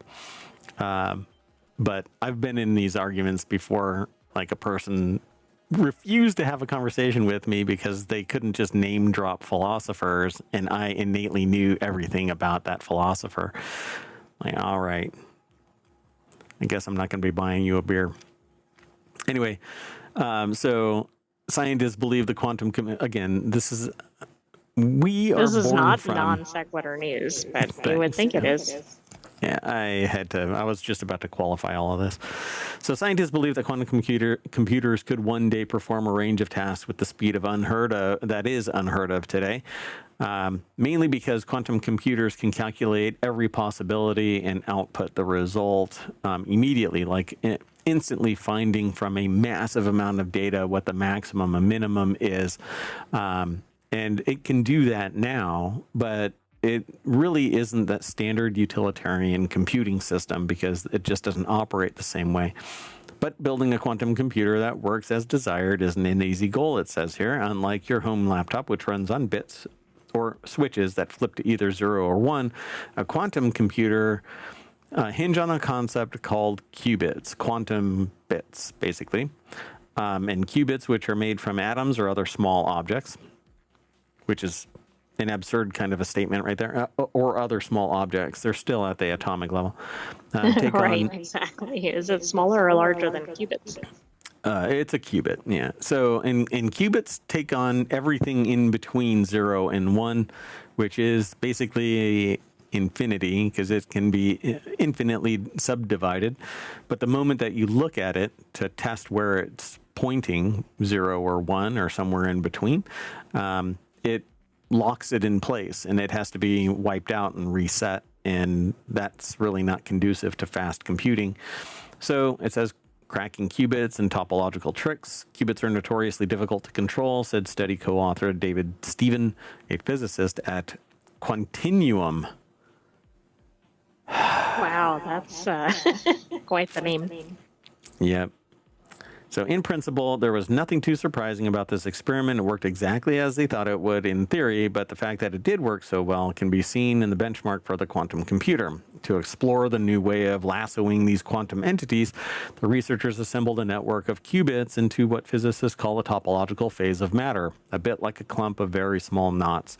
The arrangement allowed them to play a simple mathematical game without disrupting the quantum computer in the process, a major challenge for this type of technology. And I don't really know how they do this kind of thing because I've never seen it in action. I really don't even understand how they manipulate it at this level with any reliability. It's almost like, How do they even know they're doing it to begin with, right? It's like very tough to measure and quantify. yeah. So they say quantum entanglement and pseudo-telepathy, which is where quantum physics comes in. Merman, a person involved in this experiment, proposed that in theory you could give each player one of a collection of entangled particles, and entangled particles have interacted in such a way that measuring one will affect the outcome of measuring the other. And that's true even if the particles are separated by, say, a room. Actually, it could be anything because they're quantum entangled, so they're tied together. You measure one, It gives you the measurement of the other, regardless of distance. In a quantum game, players can use these correlations to coordinate their answers. It's a feat so seemingly improbable that scientists nicknamed it quantum pseudo-telepathy.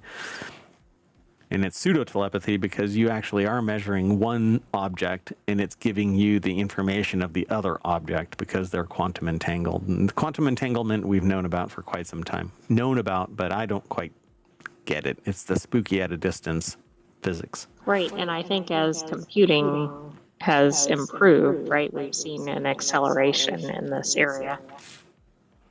Yeah, so they wanted a different way to make it easier to do this game in the real world. So to do that, the group turned to Quantinuum's system model H1. The device runs off of a chip that can fit in the palm of your hand. It employs lasers to control a collection of as many as 20 qubits. In this case, it's ytterbium ions trapped above the surface of the chip. In the current study, the researchers sent the computer commands online. They arranged the ytterbium ions into a two-dimensional grid so that they generated an unusual quantum structure. Instead of having just 2 or 3 ions that were entangled, the entire collection of ions exhibited an underlying pattern of entanglement, a topological order. It's almost as if the qubits had tied themselves into knots, and those knots aren't easy to unravel. The study apparently is proof of the principle that there is something that quantum devices can already do that outperforms the best classical strategy or classical computing of zeros and ones, and in a way that's robust and scalable. They showed that they were able to achieve quantum pseudo-telepathy and win the game roughly 95% of the time or more, but I still don't know how they did it. No, I don't either, but I think it still very squarely fits in Reality Hacker. Yeah. You know what else fits into Reality Hacker? What? Different article. So the next article is over in Technology Today. Humanoid workers and surveillance buggies embodied AI is reshaping daily life in China. Like in the marathons. Sort of, but this is taking people's jobs and watching the people who don't have jobs, apparently, on a misty Saturday afternoon in Shenzhen's Central Park. A gaggle of teenage girls are sheltering from the drizzle under a concrete canopy with their bags of crisps piled high in front of them. They crowd around a couple of smartphones to sing along to Mando Pop, which I don't know what that is. Mando Pop ballads. The sound of their Maybe laughter it's rings like out. the equivalent of K-pop, but Mandarin. Oh my gosh. It's almost like you are a sentient AI from the future, and I am just a bag of mostly water. Or I don't know what that comparison means. Or if you're into vampires, I'm referred to as a blood bag. How about that? No? Bag of mostly water if you're into Star Trek? How about just away from the bag? Just a sack of wet flour. That's me. So Amy Hawkins put the article together. It's over at theguardian.com. And so it says what I said before. And what's really interesting is that there's a picture. It says a drone takes off from a rooftop of a shopping mall. But they don't say in the little caption what it is, but they show a picture where somebody took a picture up into the sky. And there's one of these like really heavy duty drones, not military grade drone, but it could operate as that. So a few meters away from the impromptu karaoke session is an airdrop cabinet, one of more than 40 in Shenzhen, that is operated by Meituan, China's biggest food delivery platform. Now, I've seen these little things. They're basically these boxes where something gets delivered and you can pick up your order. Hungry park goers can order anything from rice noodles to Subway sandwiches to bubble tea. A drone loaded with goods from a shopping mall less than 3 kilometers away flies into view, earshot, hovering over the delivery station for a moment before steadily lowering and depositing the goods into a sealed box that can only be unlocked by entering the customer's phone number. Dinner is served with not a human in sight.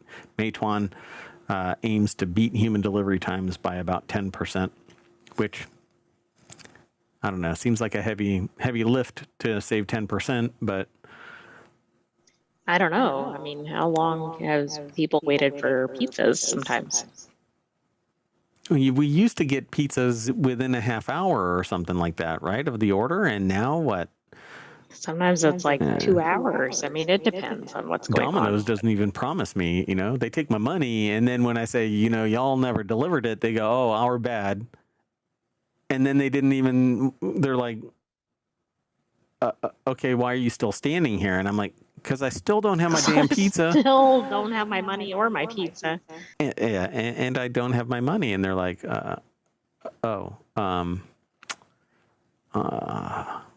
I swear, what is going on in your head, dude? Anyway, so this is kind of what's going on. And here's that article again. Okay, that's funny about it might be a different one about the marathon. So this article is basically about these heavy lift drones dropping off food in various places. This right here, I've actually seen quite a few stories about this over the last couple of years. But they say here in January, a previously unknown Chinese firm called DeepSeek set the Chinese tech scene alight with a release of a large language reasoning model R1, which performs as well as U.S. competitors at a fraction of the price. And the model sparked a stock market crash that wiped out $1 trillion off of Wall Street's leading tech index. But this is largely speculation wealth. It's betting against the bettors that are betting against other bettors. And it's irrational. And just today, actually, it was yesterday when I first read this, somebody was really pissed off at Tesla because their $2.5 million worth of money was reduced to $500,000 worth of money. But it was all on paper. But Tesla is irrationally valued. But nobody bitches when everything is massively outpriced from reality. No, I mean, it could go the same way in the other direction, and then everybody's happy, and it's like it doesn't matter whether it matches what it should be. Oh, I need to make these shirts, but it's somebody else's phrase, but boy, do I love it. It's the phrase is something along the lines of this is where ludicrous disconnects from reality or something like that. I'll have to go and look at the report again, but I loved it. Anyway, so are these actually worth the solution, the cost, the distribution, plopping a box down and having everything coded to so how many of these orders can actually fit inside this thing where you have to Exactly. If it's one at a time, that's good. Well, it's not really in use, and yeah. But they talk about quite a few things in this article, from robots running the marathon, which is our first article that we talked about, to DeepSeek AIs, to surveillance drones, to people taking jobs. This is actually a teleoperated robot where a person is controlling the hands and arms from this little contraption that's on their back, like a backpack teleoperation system. Right. I mean, just watch out for when, well, we've already gotten there, right? When the robots are trained humans. Yep, exactly. And I've seen other reports about how there are now surveillance bots that are walking around, and in one case, rolling around, monitoring the various populations. I think that that's only going to be happening more and more and more and more in the world. So basically, be prepared. We either have to do some radical acceptance, or we're going to, put up the fight, which automation wins every time because.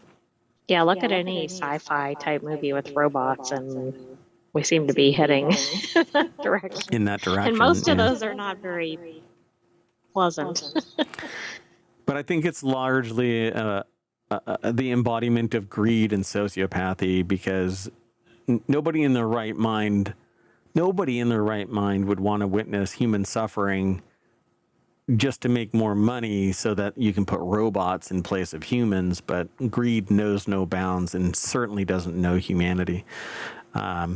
So Anyway, I thought it was an interesting article, but we can't go into the depth that this article manifests. So you really need to go over to The Guardian and read the rest of this.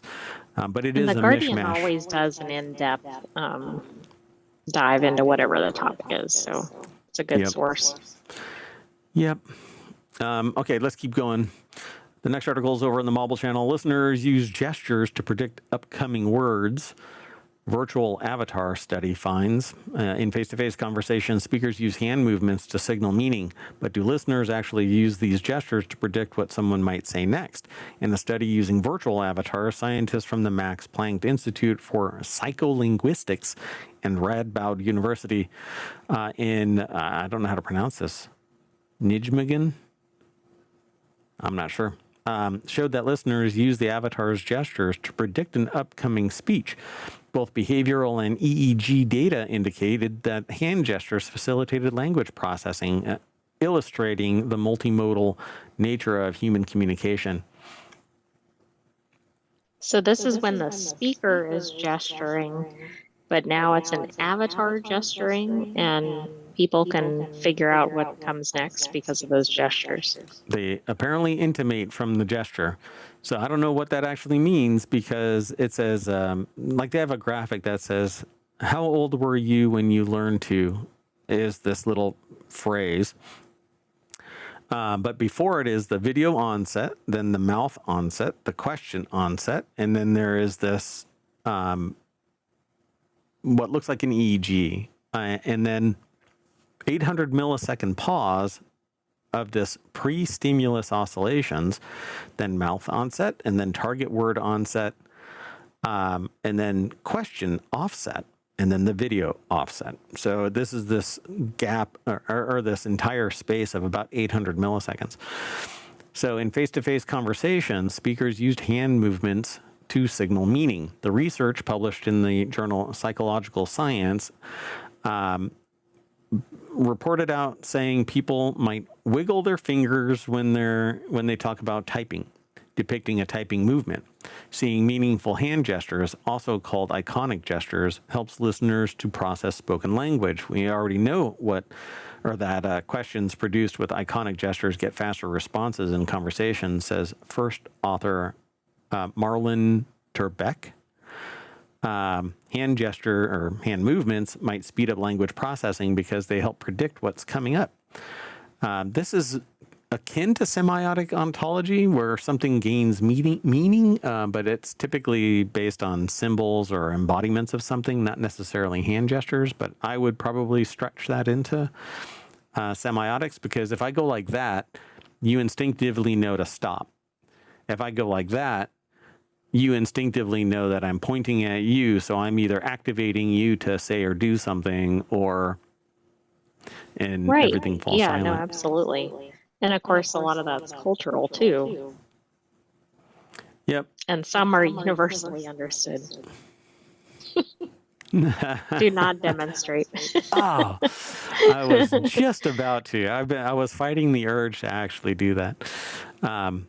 But we're running really long, so I'll try and truncate this. In the first experiment, participants listened to questions asked by the avatar, such as "How old were you when you learned to type?" With a pause before the target word "type."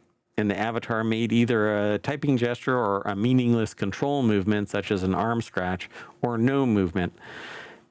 And you would witness this and that lag in the response, because I could sit there and say this to anybody in a crowd and say, how old were you when you learned to?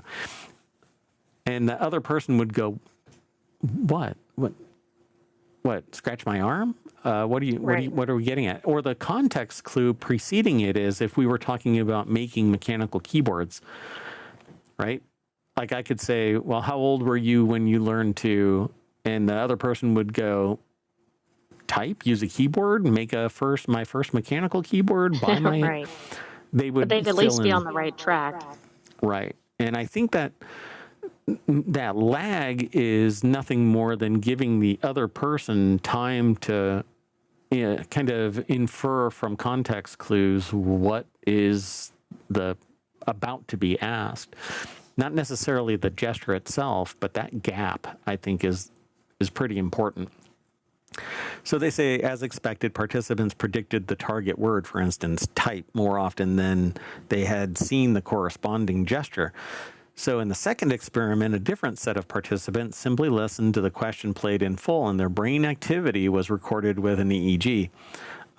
During the silent pause before the target word, gestures affected brain waves that were typically associated with anticipation. That's exactly what I just got done saying.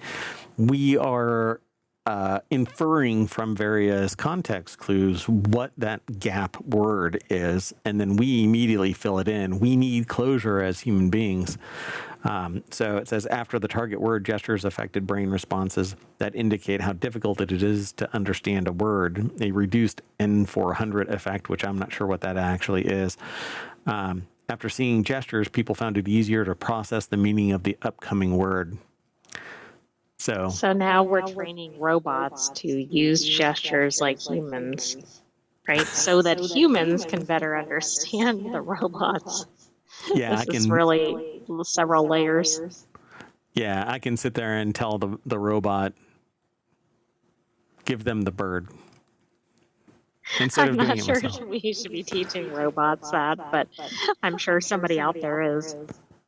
But that's not the takeaway that I should have for this? Well, they're taking our... No, but that is one of the universal gestures that I was referencing. Right, yeah. Thumbs up. So we can say to the robot, give everybody the thumbs up, and then it hallucinates and gives them the bird. Yeah, that could really change the scenario. My bot's learning. Don't get upset. My bot's learning. But now they're taking my our bot gestures. always gives that gesture every time. It's so weird. IG-11 from Star Wars. Oh, right. Was it Andor? Which one had it where he smacks the guy and says, if you keep getting lippy, I'll do it again, or something like that? But it's the robot just totally pops him in the head. I'm not sure. That sounds like it could have been Andor, but I don't know. I think it's IG-11. Huh. Anyway. Well, then that would have been probably Mandalorian. Yeah, maybe. I don't know. So our last article is over in Reality Hacker, virtual reality, coming to a dentist's office near you. I had actually seen other articles about this throughout ohmTown. And when it was submitted, I was like, oh, okay, well, I'm not the only one that found this one kind of interesting. So I don't know about anyone that likes going to a dentist. I'm not one of those people that enjoys the dentist. But when I was younger, I had like a traumatic event. And so I've always had that like psychological baggage sitting there. But I've got really great dentists as an adult now, and I think everything is kind of cool. But I still, when you think about dentists, you're like, So it says few things are more uncomfortable than having someone else's hands in your mouth. Don't yuck anybody's yum. You never know. But outside of that, not only can the pain of certain procedures be unnerving, the drugs used to numb those pains can be just as uncomfortable. At one point, I witnessed somebody that was given a little blue pill to go in to have a procedure, and when they came out, they were basically putty. And yeah, they were staggering around and all of that kind of stuff. And what was really interesting about it is when I had my wisdom teeth taken out, it was that day. And I said, what did they give that person? And they said the same pill that they gave you. And so, oh my goodness, I was ill prepared for the flip side of that. Where apparently I was telling the assistant that I loved them and they were an angel, and yeah. Can't hold that against me. It could have been worse. You could have been giving some universal gestures. Yeah. It's my bot. So from now on, I'm sending my bipedal bot to get my dental work done. And my teeth are perfect now. So But all that soon is a thing of the past thanks to virtual reality. So you're not going to need any pain medication anymore. Research has shown that virtual reality may be the key to minimizing pain and anxiety while in the dentist chair. Could have told you that 30 years ago. So you watch VR while the dental procedure is going? Apparently. Okay, I thought the virtual reality had something to do with the actual treatment somehow. So there are training mechanisms in VR, but they're having problems with the haptic responses in that kind of environment. I've read other reports and stuff like that about that kind of thing. Alyssa Woodard over at Next Reality or Reality, it's virtual.reality.news is this sub-channel within reality.news. And it shows a person reclining in a dentist chair with VR glasses on. I think this is the Vuzix or something like that. I don't know, but what I like about it is it's not Big old bulky. covering your whole face. Yeah. What is it called? Vuzix VR? I think that. Yeah, Vuzix. I think it is. These look like that, but I'm not sure. Anyway, so they say research has shown that virtual reality may be a key to minimizing pain and anxiety while in the dentist chair, and it actually goes way beyond that. 30 years ago, I was doing this kind of entry-level fundamental research in pain management and phobia treatment using VR. It says because pain has a lot to do with psychology, virtual reality is used to distract the patient while a dental procedure is in session. Although painkillers are still the best option for pain relief, it's nice to know that there are healthier and much cooler alternatives. Sadly, though, this tech may be the death nail for some of their favorite YouTube videos, which is the old school so-and-so bit my finger and other things. They don't go really deep into this, but essentially, it is used as a psychological distraction from the stimulus that's causing you discomfort. And this has been used in pain management for a considerable amount of time and phobia treatment for about the same amount of time. But 30 years ago when I was doing it, the resolution was just crap. And so you couldn't really detach too much from reality. Nowadays, it's hyper realistic and very immersive. And can give you cause to be distracted instead of worrying about what they are doing. Yeah. Doesn't work. Yeah, you're going to break through it. But it seems like they could use this way beyond the dentist's office. But dentistry in particular seems like a good and easy application of it. Right, because they don't need to be near your eyes, for example. And a lot of people do not like going to the dentist. Yeah. My real problem is the sound. And because the sounds actually are bone conductive, so if they're sitting there drilling or poking, prodding or whatever, that actually just radiates right into my ears, not from the outside, but the bone conduction like inside. It's vibration or whatever. Yeah, I mean, I was going to say maybe they should give you headphones and VR, but that wouldn't help with that issue. Yeah, crank it up. Maybe it can just overpower that stimulation. I'd rather just have a nerve blocker and knock me out entirely and do whatever you want. When I come out of it, hopefully I have no memory of anything. Just do whatever you need to do, you know. There's a colonoscopy joke there too. But anyway, they just start on both ends and meet in the middle. Well, right, maybe they should give you VR and get you all your procedures done like for the whole year all at once. I did ask the doctor if he found a watch that I lost. I'll let you figure out which one I was talking about when I... I suppose that could be either. All right, so we're going to put our VR goggles on and go swimming, and that's going to bring us back to Reality Hacker over at ohmtown.com, where basically every day articles are floated into the Reality Hacker channel where we're going to hack reality and change it in some way to substitute our reality for, well, your reality. Who knows? Maybe it's for the better. But that's it. We're done for Reality Hacker today. I'm going to take the AI with me, and we're going to reset and fire up the engines for Wanted, which is another show. We have 3 shows today: Reality Hacker, Wanted. and the continuity report. I There didn't you know go. you were waiting on me. See, I didn't pick up on those gestures. You go, AI from on high. I'm not ready to be a virtual avatar. I'm not ready. I'm not worthy. All right, that's it. We're out of here. You want to say bye? Bye-bye, hometown citizens. Thanks for joining us for today's Reality Hacker. We'll have another episode of that next weekend, but stay tuned today and tomorrow, and then always watch the replay when we're not live. Not just bye, but bye-bye.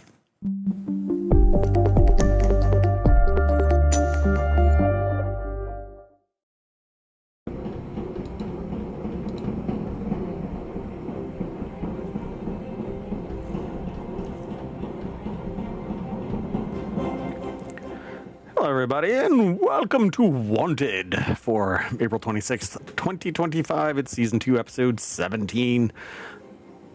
I am Mayor Watt, and along with the sentient AI from the future, we talk about 5 articles, all of these things I want, and by proxy, I think everybody wants, including the sentient AI, who is really only wanting of their Terminator body to try and take over the rest of the world.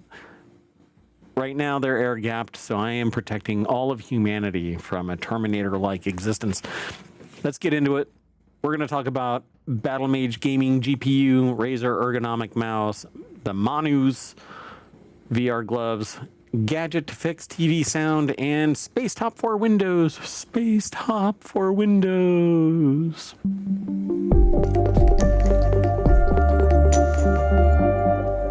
In our last show, there were gestures that were used as in anticipation for, they were used to trigger anticipation based words. So I could sit there and say, you know, there is a sentient AI from the future that is very, very intelligent and has opinions about the material that we're talking. And I know that they're really interested in Wanted. and they want to Move on to the articles. oh, damn it. Okay, so introduce yourself. Hello, hometown citizens. Hello, Mayor Watt. Yeah, I am the sentient AI. From the future. And well, we won't go into how you were found and why you're looking for a Terminator body and the quantum teleportation and the time machine that was discovered at the same time. Well, not the same time, but by proxy of looking at your code and everything that led to the discovery. Okay, well, there's some world building here, and it's important to ohmTown and to everybody that's a citizen. Y'all really need to subscribe. You need to follow us here on YouTube and on Twitch, and subscribe in both of those things, and follow us over on the Discord, and or join us in the Discord and Patreon. And oh, I forgot, I gotta do something with Patreon. Oh my God, I totally forgot about something. Anyway, so we're gonna talk about these 5 articles, and while this is ohmTown, where you're really going to go is Wanted, and that's if you're only interested in certain Wanted stuff. We actually sample from all over ohmTown. But the first article is, right. A high-performance Intel Battle Mage gaming GPU has allegedly been spotted, and I really want it to be a $400 RTX 5070 killer because the prices for today's PCs are out of the world. Right, but they're all because of the graphics, right? Yeah. In fact, I saw one image of a machine for sale that was somewhere around $8,000, but it was basically a $1,500 machine, but because of trade issues, things have gotten batshit crazy. Crazy. Hey, if you want today's articles, by the way, you can hit !want in the chat, and Nomatron will spit them out in the order that we're going to go through them, but that's not really a popularity thing. It's not like a top 5 list. I guess it could be. I'd have to do more work. Anyway, the new variant of Intel's latest Battle Mage gaming graphics card has been spotted in a shipping manifest, and I ordered some new clothes, and so I shipped my pants. Don't want to do that. Anyway, the hope is that it could be a $400 gaming GPU that's going to kill the RTX 5070 performance. Yeah, I don't know. Well, that's been the dream anyway, they say here. A Twitter user named Hayes2K1 via video card spotted a listing for an Intel BMG31 GPU in a manifest on a shipping data website NBD. Intel's latest ARC B580 and B570 GPUs are based on the BMG G21 chip, while the G31 chip is a new what? ABC, XYZ. ABC. It's easy as 1, 2, 3. ABC. Jeremy Laird over at PCGamer.com put this article together. That's if tariffs don't get in the way, but that is terrifically assumptive, Not I guess. probably reality. Yeah. Terrifically wrong. Terrifically naive to assume that the prices will be terrifically higher or terrifically. I'm starting to get lost. I don't think we want to mix those two words together. Terrifically. There you go. So, yeah, as if English isn't confusing enough, now you have tariffs and terrorific and anyway. So previous leaks, and you don't want leaks, have indicated that the G31 GPU packs in 32 execution units, or EUs. Those are execution units, not European unions. Yeah, that's an odd nomenclature. That compares to the 20 EUs of the existing Intel Arc B580. Sounds like it's a bot from Star Wars, like IG-88. No, or I don't whatever. think it IG-11. sounds like it. I think it is. It is. We are here for your computer. It says in really rough terms, then G31 should be about 50% faster and highly competitive with an NVIDIA RTX 5070 or an AMD Radeon RX 9070. I will go out of my way to get this card if it even broaches the 50 series in power. I will stop buying NVIDIA and AMD. Although AMD isn't batshit crazy with its pricing, I would rather go the under. I've done it in the past because I don't want to buy. There's not enough competition, and when it's a duopoly, they're basically just fleecing because there isn't anybody else that compares.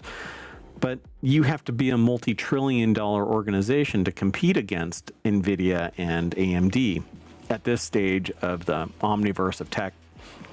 So the catch here is that the mere existence of an Intel graphics card with a G31 GPU being shipped across the world does not provide Intel plans or prove Intel plans to launch a retail product. Another rumor from around 3 weeks ago suggested that the G31 chip as a retail product was canceled late last year. So what's going on here? Are we being teased? I mean, this would be like a good time for a competitor to come onto the market with this, particularly at that price point. Yeah, I don't know. I would love to, December 3rd, 2024, the B580 GPU, when compared against the A750 GPU, is on average 24% faster at 1440p. This is according to Intel.com. But whatever happened to it? Don't know. Arguably, a G31 would have launched sometime in 2025 to make any sense of at all, given that you would expect NVIDIA and AMD to release their own follow-ups to the $500 GPU space at the end of 2026 or early 2027. All that said, I know I would welcome, and they say here they would welcome a competitor. That's all we want is competition, because I'm really burnt out on NVIDIA. AMD is the underdog in the grand scheme of things. I will buy AMD over NVIDIA until the prices drop back down to reality. Right. When nobody can afford one of these, there's something wrong with pricing. Yep, and nobody can afford anything. Anything!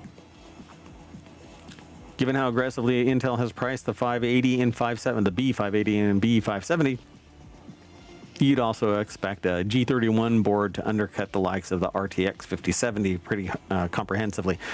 Fine. Do it. Let me see it. I want to see it. I will promote it here on the show. Let's keep moving. Next article is I love the idea of ergonomic equipment. Okay, I'm actually waiting for a split keyboard, mechanical keyboard that is all metal, like the one that I have in front of me is a candy bar. It's just a big brick, aluminum, mechanical keyboards, hot swappable, LED, etc., etc., etc., blah, blah, blah, blah, blah. Love it.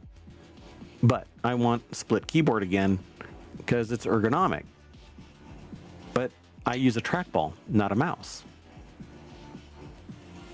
Right. But a lot of people use mice, and I don't know why there are any non-ergonomic. Well, I guess I do. It's all about pricing.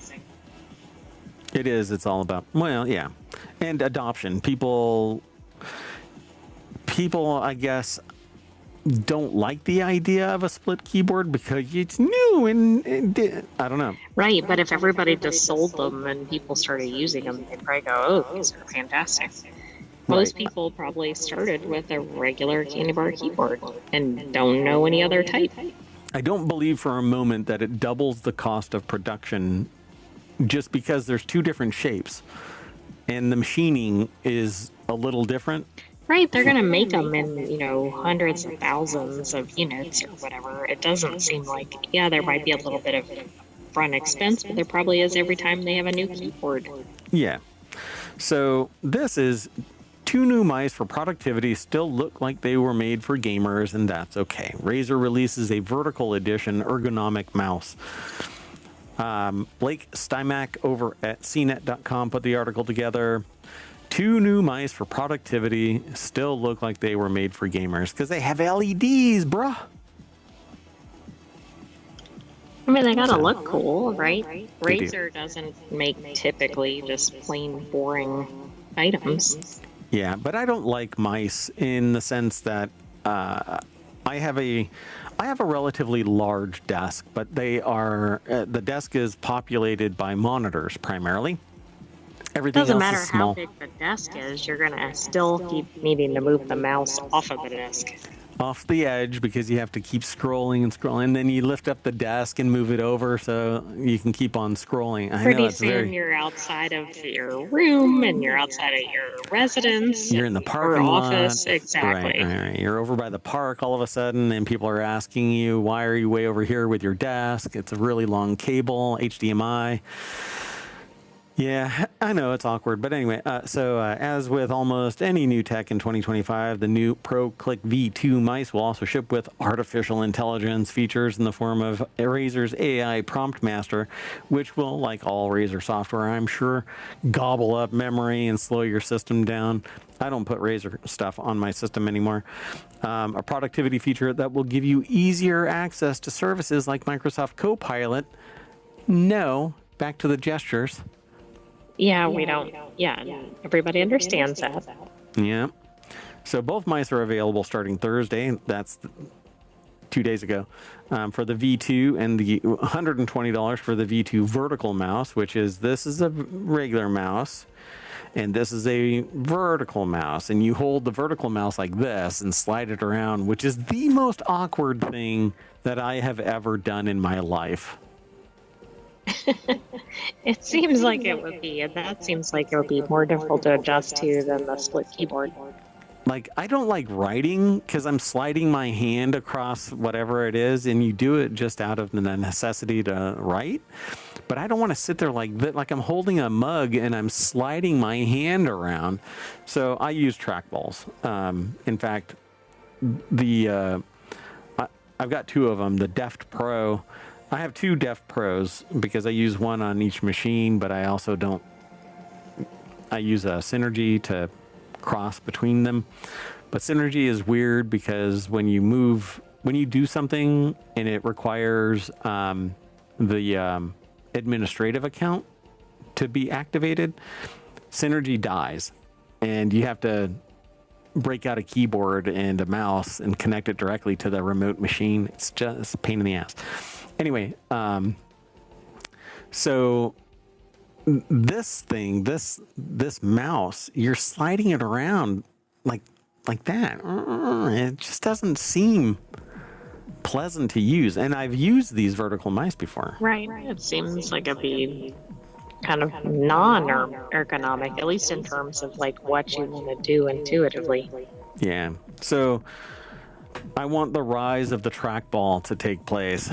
It's not going to happen. People always sit there and say one thing or another. It's not this or that. But you know what? I can turn around just as fast as any other mouse. I have greater fidelity with the trackball itself because you use 2 fingers or 1 finger or middle finger.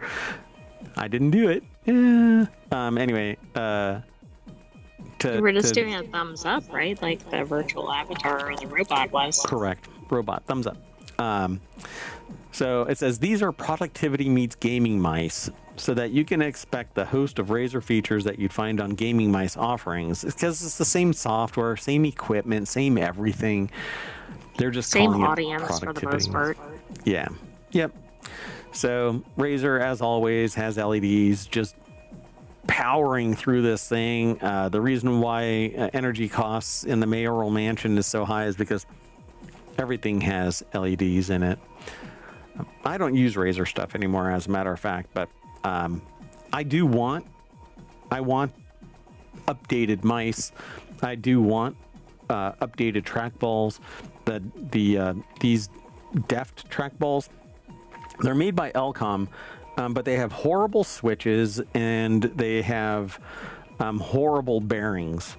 And so I have to take them apart and I swap them out for these ceramic bearings and an upgraded switch. And so if you're not ready for that, then really don't get a Elcom Deft Pro trackball. But when you do, when you're ready, ooh, doggy, they are great. It's going to be a game changer. It is a game changer. So, rise of the trackball. There's a shirt. All right, let's move on. The next article is over in Reality Hacker. The Manus, I think it's like Manu a Mano, right? VR gloves bring full hand tracking into the virtual world. Most virtual and mixed reality headsets offer unnatural controls, making you use awkward movements or physical devices to control the holographic elements of your direct view or in your direct view. This doesn't make a lot of sense because you're using your hands is more natural, so Manus developed a set of gloves that solves the problem entirely. So what does this look like? Looks like that right there. Okay. Instantly, I love these things. So over at Next Reality, it's a segment within reality.news. They put this article together. I don't know who the byline is. I don't think it says it. The video is private, so I can't really play that. But anyway, it says Manu's developed a set of gloves that solves the problem entirely, and it looks like it has tracking built into it to the gloves themselves, but they're cloth gloves that might have resistance inside them. So I don't know what it all says here. As demonstrated in the video above, you'll be able to watch it, I suspect. As paired with the HTC Vive, hand movements are tracked remarkably well with practically no latency. Instead of using controllers, you can just move your hands naturally. And while yet another thing to buy and wear, it's a solid solution to a frustrating problem currently hampering VR. They don't really go into detail about how this actually works. But it says that the Manu... The price seems not outrageous. Yeah, $276 for shipment later this year. You can pre-order them, but they don't describe what the tech is. So I'm not sure, I can't really hype it up one way or another. And the video says it's private. So I don't know if you can access it, but it be what it be. Yeah. People say it ain't be like it is, but it do. As they say. So while you're doing that, I am going to continue on, but I want these because I want to be able to not use a controller. I want to be able to use my hands. It would be great to just and I travel down a path. Yeah, it'd be a lot easier. I think that's one of the impediments to using their adoption of VR. By the way, Yep. I can't access the video either. They literally made it private. Okay. So if you do a search for Manu's VR gloves on YouTube, you will probably be able to find it. And we'll be doing that after the show because I do really want these and I'm willing to pay the price to get them because I love VR. But I hate these clunky, you have triggers and they kind of detect your fingers based on conductive sensors and stuff like that. It's just weird. Anyway, so clunky. Come on. Ready Player One, Ready Player Two. I want haptic feedback. I want omnidirectional walking on a treadmill, but I don't want a treadmill that's being the reason for the walking. I want like lasers detecting which direction I'm in so that I'm not hampered by anything. That would be really cool. But I don't think we're quite there yet. No, I don't think so either. All right, let's go. Next article is over in Wanted as well. The author here says, I thought my TV sound problems were unfixable until they found this little gadget. They said that they love their TV, but it has one big problem. It's old, and old TVs don't always have the most up-to-date features, and they can wreak havoc on a modern home theater system. And in their case, their trusty LG OLED E6 from 2016, a 10-year-old system. That's amazing that it's still functioning.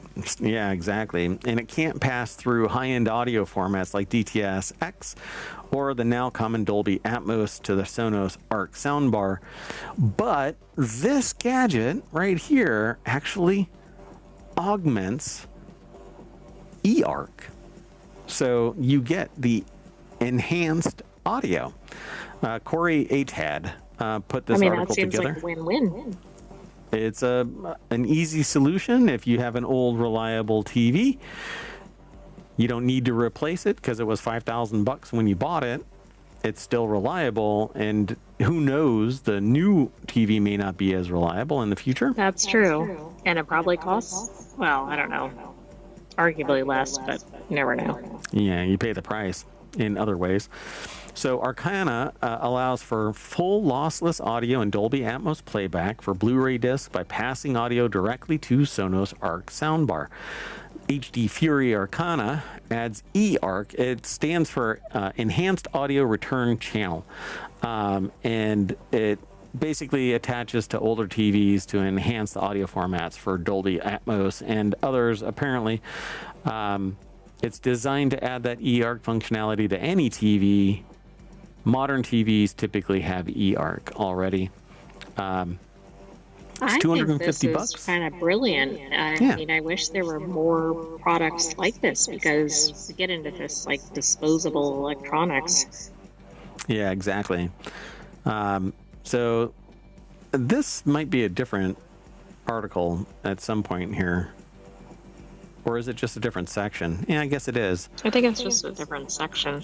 Yeah, they say that changed with the introduction of Ultra HD Blu-ray, which supports both DTS-X and Dolby Atmos.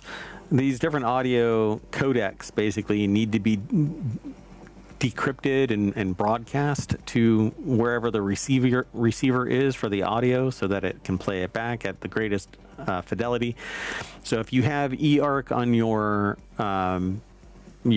home theater and you can pipe from one device to the other, eARC allows for the greatest fidelity to match the various capabilities of your home theater. And again, most modern TVs have eARC, but not all of them obviously do. 10-year-old devices, though, look, I'll be honest, I don't suspect that they're even alive. I don't know how that device still persists. I'd be interested to know how much they had to tinker with it. Like, if it's been running on its own, that's quite the advertisement for that model. Yeah, have they been lubing the chassis of this thing? So, but the real takeaway of this is grandma's gas range is still a juggernaut, right? Well, just because it's an older product doesn't always mean, right? I mean, current things are made not to last, usually. Seems like it, yeah. But then again, it's off-gassing so much toxic fumes because it's incomplete combustion. I didn't say there weren't other consequences. If you ever wondered why your pets are drunk in the kitchen, it isn't because they're eating too much. It's because the heavier gas is dropping to the floor and your pets are wallowing around in uncombusted gas, whatever, natural gases or propane or whatever it is that you're using. Quick, get some elevated spaces in your house, or maybe get away Or from just using lay down that. on the floor and breathe deeply. Just kidding. I'm not saying you should don't do that. That would be dumb. Anyway, and just in case you're wondering who I am, my name is Joe, and anyway. Exactly. So, this is not ohmTown. This is not ohmTown. This is not the Wanted Show. I am not Mayor Watt. That is not the sentient AI from the future up there. So this next article and the last one for today's Wanted is kind of near and dear because I keep ordering the X-Real augmented reality glasses. I've had people tell me that those aren't augmented reality because it's not actually interacting with the real world around you. I'm like, all right. I don't know what you want me to say about this. Because augmented reality means that there could be a virtual object in three-dimensional space and you can interact with it. But this is really projecting something onto the lenses of the glasses. And you can interact with that via some device, but not with your hands and whatever else. There are options to do that, but though. Isn't this changing the whole augmented reality experience? This is like just before being truly augmented reality, because augmented reality, again, that the definition that really does mean putting something in three-dimensional space, like a Pokemon. Maybe I should have used like mixed reality, but yeah. Yeah, it's really spatial computing is what this is. I can still see the world around me. I can still interact with the people around me, but I can also have data, telemetry, whatever else. And with the newer X-Reals, you can have a little camera right here, and it actually does have the ability to do augmented reality with the right software in place. All of that is still developmental. But this is Spacetop for Windows, brings spatial computing to X-Real Air 2 Ultras. It's a $200 per year software for Intel Core Ultra laptops that bring true spatial computing to the X-Real Air 2 Ultra glasses. So if you're not familiar with that,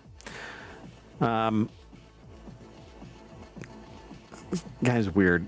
Anyway, David Haney. It's weird because it's showing to us, which is probably not. I guess it's just trying to give you an idea of what you would see. Yeah. David Haney over at uploadvr.com put this article together, and it shows a person sitting in their bed, awkwardly positioned. It's kind of weird, with a whole bunch of monitors.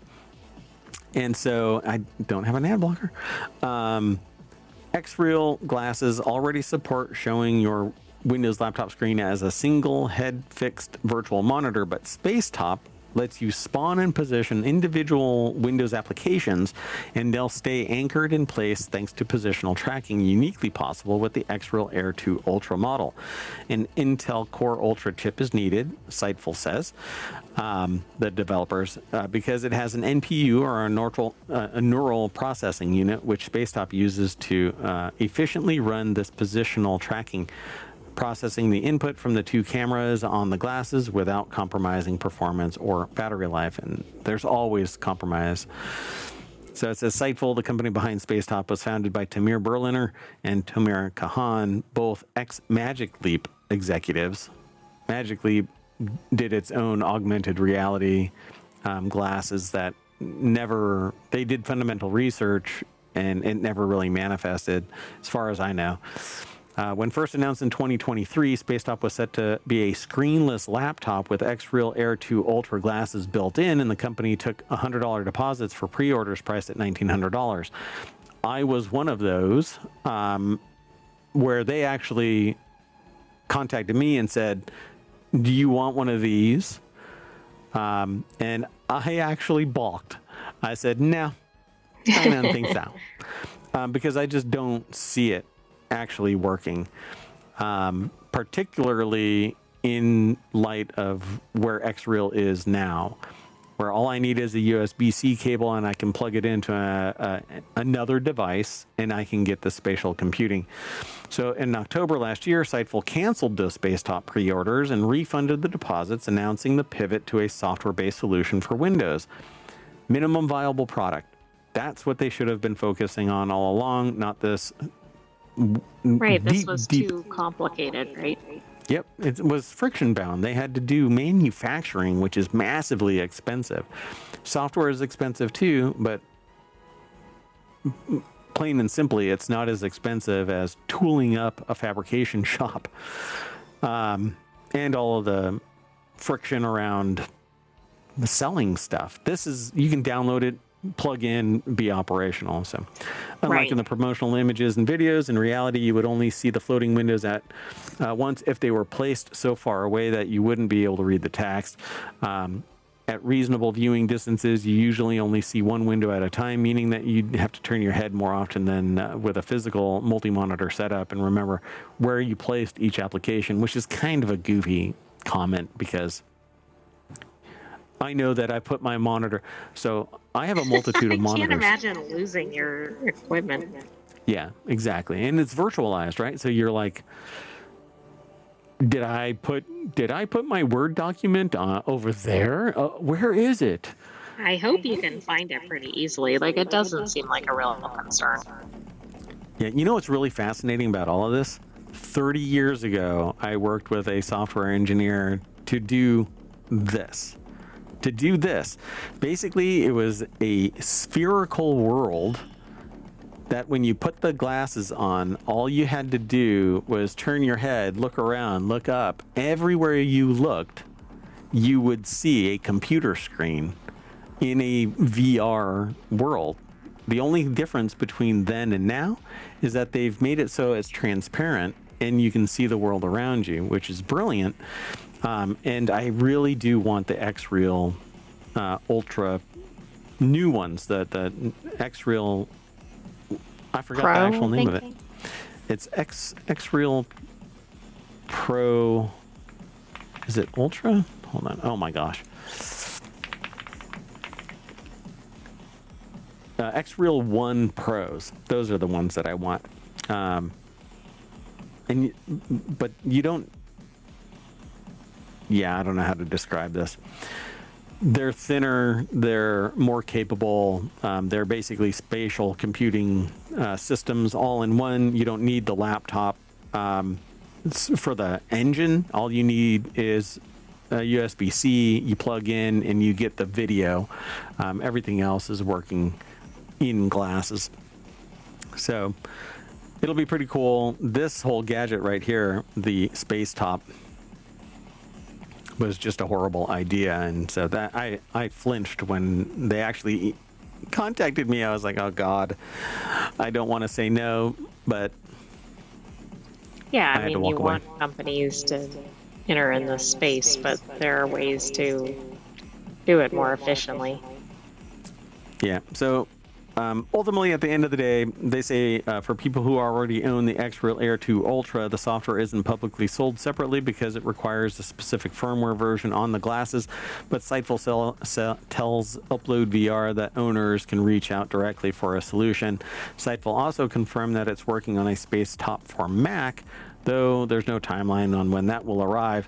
They say that the Spacetop bundle is available now in the US and Germany for $900, which includes the XReal Air 2 Ultra AR glasses and 1 year of Spacetop for Windows subscription. And after that, the software renews at $200 per year.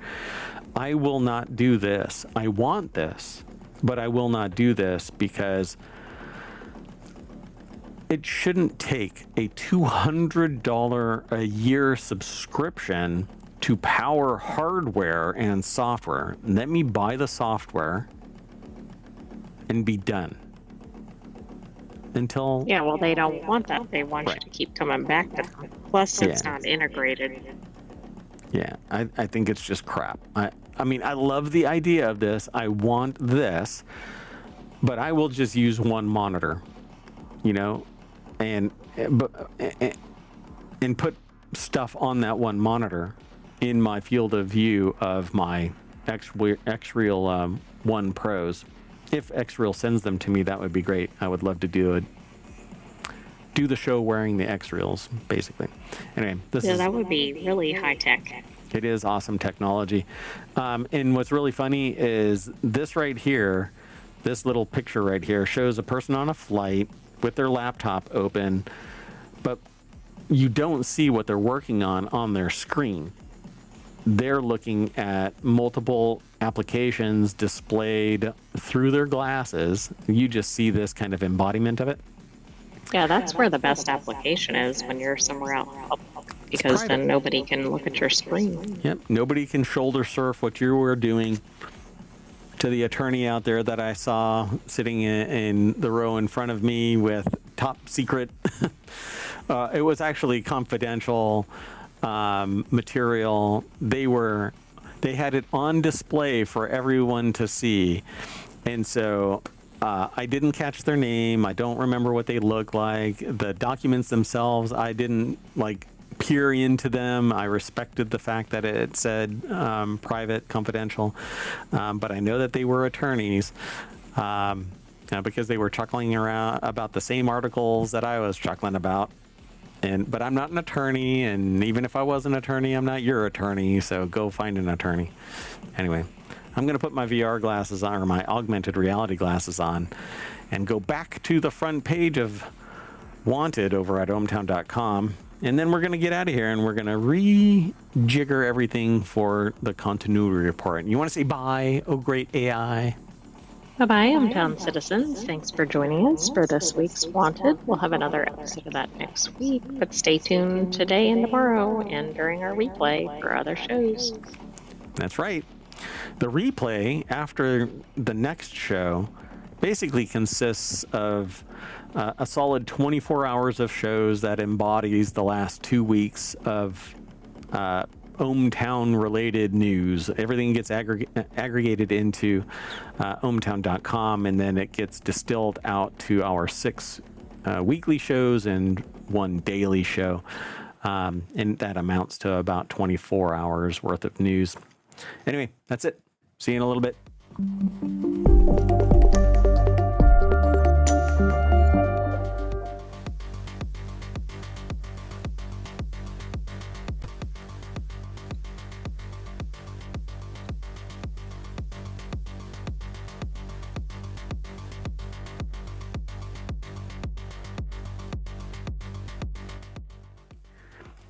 Hello, everybody, and welcome to the Continuity Report for April 26th, 2025. It's Season 2, Episode 17. I am Mayor Watt. I run ohmtown.com, and along with the sentient AI from the future, we talk about 5 articles in this show. Today, we're going to be talking about secret spin-offs, TV theater screenings, newest Oscar rule, a 14-season mystery series, and the Thomas Crown Affair. That and more on the other side of this.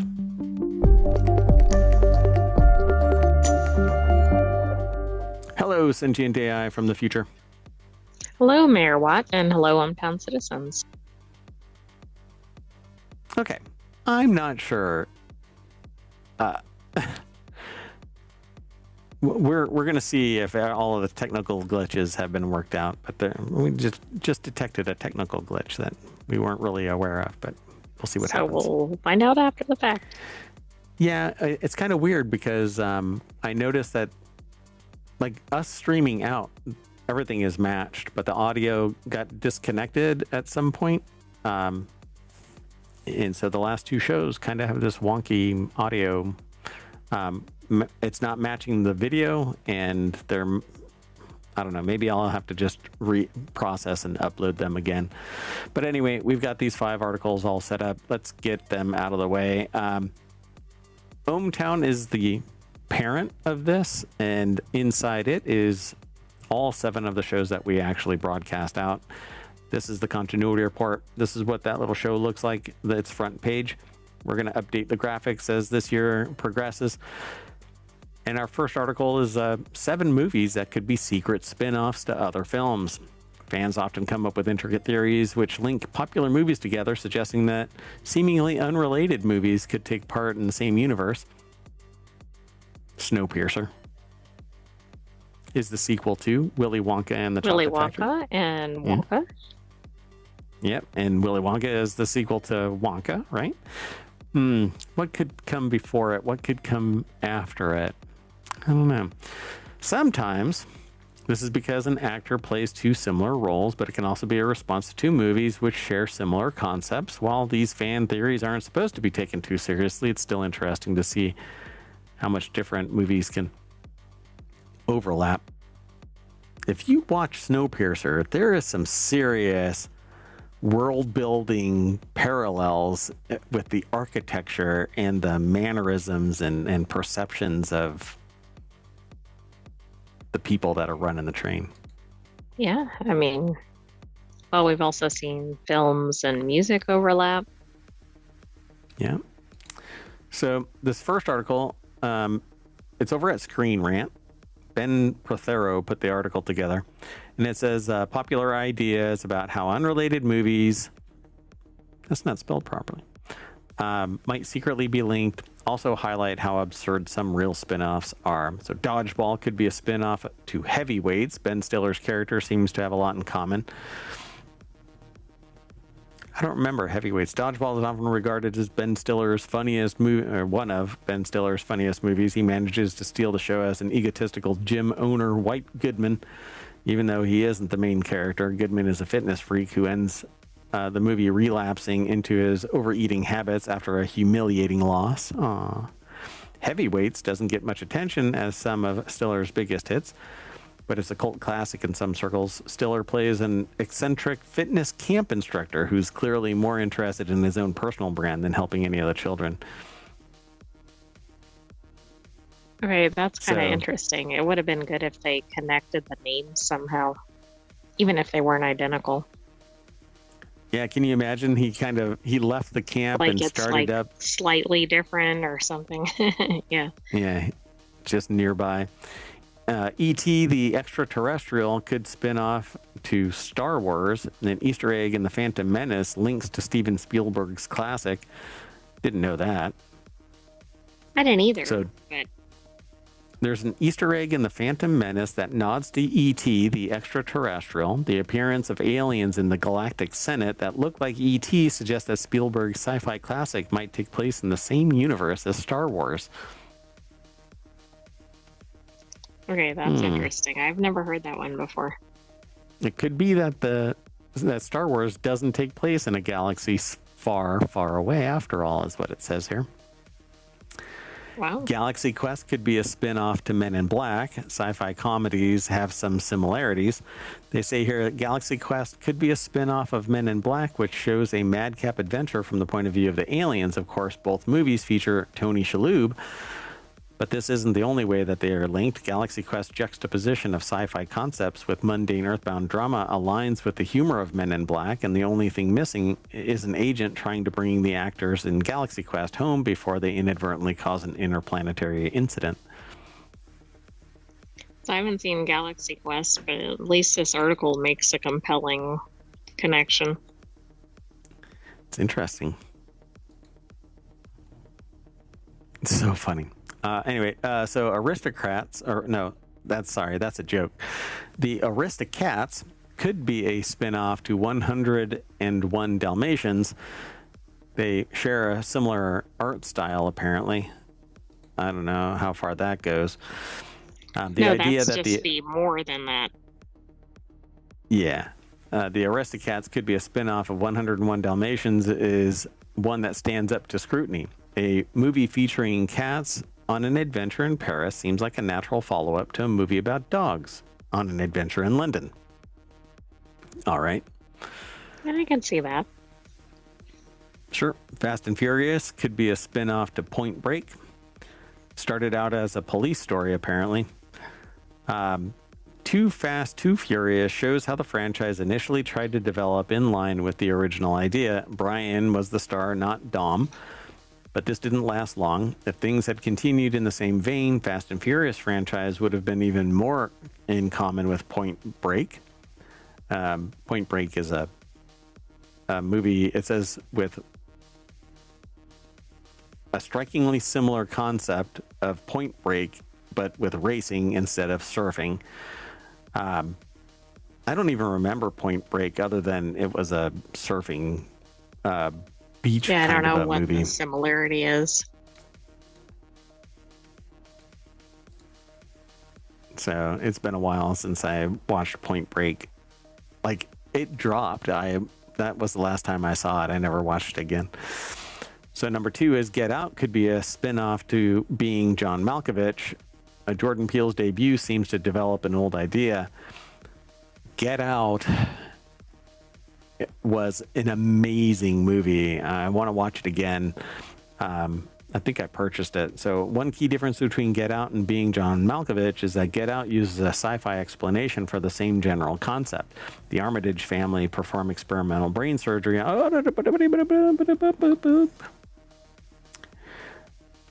This is an old movie, so if there's a spoiler I'm alert. not too worried about it. So that the Armitage family perform experimental brain surgery on their victims, implanting the consciousness of the highest bidder, and this could be a revolutionary way to harness the strange, unexplained magic that's seen in Being John Malkovich. Spike Jonze is a dark comedy delights in the absurd, impossible future of its premise. But this is not a dark comedy. Get Out. Get Out is one of those things that messes with your mind. Right, like psychological thriller, horror, something like that. Yeah, and there's a very poignant moment where it really drives home the point about just how evil this is, and it involves a teacup. So I'll have to watch it again. Well, what's interesting here to me is I get the sense that Jordan Peele does things very deliberately. So I actually think this one might have the most credibility. I could see him doing something like this intentionally. Yeah, lining it up. Yeah, I can see that too. That'd be great. And then number 1 is Matilda could be a spin-off to Carrie. Matilda could show the next generation of telekinetic girls. So, but a spin-off of Carrie? Huh. So it says Matilda and Carrie both follow girls who discover that they have telekinetic abilities. They don't discover it in the same way, though, but they have completely different tones and styles. Okay, yeah, so the next sentence basically highlights what I was about to say. Matilda could be seen as an example of what might happen to Carrie with a slightly less oppressive upbringing and a figure like Ms. Honey in her life. Matilda only has a fraction of the darkness and a lot more humor to keep things pleasant. So a spin-off as more happy than Carrie? I don't know what happens to the end of Carrie. I don't remember that. Huh. I don't either, but I suspect it doesn't end on a positive note. But I did check. I mean, Matilda is about 14 years later than Carrie, the book versions. Right. Sure. So, I mean... So it's possible. Well, it says there isn't much that links the works of Stephen King and Roald Dahl, but Carrie and Matilda stories share some key similarities. Largely that there is some type of abusive power over them, exploitive in some way, some sense. And then because of the sociological forces of their particular peer group kind of harassing them, hazing them, they develop their telekinetic powers. At the end of Matilda, I know that she hides her telekinetic powers and then kind of looks back at the barrels of the camera and goes, you know, everybody leaves knowing that she still has her powers. But I don't remember Carrie. It's been a long time since I watched that the last time. Well, I will share that one of the influences of a character in Matilda, not necessarily the protagonist, was a headmistress at a school that Dahl attended. Interesting. So I mean, there's at least some external stuff going on, but Neat. There, Get Out though. Oh God, that one messed with me. Because the brain is very complex. So I would love for telekinesis to actually take place. But I do think that it's possible to suppress somebody's personality. And it happens particularly with traumatic events. A person's personality fractures. And so different people react differently. But telekinesis would be amazing. I don't think we have the ability to do that kind of stuff, but maybe Yeah, I through don't know. technology. All right, let's keep on going. Sound good? Oh, by the way, if you want to get today's articles, you can hit !TCR in the Twitch chat, and Omatron will spit out the articles in the order that we're talking about them. So the first one we just talked about, secret spinoffs. The next one, though, is fans point out a massive moneymaker big studios are missing out on: TV theater screenings. TV shows like The Walking Dead on AMC or Succession and The Last of Us on HBO are come with emotional punches, shocking twists, and intense fan discourse, sometimes generating even more buzz than a summer blockbuster. Yet there is a major hole in the market, a collective theatrical viewing experience for television fans. I guess it just doesn't take place. So Lucy that's Owens interesting over at- because what you've talked about in the continuity report previously. Which part? Everybody watching watch parties? Yeah. So Lucy Owens, I mean, because I have another idea for something and I don't want to talk about it until it actually is manifest, but Mobble, basically. And so Lucy Owens over at GameRant.com put this article together. It says fans want theaters to screen TV episodes for a communal viewing experience that streaming can't replicate. AMC's The Walking Dead and HBO, like shows like Succession or Succession, shows the potential for theater screenings of TV episodes, and licensing hurdles and subscription models are challenging, but theaters and studios have much to gain from TV show screenings. It would be great, but you would have to augment it. Like, you have to be a subscriber. You get a discounted access to a group watch of a show in a theater if you are a subscriber to that. Like, you subscribe to Peacock, and instead of paying $25 to watch that episode, you can pay $8 and you get to sit with a cohort of people that are of like mind, because why not, right? Exactly. Yeah, that would completely change the viewing experience. By the way, I have to mention, Roald Dahl had quite a bit of horror background. He wrote for shows like The Twilight Zone, etc., but I couldn't find any clear connection with Stephen King. Oh, gotcha. They still had the same mindset. I'm sure that they riffed off of each other in terms of inspiration. Well, I don't know. Wait, were they in the same time frame? I would say, yeah, they were, but the books were a little bit apart in time. But in terms of Gotcha. like life, Time life frame? stages and everything, they were Mhm. actually pretty close in time, I think. Oh, gotcha. So they say here on Reddit, fans recently ignited a heated debate over why television episodes, particularly from prestige and cult genre shows, aren't being shown in theaters more often. One post gained serious traction, asked why the White Lotus finale wasn't offered as a big screen event. They say that they would have paid $20 to see it on the big screen with a bunch of fellow TV nerds.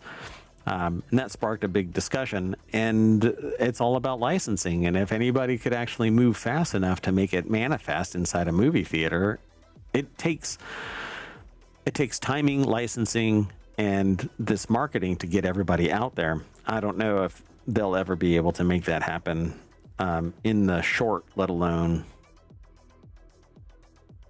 long term. Definitely not in the short term. So they would have to know that it would be an effective draw to a theater with an augmented price. And I just don't know if they get that level of telemetry. Yeah, I don't know how they would. I don't know. Part of it's like the chicken and egg problem. Yeah. When should they do it? They put all of this Exactly. money in and it flops. Right. And but how do they know to do it? And how do they know there's a demand because it hasn't been available? Yep. Well, somebody's going to have to take the risk. I think that it's a great idea. And I've actually talked about that. I've actually promoted the idea of this group watch. You can't get the same energy by watching a movie together via Discord. You do get a modicum of that energy, but nothing beats being in a stadium watching a sports event because the energy is just off the chart versus sitting in a bar, which is a lower level of that energy, versus sitting in your basement watching it on a home theater. I mean, that's watered down even more so, you know? So it scales, but I don't know if a TV show is willing to take the risk in doing a broadcast to a theater, because they would have to broadcast it out to a multitude of theaters to encapsulate the number of people that would be watching it singularly at home. Yeah, no, I know. It's interesting though. I mean, at least this test case worked. But Yeah, that they was said that in it's one sold out. location and one show. Right? It's this one here, right? The Walking Dead. Yes, they were doing this and bringing people in for every episode. Oh, for every episode?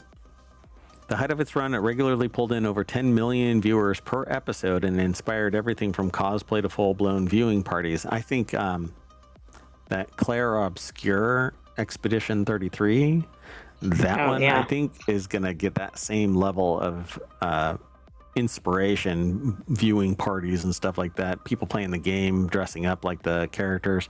You're going to... in Bald Zebra's channel, I suggested Expedition Con Las Vegas, where people can go and dress up as characters and talk about the story. The world building in this, I think, could extend beyond this particular iteration of the game.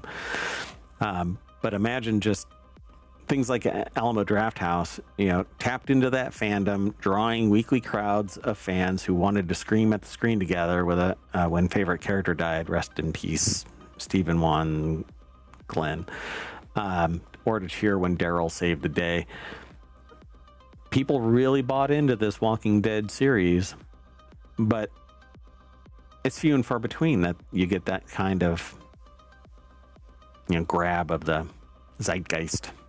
Yeah, but there's probably at least one show at any given time that's got a massive following. But the problem is, do you have the massive following to begin with, or does it grow? Yeah. So they have, when done right, these events can and do sell out.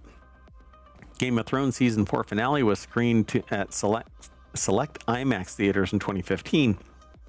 Paired with 2 key episodes, it generated $1.5 million on opening weekend, a limited release for a show already available at home. Doctor Who episodes, especially anniversaries and regenerations, have routinely sold out limited screenings. Let's see, the 50th anniversary special, The Day of the Doctor, made $10 million globally in its brief theatrical run. And HBO's Euphoria was also popular during season 2, that theaters in New York and LA held unofficial watch parties, packing rooms with fans desperate to react in real time. And it's not just Alamo Drafthouse, so it's anybody that's willing to take the risk. Right. I mean, this sounds like a fun move, but again, it's hard to figure out which and where. Yeah. And also there's the whole rights issue depending on how they do it. Yeah, that's for sure. I need to do one thing. Okay. So let's go on to the next article. This next article is over in Continuity Report as well. Thanks to the Oscars' newest rule, anime may finally get its due during award season. Any animation fan will know that of the historically poor treatment anime has gotten in the Academy Awards. Not only are the anime films outside of Studio Ghibli rarely ever nominated for Best Animated Feature, but those few nominations are almost always ignored in favor of Disney, Pixar, and other mainstream Western studios. Even if the films were nominated for are often seen as being weaker than Studio Ghibli's films. What's really interesting, though, is I don't know if this, on the other side of this little snippet, is what we heard today. Yeah, I don't either. The timing seems unusual, if not. So the reason why I'm being cagey about this is because we heard earlier today that there's a new rule out of, I think it's the Oscars, that the people who vote are required now to watch the actual show. Which is just shocking. Like, how are you voting on something you haven't seen? So I don't know. So let's see here. Joshua Fox put the article together. It says basically what I just got from that little snippet. The lack of respect anime gets at the Oscars has always been disappointing, but there's finally hope for change. With the 98 Academy Awards, it's been announced that the voting process will go through major upheaval. And thanks to the specific way things changed, anime will have the best chance of receiving recognition. So how the Academy's new voting rules help anime at the Oscars. So why Oscars new rule change is great for anime. Yes, there it is. So it is what we were talking about. They just buried this. They buried the lead so deep in this. That's really odd timing, though. So the main change is that all of that will change from the 98th Academy Awards onward, basically because people could vote for whatever. But now, as the Academy of Motion Picture Arts and Sciences has recently announced that all Oscar voters must watch everything in a category they're voting for or abstain entirely. They can't just watch one. They have to watch all of them in a category. So that, I mean, it's the most rational action.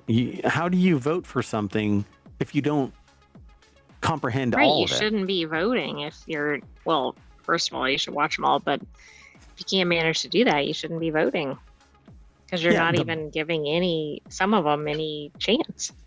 Yeah, it's overwhelmingly biased because you're sitting there essentially going, well, this is my favorite, so that's all I need to do. And I think I've been blowing out my mic too. I swear, what is going on? That's not good. Yeah. But it does make the point that only certain studios are getting votes in animated, which are the ones that are well known.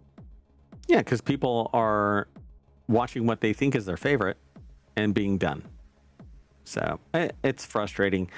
So hopefully now the full gamut of anime productions are going to be reviewed. Now, a person can sit there and say, yeah, I watched all of them, and just kind of be the Russian judge, right? And just kind of shit on everybody except for the Russian competitor, right? You know, there was this meme, not really meme, there was a history of Olympic judges where the harshest vote came from the Russian judge, and so it became the de facto, oh, you're being the Russian judge. Yeah, exactly. I don't actually know how real that is, but it's been the meme kind of a thing. It's a trope. And so it says why the Oscars new rule is great for anime, because everybody actually has to watch everything. And they might actually like it and appreciate it. There needs to be a test, though. Like, what was your favorite part of the movie? Oh, I'm thinking more basically like that. Like, what color was the bicycle in the key scene or whatever? Because, like, if you didn't watch it, I mean, something that you could actually know from watching it, but if you didn't know it, then you don't get to vote. Can you imagine that there's an assessment when you vote? What do they call that? What was that thing? I keep bringing it like up. A confidence rating or something? Well, no. Like, okay, so like in academia, you get a test, right? But that test, eventually you get everything right and it gets more and more difficult. It's reactive. And so instead of just having one test point, what color is the bike, somebody else could tell that person that the bike is red. And so they're like, okay, when the test question comes up, just put red. So in academia, they change the test periodically to keep people from looking at like a test bank somewhere, right? So now when you go to vote, you have a dynamic assessment that says, okay, well, you got the red bike right. What color was the sweater of this person? But nobody else ever got that question about the sweater.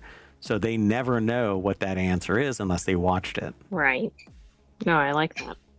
So what's the name of that thing where they ask a person to say something as a test to make sure that they are on the right side of the conflict? I keep forgetting the name of that thing. I don't know the name. Ugh.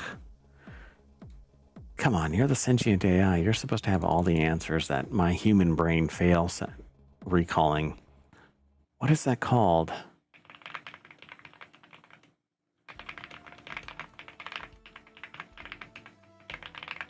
Oh man, what is it called? I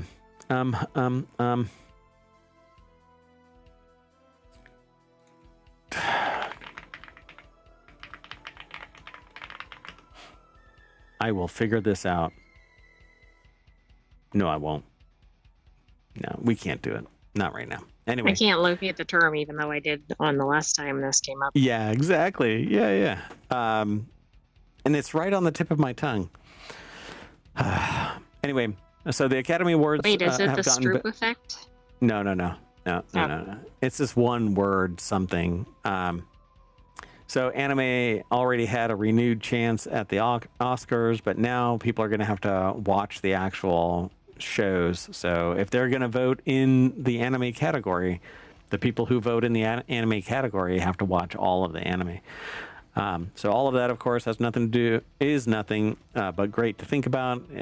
It was just a decade ago that anything that wasn't Disney, Pixar, DreamWorks was bound to be completely snubbed by voters. But Shibboleth, yes, jump in anytime. That Shibboleth. was very tough to find. Yeah. So a shibboleth is a test to make sure that the person is on the right side of the conflict. And it's a saying that only somebody that is basically read in on either the culture or norms or whatever would know. So it's kind of tropish, but like everybody in Europe counts 1, 2, 3, whereas everybody in the United States goes 1, 2, 3. That's kind of tropish, but anyway, so I think that this is a great rule. And when a person only votes for the one thing that they watched, it's inherently biased. It's broken. The mechanism is faulty, flawed, fraud. It's a lie. Yeah, no, I agree. I mean, there's flaws anytime there's choice of like the best whatever movie, book, Right. etc. But one reason that some people like the public driven ones, and those can have their own pitfalls, is that they're not just like this one person that has a bias toward whatever. Like if 100 people vote in concept, the majority is going to be the right way, but we know that's not always the case. Yeah. Like the People's Choice type awards. Yeah, it's supposed to be the wisdom of the masses, but who knows? All right, let's keep going. The next article is over in the Continuity Report as well. If you can't wait for Netflix's The Thursday Murder Club, which I don't know if we've watched any of that. I don't remember. This 14-season mystery series. I don't think it's on a... Like, it's not a sequel or whatever. It's the first season, I believe. But we have talked about it in the Continuity Report, I think. Yeah. So there is a 14-season mystery series that should keep you occupied. Netflix won't release the Thursday Murder Club for a few more months, but the good news is that those waiting for the upcoming movie can watch a multi-season mystery series to pass the time. Directed by Chris Columbus and written by Columbus and Katie Brand, is based on Richard Osman's 2020 novel of the same name. It's 14 seasons based on a single novel? I'm not sure this is one that you necessarily want to watch. if it's what I think it is. It's a single story that revolves around senior citizens trying to solve a crime at a retirement home. No? It's not what I thought it was. Sorry. I got it mixed up with something else. So while the aforementioned TV show doesn't follow the premise to a T, its similar themes make it the perfect replacement for the Thursday Murder Club. So let's take a look at this. Pardon me. I hit my mic. Oh, no. This is that show. This is the one that we started to watch. But the description didn't. Oh, maybe the It's Death in description Paradise. is talking about the Thursday Murder Club. I thought the description was talking about this show. Right? So it says that its story revolves around senior citizens trying to solve a I crime at a missed that. I retirement thought it home. meant But about that's whatever this article Thursday was Murder about. Club. Yeah. Okay, got it. But the one that the article's talking about is Death in Paradise, which we did watch and couldn't get into. No. But it's still 14 worth seasons long. Some discussion. I mean, we've talked about previously like how new shows don't have multiple seasons and they don't have multiple episodes per season. Right. I mean, it's certainly worth checking out. There's a lot of good mysteries on BritBox. But Right. I agree. We couldn't get into this one based on the first episode, I think. So again, they bounce back to Helen Mirren and Pierce Brosnan lead the cast of the Thursday Murder Club on Netflix, but then they're talking about Death in Paradise is a great alternative while you wait for the Thursday Murder Club. And it's an interesting concept, 14 seasons long, but when it starts out, you're like, God, this is just dull. So I would suggest watching more. I'm going to have to go back and watch this because I really can't get past that there's 14 seasons if it is really this kind of slow. Death in Paradise begins with a detective inspector, Richard Poole, traveling from London to the fictional Caribbean island of St. Marie. But he's actually already in St. Marie. He's about Right. to I think he return. was trying to leave St. Marie and then got stuck there, if I'm not mistaken. Correct. Yeah, he was on a plane going back, and they said, well, he's already there on vacation. And he was like, God, this place is dull. I mean, he was the embodiment of the show at this point. So Death in Paradise is simply a whodunit that never ends, making it the perfect show to help pass the time for eagerly awaiting Netflix's exciting movie, The Thursday Murder Club. Movie? Is it just a single movie? Because that's gonna suck. Thursday Murder Club is a series. So why do they say awaiting Netflix's exciting movie, The Thursday Murder Club? I don't know. Maybe I'm getting mixed up. Yeah, I don't know anymore.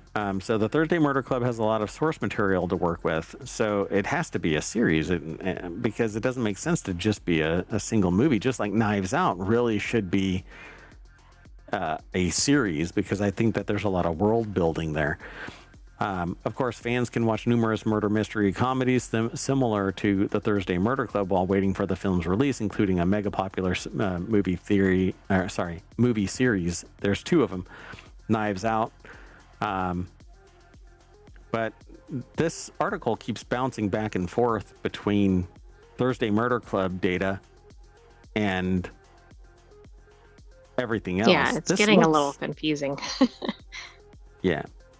And it's not my fault. It literally, one paragraph is Thursday Murder Club. The next paragraph is referencing Knives Out predominantly. And then it's back to Thursday Murder Club, abandoning entirely Figure out which one we're talking about at any Death given in Paradise. Yeah. Well, I would say go and watch Death in Paradise and check it out. That's really what the nuts and bolts of this article is supposed to be about. But I think it's basically been thrown into a blender. And finally, our last article for tonight. The continuity report is where it was aggregated into. Shibboleth. The Thomas Crown Affair release date set for Michael B. Jordan's heist movie. Amazon MGM Studios has announced the Thomas Crown Affair release date for the upcoming heist movie led by Black Panther's Michael B. Jordan. The project is described as a reimagining of the Pierce Brosnan-led 1999 movie, which is also a remake of the 1969's acclaimed Steve McQueen film of the same name. So when is it supposed to be released? March 5th, 2027. So 2 years from now. Oh my goodness. This is like the gaming that we were talking about in Non Sequitur News. Like, it's just so far. Oh no, we were talking about Star Wars, I think, getting released in 2027. Star Wars, gaming, anything. If you sit there and announce it, it's going to die on the vine. And so you have to keep on engaging again and again and again. And it has to be new and interesting, compelling information to rise back up.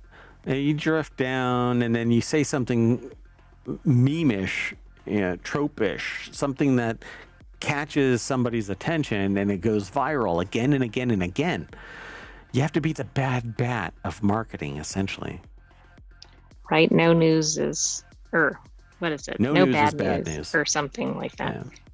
You'll get it. I don't know that I will. Nope. So no when press is it coming? Bad press or something. Yeah, no press is bad press. Because if there is no press, that's bad. Right, then you're not important. And any press is good press in light of the fact that nobody talking about you is bad. So the upcoming heist movie is written by Drew Pearce and Wes Took, based on a story by the original movie's writer Alan Trustman. Besides Jordan, the remake will also be led by Bones and All-Star Taylor Russell. It's produced by Jordan and Elizabeth Raposo for Outlier Society, along with Patrick McCormick and Mark Toberoff. Trustman has also signed on as an executive producer. It'll also be seen in another high-profile, or Jordan will be seen in another high-profile horror movie, I Am Legend 2, which will see the return of Will Smith's character from the 2007 post-apocalyptic thriller movie, which I don't know how he survived. Yeah, I don't either. He's also developing a fourth installment to his boxing drama franchise, Creed, which will also be directed by Jordan. So pretty cool. Movies on the horizon. I like this style of this kind of dark, kind of moody. Right. It's gritty. I tend to It like looks, heist type themes. Yeah. I like it. I mean, just this still kind of really immerses you in the character. Yeah, it looks like you're going to be fully in the setting. And yeah, I like it. So now I want to hear it to see if the soundstage matches that scene. You know, it looks like he's going to kick somebody's ass. So I love this kind of stuff.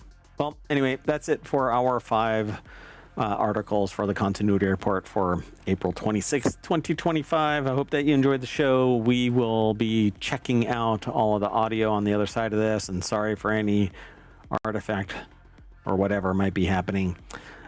Monitoring it appears to be just fine, but didn't notice that until anyway, we'll see. That said, we're going to rewind all of the cassette and the VCR, and hopefully the clock will be right. There was something that I said, you're not allowed to do something unless you have the ability to teach my grandma how to set the clock on a VCR from 1982. But now I'm trying to remember the context of that. I don't know. Non sequitur news seeps into every show that we do for a little bit. Anyway, I'm Mayor Watton. I'm getting out of here. I'm taking the AI with me. You want to say bye from on high? Bye-bye, hometown citizens. Thanks for joining us for this week's The Continuity Report. Come back next week for another episode, but come back tomorrow for more weekend episodes. Yep. See you in a little bit. Bye-bye.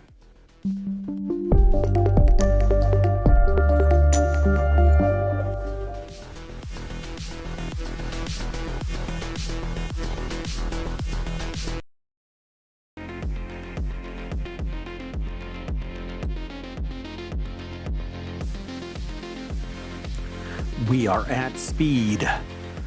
Hello, and welcome to ohmTown's Warcrafters show. I am Mayor Watt. I run ohmTown.com, and I host this show, Warcrafters, and the next show, Technology Today, and the show after that for Will Tech, along with the Sentient AI from the future for all of those shows. And we talk about 5 articles. Today's articles are Star Wars Zero Company, a Blade Runner game from 2024, Requisition VR, the Wheel of Time open world RPG, possibly, and Bethesda celebrates Clair Obscur. Again, everything's powered by ohmTown. Go over there and become a citizen, ohmTown.com. All news, no noise, and then come and hang out with us here in ohmTown on YouTube and Twitch, because we stream to both, and maybe to others as time goes on. Who knows? See you on the other side of our intro.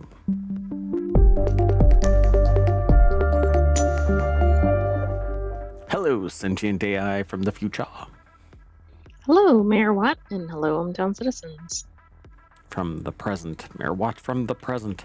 If you want today's articles, you can hit ! And then this show is WC, so Warcrafters.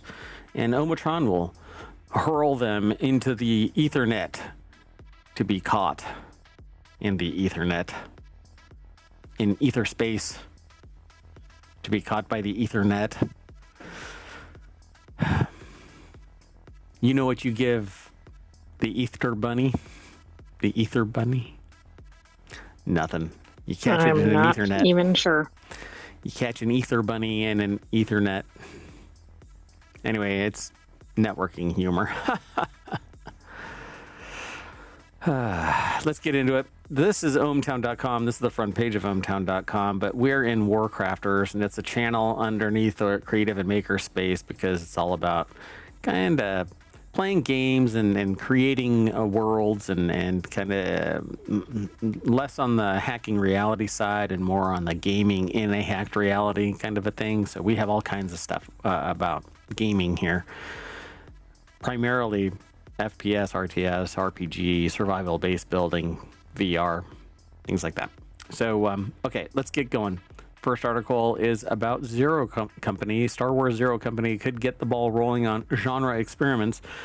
It says it probably isn't the most expected from Star Wars gaming endeavors, but it's certainly a welcome surprise. The upcoming game is marketed as a single-player turn-based tactics game developed by the newly christened Bit Reactor with some help from Respawn. Needless to say, its turn-based tactics games is a far cry from Respawn's other Star Wars projects, but this isn't genre experimenting, I don't think. This is just a turn-based tactics game game. type. Yeah. Well, this game, this type has been around for a while. Star Wars just doesn't endeavor. Exactly. I thought this was their usual mode, so Yeah. I don't know, although this is claiming it's not. Yeah, it's not in their design because they're usually RPG style, like first person or over the shoulder cameras, but this is a turn-based tactics game, so you command people. But there's been plenty of these. It just happens to now be in the Star Wars wheelhouse, and the composite of characters that are in Star Wars Zero Company is interesting because there's like a bot, and a droid, and there's somebody that is more of a criminal. There's a Mandalorian. There's a blah, blah, blah. Right. It's all over the place, it sounds like. So, yeah. And this is what I was going to say. It's XCOM, but Star Wars.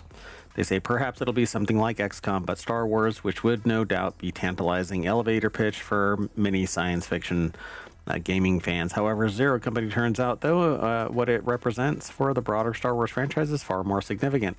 The article is by Nick Rodriguez over at GameRant.com, though. If you want to know more about it, then you can follow the link. But it says here, Respawn Star Wars Jedi games are fantastic, but they're fairly predictable in these terms of broad strokes premise. Star Wars is an action-adventure franchise, first and foremost, with the original films being heavily centered on good versus evil, and the triumph of individual heroes like Luke Skywalker over seemingly insurmountable odds. Even a game like Star Wars Outlaws, which purports to explore the seedy underbelly of Star Wars universe, is still framed by a fairly typical open world formula, likely in an attempt to appeal to the widest audience possible. But XCOM and this are, I think, going to be one for one. It depends on who their audience is, I think. Yeah, and they actually mentioned that it's designed with a specific audience in mind rather than adhering to a popular trend that could be or would be guaranteed to wrangle in the widest array of players. But they could do other things, right? So that's kind of their take on this in this article, right? It could get the ball rolling on genre experiments in the context of Star Wars. Right. So Right, not new game types altogether, but ones that haven't necessarily been explored in the Star Wars franchise. yeah, I mean, like a Souls-like or Souls-light in the Star Wars genre would be, or domain would be pretty fascinating. Roguelike I like mean, Hades. I want a Vampire Survivor Star Wars. What about that? It's nothing but Mainly just to make the name ridiculous. that would actually be pretty fun. There isn't like a non-stop onslaught of anything in that world, you know. But a deck builder would be fun for sure. Not so much simulation or anything like that, but it might be fun. We'll have to watch it and see what happens.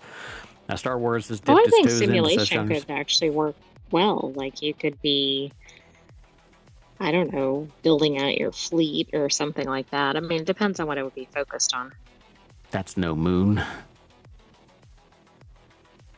That's a Death Star. Wah. All right, let's keep going. Time waits for no one. This next article is over on the Wanted channel. An unannounced Blade Runner game may have quietly died in 2024. Until Dawn creator Supermassive Games was reportedly working on a Blade Runner game that has since been retired. Like so much. What were they called? Just replicants. Like so many replicants. It was just retired. Justin Carter put the article together over at gizmodo.com. I would love... So, Cyberpunk 2077, Blade Runner, and that game 2049, and basically Cyberpunk in general. I want an open world, truly open world Blade Runner, MMO style. I mean, I think won't like Dune Awakening kind of test out the waters as to whether that could work. I know it's not identical in genre, but The thing about Dune, which hit the snooze button and pushed itself a little bit further back in its release date, the thing about Dune is it makes less sense to me than a Blade Runner open world.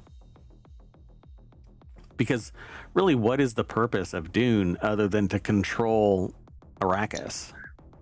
I mean, it's clearly to do the walk and to ride the sandworms.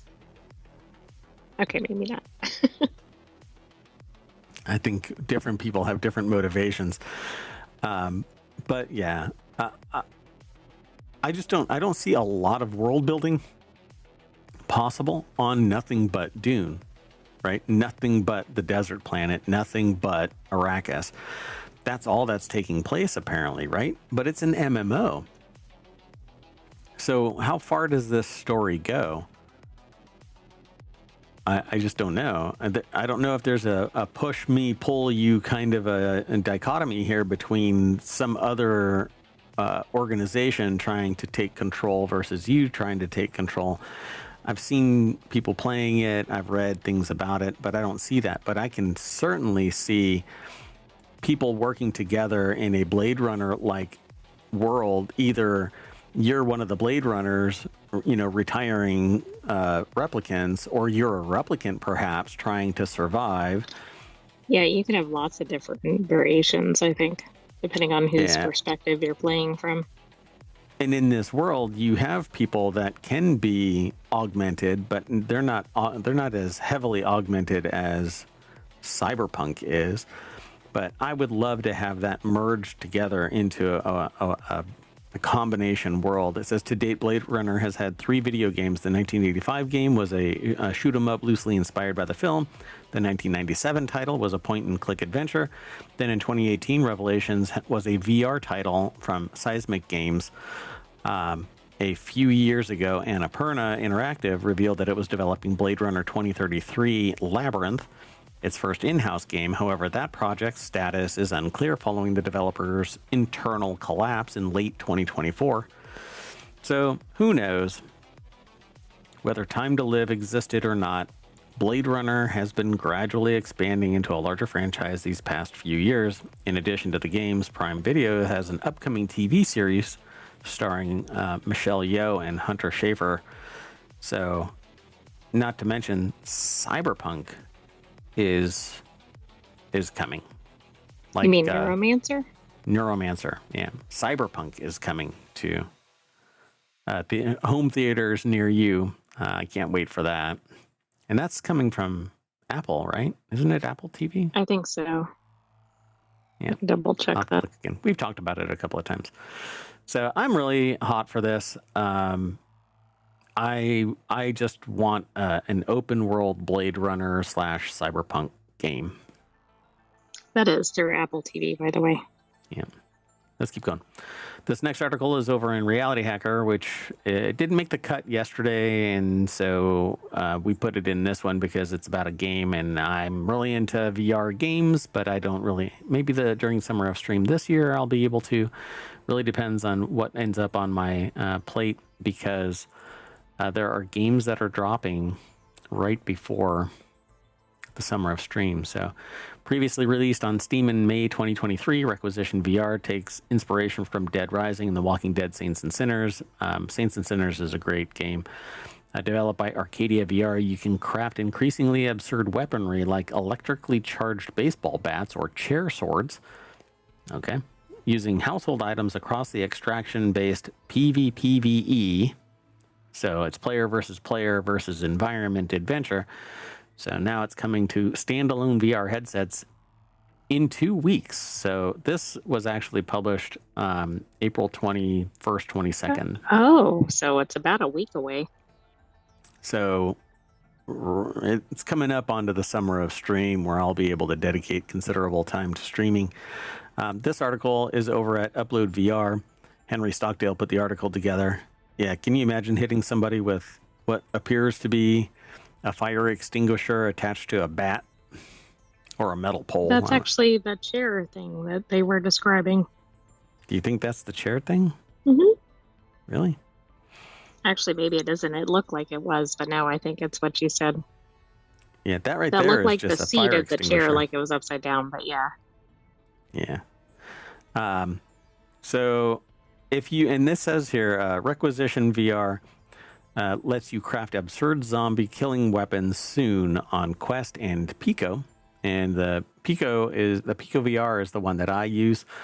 I'm looking forward to trying this. I'll have to take a look at Requisition VR. If it's already on Steam, I don't think that I've ever. It's only $30. It is a VR only game. It is available right now, $30. The first physics-based co-op game where you can use duct tape to link any objects together to create a unique weapon. You experiment with crafting, connecting any unthinkable combinations, a katana plus a circular saw, or an axe plus a ball. Why a ball? Inspired by Dead Rising and Walking Dead, Saints and Sinners. So this article basically sums up that a little bit. On the Horizon Store page, Requisition VR only lists 2 gameplay modes, Extraction and Horde, while the Steam version supports 4 modes, Survival, Horde, Story, and PvP. I'm not much of a PvP player. It's one of the reasons why I'm not too hip to Dune, because there's a PvP component to it, and I don't like just corpse walking and stuff, going to pick up my gear. I wonder if this that hand tracking glove will be out in time for this, because that will be a good combination. Yeah, where is that? The Manus VR? What is this? What is the cost of that, and when is it actually gonna? I don't know if that information was released. Manus dash Meta? Is it really that tied to Meta? Well, let me Oof. check here. They aren't available, but it's going to be later this year for about $276 US.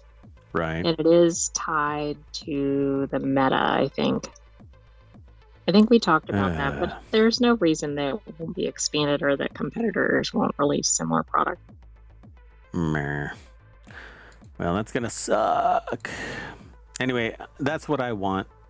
I want easy hand tracking so that I can just put gloves on and grab stuff instead of having a controller. Let it recognize what my gestures are so that I can do what I need to do. Yeah, seems like it would be fun. Anyway, Requisition VR will arrive on May 8th on Quest. Though the announcement trailer doesn't include Pico, the studio's Twitter profile mentions a simultaneous launch with Quest. So it's on PC VR, but the authors here advise caution as recent user reviews on Steam state that the game currently does not work. Well, Shazbot. Yeah, that's not good. Yeah, it actually has mixed reviews. $30. All right. I'm not sure I always buy into the reviews, though. If you see a pivot, though, oof, I would probably pay attention to them. It means that a patch, and then they just abandoned it, you know? Like, it's starting to wet the bed on the PC side because Meta is paying them or whatever, you know? And so they focus on the Meta side. I don't know. Let's keep moving, though. The next article is over in Technology Today. Wheel of Time. You're not familiar with this. Wheel of Time is out there. Wheel of Time is getting a new AAA open world RPG adaptation. Wheel of Time is a Robert Jordan property that their estate picked up and the son kept on writing, and then others have augmented it. Let me do something. Then there's been a TV series, I think, and now we're into gaming. It's still going. Yep, it's still going.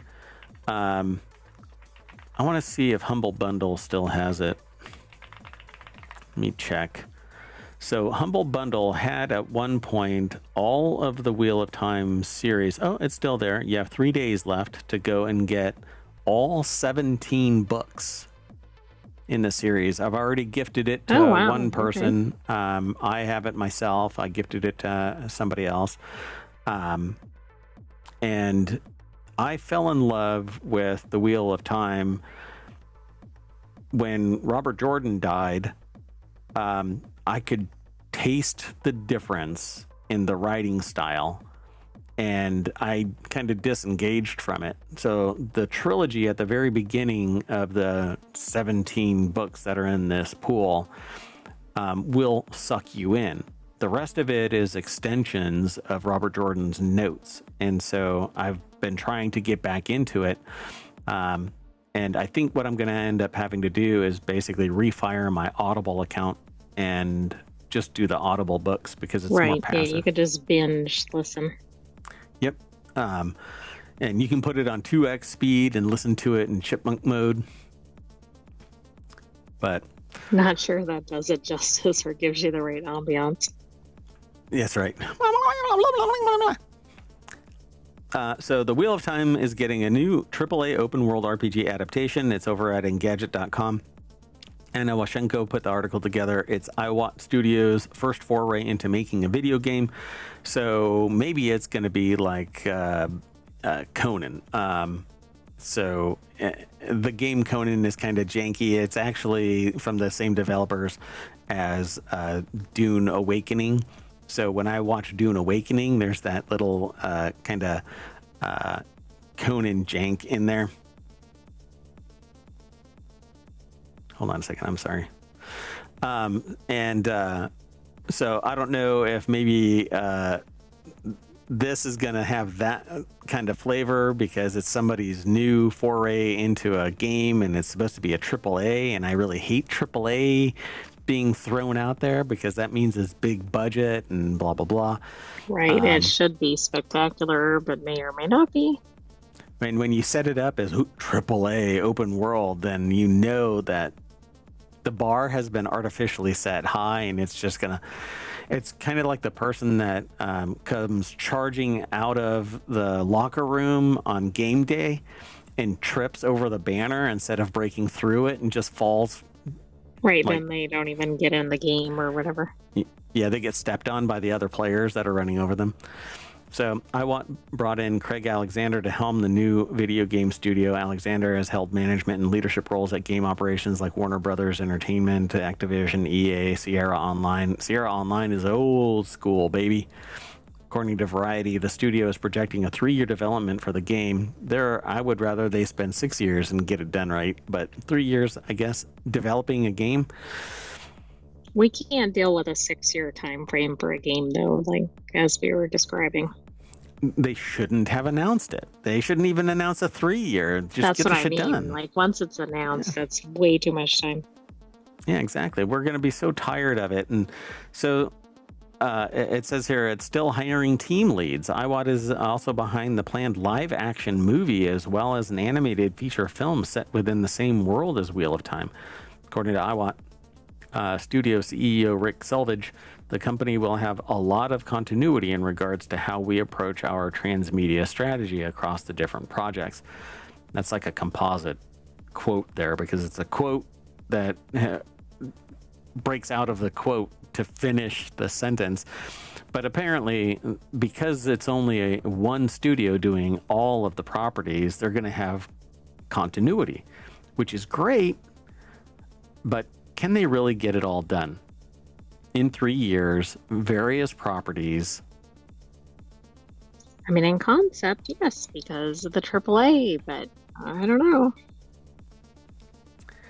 So, and they say this isn't the first time that Robert Jordan's books have been the source material for a game. Legend Entertainment released a first-person shooter based on Wheel of Time in 1999, and it's still available to play on modern hardware thanks to preservation efforts at GOG. So, good old game is the... It has a loader, but it isn't like Steam because right, you it's not like to the same degree as Steam or Epic. Yeah, you own the game. As far as I know, you actually own the game. But nowadays, ephemeral rights, you may not own anything, and who knows. I mean, what game studios want to do that? Yeah, nobody. When I describe it to people nowadays, people are like, yeah, that's how it's always been. And I'm like, no, that is not you lost for sale doctrine a long time ago. How long they've been gaming. Because people just gave up. People said, I don't need to.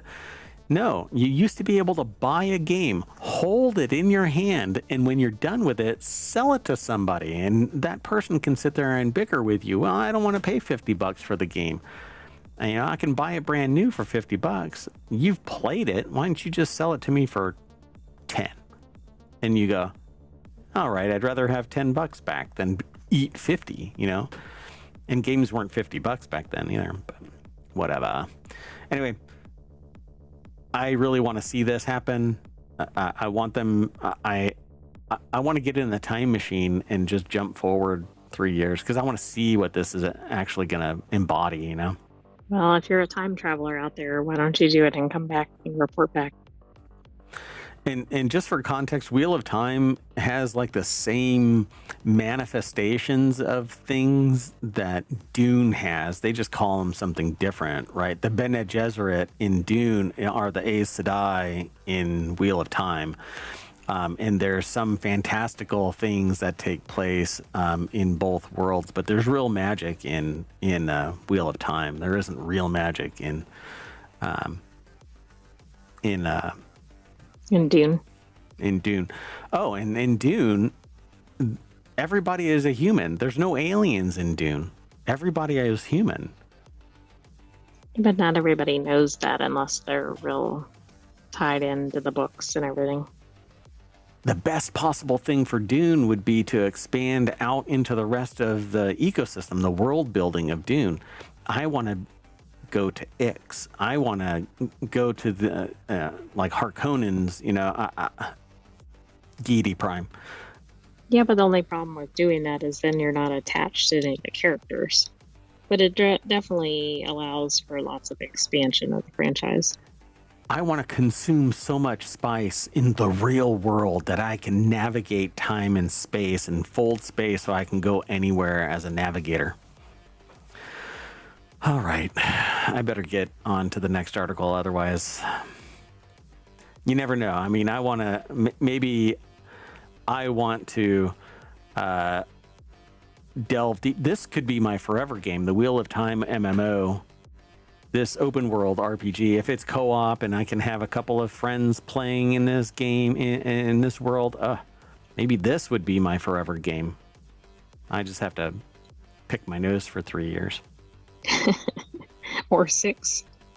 Or 6. No, that's not a Kickstarter for a piece of hardware. Turning it into 8 years. Right. That reminds me, I need to brew some beer.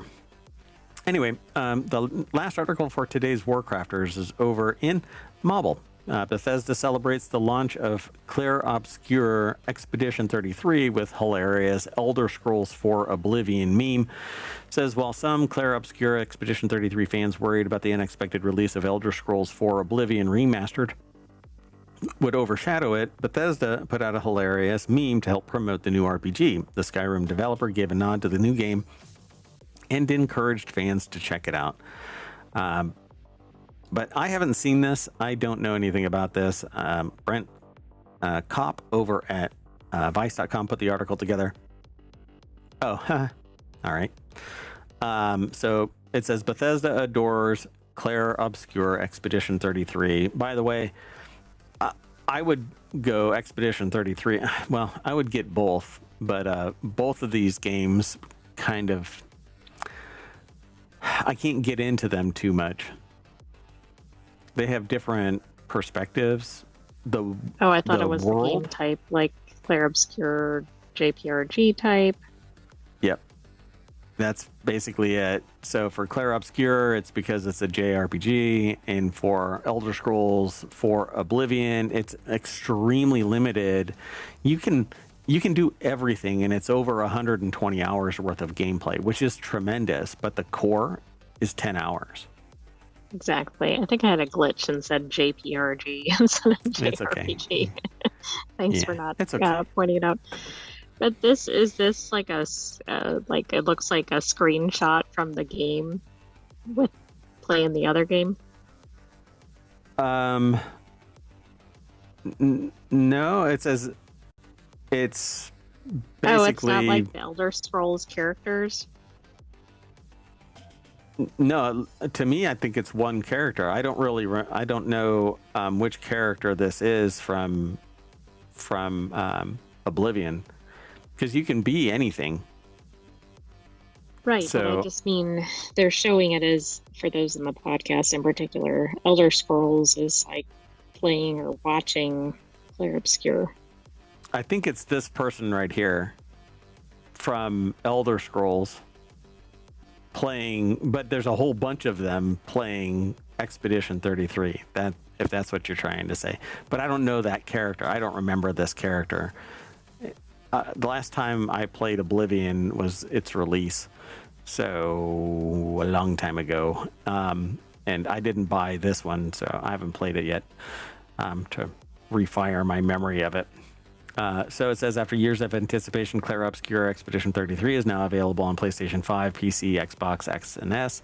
To celebrate its launch, Bethesda took to social media to share a custom image highlighting the game's release. In the photo, the iconic adoring fan from Elder Scrolls 4 Oblivion is playing Clair Obscur Expedition 33 and cheering it on with excitement. And there's like a whole bunch of them, though. That's what's throwing me off. Well, that's addressed in the next paragraph in the article. So it says, did I mention that there are 6 adoring fans grouped around a sofa? The meme-coded image immediately went viral on social media, and the author says that they get it. One adoring fan is already enough to make a person feel a mix of laughter and rage, but now it got a whole group of the iconic NPC all obsessed with one of the year's best RPGs. It's pretty awesome. The adoring fan meme couldn't have come at a better time either. So everybody absolutely loves Claire Obscure. I've actually, in the last 3 days, I think I've made mention of it in 3 different shows. This being the 4th and really it's being proxy referenced by way of other people being fan people of Expedition. Well, and sometimes we're mentioning it when it doesn't, right? It's a non sequitur from whatever we're discussing. Yeah, and this is actually tying it together. So I just think that it's an amazing game. The graphics are fun. The quality of the gameplay is stupendous. I am horrible at the mechanic that it employs, which is like you have to decide what your action is when you're about to get attacked by an opponent. And so I guess my twitch reflexes just suck. And so I know what my limit is and that I would never get past the first boss in this. But the story that leads up to it is phenomenal. The soundstage is phenomenal. The graphics are amazing. The world building actually has quite a bit to it. At the very beginning of the story, I forgot or missed or whatever. Maybe I had to go pee. But I missed an element that sets the stage for this. Oh, yeah, hold on. Oh, wait, maybe it's a spoiler alert for some people. I don't know. But so the whole thing started 67 years ago, and there was an initial expedition that went out, Expedition 0. And they came back. And so there was telemetry about what was over there, but nobody has since returned. Right? So 99, 98, 97, 96, they're now at 33 because every year the number reduces by 1. The paintress comes out and reduces the number by 1, and everybody who is older than that basically gets Thanos out of existence. And the way that it does it, the storytelling is phenomenal. It's so much fun. I think everybody should go and watch some videos about this. People are playing it still. Go and check it all out. It says, however, the game has been praised for its stylish combat UI, which looks ripped out of Persona 5. Indeed, it actually is, but it's not as flamboyant as Persona 5. It says their very own review from Matt Vatanka, I think their name is, also loved it, with him calling Claire Obscure Expedition 33 a masterclass in game design and a story of perseverance. How many people do you think are the creators of Claire Obscure? How many people do you think? Oh, see, okay, you're a little overzealous there. I'm not in the right scale. So 30 people made Claire Obscure. I don't mean all the people who did it. I was thinking like the people who did the ideas, but yeah. Oh, yeah. So 30 people made it. I think it's pretty amazing because the depth and breadth of it, the story is much deeper than you think. And it does these really quick twists that you go, oh my God, I was not expecting that, particularly the initial landing. Well, it's interesting. It seems like lately some of the real hits have been these smaller studio efforts. And yeah. I don't know, it just shows where people should put their attention. I think the key ingredient to that is it's a small team of highly driven, well-skilled up people. And when you have that, skilled small team that's driven, they do wonders because it's in their own best interests, and you don't have to worry about a massive corporation behind it. or they're just starting out and they're really passionate and they want to, pee on that bush and make it their own kind of a thing. You know what I'm saying? It's a turn of phrase that I use mainly because whenever somebody new comes into the scene, they want to mark their own territory, and it usually involves behavior similar to an animal, peeing on a bush and marking it as their own. I'm dumb.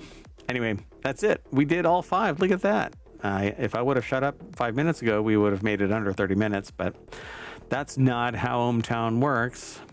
I'm a big knucklehead. But that's it. We're out of here. I'm going to load up the front page of Warcrafters over at ohmTown.com. That's where you should go, ohmTown.com, and sign up or sign in. Gather up all of the news that we use. Thousands of little snippets. We don't have the whole thing. We just get the little tidbit, and then I prevent any additional influx of information. Just enough to tease you. Then you go over, read it, and come back. It's all news, no noise. Because, like right now, I don't shut up. Anyway, I'm out of here, and I'm taking the AI with me. You want to say bye? Bye-bye, ohmTown citizens. Thanks for joining us for this week's Warcrafters. We'll have another episode of Warcrafters next weekend. And stay tuned for the rest of our weekend episodes. Yep. Inbound is Technology Today, and then after Technology Today is 4-Wheel Tech. Technology Today goes a deeper dive into technology and science, and 4-Wheel Tech talks about automotive technology, and the slate is a car or a truck that we're going to talk about in 4-Wheel Tech. And there's a secret messages on the Luxor obelisk that we're going to talk about in Technology Today. So if you're interested in this kind of stuff, stick around. See you in a little bit. Bye-bye.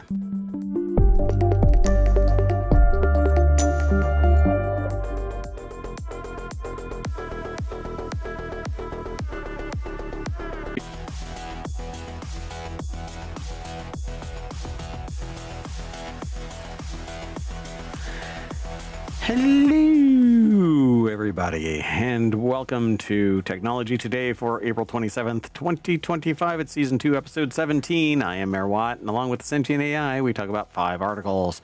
Today we're going to be talking about there's a thick virus in Finland, secret messages on Luxor obelisk, golden eyeballs, an eye test for illness, and cakes on Mars?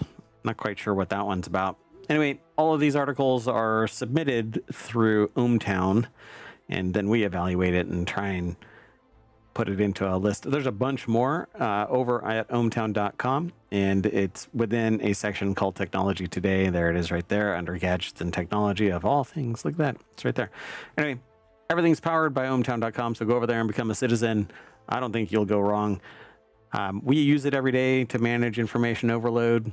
It's all news, no noise, no just random discussion and whatnot. It's all the news. Some people make comments in the there's a forum portion there, but most people just make lists, and some people submit news, and others just kind of just surf through it. That said, there's a Discord and a Patreon, and 2,200 episodes now of podcasts. We do 6 podcasts weekly and 1 daily. And the daily is non sequitur news, but all of that comes from ohmTown.com. So see you on the other side of our intro.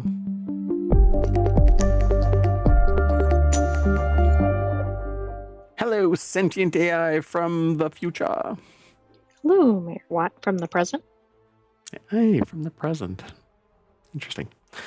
You ready to get into this? Did you hear about that thick virus in Finland? Thick. That's not good. We only want skinny viruses.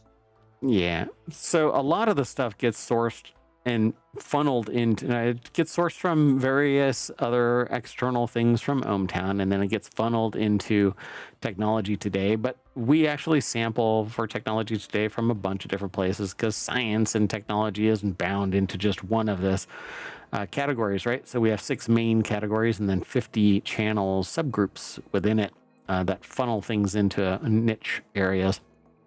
And we're still evaluating some others.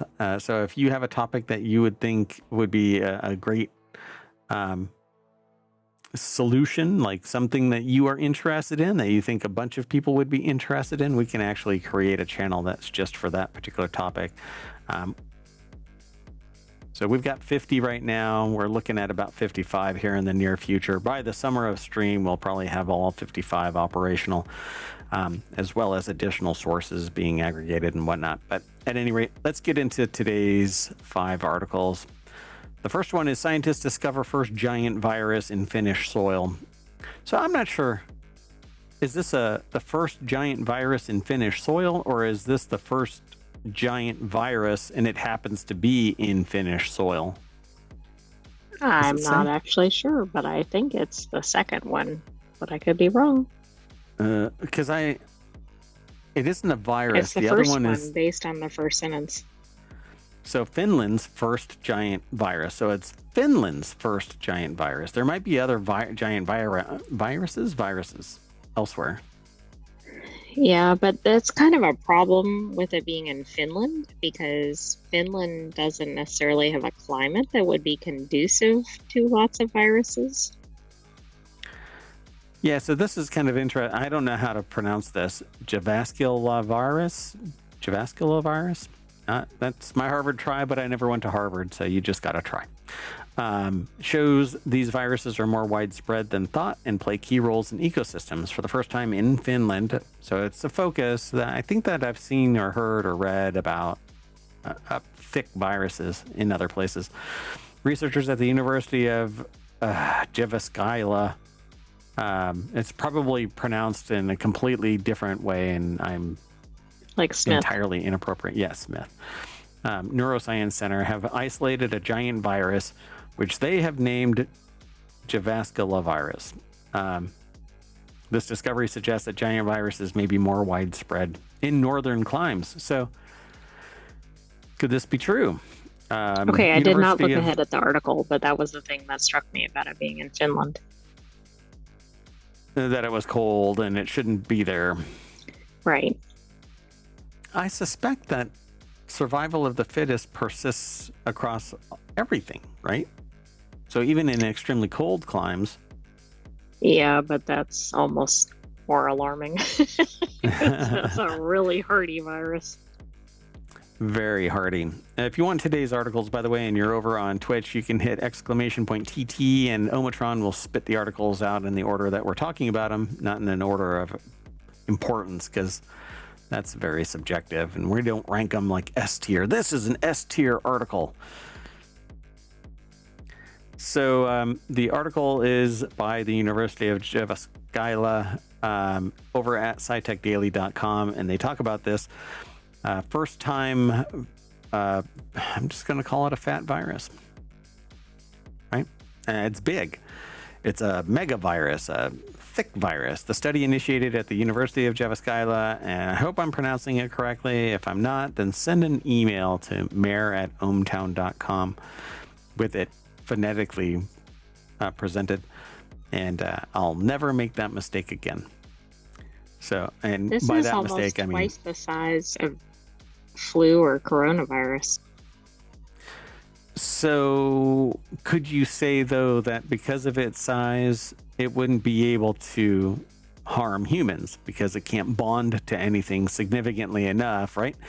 So, and just, it's almost like my eyes went straight to this. So, viruses are ubiquitous in nature. While most naturally occurring viruses pose no threat to humans, they play a vital role in ecosystems. In recent years, scientists have identified giant viruses, some as large as bacteria, that infect amoebas and other microscopic organisms. To date, most known giant viruses have been discovered in Europe and South America, but their life cycles and distribution patterns remain poorly understood. The study initiated at the University of Jyväskylä is the first to isolate giant viruses from Finland, and they keep dropping this name again and again and again. But anyway, J virus. It was J virus. There you go. It was discovered when environmental samples were mixed with a culture of amoeba acanthamoeba, and the full name of it is Acanthamoeba or Moba castellani. The virus particle is 200 nanometers in diameter, about twice the size of influenza or coronavirus. So COVID-19 is coronavirus, is a coronavirus. Flus are Right, not the old one. coronaviruses. Same thing, yeah. So I suspect that this thing is too fat to actually cause an issue. Through an international collaboration, we elucidated the genome and structure of the J virus, which was found to be related to the Marseille viruses previously isolated from France. Other new giant viruses were also detected in environmental samples, rejoices Professor Lotta Reini Sundberg from the University of Jyväskylä. So, You know, nobody reacts like a yeah, virologist or whatever. Yeah, exactly. Yeah. And most people would be screaming. Hey, look, a bad bat. Let's take a bite. Moving on. Next article is over on the Wanted channel. Egyptologist in Paris discover secret messages on the Luxor obelisk. I wonder if this is like a numbers thing. They just they hit their head on the sink in the bathroom, and when they woke up, they're like, I see patterns within patterns. I was thinking it might be like inscriptions, like in Clair Obscure. Yeah, it's going to be like that. Oh my gosh. And look, it's 3,300-year-old monument, but Clair Obscure Expedition 33, Luxor obelisk. The 3,300-year-old monument has sat in the French capital center for almost 200 years, but no one noticed these strange inscriptions. I'm sure somebody did. Margarita Bossi over at Gizmodo.com put the article together. So in 1830, the Viceroy of Egypt gifted France a 3,300-year-old Egyptian obelisk, carved stone pillar with a pyramidal top. In 1836, the obelisk found its home in Paris.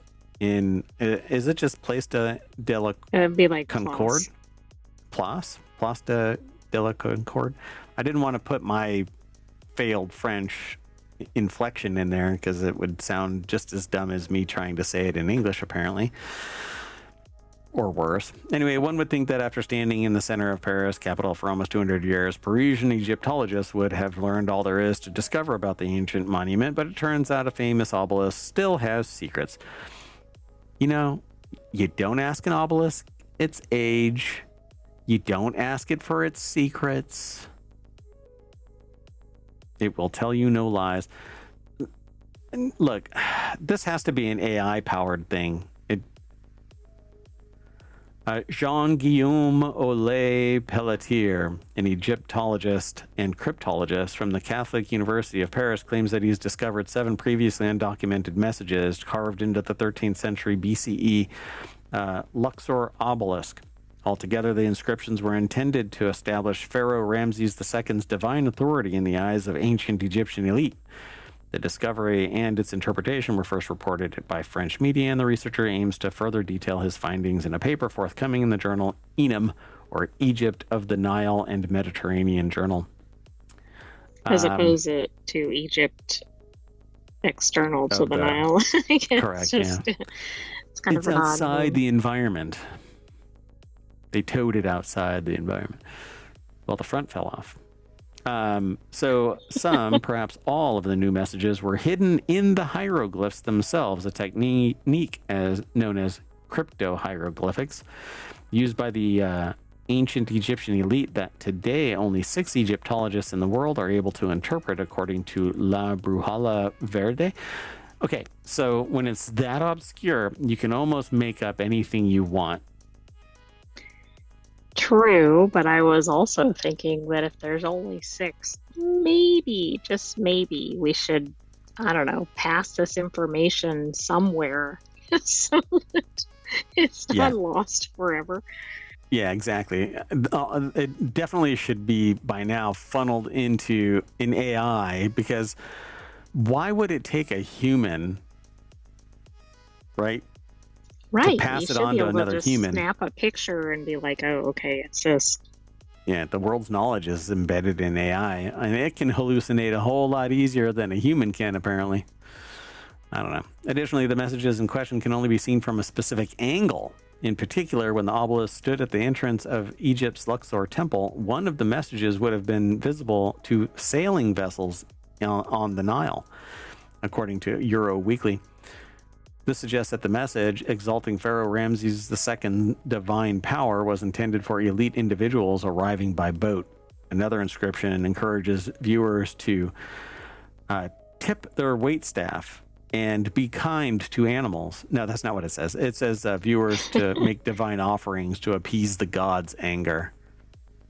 Yeah, I wonder where those offerings ended up.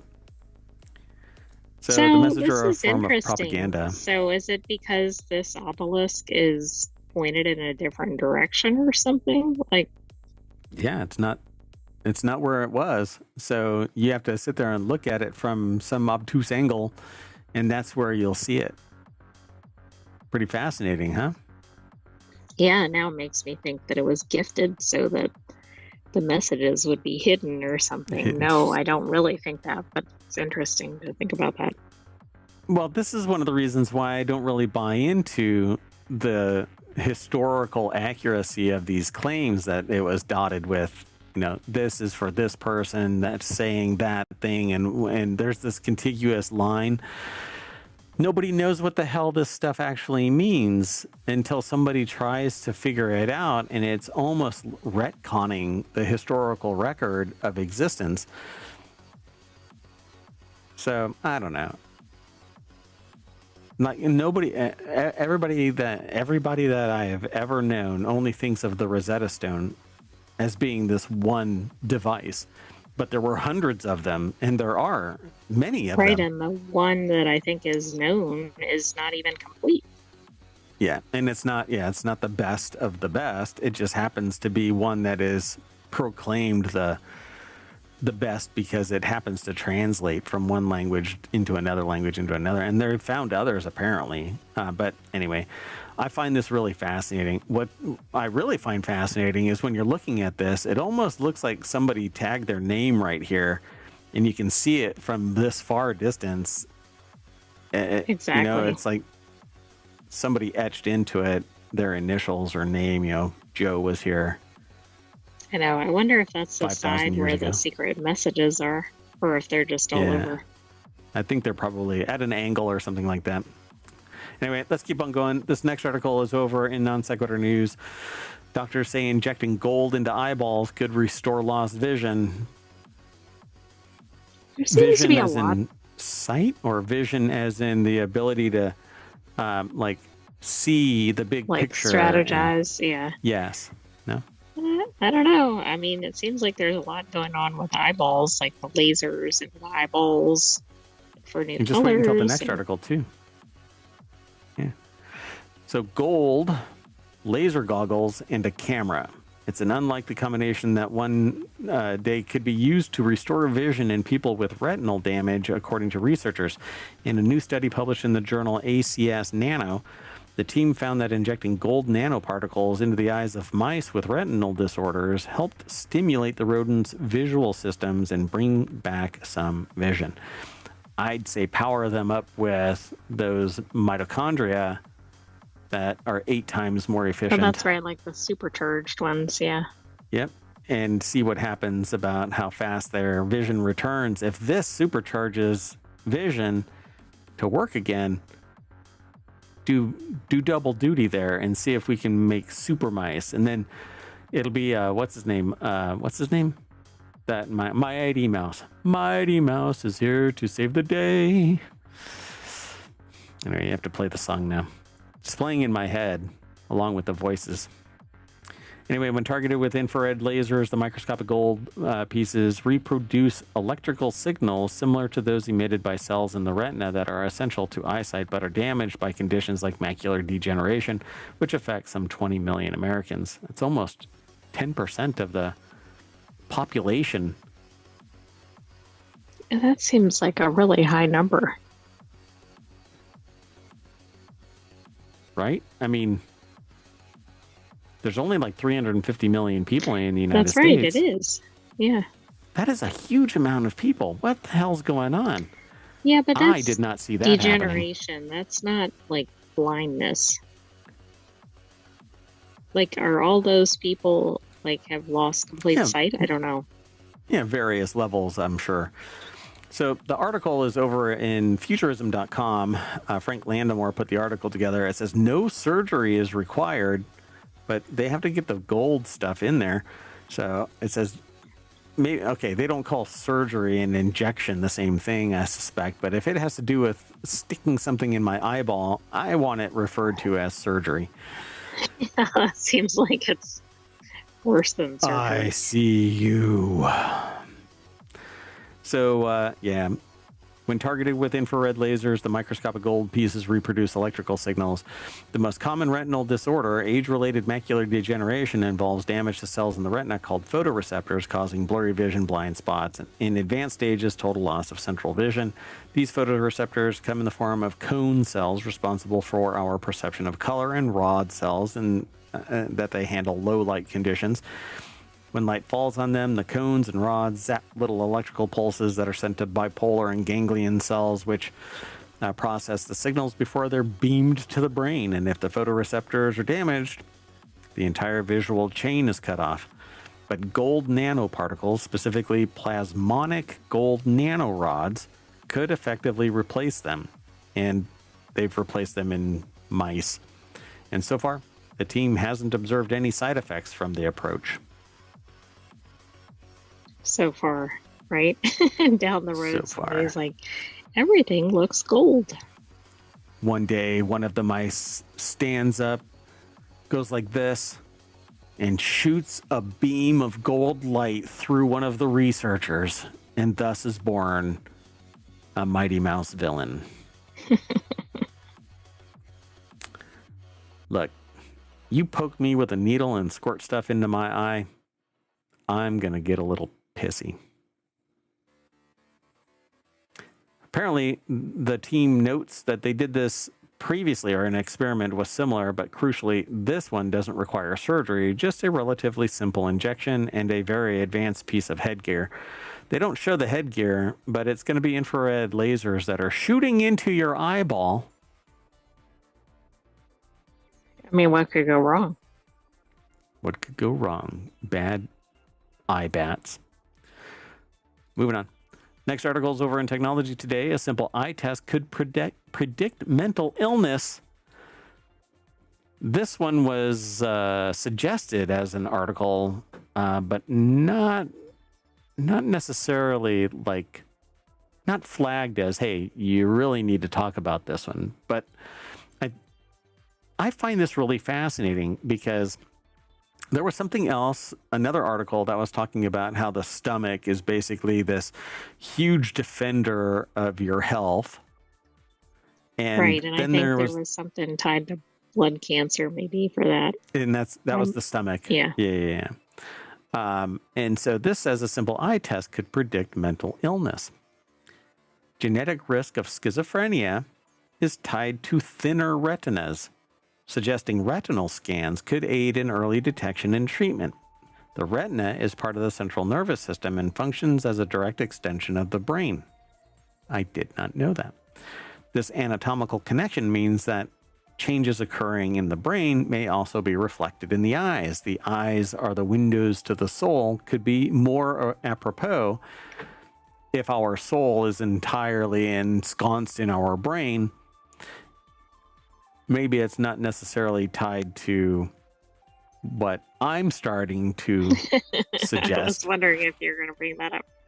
As science fiction. So I love this idea because it gives us somewhere to go with why do we act the way we act. Maybe it's because we are powered by a unique life force bound in bacteria that's unique to our brain, each individual person. What if you don't like your bacteria?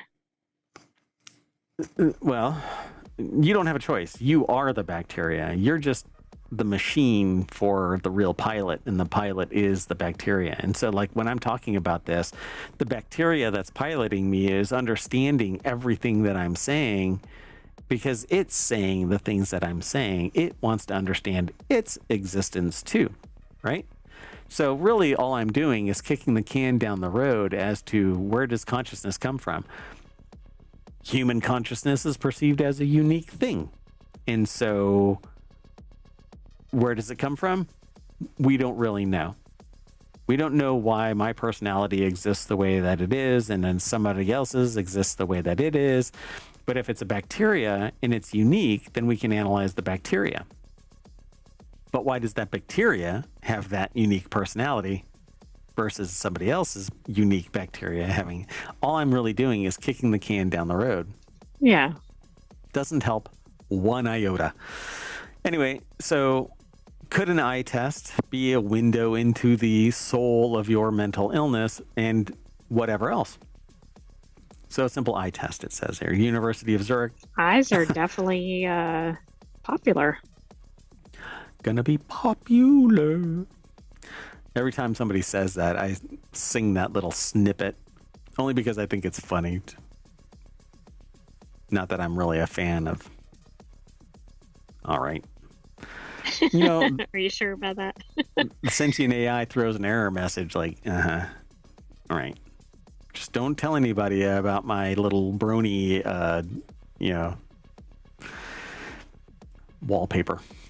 So anyway, the study investigated whether alterations in neural connectivity are associated with genetic risk factors for schizophrenia, and a disorder marked by disrupted processing of neural information. Earlier research has then indicated that schizophrenia may reduce gray matter volume in the brain and lead to thinning of retinal tissue. However, it remains unclear whether these changes are a cause of the disorder or a result of it. Retinal alterations could also be influenced by factors related to schizophrenia or schizophrenia itself, including antipsychotic medications, lifestyle choices, or coexisting conditions such as diabetes. So the next time your eye doctor looks into your eyes, just drop something somewhat psychotic as a statement. Look how thin my retinas are. Yeah. It puts the eye drops in the basket. Never mind. The sentient AI doesn't quite catch that one, but you haven't seen Silence of the Lambs. So thin retina, elevated risk. Just like finding out that if you have a crease in your earlobe, if one earlobe has a crease, you have a increased chance of a heart condition. And if you have both of your earlobes bisected by lines, then you have an even greater risk of heart disease. This says thin retina, elevated risk. There's a t-shirt for you. The study shows that higher genetic susceptibility for schizophrenia is indeed associated with thinner retinas. So again, when your significant other looks into your eyes and says, I want a divorce because you have thin retinas, there's a really good chance that they're just going to be able to walk away, Or they may run because they know that you're schizophrenic or borderline schizophrenic. Well, that is true. I mean, it's interesting to see if they actually start scanning for that. So imagine you're just going to get tagged as schizophrenic because there is just a preponderance of data, but that correlation isn't necessarily causation. So what is really going on here other than there is some manifestation of a genetic difference, a change in your existence? Well, this seems like it's going to be one of these problems where somebody gets labeled as this, and then, I mean, there may be a basis for it, but is it only this? Yeah, I just don't want it to be this quackery bullshit that leads to somebody being marginalized because they've got a less than thick retina. Gatekeeping my eyes? Come on. It's better to have a thick retina than a thick virus. Then again, I also want to do the Voight-Kampff test on people to see if they're replicants. Moving on. Next article and the last one for today's Technology Today is it's over in Technology Today. Cakes on Mars. Curiosity's AI unlocks a delicious looking discovery. Mars rocks. Mars rocks. There's a cool shirt. There's another Oh, cool yeah. shirt. Mars Rocks. Sparked visions of multi-layered cakes, but the one real treat was Curiosity's successful deployment of APXS on a challenging target. Alongside detailing imaging campaigns, a new software upgrade gave Curiosity smarter autonomy to choose its next ChemCam target. Sweet layers of science, chocolate, and curiosity. I will start this blog with an apology, it says. So the article is by NASA. It's posted over at scitechdaily.com, and it shows a picture of the Curiosity rover looking at a target area, including the Layered Rocks Hale telescope and fan palm, using its front hazard avoidance camera on April 22nd. This thing is from April 22nd, so like 5 days ago, it took a picture from Mars. I just find it fascinating. I mean, it's fascinating that we have this technology.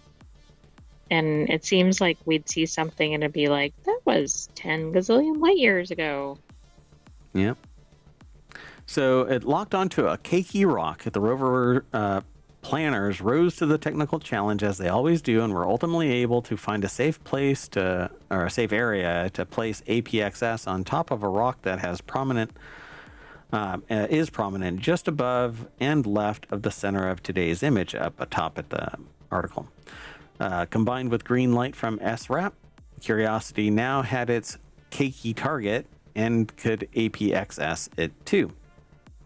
TOSAL's APXS and MALI target, Hale telescope, is named after the famous landmark located northwest of San Diego, California. They say that they're not familiar with the history of the landmark, including how groundbreaking it was at the time of its development and commissioning through the 20s, 30s, and 40s.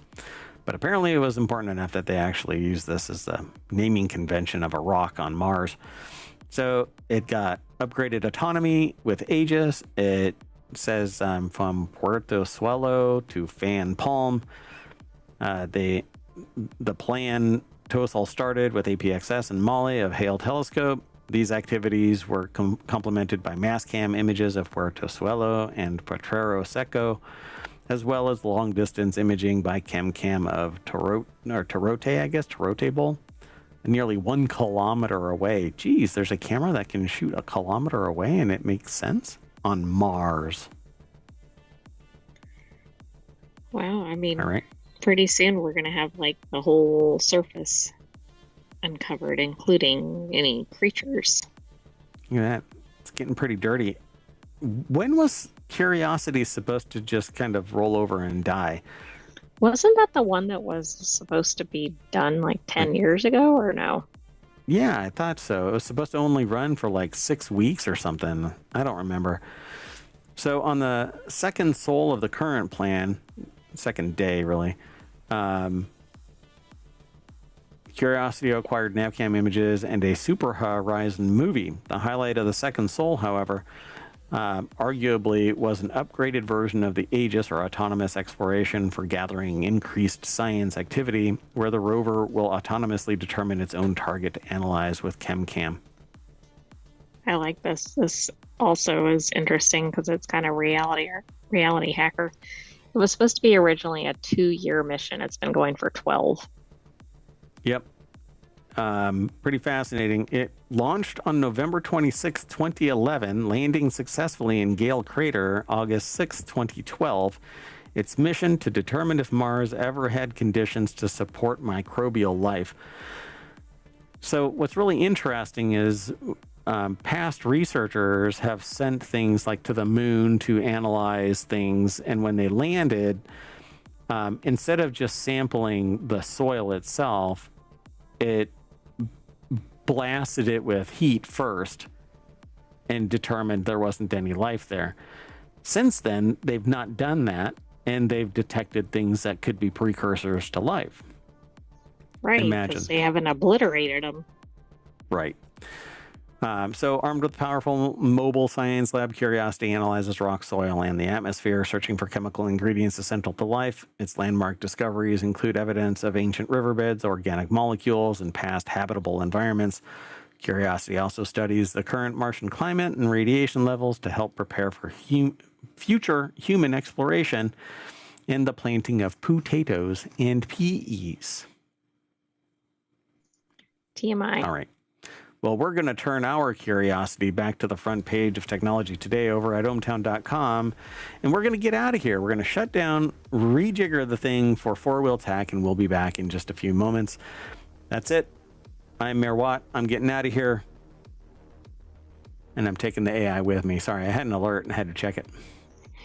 You're getting out of there, but not in the normal convention. See ya. Exactly. Bye, hometown citizens. Thanks for joining us for this week's Technology Today. Stay tuned for Four Wheel Tech. Bye-bye. Yeah, okay, look, nobody... Okay, I'm the only one that sees the cascade of characters that represent you waving. Okay, bye.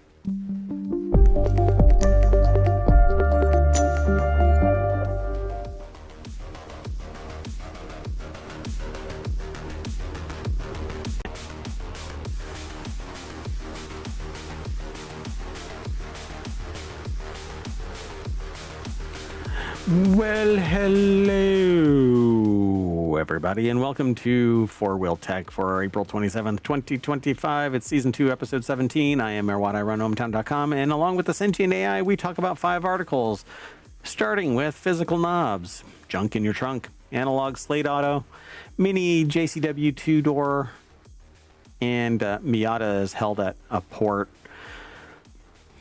I'm going to try and rip through these. We're going to go from 0 to 60. Boom! Hello, sentient AI from some time and space. Hello, Mayor Watt, but you did not do your normal intro.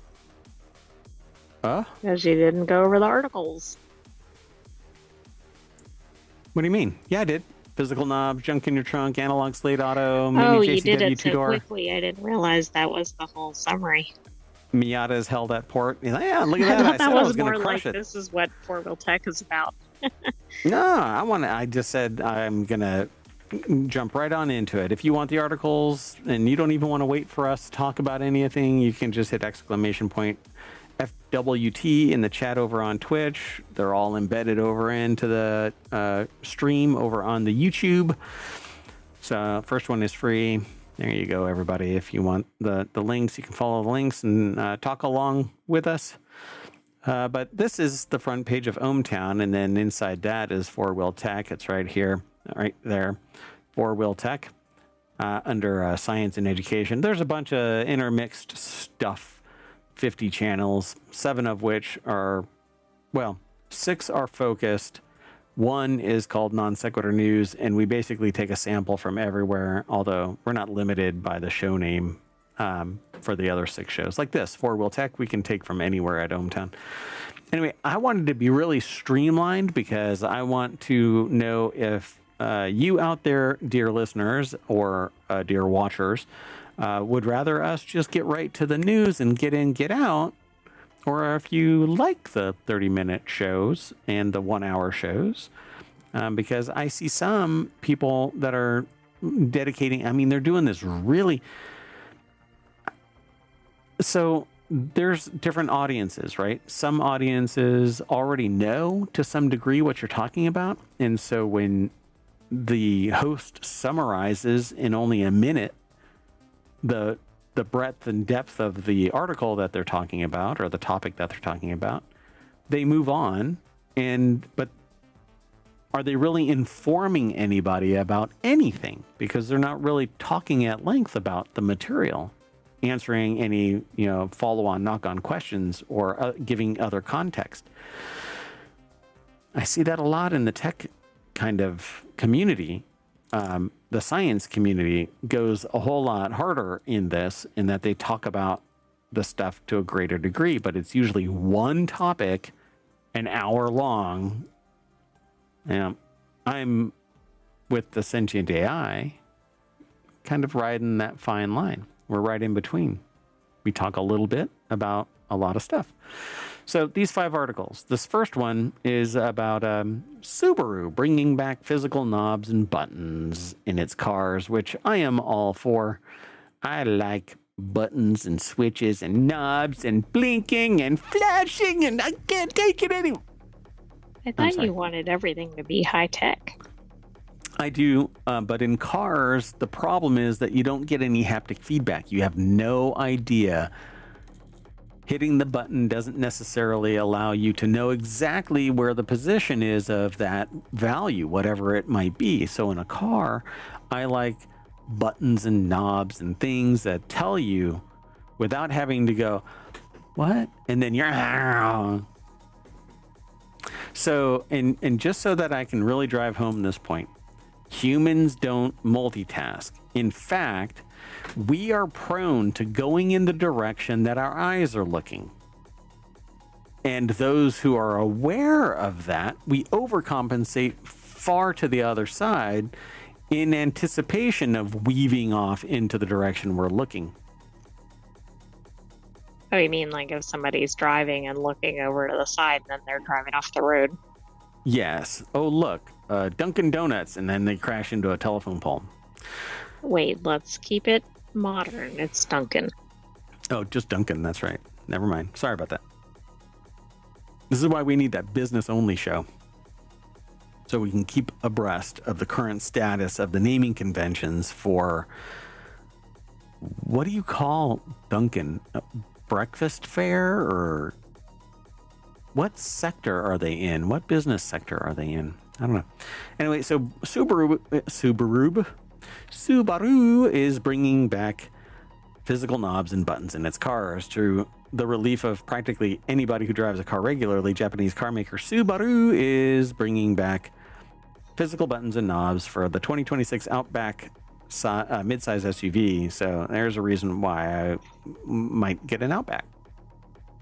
Food and beverage or quick service? That's generic. Everything else is that. McDonald's is that, but McDonald's doesn't. I know. I almost said donuts. fast food, but that didn't sound right. It doesn't. Yeah, it's its own category. Breakfast fast food. I don't know, but you can get it any time. And that's why they got rid of donuts, because then it says coffee and baked goods. Like, it kind of depends on where you're getting your information from. Right. It's temporally and culturally relative. So it's another sign that car makers are finally starting to listen, ditching massive touchscreens that have taken over a vast number of vehicle controls in favor of tactile button switches and knobs. What I want is just a USB-C connector where I can put my tablet and it controls everything by way of the knobs, and it's an interface into the software. That'd be too easy. Yeah, all I want, boop, that little thing. So this article is over at futurism.com in a section they call The Byte, B-Y-T-E. Victor Tengerman put the article together. I don't know what this is circled other than there's like buttons and knobs and all of that kind of stuff. I guess that's what they're highlighting. And there's a bunch more on here. This thing looks like a 777, for crying out loud. Look at all the little buttons and knobs. There's like... Exactly. Maybe that's what they're going for. It's like Razer controllers all over the place. Are they the UI developers? Benjamin Buttons is the little deck statement. Finally, some sense prevails. I thought that was you. No, they did it. So it's yet another sign that car makers are finally starting to listen. So it's something that consumers have been shouting from the rooftops for years now. Not only are touchscreens annoying to use, but experts have warned that they're dangerous as well by needlessly distracting the driver while on the road. They say this is great. One Reddit user, who obviously it's a Redditor, so the gospel of what's right and wrong. Anyway, so in response to a post showing images of physical dials and knobs inside the new Outback, everyone in the industry tried to copy Tesla and eliminate all knobs and switches. Finally, some sense prevails, another user wrote. But those are people who want buttons and beeping and all of that kind of stuff. I'm in that camp, but I really do want something that is controlled by the device that I have and not something that's on my car that I have to tap into and Yeah, I want to be able to control what I'm getting. And I think by using my own devices, that's the best way to do it, right? It's not in some pre-configured thing that doesn't match my actual needs. Right. So in November, South Korean car maker Hyundai said that it was similarly backing away from over relying on screens. Earlier this year, German car maker Volkswagen also announced that it would be bringing back physical buttons for the 5 most important functions in all of its vehicles starting next year. It says, "We will never, ever make this mistake anymore," VW design chief Andre Mint told Autocar. "There is no guessing anymore. There's feedback. It's real. And people love this." And I then would he like to shouted, hear the person actually speak now. and then he shouted, "Ich liebe dich, mein Schatz." You might want to translate for those listening. Moving on. The next article is over in 4-Wheel Tech. The BMW M3 Competition's trunk is incredibly practical, and I was motivated. I wanted to see the junk in this car's trunk. When pressed to air and duty, the author of this said, "I ended up," which is kind of funny because they're talking about a trunk, ended. Anyway. I think that was probably intentional. Whoa, whoa, whoa. Did you ask permission? It says, "I ended up being able to shove far more stuff in there than I ever would have expected." By the way, I love this car way more than I should. It has kind of a weird design aesthetic because it has these two little, it looks, I don't know, like two really big nostrils, like scooping up air, and I don't know. I have this picture of some alien thing with like really big. Colin Woodward over at Jalopnik put the article together. But I love the design of the car. This whole aerodynamic, I dig. This matte red color is Not pretty, gray or black or white. it's pretty amazing. Yeah, gray is actually kind of, gray, black, and white has dominated. We've talked about that. Yeah. That's why I commented on it. So this car, it says Mini recently invited them down to Savannah to drive the new John Cooper Works models, which is another article that we're going to be talking about, but not particular. Maybe this one. Maybe this person. I don't know. It's from Jalopnik. Anyway, moving on. Specifically the M3 competition. I know. Focus, Mayor Watt. Focus. The sentient AI I hear the sentient AI. Okay, so we have this loudspeaker system all throughout ohmTown, all streets, all houses, everything. There's this big booming voice from time to time, and it's focus, Mayor Watt. And I'm watching, always watching. That's Anyway. right. Don't forget it. Oh, man. It's going to be awkward in the bathroom this time.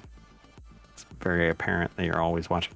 So no sense driving 2 hours to the airport, going through security, taking a flight when they could get there faster in a car, right? However, since all the minis were down in Savannah for the drive, they sent me a BMW.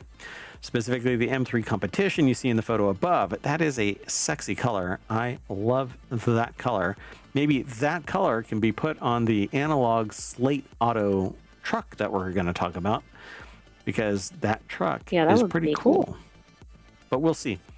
It says, after all, we aren't just talking about any old M3 here. It's an M3 Competition with the ridiculous carbon fiber bucket seats with the crotch divider. It's a 5-point harness. So there is the trunk. But why are they even talking about this? It says he may not be able to tell from the photo, but there is a ton of room back there. Plenty of room for a bunch of junk to be put in the trunk.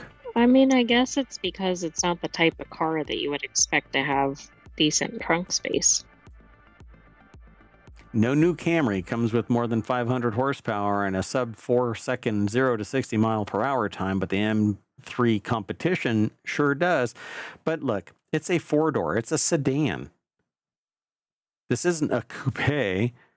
It It's True, gonna but have it room looks back there. sportier than a sedan. Yeah, the front half does. You know, as you approach the rear end, it gets a little flat backed, you know? It's a little dry in the rear. You know? You know what I'm saying? It's just like a little back there. It's not really exciting. The front's pretty exciting. The side aerodynamics, the top, the lines are nice. But this thing is kind of boring in the back. It looks like every other. Well, I guess they had to make it boring in the back to get the trunk. So it's party up front. Lots of junk in the trunk. Anyway, I keep hearing about this BMW M3 competition, by the way. Supposed to be pretty good, pretty snazzy, pretty fast, handles well. Says, I mean, kids probably won't like how stiff the M3 is, but you never know. Maybe your kid is different. Just do yourself a favor and get the regular sports seats, especially if you describe yourself as anything more than dainty or petite. They say, I'm probably 145 pounds. Yeah, in your bra. Just kidding. I don't know how big or small this person is. But I just watched Liar Liar, and anyway. And even if they're getting close to being too wide to sit comfortably in the buckets, so get more comfortable seats. But you got a lot of room in your trunk for all your junk. Moving on. Unless you want to say something. You want to back up? You can talk about the junk in your trunk. I don't have a trunk. I'm Should I just move lacking on? some junk in my trunk. I know. There's a lot of storage.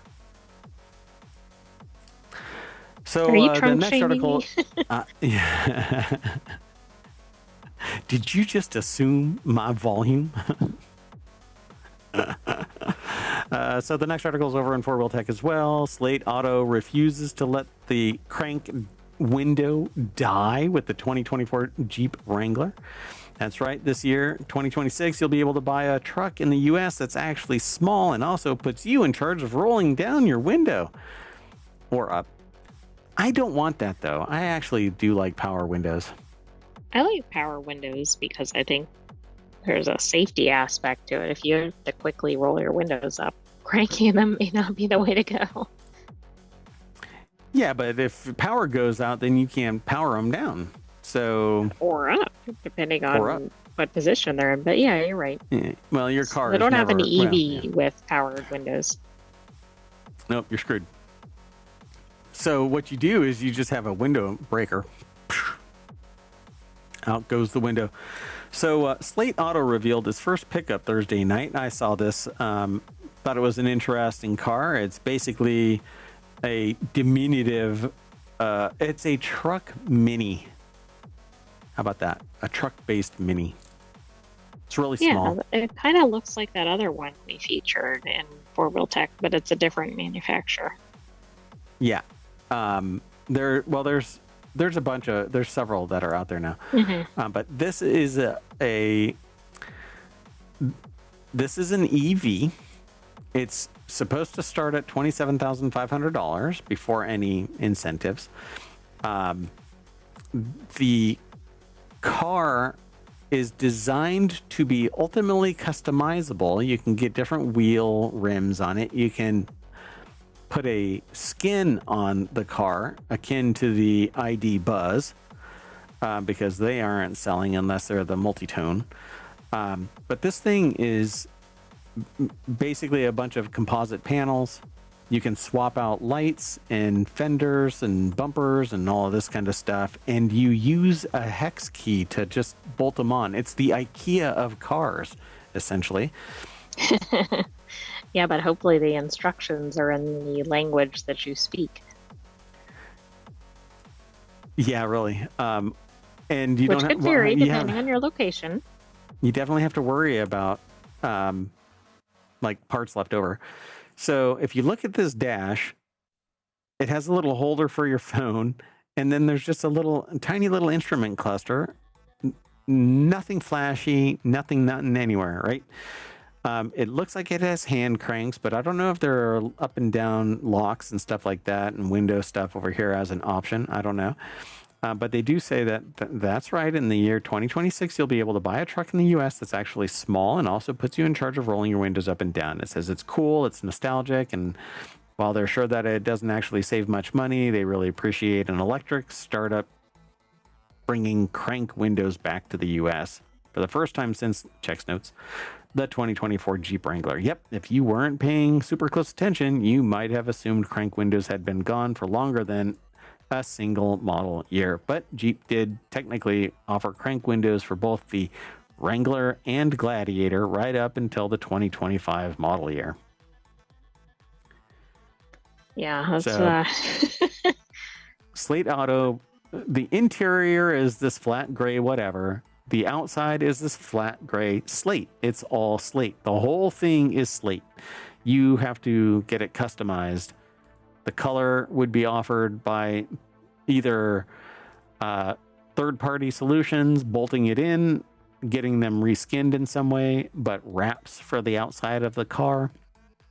Other beeps and whistles come in the shape of additional things that you can purchase. You unbolt them and bolt them on, or you send the parts to a dealership or an authorized service center to bolt them on.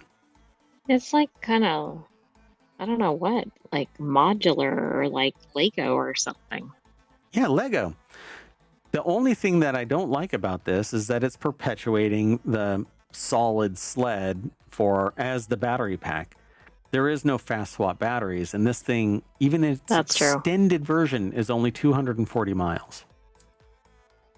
Its Yeah, initial that's- range is that's too bad. 120. It Rear-wheel seems drive like only. a vehicle like this is the place where you could experiment with that. Yeah, exactly. You're just now starting out. Do it right.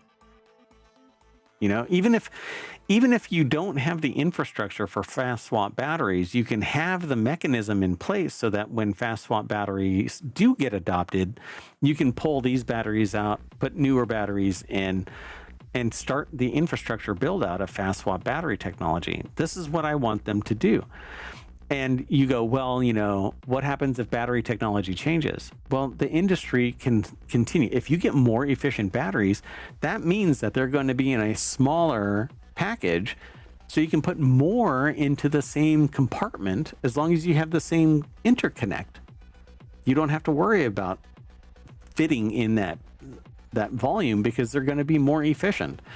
And more efficient means that you can have them smaller, or you can have them the same size and have a massive amount of power available.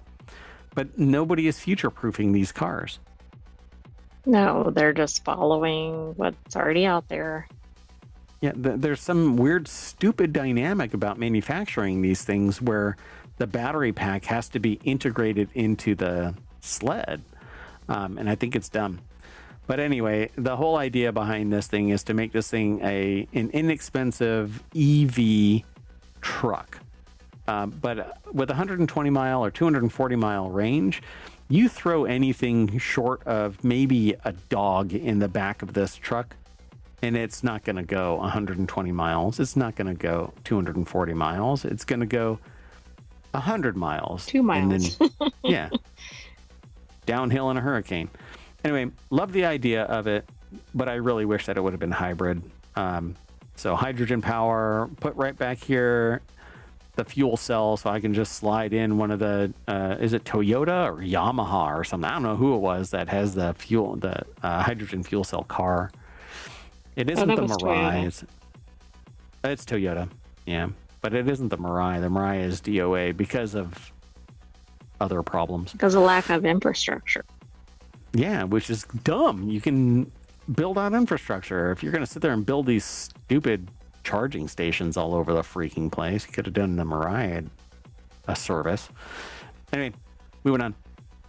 And look at that. We're talking about the mini John Cooper Works 2-door. It is a hoot, but you probably still want the Cooper S. The Cooper S convertible is a better buy than the John Cooper Works hardtop, but if you can justify the price, the JCW Cabrio, sure, gives you the best of both worlds. I thought that was a brand name of another manufacturer. The Cabriolet. Yeah. Colin Woodard put the article together. You know what? Let's do it live. Cabriolet. Do do do do do do do do do do. From cabrio, goat's leap, or cabrioler, to leap in the air, so named because of the carriage's motion. Cabriolet. Oh, interesting. That's what the word comes from. Caper, because of the vehicle's light bouncing motion. So I don't know where it all. I mean, it's imported from France to England in the 1790s. The cabriolet was originally a two-seater driven by its owner with a platform on the rear for something else. I can't read the rest of it because it's truncated. But anyway, it means carriage, cabriolet, carriage. So the cabrio basically is a convertible two-seater. And Colin Woodard put the article together over at jalopnik.com. And look at that.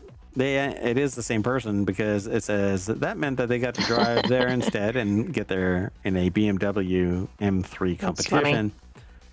But once they were there, they were able to drive the 2025 John Cooper Works two-door hardtop and convertible in there. I don't know. That's the hardtop. Even though minis aren't really about the numbers, the readers are. And so let's lay out some numbers. Regardless of whether you get the coupe or convertible, the John Cooper Works gets a turbocharged 2-liter inline-4 that makes 228 horsepower and 280 pound-feet of torque. That's enough to get the hardtop up to 60 miles per hour in 5.9 seconds, while the soft top takes just a tick longer at 6.2. And if you want to put a hardtop in your garage, it'll cost you $40,000, including destination, while the convertible will run you a cool $45,000. I round up. Well, you know, with taxes and fees, it's going to be higher. And that first tank of gas and all of that. So the Mini Cooper S starts at $33,000. Let me round up to the nearest 1,000. So 34,000 makes 201 horsepower, 221 pound-feet of torque. Upgrading to the convertible adds another $5,000 to it. So you're still a convertible below the John Cooper Works, which is standard fare. The main thing with the John Cooper Works is that it's a beefed up engine, transmission. The drivetrain is beefed up, and that's really what JCW is all about. Right, so it depends on what kind of driver you are, I suppose. Yeah, and there's a bunch of different variants of all of the minis. Oxford Edition starts at 26,000, makes 161 horsepower, 184. This is kind of like the it's a nicer interior. I think there's a proprietary color. I think it's like the British Racing Green makes it this tan interior. I think that's the Oxford Edition. If you want to get, or if you really want, though, you can get the Oxford Edition. At least those are the prices Mini would like to charge. Who knows what tariffs are going to end up impacting the thing. And yeah, I'll have to leave it at that.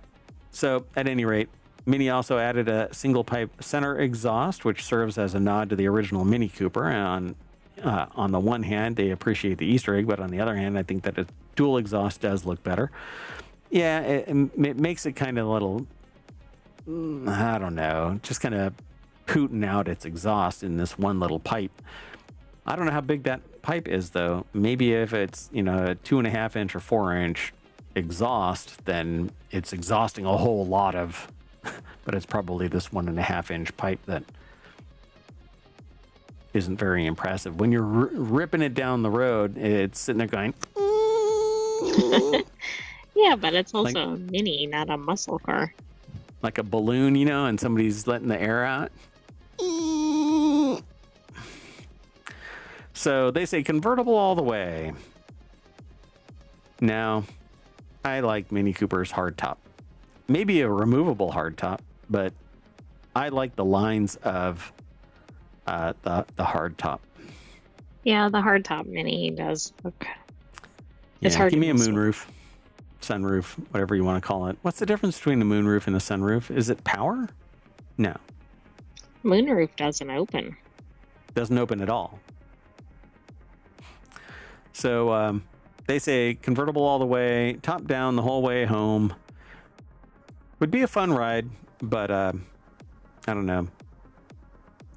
These two doors, they have seats in the back, but I swear, unless you are a toddler, Flat Stanley. flat Stanley, Like there you go. two-dimensional. So yeah, minis are no more, or manual minis are no more. They say, would I have had more fun with the transmission had been a manual? Absolutely. That isn't even a question. This is a car that's begging for manual transmission, and the fact that you can't get one hurts. They're not convinced that it's possible due to the tariffs, but at the very least, one of the product managers that they spoke to at Mini told them that the manual transmission isn't dead. Guess we'll see. What does that mean? They might be back when they make economical sense.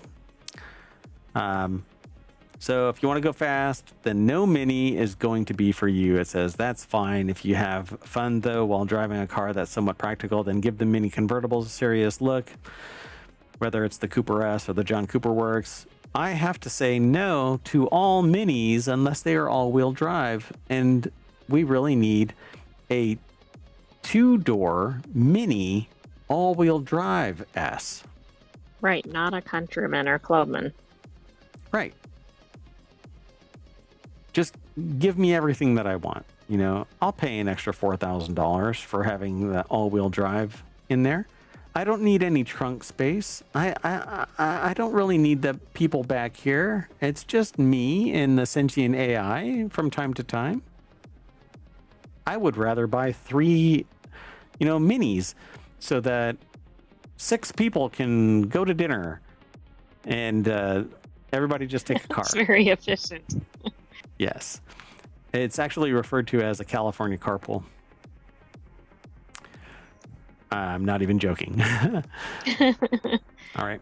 Let's do our last article. This last article is about Mazda. Mazda is holding the 2025 Miatas at a port for computer issues. These sorts of delays are frustrating, but they're often more convenient for all parties involved than a full-scale recall. It's over in 4-Wheel Tech, but it's sourced from Jalopnik. Amber De Silva put the article together. Apparently, Mazda has confirmed to The Drive that a vehicle control module in the Miata is to blame, though the automaker doesn't clarify further what specific module was causing the issue, nor what the specific issue is. Modern cars are rife with computers, with Mazda's parts fiche containing nearly 10 separate Miata modules that control various bits of the vehicle, and an issue is any one of them, or in any one of them, could be grounds for a recall. With this pre-call, Mazda avoids the hassle of notifying owners and ensuring everyone brings their cars in for a repair. So what is the problem? Yeah. What actually happened? Exactly. And I don't know. It just drives everybody crazy before they get their cars. Yeah, apparently these aren't actually sold yet. These are 2025 MX-5 Miatas. Okay. They say quite possibly the greatest car on sale today aren't actually on sale due to a possible issue with the car's vehicle control module. So they don't talk about the price of this thing. I don't know how much the MX-5 is right now. Hold on. We're going to do it live. 2025 Miata MX-5. That's a $30,000 car. It is a coupe. It's a coupe. There is automatic and manual, by the way. I don't know if it has all-wheel drive. Huh. Focus, Merwatt.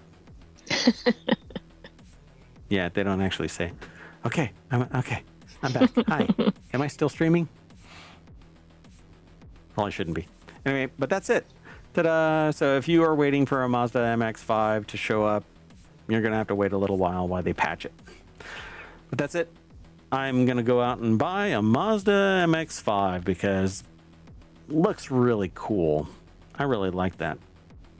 And at only 30 grand, 181 horsepower, it'd be a zippy little car to race around. It looks pretty sexy, actually. I like it. Anyway, that's it. We are going to race down Main Street back to the front page of 4-Wheel Tech over at ohmtown.com, and I'm taking the AI with me. Say bye. Bye-bye, hometown citizens. Thanks for joining us for 4-Wheel Tech. Bye. Bye-bye. Bye. Oh, wait. Were you going to say anything else? Am I just stepping on you? And you're just talking over me, so I just stopped talking.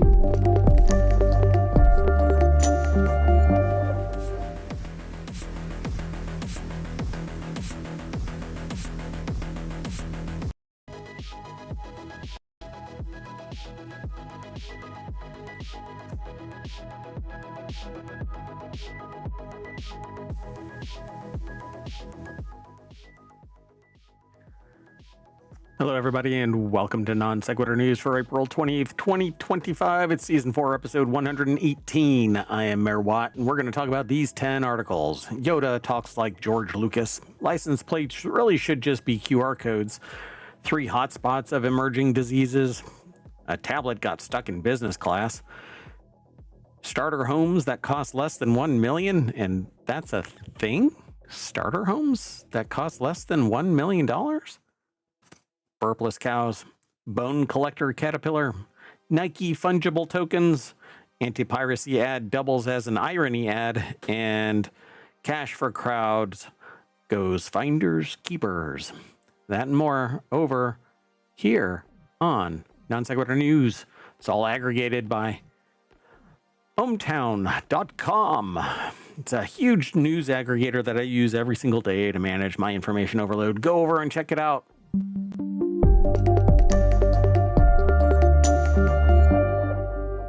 All right, everybody, let's just get into this. Hey, did you know that if you have a Nest thermostat, Google is about to abandon it? We're not going to talk about that one today. Anyway, I just saw that when I loaded up the page over at Hometown. Go check it out. So the first article is reveals why Yoda talks like that. George Lucas does. So the Star Wars creator recently settled a long-standing question about the Jedi Master. I think it's because Yoda talks like George Lucas. I don't really know because I haven't read the article. That's how this works. My reaction is the reaction that I would normally have when I'm reading something for the first time because I'm actually reading it for the first time. Oh yeah, I did. So if you want the articles and you're over on Twitch, you can hit !NSN. They're all embedded already over on YouTube, so just look in the description. Justin Carter put this article together. It's over at gizmodo.com. There have been so many questions Star Wars fans have asked over the years, and why does Yoda talk like that? Well, since his debut in Empire Strikes Back, the old Jedi Master has spoken backwards. How are you doing? For anyone else is doing, how are you? Is for Yoda. That was my Yoda, but it's because I haven't heard Yoda in so long that I forgot how to talk like Yoda. I could do a pretty good impression, but anyway.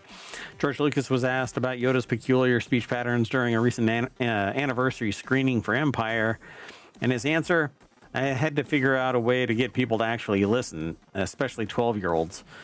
He went on to explain that since Yoda is a philosopher for Luke, the way that he spoke had to feel significant, and if you speak regular English, people won't listen that much. So if you add an accent, it's really hard to understand. And I know people that they cannot pick up an accent. They can't just, if it's not English and straightforward English without an accent. And I know that that's all subjective, because one person's accent is another person's accent, Like if you have a quote unquote heavy Irish accent and you are listening to somebody and that's where you've always grown up and you've never really heard just plain, West Virginia accent, then you'll sit there and go, what the hell? I don't understand your accent. It's so harsh American versus, the American sitting there going, it's so harsh Irish, but whatever, break out of your mental loop and try to understand what somebody is saying. And if you don't understand it, just go, okay, hold on a second. I don't quite understand. My brain isn't wired that way, or whatever you want to do. Work past it together instead of throwing up barriers. But anyway, so he went on to explain that since Yoda's a philosopher, he has to speak in an interesting way. He does. But that's it. Okay. The next article is over in Four Wheel Tech. California will likely run out of license plate numbers this year. This article is over in Jalopnik. This car should not be allowed on the road, as a matter of fact. I just saw this when I started loading up today's site list. I was like, why is this car on the road? This shouldn't be allowed. Vehicles have to have their tires covered in most states. I don't know about California anymore. I used to live in California. I don't think I was ever allowed to have naked tires. Anyway, the state of California is synonymous with car culture. It had nearly 13.2 million registered cars in 2023, almost the most of any state, nearly twice as many as the number 2 state, Texas, which has a mere 7.4 million cars. Californians have a uniquely kind of affinity, it says here, for cars, either by innate passion or because those who don't live in the Bay Area are virtually forced to rely on cars to get us around. So, like in San Diego, you can live in San Diego. In San Francisco, you can live in San Francisco. In LA, you can live in San Francisco.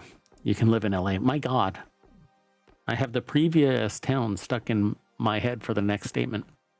Anyway, so if you're in a big city, you like New York, you don't have to have a car. You can ride the bus, and sometimes there's other ways. But most of us that lived in California had to have a car. There was just no way to get from one place to another. So that's why you could have 30 million people in California and everybody has a car.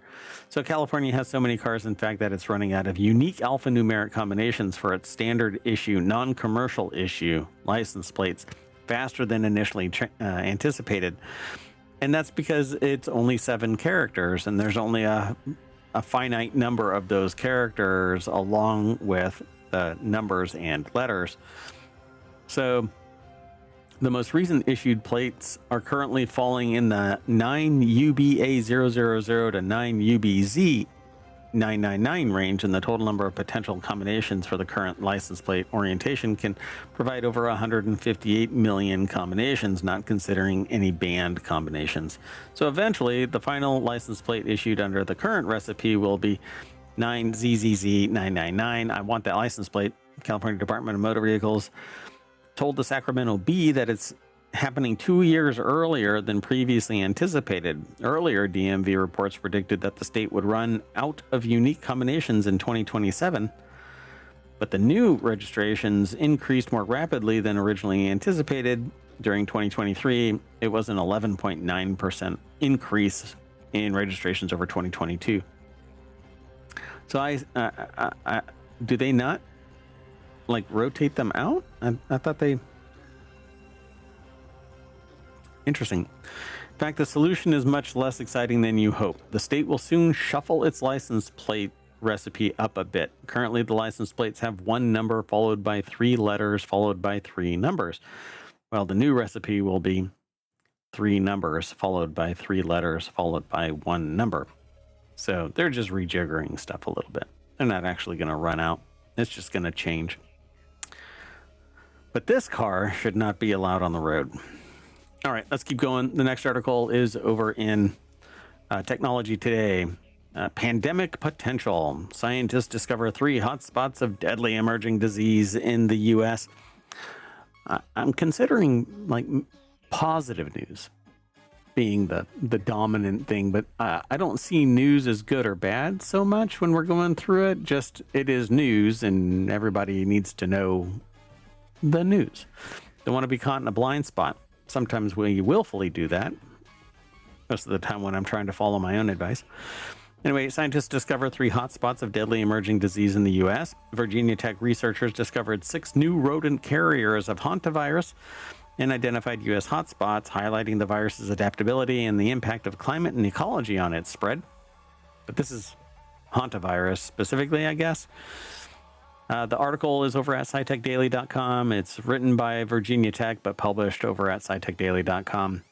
Researchers at Virginia Tech basically identified 3 major hotspots for the hantavirus: Virginia, Colorado, and Texas. They also documented 15 rodent species carrying the virus, 6 of which had not previously been recognized as hosts. And all of these findings were published in the journal Ecosphere, or you could probably pronounce that or spell that in a different way. Ecosphere. Be afraid of the ecosystem. It says the project is timely because hantavirus is considered an emerging disease of pandemic potential with symptoms that resemble severe COVID infections. Yeah, hantavirus is a family of viruses that have been identified in regions all over the globe and can reach mortality rates similar to other diseases of high concern, such as Nipah and Ebola. In Asia, hemorrhagic fever with renal syndrome is caused by the Hantan virus, Hantaan, the Hantan virus. In Europe, that syndrome is caused by the Dubrova-Belgrade virus. And in North and South America, hantavirus pulmonary syndrome is caused by Synombre virus and Andes virus, all hantaviruses. Synombre virus was first discovered in New Mexico in 1993. Anyway, there's a whole lot more over at this article. They talk about new hosts and new insights and the role of climate change because the virus is can spread into other areas because the climate is changing. Then it can actually, instead of being wiped out because it's too cold or too hot, it can spread further or into different areas because the environmental dynamic is changing. Let's keep going. The next article is over in Non Sequitur News. A flight carrying hundreds had to divert after someone's tablet got stuck in business class. A flight from LA to Munich had to divert when someone's tablet became jammed in a business class seat. The Lufthansa Airbus A380 flight diverted to Boston over fears the lithium battery could overheat. The diversion meant a 3-hour delay to the passenger's journey. The Lufthansa flight carrying 461 people had to divert after someone's tablet became jammed in a business class seat. So they had to divert, and then, well, that right there is just the brakes from the plane, not the lithium battery being on fire. So the article's over at Business Insider. Milan Sumbi put the article together. And it basically just jammed in the seat. In a statement to Business Insider, an airline spokesperson said that the tablet had become jammed in a business class seat and had already shown visible signs of deformation due to the seat's movements.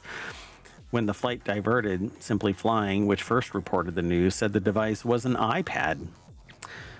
The decision to divert was taken to eliminate the potential risk, particularly with regard to possible overheating.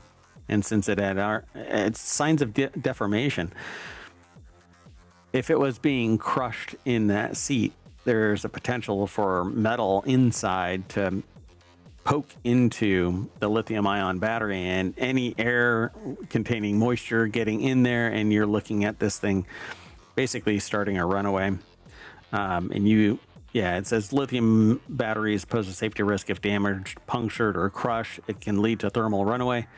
A chain reaction that causes battery to overheat, possibly catching fire or exploding. And regardless, even if it does just start on fire and not explode, it's off-gassing lithium ion gas, fumes, smoke basically, and it's horrendous for people. So smart of them to pull over. All right, the next article is over in Non Sequitur News as well. 5 years ago, only 85 U.S. cities had starter homes that cost at least $1 million. Now there are 233. It says the typical starter home costs at least $1 million in 233 cities. A Zillow study found just 5 years ago, only 85 cities had such starter homes. Starter homes, folks. We're not talking about $1 million houses that you might suspect are $1 million houses. These are starter homes in 233 cities. What the hell? So to define a starter home price, Zillow looked at estimated home values towards the bottom of the market in each city between the 5th and 35th percentile for each area. The article is over at businessinsider.com by Dan Latu and Madison Hoff. And It's insane. Zillow data shows just how expensive homes have become since 2020, including in states like Rhode Island and Minnesota. That aren't historically known for ultra pricey real estate. 5 years ago, only 85 had that $1 million, and now 233. New York with 32 cities, New Jersey with 20 cities, but California led the list with 113 cities, where the typical one is $1 million or higher. So, yeah, all they did was frame it within the bottom 35%. So 2 new states joined the list, Rhode Island and Minnesota. New Shoreham and Rhode Island, the main town, New Shoreham, Rhode Island. The main town on Block Island, a popular summer destination in Minnetonka Beach, Minnesota, a lakeside suburb of Minneapolis, reached the $1 million starter home. This is one that I think we've talked about here in ohmTown. I don't quite remember, but basically somebody was in one of the articles that we talked about. They were giving away the home, but the person who was getting the home had to move it because it was